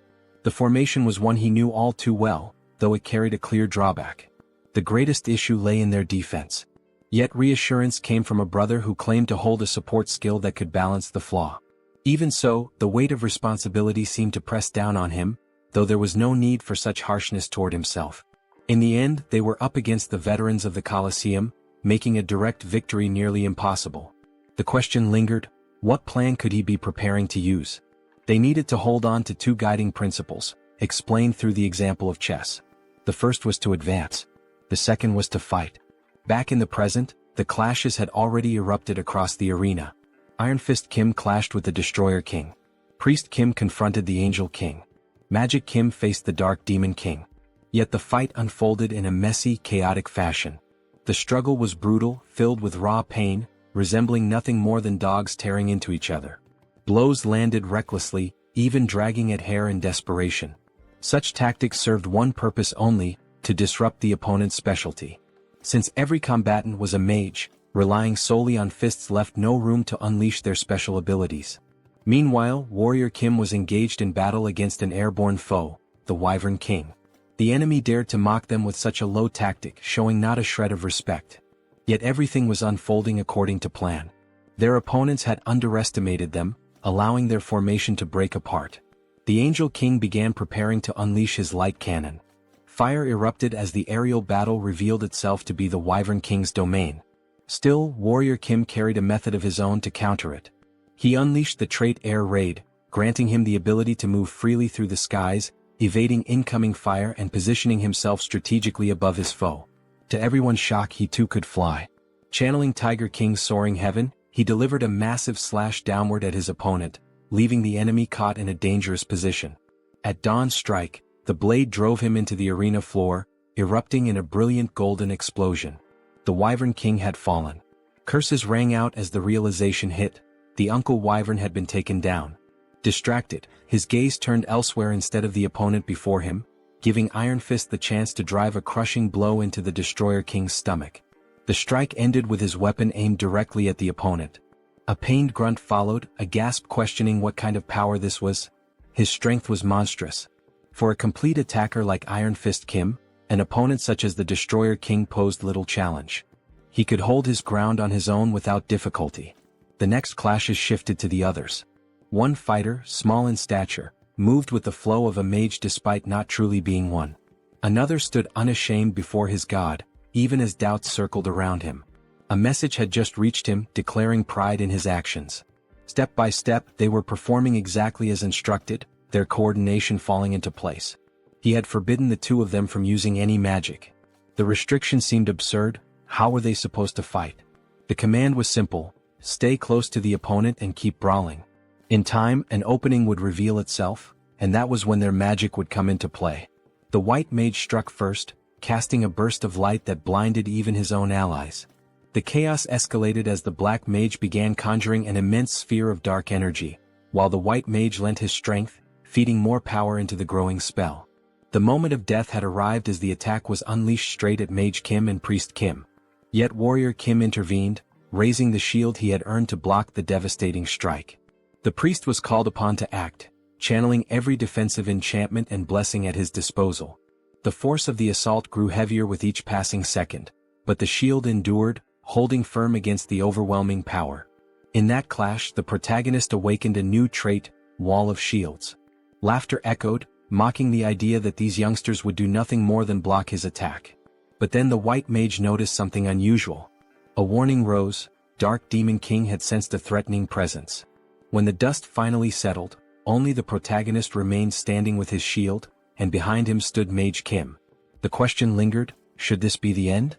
The decision was made. Kim wielded the Mjolnir hammer, charged with the last spell he had carried, while Mage Kim stood ready with the flames of the phoenix. The time had come to finish it. Together they unleashed a combined strike, shaping a magnificent phoenix, as the protagonist's barbarian strength surged forward with everything he had. It was a victory for the Kim family team. A massive explosion erupted at the center of the arena, sending the crowd into a frenzy over what had just unfolded. The battle was over. The winner was declared to be the Warrior King's team. Cheers rose higher as the announcement followed. He had obtained the peerless trait.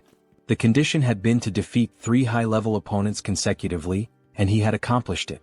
With this achievement, he now possessed all the necessary components for the fusion against 1,000 traits. Laughter echoed as the opponents conceded, admitting their defeat. It had been a worthy fight. The promised reward was delivered to him without delay, with the assurance that the others would also receive what was owed. At last he had obtained the statue of Mars, the artifact destined to awaken Baek-Soren along with her sword technique. A challenge for revenge was offered at any time, but the response was firm. Such a rematch would never come. Their time had passed. It was clear a new era had already begun. Days later, the scene shifted to the protagonist's residence, where a duel unfolded between Warrior Kim and Baek-Soren. The clash, however, leaned in her favor as she pressed the attack and forced him onto the defensive. Kim began to tire, sweat marking the strain of the fight. Yet his opponent showed no sign of slowing. She advanced again with unrelenting force, driving forward with the power of her charged trait. In that moment, the overwhelming might of the heaven-slaying star revealed itself. A few hours earlier. Pardon? He is giving this to me? Yes. The statue of Mars is somewhat useless to him. It is an item that only responds to her, the star that slays the heavens. No wonder that the moment she merely touched the statue, it began to shine intensely. But it gives off a strange feeling just to look at that thing. Her eyes slowly start filling with power little by little. It is all right, she does not need to resist it.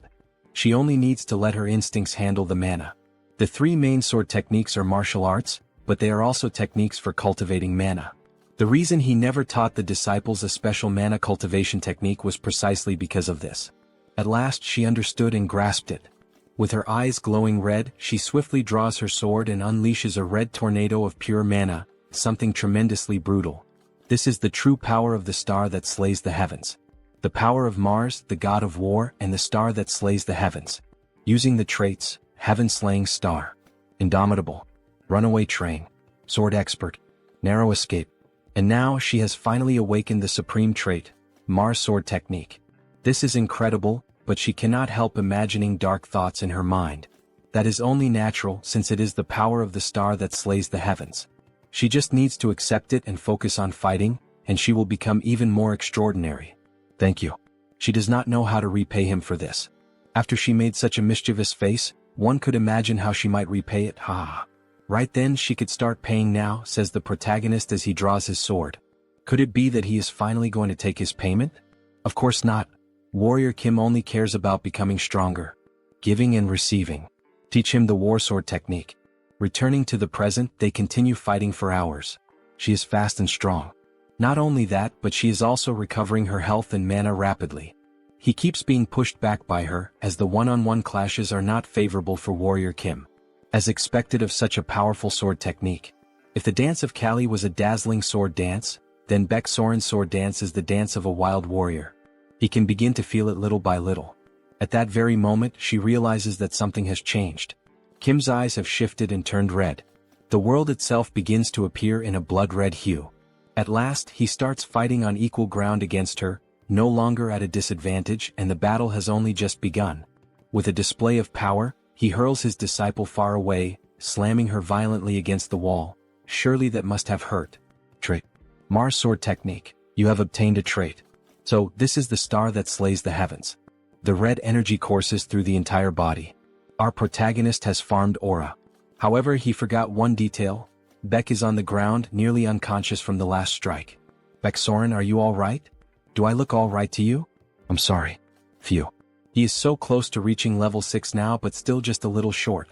He feels that he can reach it if he only accumulates a little more experience. And he has someone perfect for a moment like this. The next day. Joonsoo workforce. Well, look who we have here. If it isn't the pride of our association in person. The best result of our association. The savior of Seoul, Hunter Kim, the owner of the Black Tiger Sword. Oh, he's here, the superhuman Kim. He's just the same as always, President.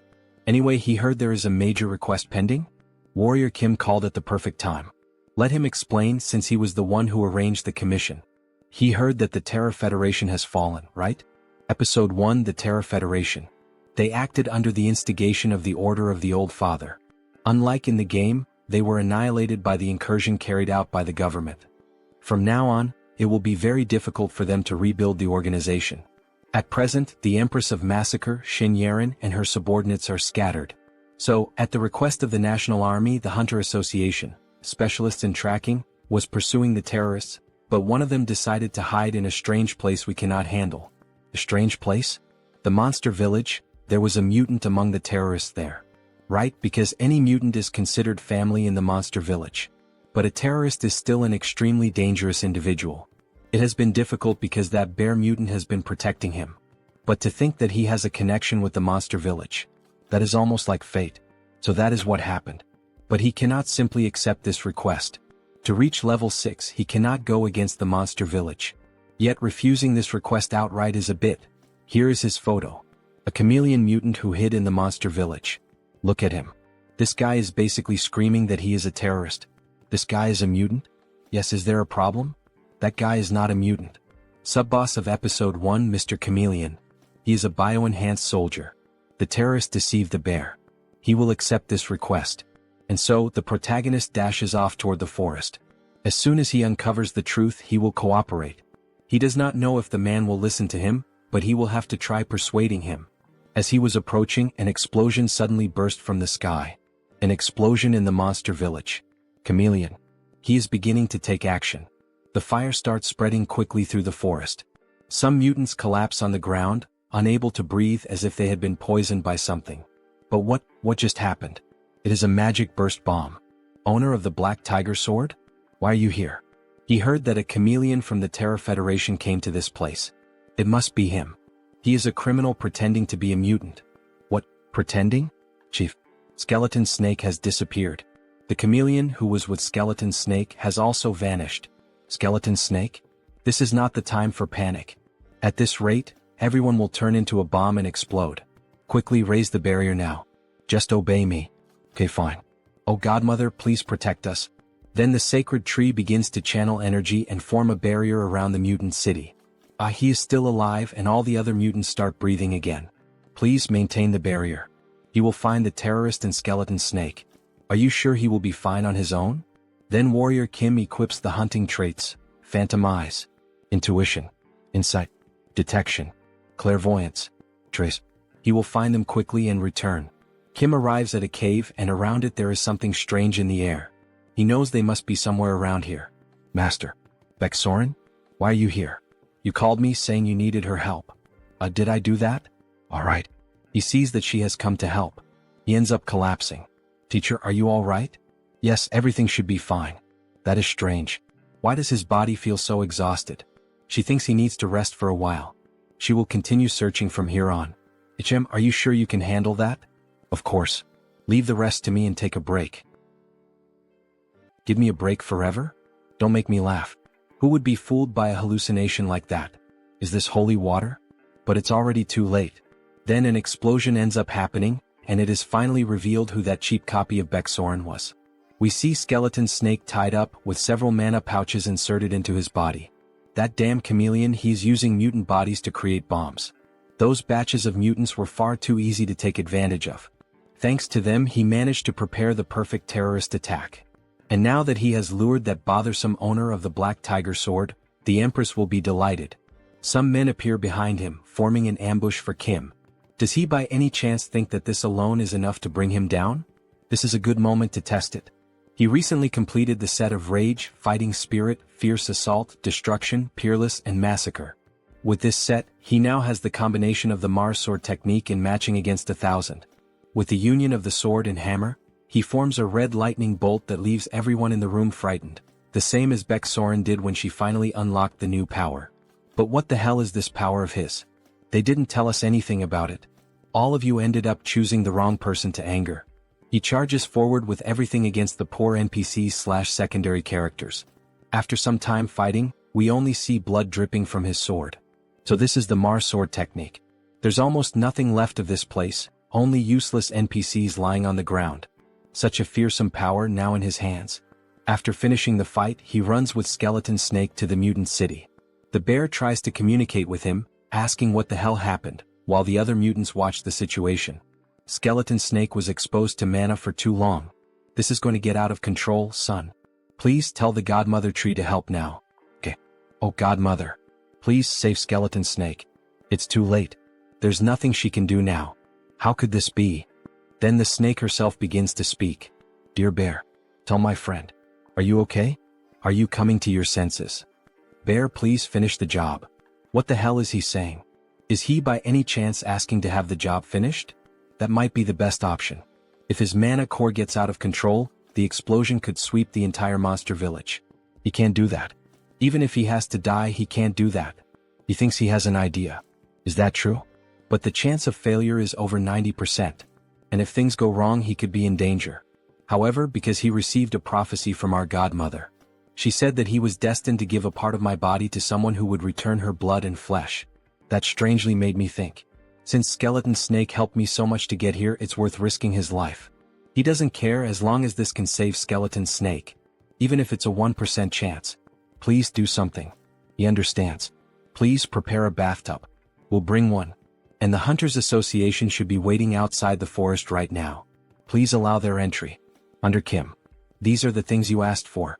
Do you need anything else? President, no, every reinforced soldier here, he needs you to extract the mana cores and the lubricants from their prosthetic arms. How much do you need? Everything. He needs every last part of it. The only way to save the Skeleton Snake is to obtain a human body. Arg arg. In other words, he has to mutate the mutant. This method only appears after the episode of the nuclear war, but it's worth trying. Godmother. Let him ask for a portion of your blood to save the Skeleton Snake. It is only possible with the sacrifice of someone who has ascended to divinity. The Godmother's blood. Yes, take this. Good. Give a sip of this to Skeleton Snake. And a sip to me. Then he receives new traits. Divine power. Holy light. Radiance. Briefly combine divinity with these 3 traits and enter the space with the Godmother's permission. Kim begins to ascend. This is the Godmother's space. And the 2 beings she invited. 2 gods.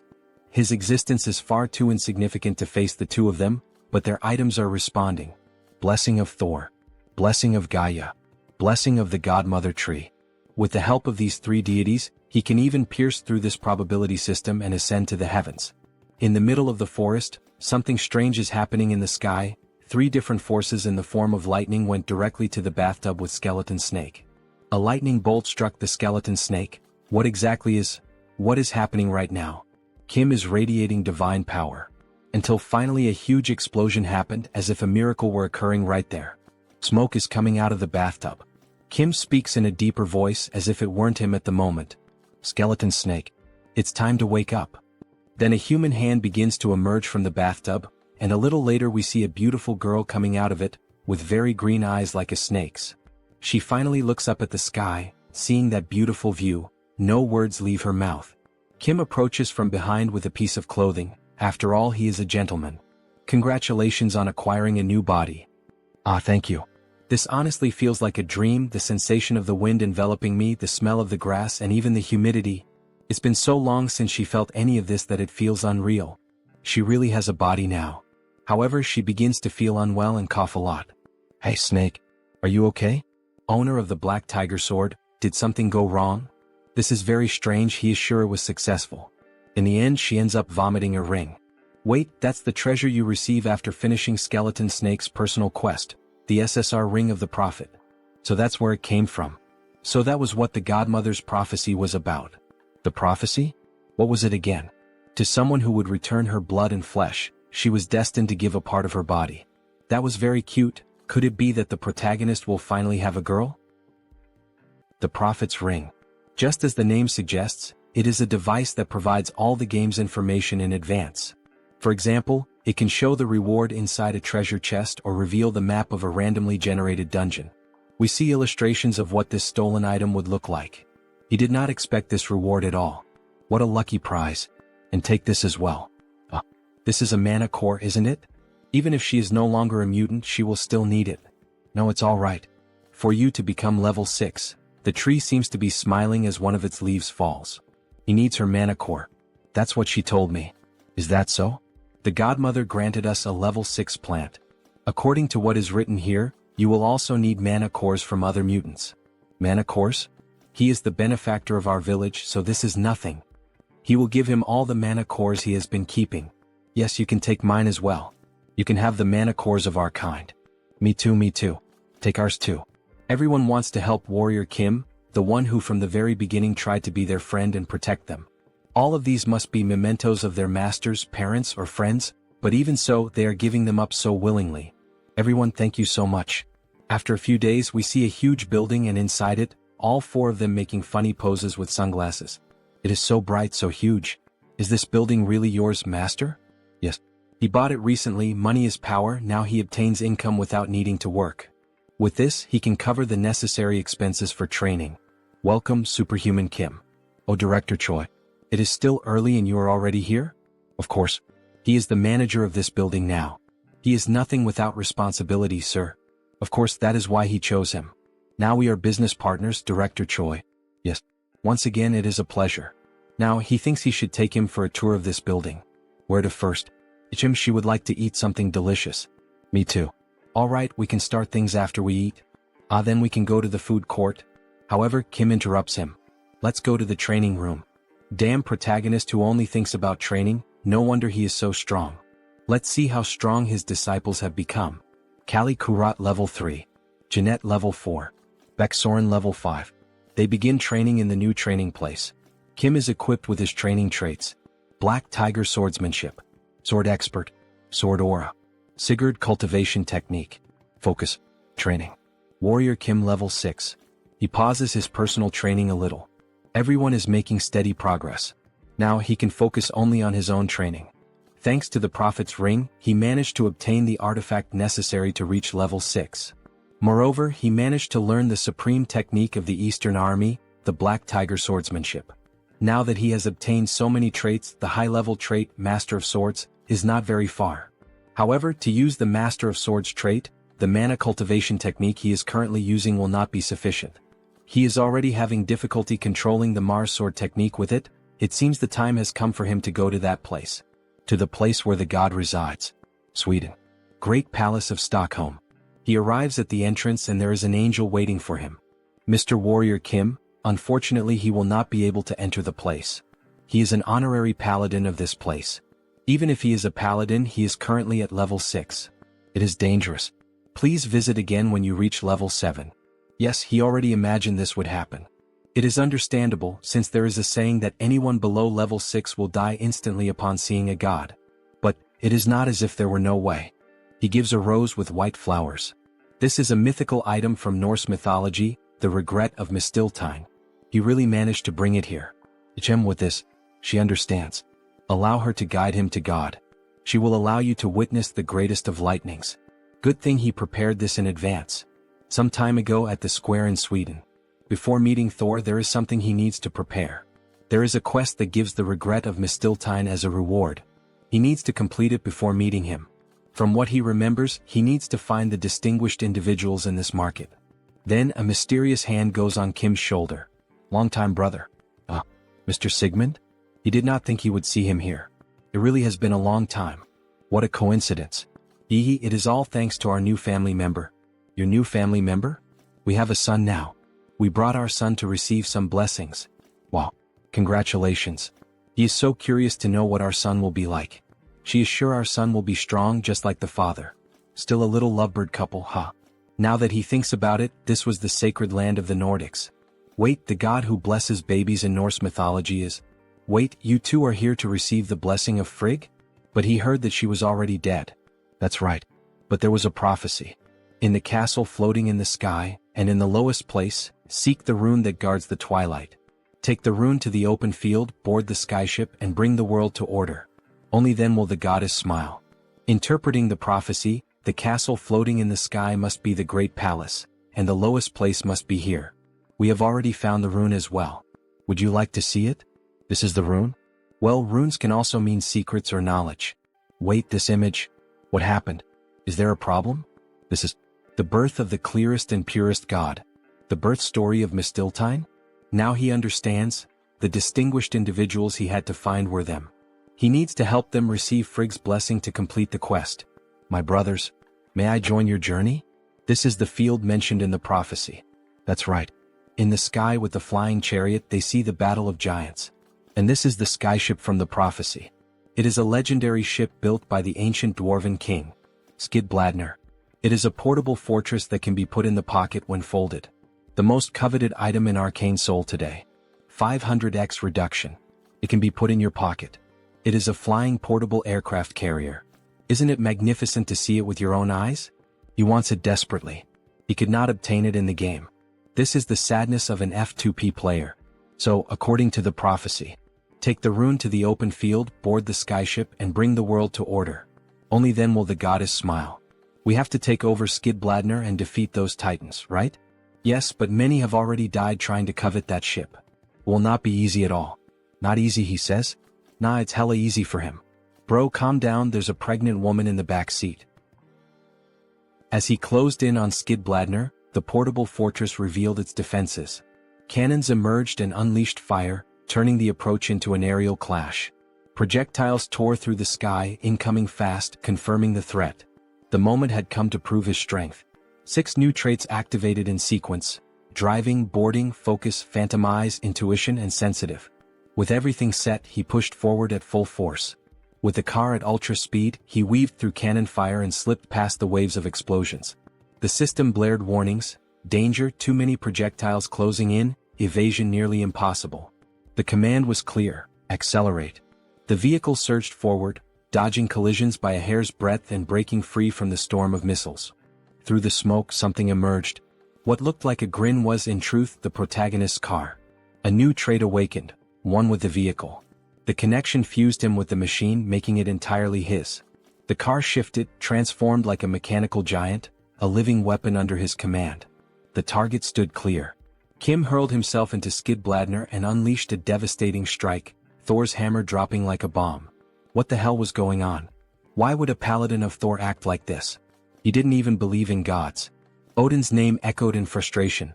Why send that bastard here? But calling on a deity meant nothing now.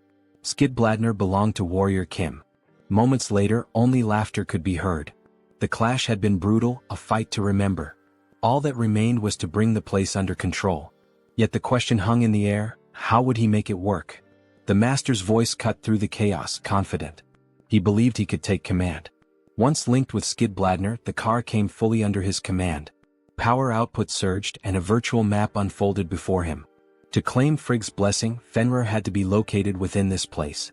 Confidence followed. Kim could handle it. He deployed the fortress's arsenal, unleashing a storm of fire on the titans below, bullets raining down in relentless waves. The prophecy finally seemed within reach. Gratitude spilled out. This debt would never be forgotten. And now the path forward was clear. The map lit up, glowing brighter until a colossal figure emerged. A woman, the goddess Frigg herself. With delicate care, she placed her hand upon the pregnant belly, granting the long-awaited blessing. Gratitude echoed deeply. This divine gift would never be forgotten. The mission reached its end. As a reward, he received his prize: regret of Mistiltine, god-slaying Mistiltine. Consumables of near-mythical rarity, with only a 1% chance of appearing in the game, now rested in his possession. Armed with these, he was finally prepared to face a god. At the steps of Stockholm's Grand Palace, Kim felt the weight immediately. Each step forward was stifling, the very air pressing down like a god's hand. He activated the regret of Mistiltine, a one-use relic that allowed him to endure divine pressure despite lacking the proper class. At last, he stood face to face with Thor, the god of thunder, a being from beyond his own world. Thor recognized him instantly. His eyes pierced through every layer of disguise, seeing Kim's true origin. The implication was clear: if Thor could perceive it, perhaps all gods could.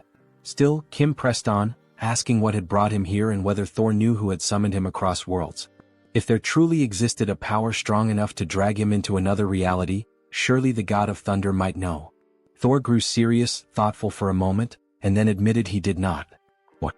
Thor truly had no knowledge of who had done it, no clue, no trace. How was Kim supposed to know? Could it have been the old father who summoned him here? But that one was already dead. Probably not. If a god out there had burned that much power, Thor would have sensed it. The answer became clear: the gods weren't responsible. If not the old father, then who? His mind drifted and a flashback surfaced. His conversation with the mad saint, her cryptic words still echoing like a curse. That he should become stronger than ever, that was her decree. A vessel worthy of holding the magnificence of a great soul had to be forged, a soul destined to become the light and salvation of their order. But why him? Why try to mold him into a vessel of rebirth? Was his soul? Its rank was impossibly high. Was it because of his ability to swap traits? The power to learn anything and exchange it at will? Only an omnipotent could wield such a gift. In the East he believed they called it the Celestial Star. This was called the Celestial Star. Celestial Star, he had heard that name before. Had there ever been an omnipotent like him? Yes, one known as the Celestial Demon. The way she spoke made it sound as if he resembled her master, as if he carried eyes capable of glimpsing the future. So that's why the Blood King had said those words. In any case, he had to do his best to escape that filthy order that still followed the old father. If he managed it, he'd be named as the Blood King's Archangel. Archangel? The title hung in the air. He had no intention of dying though. The promise was clear. After death, of course, little one. To be honest, he thought reviving might not be such a bad idea. Was he serious? He had no desire to remain trapped in this ridiculous palace, sipping nectar for eternity. It made sense. Thor himself was also a god of war. He remembered the opening line of Arcane Seoul, God is dead. In the divine annihilation war, when the old father fell, every defeated god perished, while the victors were all imprisoned. After being locked away for so long, Thor had to be itching for action. Yet even so, war still felt like too much. In the end, the divine annihilation treaty had been made for humans. Still, Thor would cheer him on. What he sought was a power strong enough to break free from the old father, and that power Thor would grant. A colossal bolt struck Kim, not just any lightning but the thunder god's own. His entire body convulsed under the shock, pain tearing through him, screams ripping out despite every effort to hold them back. As always, the protagonist took the harshest, most brutal attacks this manhwa had to offer. See you in the next video. Use it well. Then our protagonist gained 2 new traits. Thor cultivation technique. Lightning. And we see Kim warrior in a badass pose, after being burned by the lightning. We're done, baby Mjolnir. Thank you, God of Thunder, you may go now, omnipotent outsider. Kim is in the city sky, looking at the buildings as if he were truly someone important. The journey was long, but it was worth it. He didn't plan this, but he obtained the God-Slayer Mistiltine, which removes invincibility traits. He even managed to get the Skidbladner. Maybe he should take a trip with his disciples. Jeanette and Callie will love it, hee. Jim, what's that siren sound for? We see a huge building engulfed in flames. But what the protagonist didn't know was that the burning building was the new one he had just acquired. In the next scene we see the entrance of a hospital. Please don't run in the hospital corridor. Director Choi. Sir, you finally arrived. The director growled, which bastard did something like this? We're currently investigating, but it's very likely it was the Terror Federation. The Terror Federation. They've gone too far. Director Choi, he's not just a business partner. He's much more than that. In the cruel and selfish society of Arcane Seoul, he was the first to show kindness. He's his right hand. Damn it. All of this happened because he asked him to manage the building. Superhuman Kim. Director Choi. He woke up. He's fine. But there's something more important here. This is his blood. Please take it. Why are you giving me this? Because he injected nanomachines into his own blood some time ago. And he spread his blood onto those terrorists. With this, he should be able to track them. Thank you for staying alive, Director Choi. We will use every medical technique available to heal you. And this time he will make sure everyone is eradicated. In the next scene we see a city that looks like a slum. Giro Stronghold. Sir, they tracked Director Choi's nanomachines. This is the result. This is where they went to hide. Their traces end right here, you say? Yes. Should we just demolish this place? Demolish, you say? Yes, most of the people who live here are either homeless or criminals. His Iron Fist gang will take care of it. That's the right choice. This time he plans to defeat the leader of the Terror Federation, the Slaughter Empress. At any cost. But the Terror Federation began as the Federation of Rights. It was an organization founded to claim the rights of the marginalized. Until they made contact with the Order of the Old Father. If he decides to destroy this place casually without much thought, that could ultimately strengthen their justice. Violence is not always the answer to everything. It can harm the lives of innocent people. Of course that's true, but do you have another plan in mind? We have to demolish and rebuild. With that, what do you mean?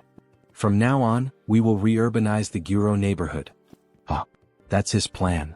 The re-urbanization of Guro advanced without many problems.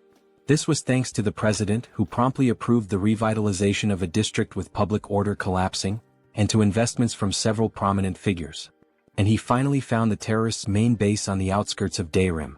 We see a door with a very strong seal on it, however that seal is quickly broken. It's been unlocked, Professor. Hehe, as expected from the number one in security. Great. He's not only good at security but also at bypassing it. But don't you think this might be a little dangerous? I mean, Warrior Kim is about to face the infamous Slaughter Empress. Of course it would be dangerous. This won't be an easy task at all. And that's exactly why he asked for their help. He gathered the entire gang. Relax, Captain, you made the right decision. Iron Fist Kim. Level 5 Magic Kim. Level 5. Priest Kim. Level 5. Beck Soren. Level 5. Callie. Level 3. Jeanette.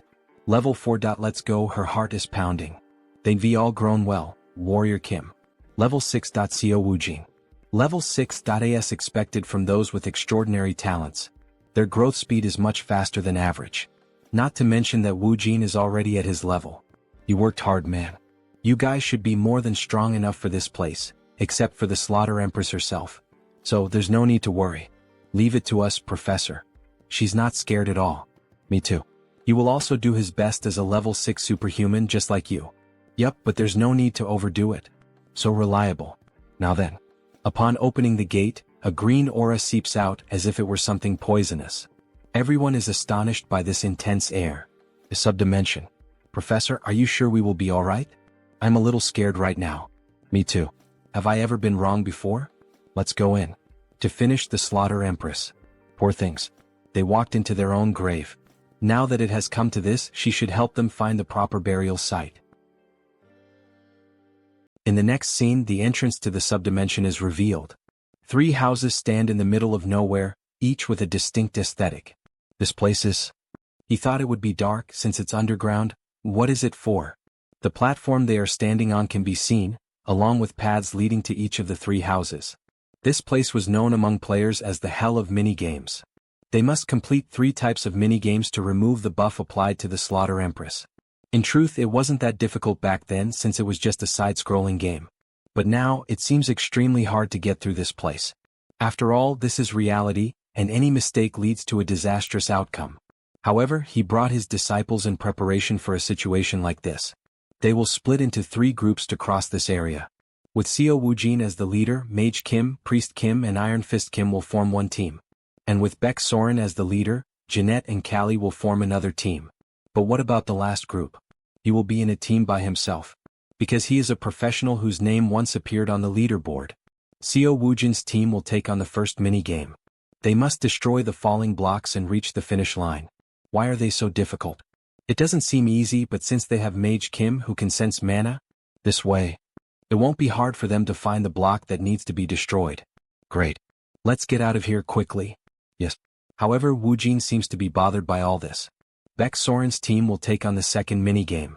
They must find a solid cloud platform to cross the sky and reach the finish line. If they follow a specific rule, they can complete it in no time. Callie, how far are we from the finish line? And they have the board game maniac Callie. Only 10 more cloud platforms left. And finally, he'll do just fine on his own, so they don't need to worry.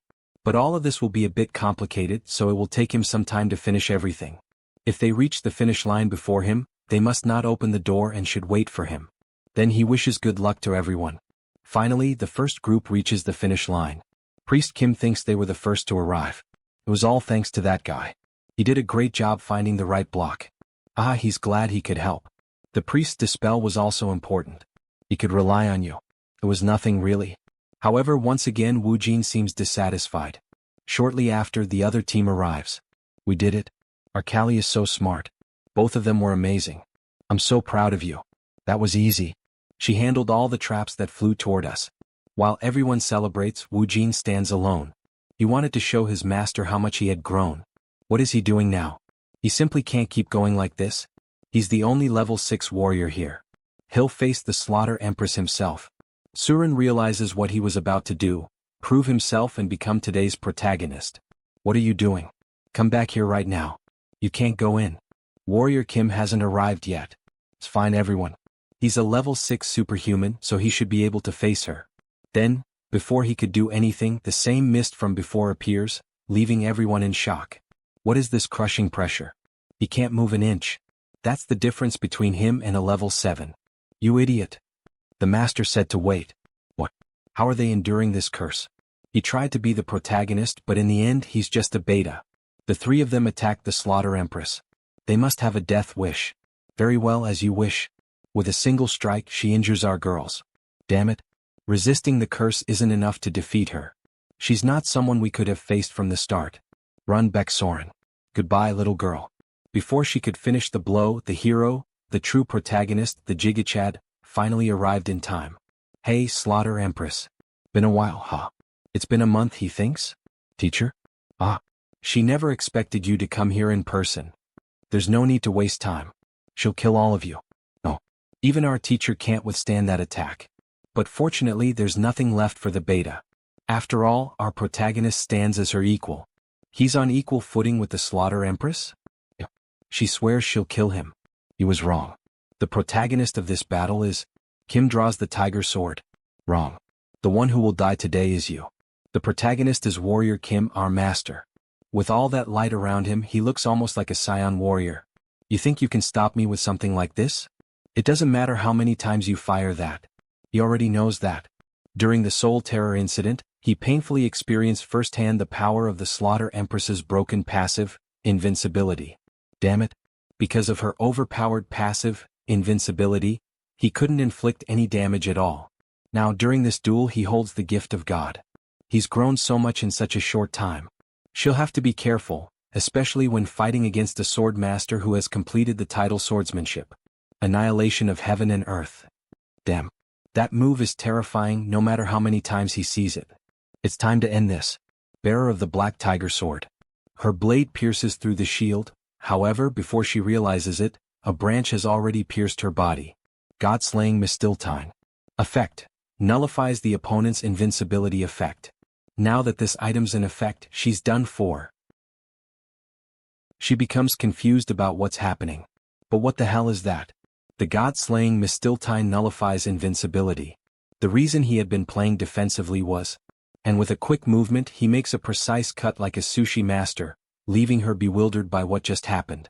Then to finish it off with a badass stance he launches a point-blank attack. Inferno. A massive black beam to pulverize her. He had waited all this time to get this opportunity. Even after that attack she tries to resist. This is nothing. It's just an attack from a mere level 6. Even if she dies here she'll take him with her. Before she could speak he makes the same cut on her other arm. Everyone watching the fight is astonished by what's happening. After all, a level 6 is dominating a battle against a level 7.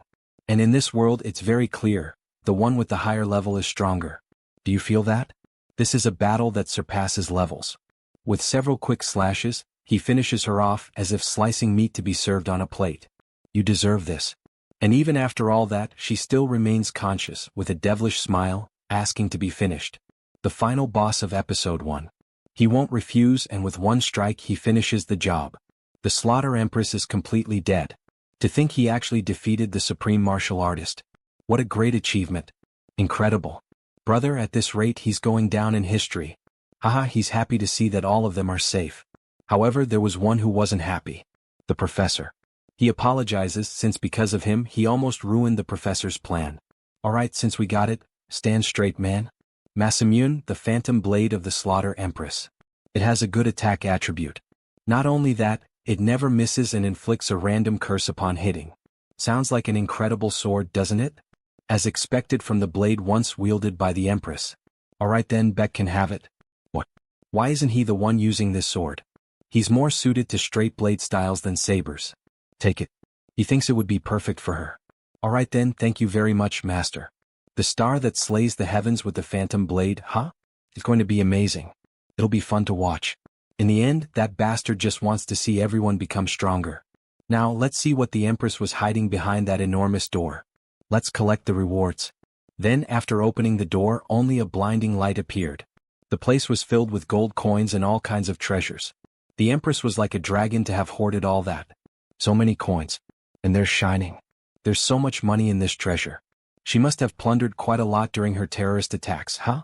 Brother, what do you plan to do with all these jewels and gold? Well, we'll probably use it for repairing the damage caused by the terror, along with restoring his building. With the exception of that, of course. He picked up an automatic weapon. He found the last one of the Daisen series. Now he has the complete set of Daisen weapons. Days later, the reconstruction of the building began. And we see a new scene. Please, I beg you. Allow me to become your official disciple. Aha. So suddenly. Honestly, he had been very confident during the recent operation because he thought he was a genius. But in reality he couldn't do anything. He couldn't even swing his sword once. So that's why he looked so down back then. He realized that leveling up doesn't solve everything. Of course, the teachers he has in the clan area are also amazing. But they lack an essential factor. I also want to become a warrior. The instincts of a weed that fights to survive in the wild. If that's what you wish to learn, then fine, he'll accept you. Really? Yes, but don't ask to quit later, alright? Yeah, congratulations and welcome. He promises that will never happen. Thank you so much, master. Then, suddenly, someone pats him on the back. Welcome, rookie. Looking forward to working with you. Rookie, my ass. He met him before you did. She's the junior here. What do you mean? We've got to follow the order in which we joined. Don't you agree, Disciple Seo? The boomer side of her is showing again. Hey, don't make fun of your senior. Stop right there. Then all of a sudden she hits someone. Jeanette.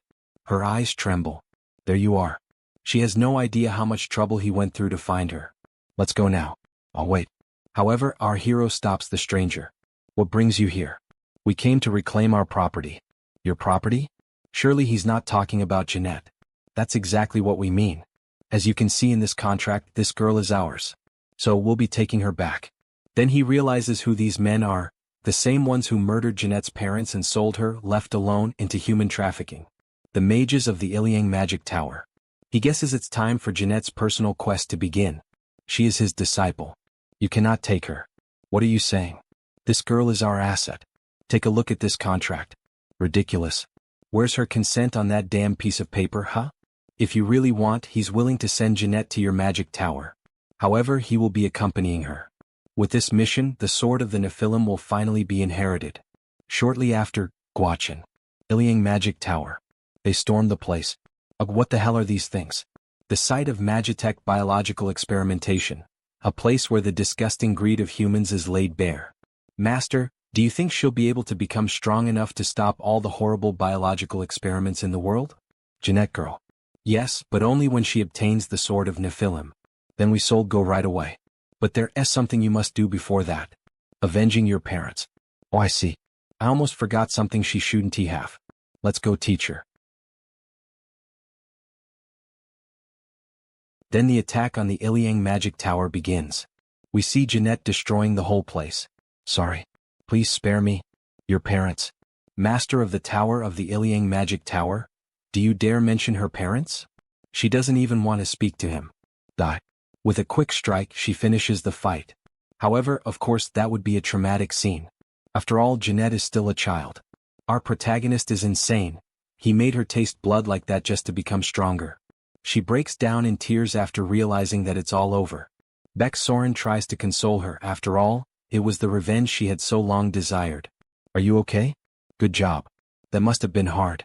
But Jeanette's mission does not end with revenge alone. Magitech biological experiments are being carried out secretly throughout Arcane Seoul.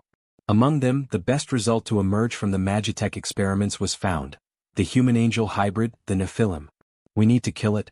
To do that, we need to find out his true name.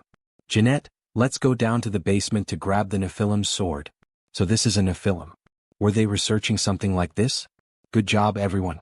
You are no match for him, so stay back. Are you fighting alone? Isn't that too dangerous? He's not wrong. Normally it's a raid boss that requires at least 4 level 7s. But Nephilims don't have free will. They can't use tricks and strategies like superhumans. So, if we follow his plan, we have a chance. Rise, Anik. Then that demon, who in fact is an angel, is awakened. The ground around begins to collapse and the capsule he was trapped in doesn't hold for long.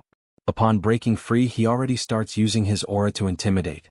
A strong pulse that applies the fear status effect and at the same time lowers the attributes. However, Kim quickly uses the trait, Air Raid, and approaches the monster.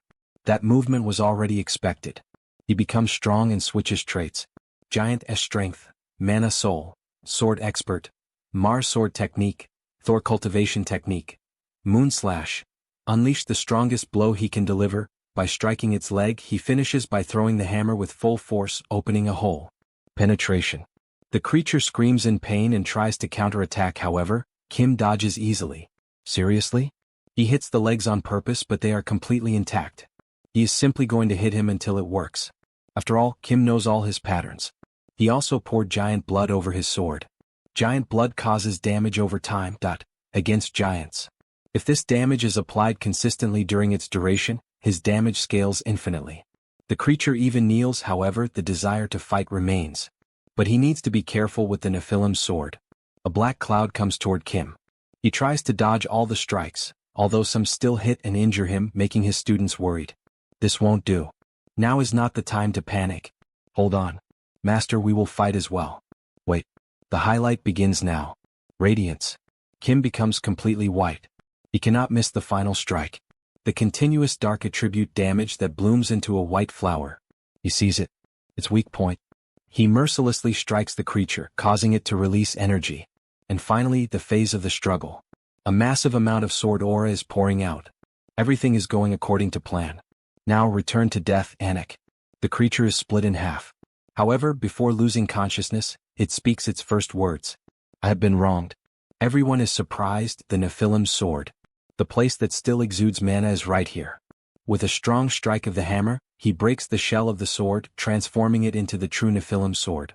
SSR Pitch Black Sword. He finally obtained the completely black sword. What an amazing battle. We really learned a lot. But what if he had gotten hurt? Ah, Jeanette. Try holding this sword. The sword? All right. Only Jeanette, who was used in experiments, can draw out the sword's full potential. It is an essential step to completing this mission. When she holds the sword, the black mana begins to surround her. Master, what is happening? Do not worry, just go along with what it tells you. The sword. Her eyes turn completely black. Right as commanded. She points the sword at herself and completes what was requested. Soren asks Kim to stop Jeanette, however, he tells her to stay calm. Everything will begin soon. The trait, Natural Born Energy, is activated. The pitch black sword reacts with Jeanette's innate energy trait. And finally, a whirlpool of black and white energy begins, symbolizing the start of a new era. One of the strongest in Arcane Seoul. The completely black energy was completed. Sword of Nephilim. In the following days, we see Kim's apartment restored. Now with more improvements inside. All damaged facilities were repaired. And we even got new training installations. This is perfect for training. But teacher. Yes. The sword of Nephilim. She doesn't know how to pass it on to him. Of course she doesn't. Because the sword only reacts to her, the one who possesses the innate energy trait. It only reacts to me? Then what should I do? There's no need to worry. You will simply obtain the same trait. Then you will naturally understand how to pass it on to me. Is he planning to learn that trait by any chance? But how is he going to do that? He will learn cultivated energy. First, he plans to learn Wujin's along with the sword. He has seen it enough times to imitate it easily with his body, copying the traits of others. He has heard of such a feat before but never seen it with his own eyes. He can't wait to see it. Alright, now we must start training in the new shooting room. Jeanette and Wujin start shooting at him and they're really trying to hit him. Teacher, how long do we have to do this? Not for long. Keep going. He's going to die at this rate. The shock bullet hits me and the death attribute cuts me, but even so, he is tracing the raw flow of it. Finally, the energy surrounded me. You have obtained a trait. One with the sword. But this still isn't the end. Now that he has obtained the final piece, finally, the official trait of the best warrior class. Hey, that's an aura blade. Trait, Sword Master. You have obtained a high-level trait. This marks the emergence of the extraordinary level 6 swordsman. Now then, before he starts truly learning it, Jeanette, what do you think key is? Key is? It's the light of your soul. The light of your soul? Yes. Unlike sword aura, it isn't just crystallized mana. It takes mana as the body and the soul as the mind. It's basically another me. In other words, it's your avatar. Avatar, you say? Yes. That's why, even among high-level superhumans, Only the warrior class can wield ki. But that's just what I think. Look at this girl, huh? She really put effort into it, didn't she? But if it's just energy taking a tangible form, can't you also call that an aura blade? Now that you mention it, it's kind of true. Ki is more than just the concentration of power. It can be seen as the path to transcendence. When it goes beyond mere visibility and becomes fully tangible, it signifies a great transformation in physical properties. So that means when you use ki, your soul. No, your class is elevated. Now she understood. The Nephilims sought to refine their ki to strengthen their souls, because they desired to elevate their existence to become divine. That is why Nephilims, born as half-angels, always mastered ki instinctively, as naturally as they breathed from birth. Kim had an idea. As naturally as they breathed from birth? That means he had been using the trait as an active skill. But I have to use it as a passive skill, huh? Teacher, hold your sword and close your eyes. Don't use your sword aura like you normally do, just breathe. Slowly and comfortably. Inhale and exhale. This place, it's the space of the Nephilims who sought to become gods. So this is the main point. It is to understand their desire, the starlight unfolding before his eyes, the staircase ascending to the constellations, and the light of the soul. All of these are truths that cannot be conveyed through words. Warmth, exaltation, and ecstasy flow through his entire being. Only now does he truly feel it. Then Kim begins to grip the sword tightly. A moment of sudden enlightenment. He succeeded. Trait, Sword of Nephilim. You have obtained a trait. Congratulations, teacher. Congratulations, teacher. Thank you, everyone. Good job, Jeanette. No, it was all you, teacher. Superhuman Kim, we have a big problem. Director Choi? What happened? Chairman Song of the Kumo group is in critical condition. You mean Chairman Song Hee-young? How did a level 7 superhuman end up in critical condition? She has been poisoned. The elixirs didn't work and she's only getting worse. The elixir didn't work? There's only one poison capable of doing that. Poison blood. And it was only used once in the game. Episode 2, The Harbinger of the Zombie Outbreak. In the next scene we already see our favorite girl in a much worse state. The doctor is performing chest compressions to resuscitate her. What happened? President. If she dies, we're all finished. Damn it, she was fine just a moment ago. Stop. Mr. Kim, superhuman. This disease is not something a doctor can treat. They begin the new treatment, giving her a liquid medicine that quickly takes effect. President, can you hear us? Are you all right? Secretary and Mr. Kim. Am I indebted to you again? Think of it as payback for helping with the redevelopment last time. What exactly happened? Her condition suddenly worsened and she lost consciousness. President, I'm sorry. It seems there was an attempt to poison her from the outside. Poisoning? When did this happen? You had recent contact with an animal, right? An animal? Ah yes, she petted a stray cat before fainting. Yes, that's it. That cat was a disguised shapeshifter, acting under someone's orders to assassinate President Song. You already know the truth. Did you catch the culprit? Of course. He already knew the criminal's method. For a veteran like him, this is easy. Tell the truth, shapeshifter. Damn, it was the Black Jaguar cult that ordered the assassination of President Song? He doesn't know what he's talking about. Then repeat after me. The Black Jaguar is a miserable offspring devoured by the winged serpent. Say it. Son of a bitch. Judging by the reaction, there's no need to ask anything more. If you want to live, hand over the heart's blood. Hey, I don't have that. Then I have no reason to let you live. Wait. He'll give you this in exchange. So please spare my life. A dragon necklace. Great. Keep that safe then. Good reward, amazing, haha. So, can I go now? He will never come to Korea again, he promises. Alright, go. If you manage to get out alive.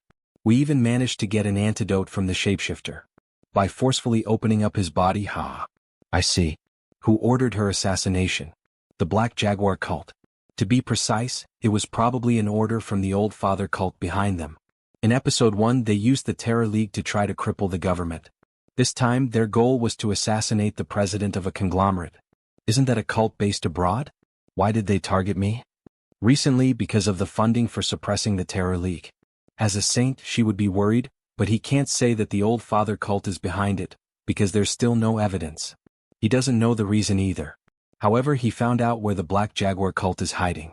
So she will make an official request. Please, find the people who tried to assassinate me and tear them to pieces. The next day they appear on the bridge overlooking the sea, the Han River. Superhuman, they say everything is prepared just as he requested. But is there really no other reason to go this far?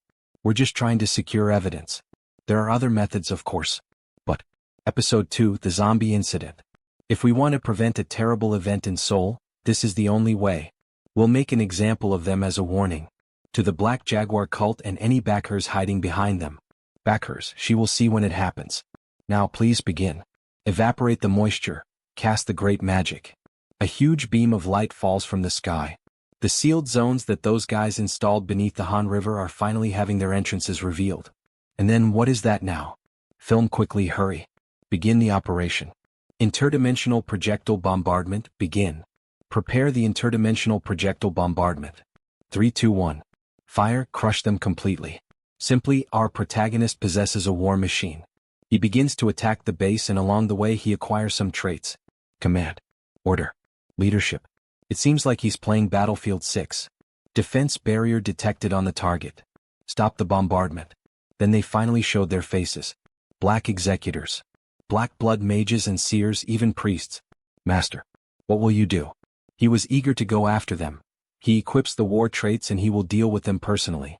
He jumps in, landing while firing a powerful strike against the magic barrier. Jaguars. They begin to fight. How impatient. Superhuman, she will help too. What a beautiful woman in her angelic form. Don't you agree she's the most gorgeous woman in this manhwa so far? Suddenly, a monster attacks her. Although it's a simple strike, she gets nervous. After all, the creature is filled with dark magic. There's no way she can handle that power. And in the blink of an eye, the creature is defeated. She's shocked, unable to understand what just happened, but upon looking more closely, all the monsters are being swiftly taken down. That's an aura blade. And with just one strike, Kim slices the last of them to pieces. And so, he truly became a level 6 sword master.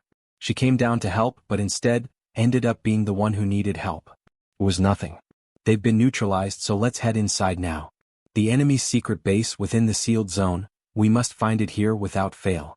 Proof of the financiers who backed the Black Jaguar cult. They then finally enter, and it looks like a city inside that dimensional portal. No one is here. Yes. Their real base is in Brazil. We need to find the main culprit who caused the disturbance in Korea. By culprit, he means the mastermind he mentioned. There seems to be evidence behind this. Black flame covering the entire wall.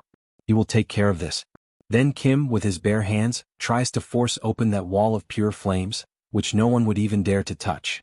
The president is once again surprised to witness something like this, and then an enormous warehouse is revealed to us. A place like this inside the sealed zone. Jewels, magical equipment, diamonds, all kinds of expensive items are inside.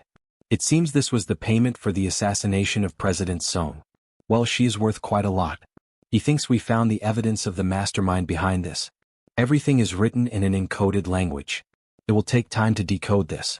We will need specialists. Damn, they really covered their tracks well. Cult of the Old Father. Leave this to our Jumo security team, we will decode it as fast as possible. Yes, please do that. It's unfortunate, but for now we can only settle for gaining the Jumo group as an ally. Thank you again for your help. Sword Saint. Sword Saint. You didn't know? The news about you spread everywhere quickly.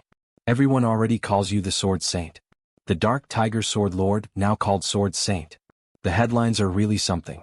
23-year-old Sword Master highlight.gif. This is how you use an aura blade. Easy, right? Kim Warrior rolls out aura blades. And this is a gift. Or golf bag. He always used one, so she got a high-quality one for him. Heavens, she didn't need to. He feels as if he received too much. She is really very generous with rewards. That much is an obvious gift. He saved her life. As expected of the generous President Song. She is on a different level from the others. So, regarding the secret documents of the Black Panther sect and the Moor cult, we will contact you as soon as they are decoded. Where will you go now, Sword Saint?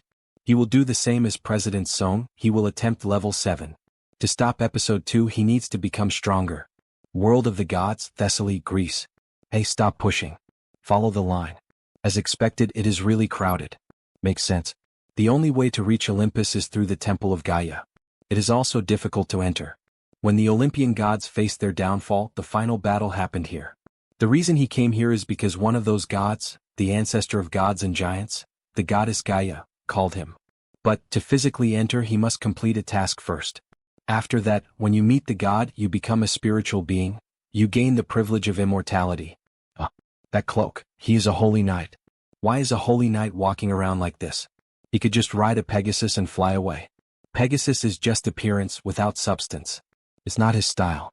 If you're going to have a mount, you need at least a wyvern to look stylish. When he approaches the door, the guards greet them. Nice to meet you, Holy Knight Kim Warrior. We are the guides of this place. You know me? There's no one who doesn't know the guardian of the stigmata. We'll escort you, please come inside. That person is the guardian of the stigmata. Yeah, she saw him in Germany too. My goodness, my goodness. They never thought they'd see him here. It's magnificent and beautiful. It feels completely different from Thor's Grand Palace in Stockholm. He's really enjoying the perks of being an honorary Holy Knight of the Gaia Order. We've been waiting for you, Holy Knight. The parchment he's touching contains his task. A task, the mandatory random quest needed to meet a god. Please let it be an easy quest. Please. He who ascends the heavenly path, go to the Georgia Valley. Above the gold mines from the Golden Dragon, bring back the Golden Fleece. But of course this would be the most difficult mission of all. Oh God, how could you give me the hardest quest of all? The Golden Dragon, of all dragons, he has to deal with that bad-tempered one. Isn't this too much? With the small sound of a step, the dragon was awakened. Kim holds his necklace and starts talking to the dragon. Let's have a talk, you giant lizard. Wait, he just spoke, the dragon says in surprise. Wearing the dragon necklace allows the use of dragon tongue. Good thing he got that loot from the shapeshifter. Strange creature, what do you wish to say? He has beaten the golden dragon in the game before. If he wanted to kill him, he could, but if the golden fleece gets damaged, he needs to stay calm. He came to give a warning. What, a small creature, a human, thinks he can say something to a dragon? Relax, we can at least have a short conversation, right? He equips his traits for PvP. Right, this human actually has some power. Say that again if he has the courage. Yes, staying stuck in here is never going to make you a dragon lord. What? Well, think about it. He has been here for 2,000 years and made zero progress. At this point there is no hope. Insignificant creature, what do you know to speak like that? That is why he will tell him how to become an ancestral dragon. In exchange, give me the golden fleece. As if his insolent words weren't enough, he still dares to aim at his treasure. He thinks the dragon won't give him an answer. Well, if you don't want it, then forget it. You will remember this as your last words. Die. Good lord, for a dragon he really, mental damage works way too well on him. His fleece. Give that back right now. A pathetic creature dares to touch his treasure. Then how about this? You can't burn this, right? The golden fleece is an item of immortality and resurrection. With this alone, taking down the golden dragon is easy. If he is planning to finish this, he is not going to refuse. Then we have a flashback of when he spoke with the god of thunder. Use this well. Together with that brat Senir. The god of thunder helped you. He told me to annihilate you. Spare me. Please stop. This will not do. The byproducts of a dragon are quite profitable. Exactly, he told him that we could do this the easy way. He has level 7 trait elixirs and evolution materials. How could he let this slip by? In the end, Kim never had the intention of helping the poor dragon. He only really wanted his body to obtain precious materials. Alright then, let's collect every little piece.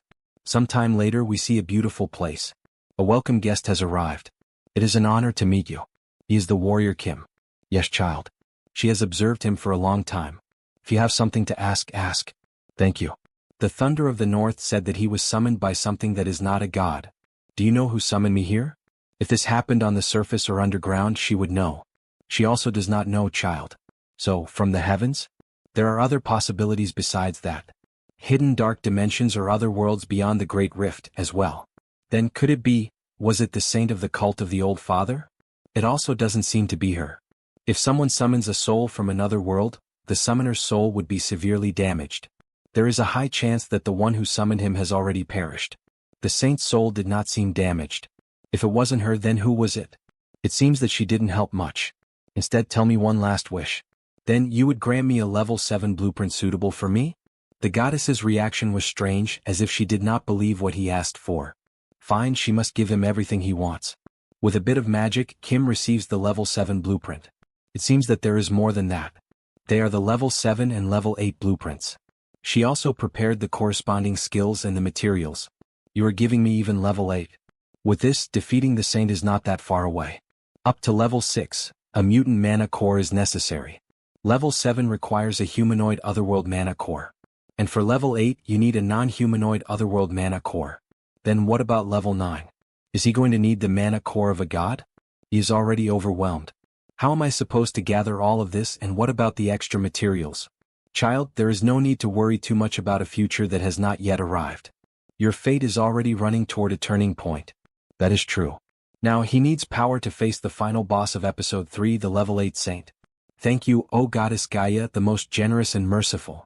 Be careful. The second wave is approaching. The second wave? Yes, withstand the wave and reverse your fate. If you cannot, he will be devoured. It is obvious what the second wave refers to. Episode 2, the zombie crisis, is right in front of us. He already crushed the core of the zombie event, the Black Panther cult. But will they give up? No way they will. At this point, the final boss of episode 2, they are probably creating the corpse dragon. Defeating that thing alone is impossible, but Master, you are here. There is a way to solve this, using Kali's personal mission. Did you meet the god he said you would meet? Yes, and the golden dragon he went away with. We finished dismantling it, Master. We also stored everything safely. Oh good, they turned into butchers. But hey Woojin, yes, Master. What did you do to Skid Bladner while he was gone? It looks a little different. He modified it a bit. He is a kind of specialist in these things, that is all right, but why is the dragon's head on display? When you look at it closely, it is not normal. Our youngest really has talent in this area. Like, seriously? He told you not to call me the youngest. This turned out much better. It is like a mobile hotel, he thinks. Thank you, everyone, good work. My boys ended up doing really well. Anyway, all of them became much stronger. Soren reached level 6. As expected, he realized it again. Master, what about me? Jeanette will reach level 6 with just a little more. And Kali, she started with 4 traits and now she also has psychic powers. Now she will reach level 5 just by drinking nectar. Luckily, Kali is ready to begin her personal mission. So, where are we going now? Go to the west. We are going to the Grand Canyon. The Grand Canyon, don't tell me the Great Rift. Kali, today we are going to use the nectar to reach level 5. Then in the Great Rift, we can engrave the Kalarata tree onto you. But, since you have to find your grandmother, this can be emotionally difficult. Can you do this? Yes, from the moment she became his student, she had already prepared herself emotionally.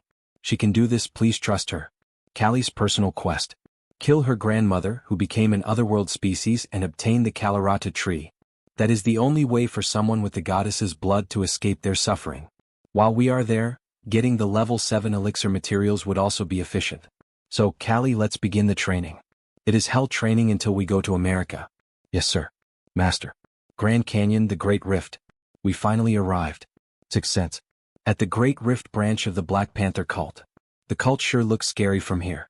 All of you follow Kali. You remember where we will meet again, right? Yes, the Conch Tower. And you, Master? He is going to lure the corpse dragon outside, here on the outside. What, isn't that dangerous? Jeanette, at this point, just accept it. It's not like the Master has ever cared about his own body. He has the Kyanma body after all. Kyanma body. Seeing you all talk so much, he is less worried. Suddenly, something happens to Kali. Her head starts to hurt a lot. Kali, what is wrong? Then finally this reaction began. It must be responding and calling because Kali has arrived. A sound, she hears something. Not the corpse dragon but the other master of this place. The Star Descendant. Black Panther Fortress, Great Rift Branch. Ugh, time really isn't passing. How much longer do we still have to keep doing this crap? Damn persistence, how many years have already passed now? Around 20 years, he thinks. But finally we are seeing the end. If we can just pour enough mana into the corpse dragon to make it our servant, that day will be the day our cult rises. Jim, what was that? Didn't you hear something just now? And suddenly, his partner was already on the ground. But what the hell happened? And then we see Kim infiltrated, taking down the 2 guards. Using the traits. Suppress. Combat technique. Giant strength. Stealth. You miserable bastards, how do you expect to survive with such lousy surveillance like this? That's negligence of duty, you know that, right? Not that he's complaining. Oh. Looking at the cameras, Kim realizes the difficulty of this mission.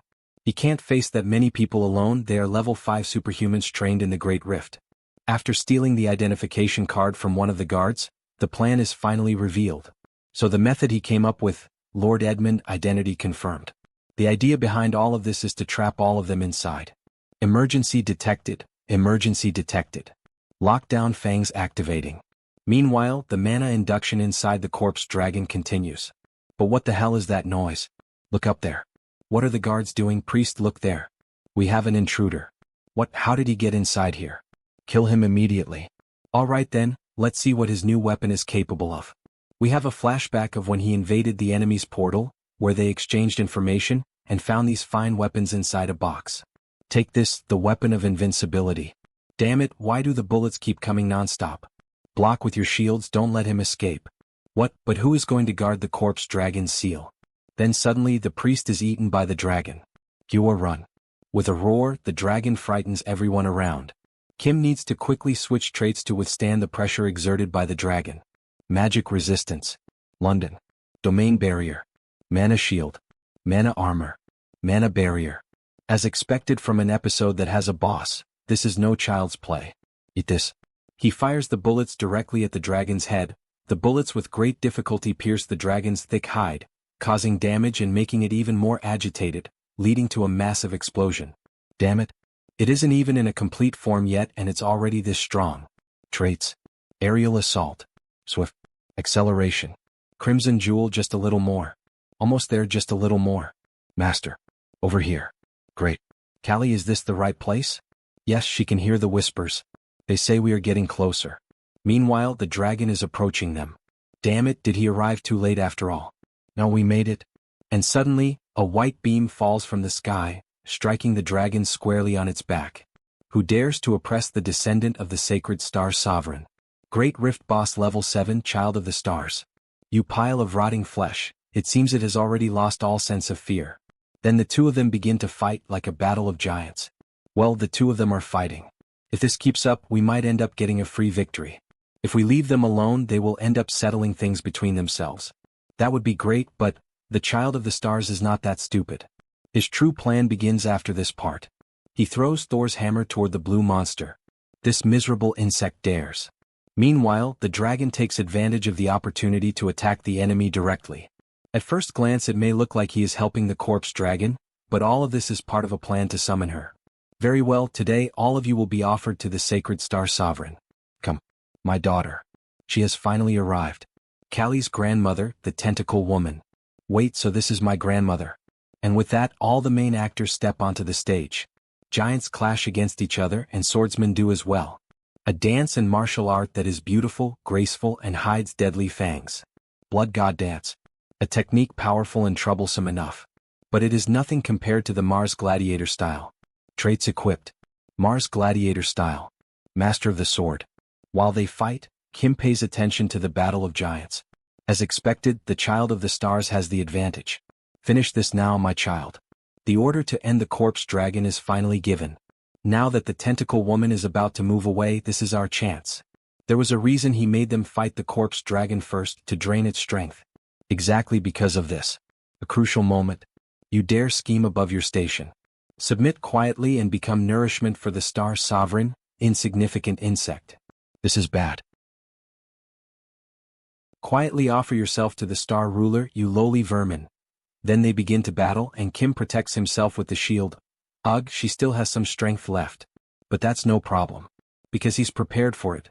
Kim is a paladin who has been blessed with Gaia's protection and Thor's strength, and he releases an extremely powerful lightning bolt directly at the monster, leaving it paralyzed up. Why now? Things should be wrapping up over there too. Now then, it's time to end this. Impossible. With a single attack, he defeats the giant worm and also manages to defeat the dragon.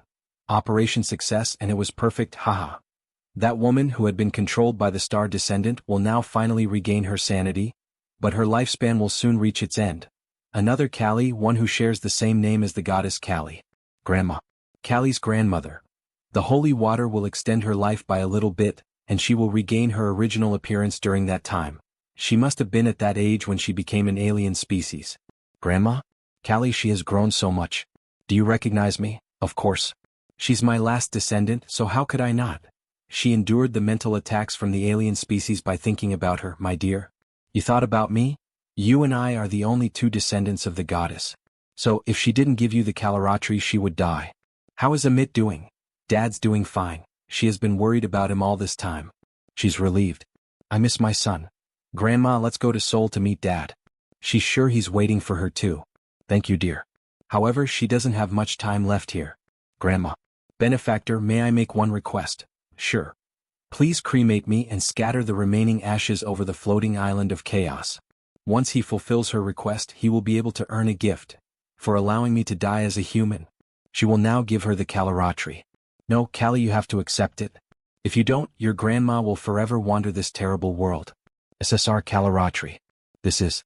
When she touches the sword, magical words are engraved all over her body. She can finally rest now. Grandma, no, you can't leave. Thank you for your service. That he will now begin the ritual. Grandma, don't be sad, Kali. Because our family is always connected by heart. Then they go back to the Great Rift, floating island of chaos. Not far away we were able to discover this place connected to Goddess Kali. It is an excellent location for the growth of mana, but there is also a risk of turning into a mutant after being swayed by the whispers of a strange being. She can hear her grandma's voice. It's probably the Goddess Kali, the goddess? Yes, because you and your grandma are servants of the Goddess Kali, and now that you've been blessed with her protection, she can now hear her voice here. She feels like the voice is comforting her. Goddess, please take good care of her grandma. While she was scattering the ashes, a pink circle appeared near them. What is this? And this incredible presence. Teacher, the goddess is asking him to place his hand in the magic circle. The Goddess Kali has descended, his hand on the magic circle. You have obtained the trait Superpower. Superpower? To think that he'd obtain this trait so easily. It's a gift from the goddess. The fact that he obtained this trait means in this place right now. Teacher, can you match her speed? He can receive the Kalaratri. Then they begin to fight above the clouds on floating platforms in a duel of speed. Kali is using the traits, Kalaratri. Goddess's blood. Blood god dance. Meanwhile, Kim is using the traits, accelerate, lightning, flash, spiritualization, superpower. Mana Soul. As he obtained the superpower trait, many traits within him bloomed, spreading like wildfire. And because this place is specialized for mana growth, he can catch up to Kali. Good, she won't go easy on him. Master of Swords. Dance. Superpower. When the Master of Swords trait and the dance trait meet, they become the sword dance trait. Let's do this. They continue fighting in a very aggressive manner. She's fast. Is this the power of the goddess? Kali, Kali, Kali, Kali. She take into her heart all 108 of Kali's sword strikes. When his phantom eyes and his intuition read all of her trajectories, it instantly forms. Yes, my own sword dance. It is different from the Bloody Shadow or Kalaratri, for he has newly reinterpreted and adapted it to his own style, the Blashing Kalaratri. He has finally completed it. The top 3 sword techniques of Arcane Seoul. And all he has to do is come up with a build that synergizes with them. Doesn't matter if it's the Heavenly Demon, the Saintess, or even the Father above. He'll cut them all down. That was too much, teacher. Oops. You're misunderstanding here. That just now wasn't actually Kali. He almost died too. You all say that too, right? She was hopping everywhere as if she had become someone else. She doesn't want to hear any excuses. What we really want is to spar with you too. All of them are in battle mode, using all 6 traits at maximum. Jeanette. Natural born energy. Mana Soul. Diamond body. Shield expert. Taunt. Sword of Nephilim. Kali, Kalaratri. Goddess's blood. Blood god dance. Shadow step. Time manipulation. Clone. Surin. Mars sword technique. Practical combat. Air raid. Giant strength. Diamond body.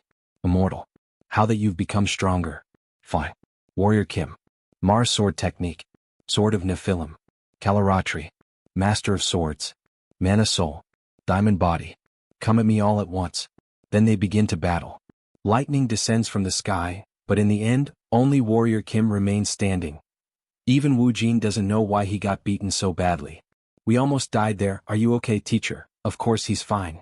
Teacher, he's bleeding from his mouth. What in the world did you do back there? Don't tell me you used all 3 sword techniques at once. As expected, that takes a lot of mana. Yeah, he did. Teacher, he's so ruthless. She was wondering why it hurt so much. Then you should have gone a bit easier on us. Drink some advanced potions and get back to training, everyone. The monsters in the Great Rift shouldn't be too hard at your level. He has to leave because he has some business to deal with. Make sure you come back as strong as possible. Because something huge is going to happen in Seoul soon. Something huge, you say? Yes, just like the terror attack last time. It will be serious enough to paralyze Seoul. Then after some time we see Kim in the laboratory. Congratulations, Master. You have reached level 7. In Arcane Seoul, he is considered socially privileged if you reach level 5.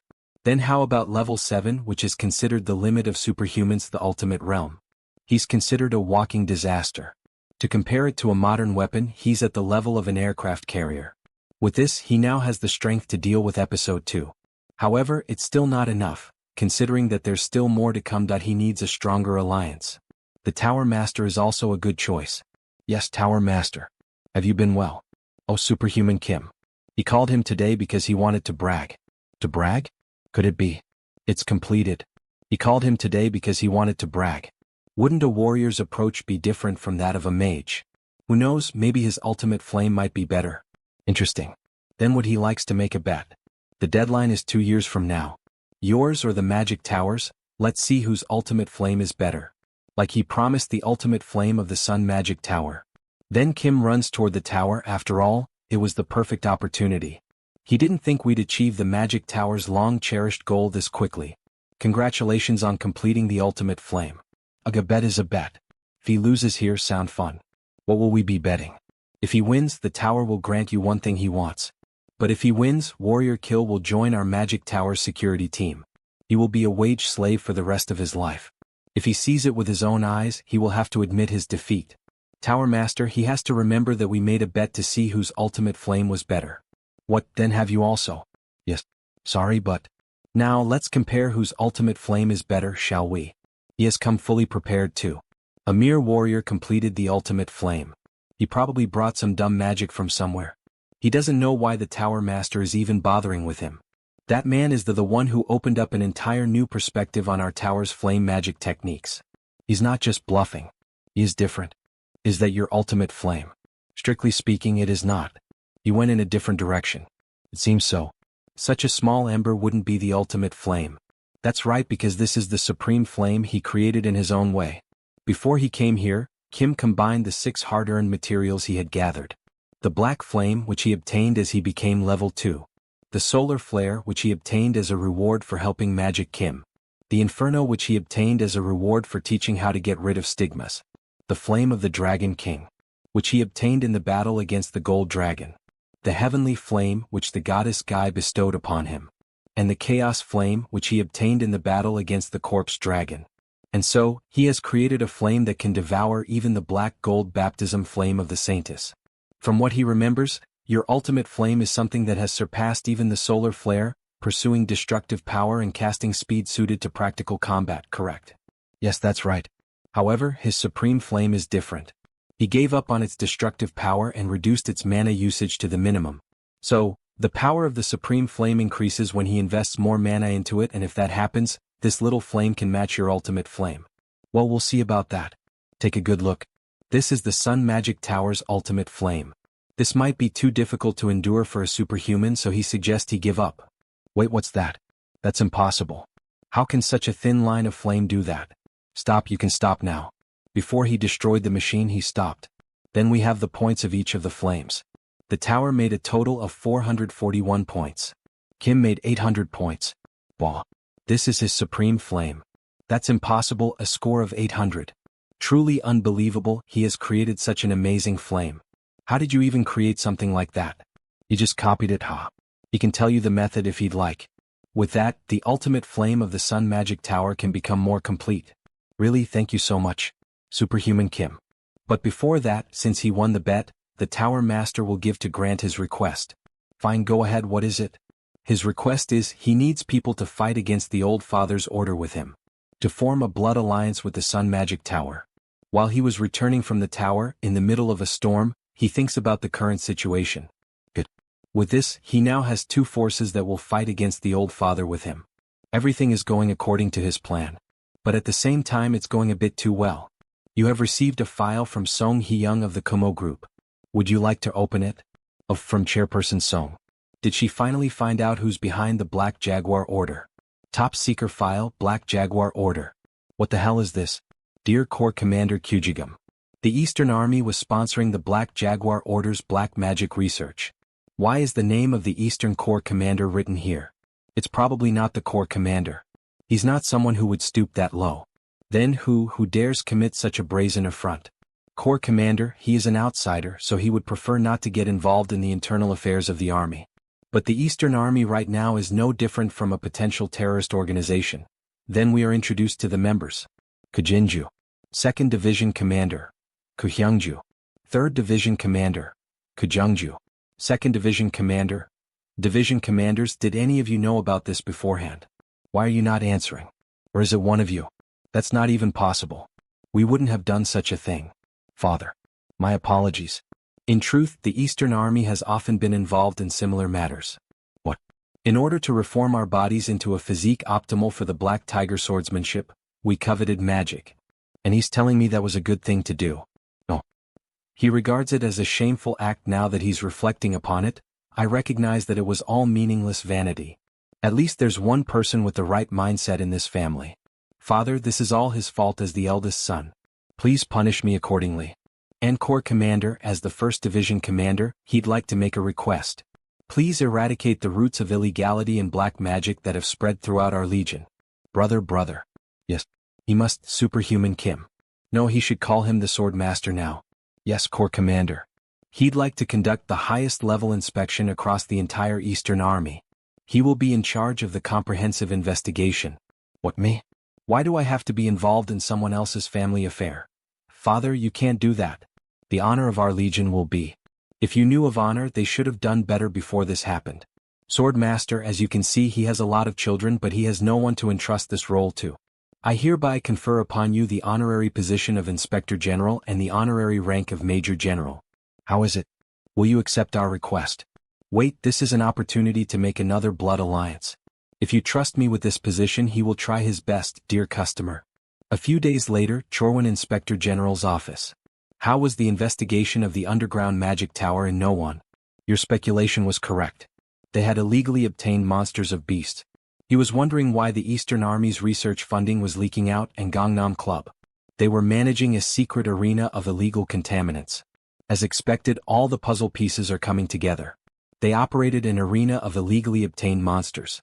Making humans and monsters fight each other for entertainment, such a dangerous idea. How did you even know about this? Warrior-type superhumans using black magic for growth. He can already tell what's going on here. And remembering what happened in the game's storyline, he knows exactly where to go. For several days now, he has been going through all the Eastern Army's confidential documents and budget plans throughout the night, and thanks to his overpowered traits, he was able to narrow it down to a few clues. He has already found all the illegal evidence tied to the budget. What's left is to find out who ordered all of this. The researcher. In other words, the one who approved it all. These people are. And suddenly, a bomb in the shape of a Rubik's Cube is thrown through the window, causing a massive explosion in the building. That it's already the second time they've destroyed his building. Confirm his death first. We have to return before father intervenes. Yes, sis. Where is he? What's wrong? Did you really think he'd die to a single mana bomb?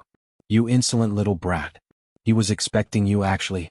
He bet you got scared when the Black Jaguar Order's secret base got destroyed. 3rd Division Commander. Attack together and end this quickly. Yes. He should have just stayed quiet. Let me show you that there's a sky above the sky. Sky above the sky, you say? You took that right out of his mouth. As expected, a fierce attack from 2 tigers feels different. The 2 masters of the White Tiger Sword are aiming for vital points. Especially Kujinju. He's extremely vicious and brutal. Like a demon. Although Kim manages to defend himself against the bloodthirsty attacks. Chase him down. Yes, sis. Vicious tiger charge. 2 white tigers, Did you really think that was enough? It's just a bluff, he's only level 7. But suddenly, Kim's aura changes completely, leaving even the old woman speechless. What the fuck? Only level 7, they are right. However, he's not just any level 7 superhuman. He is Warrior Kim. Destroying all the evidence will cost you a lot. A thunderous boom erupts in succession.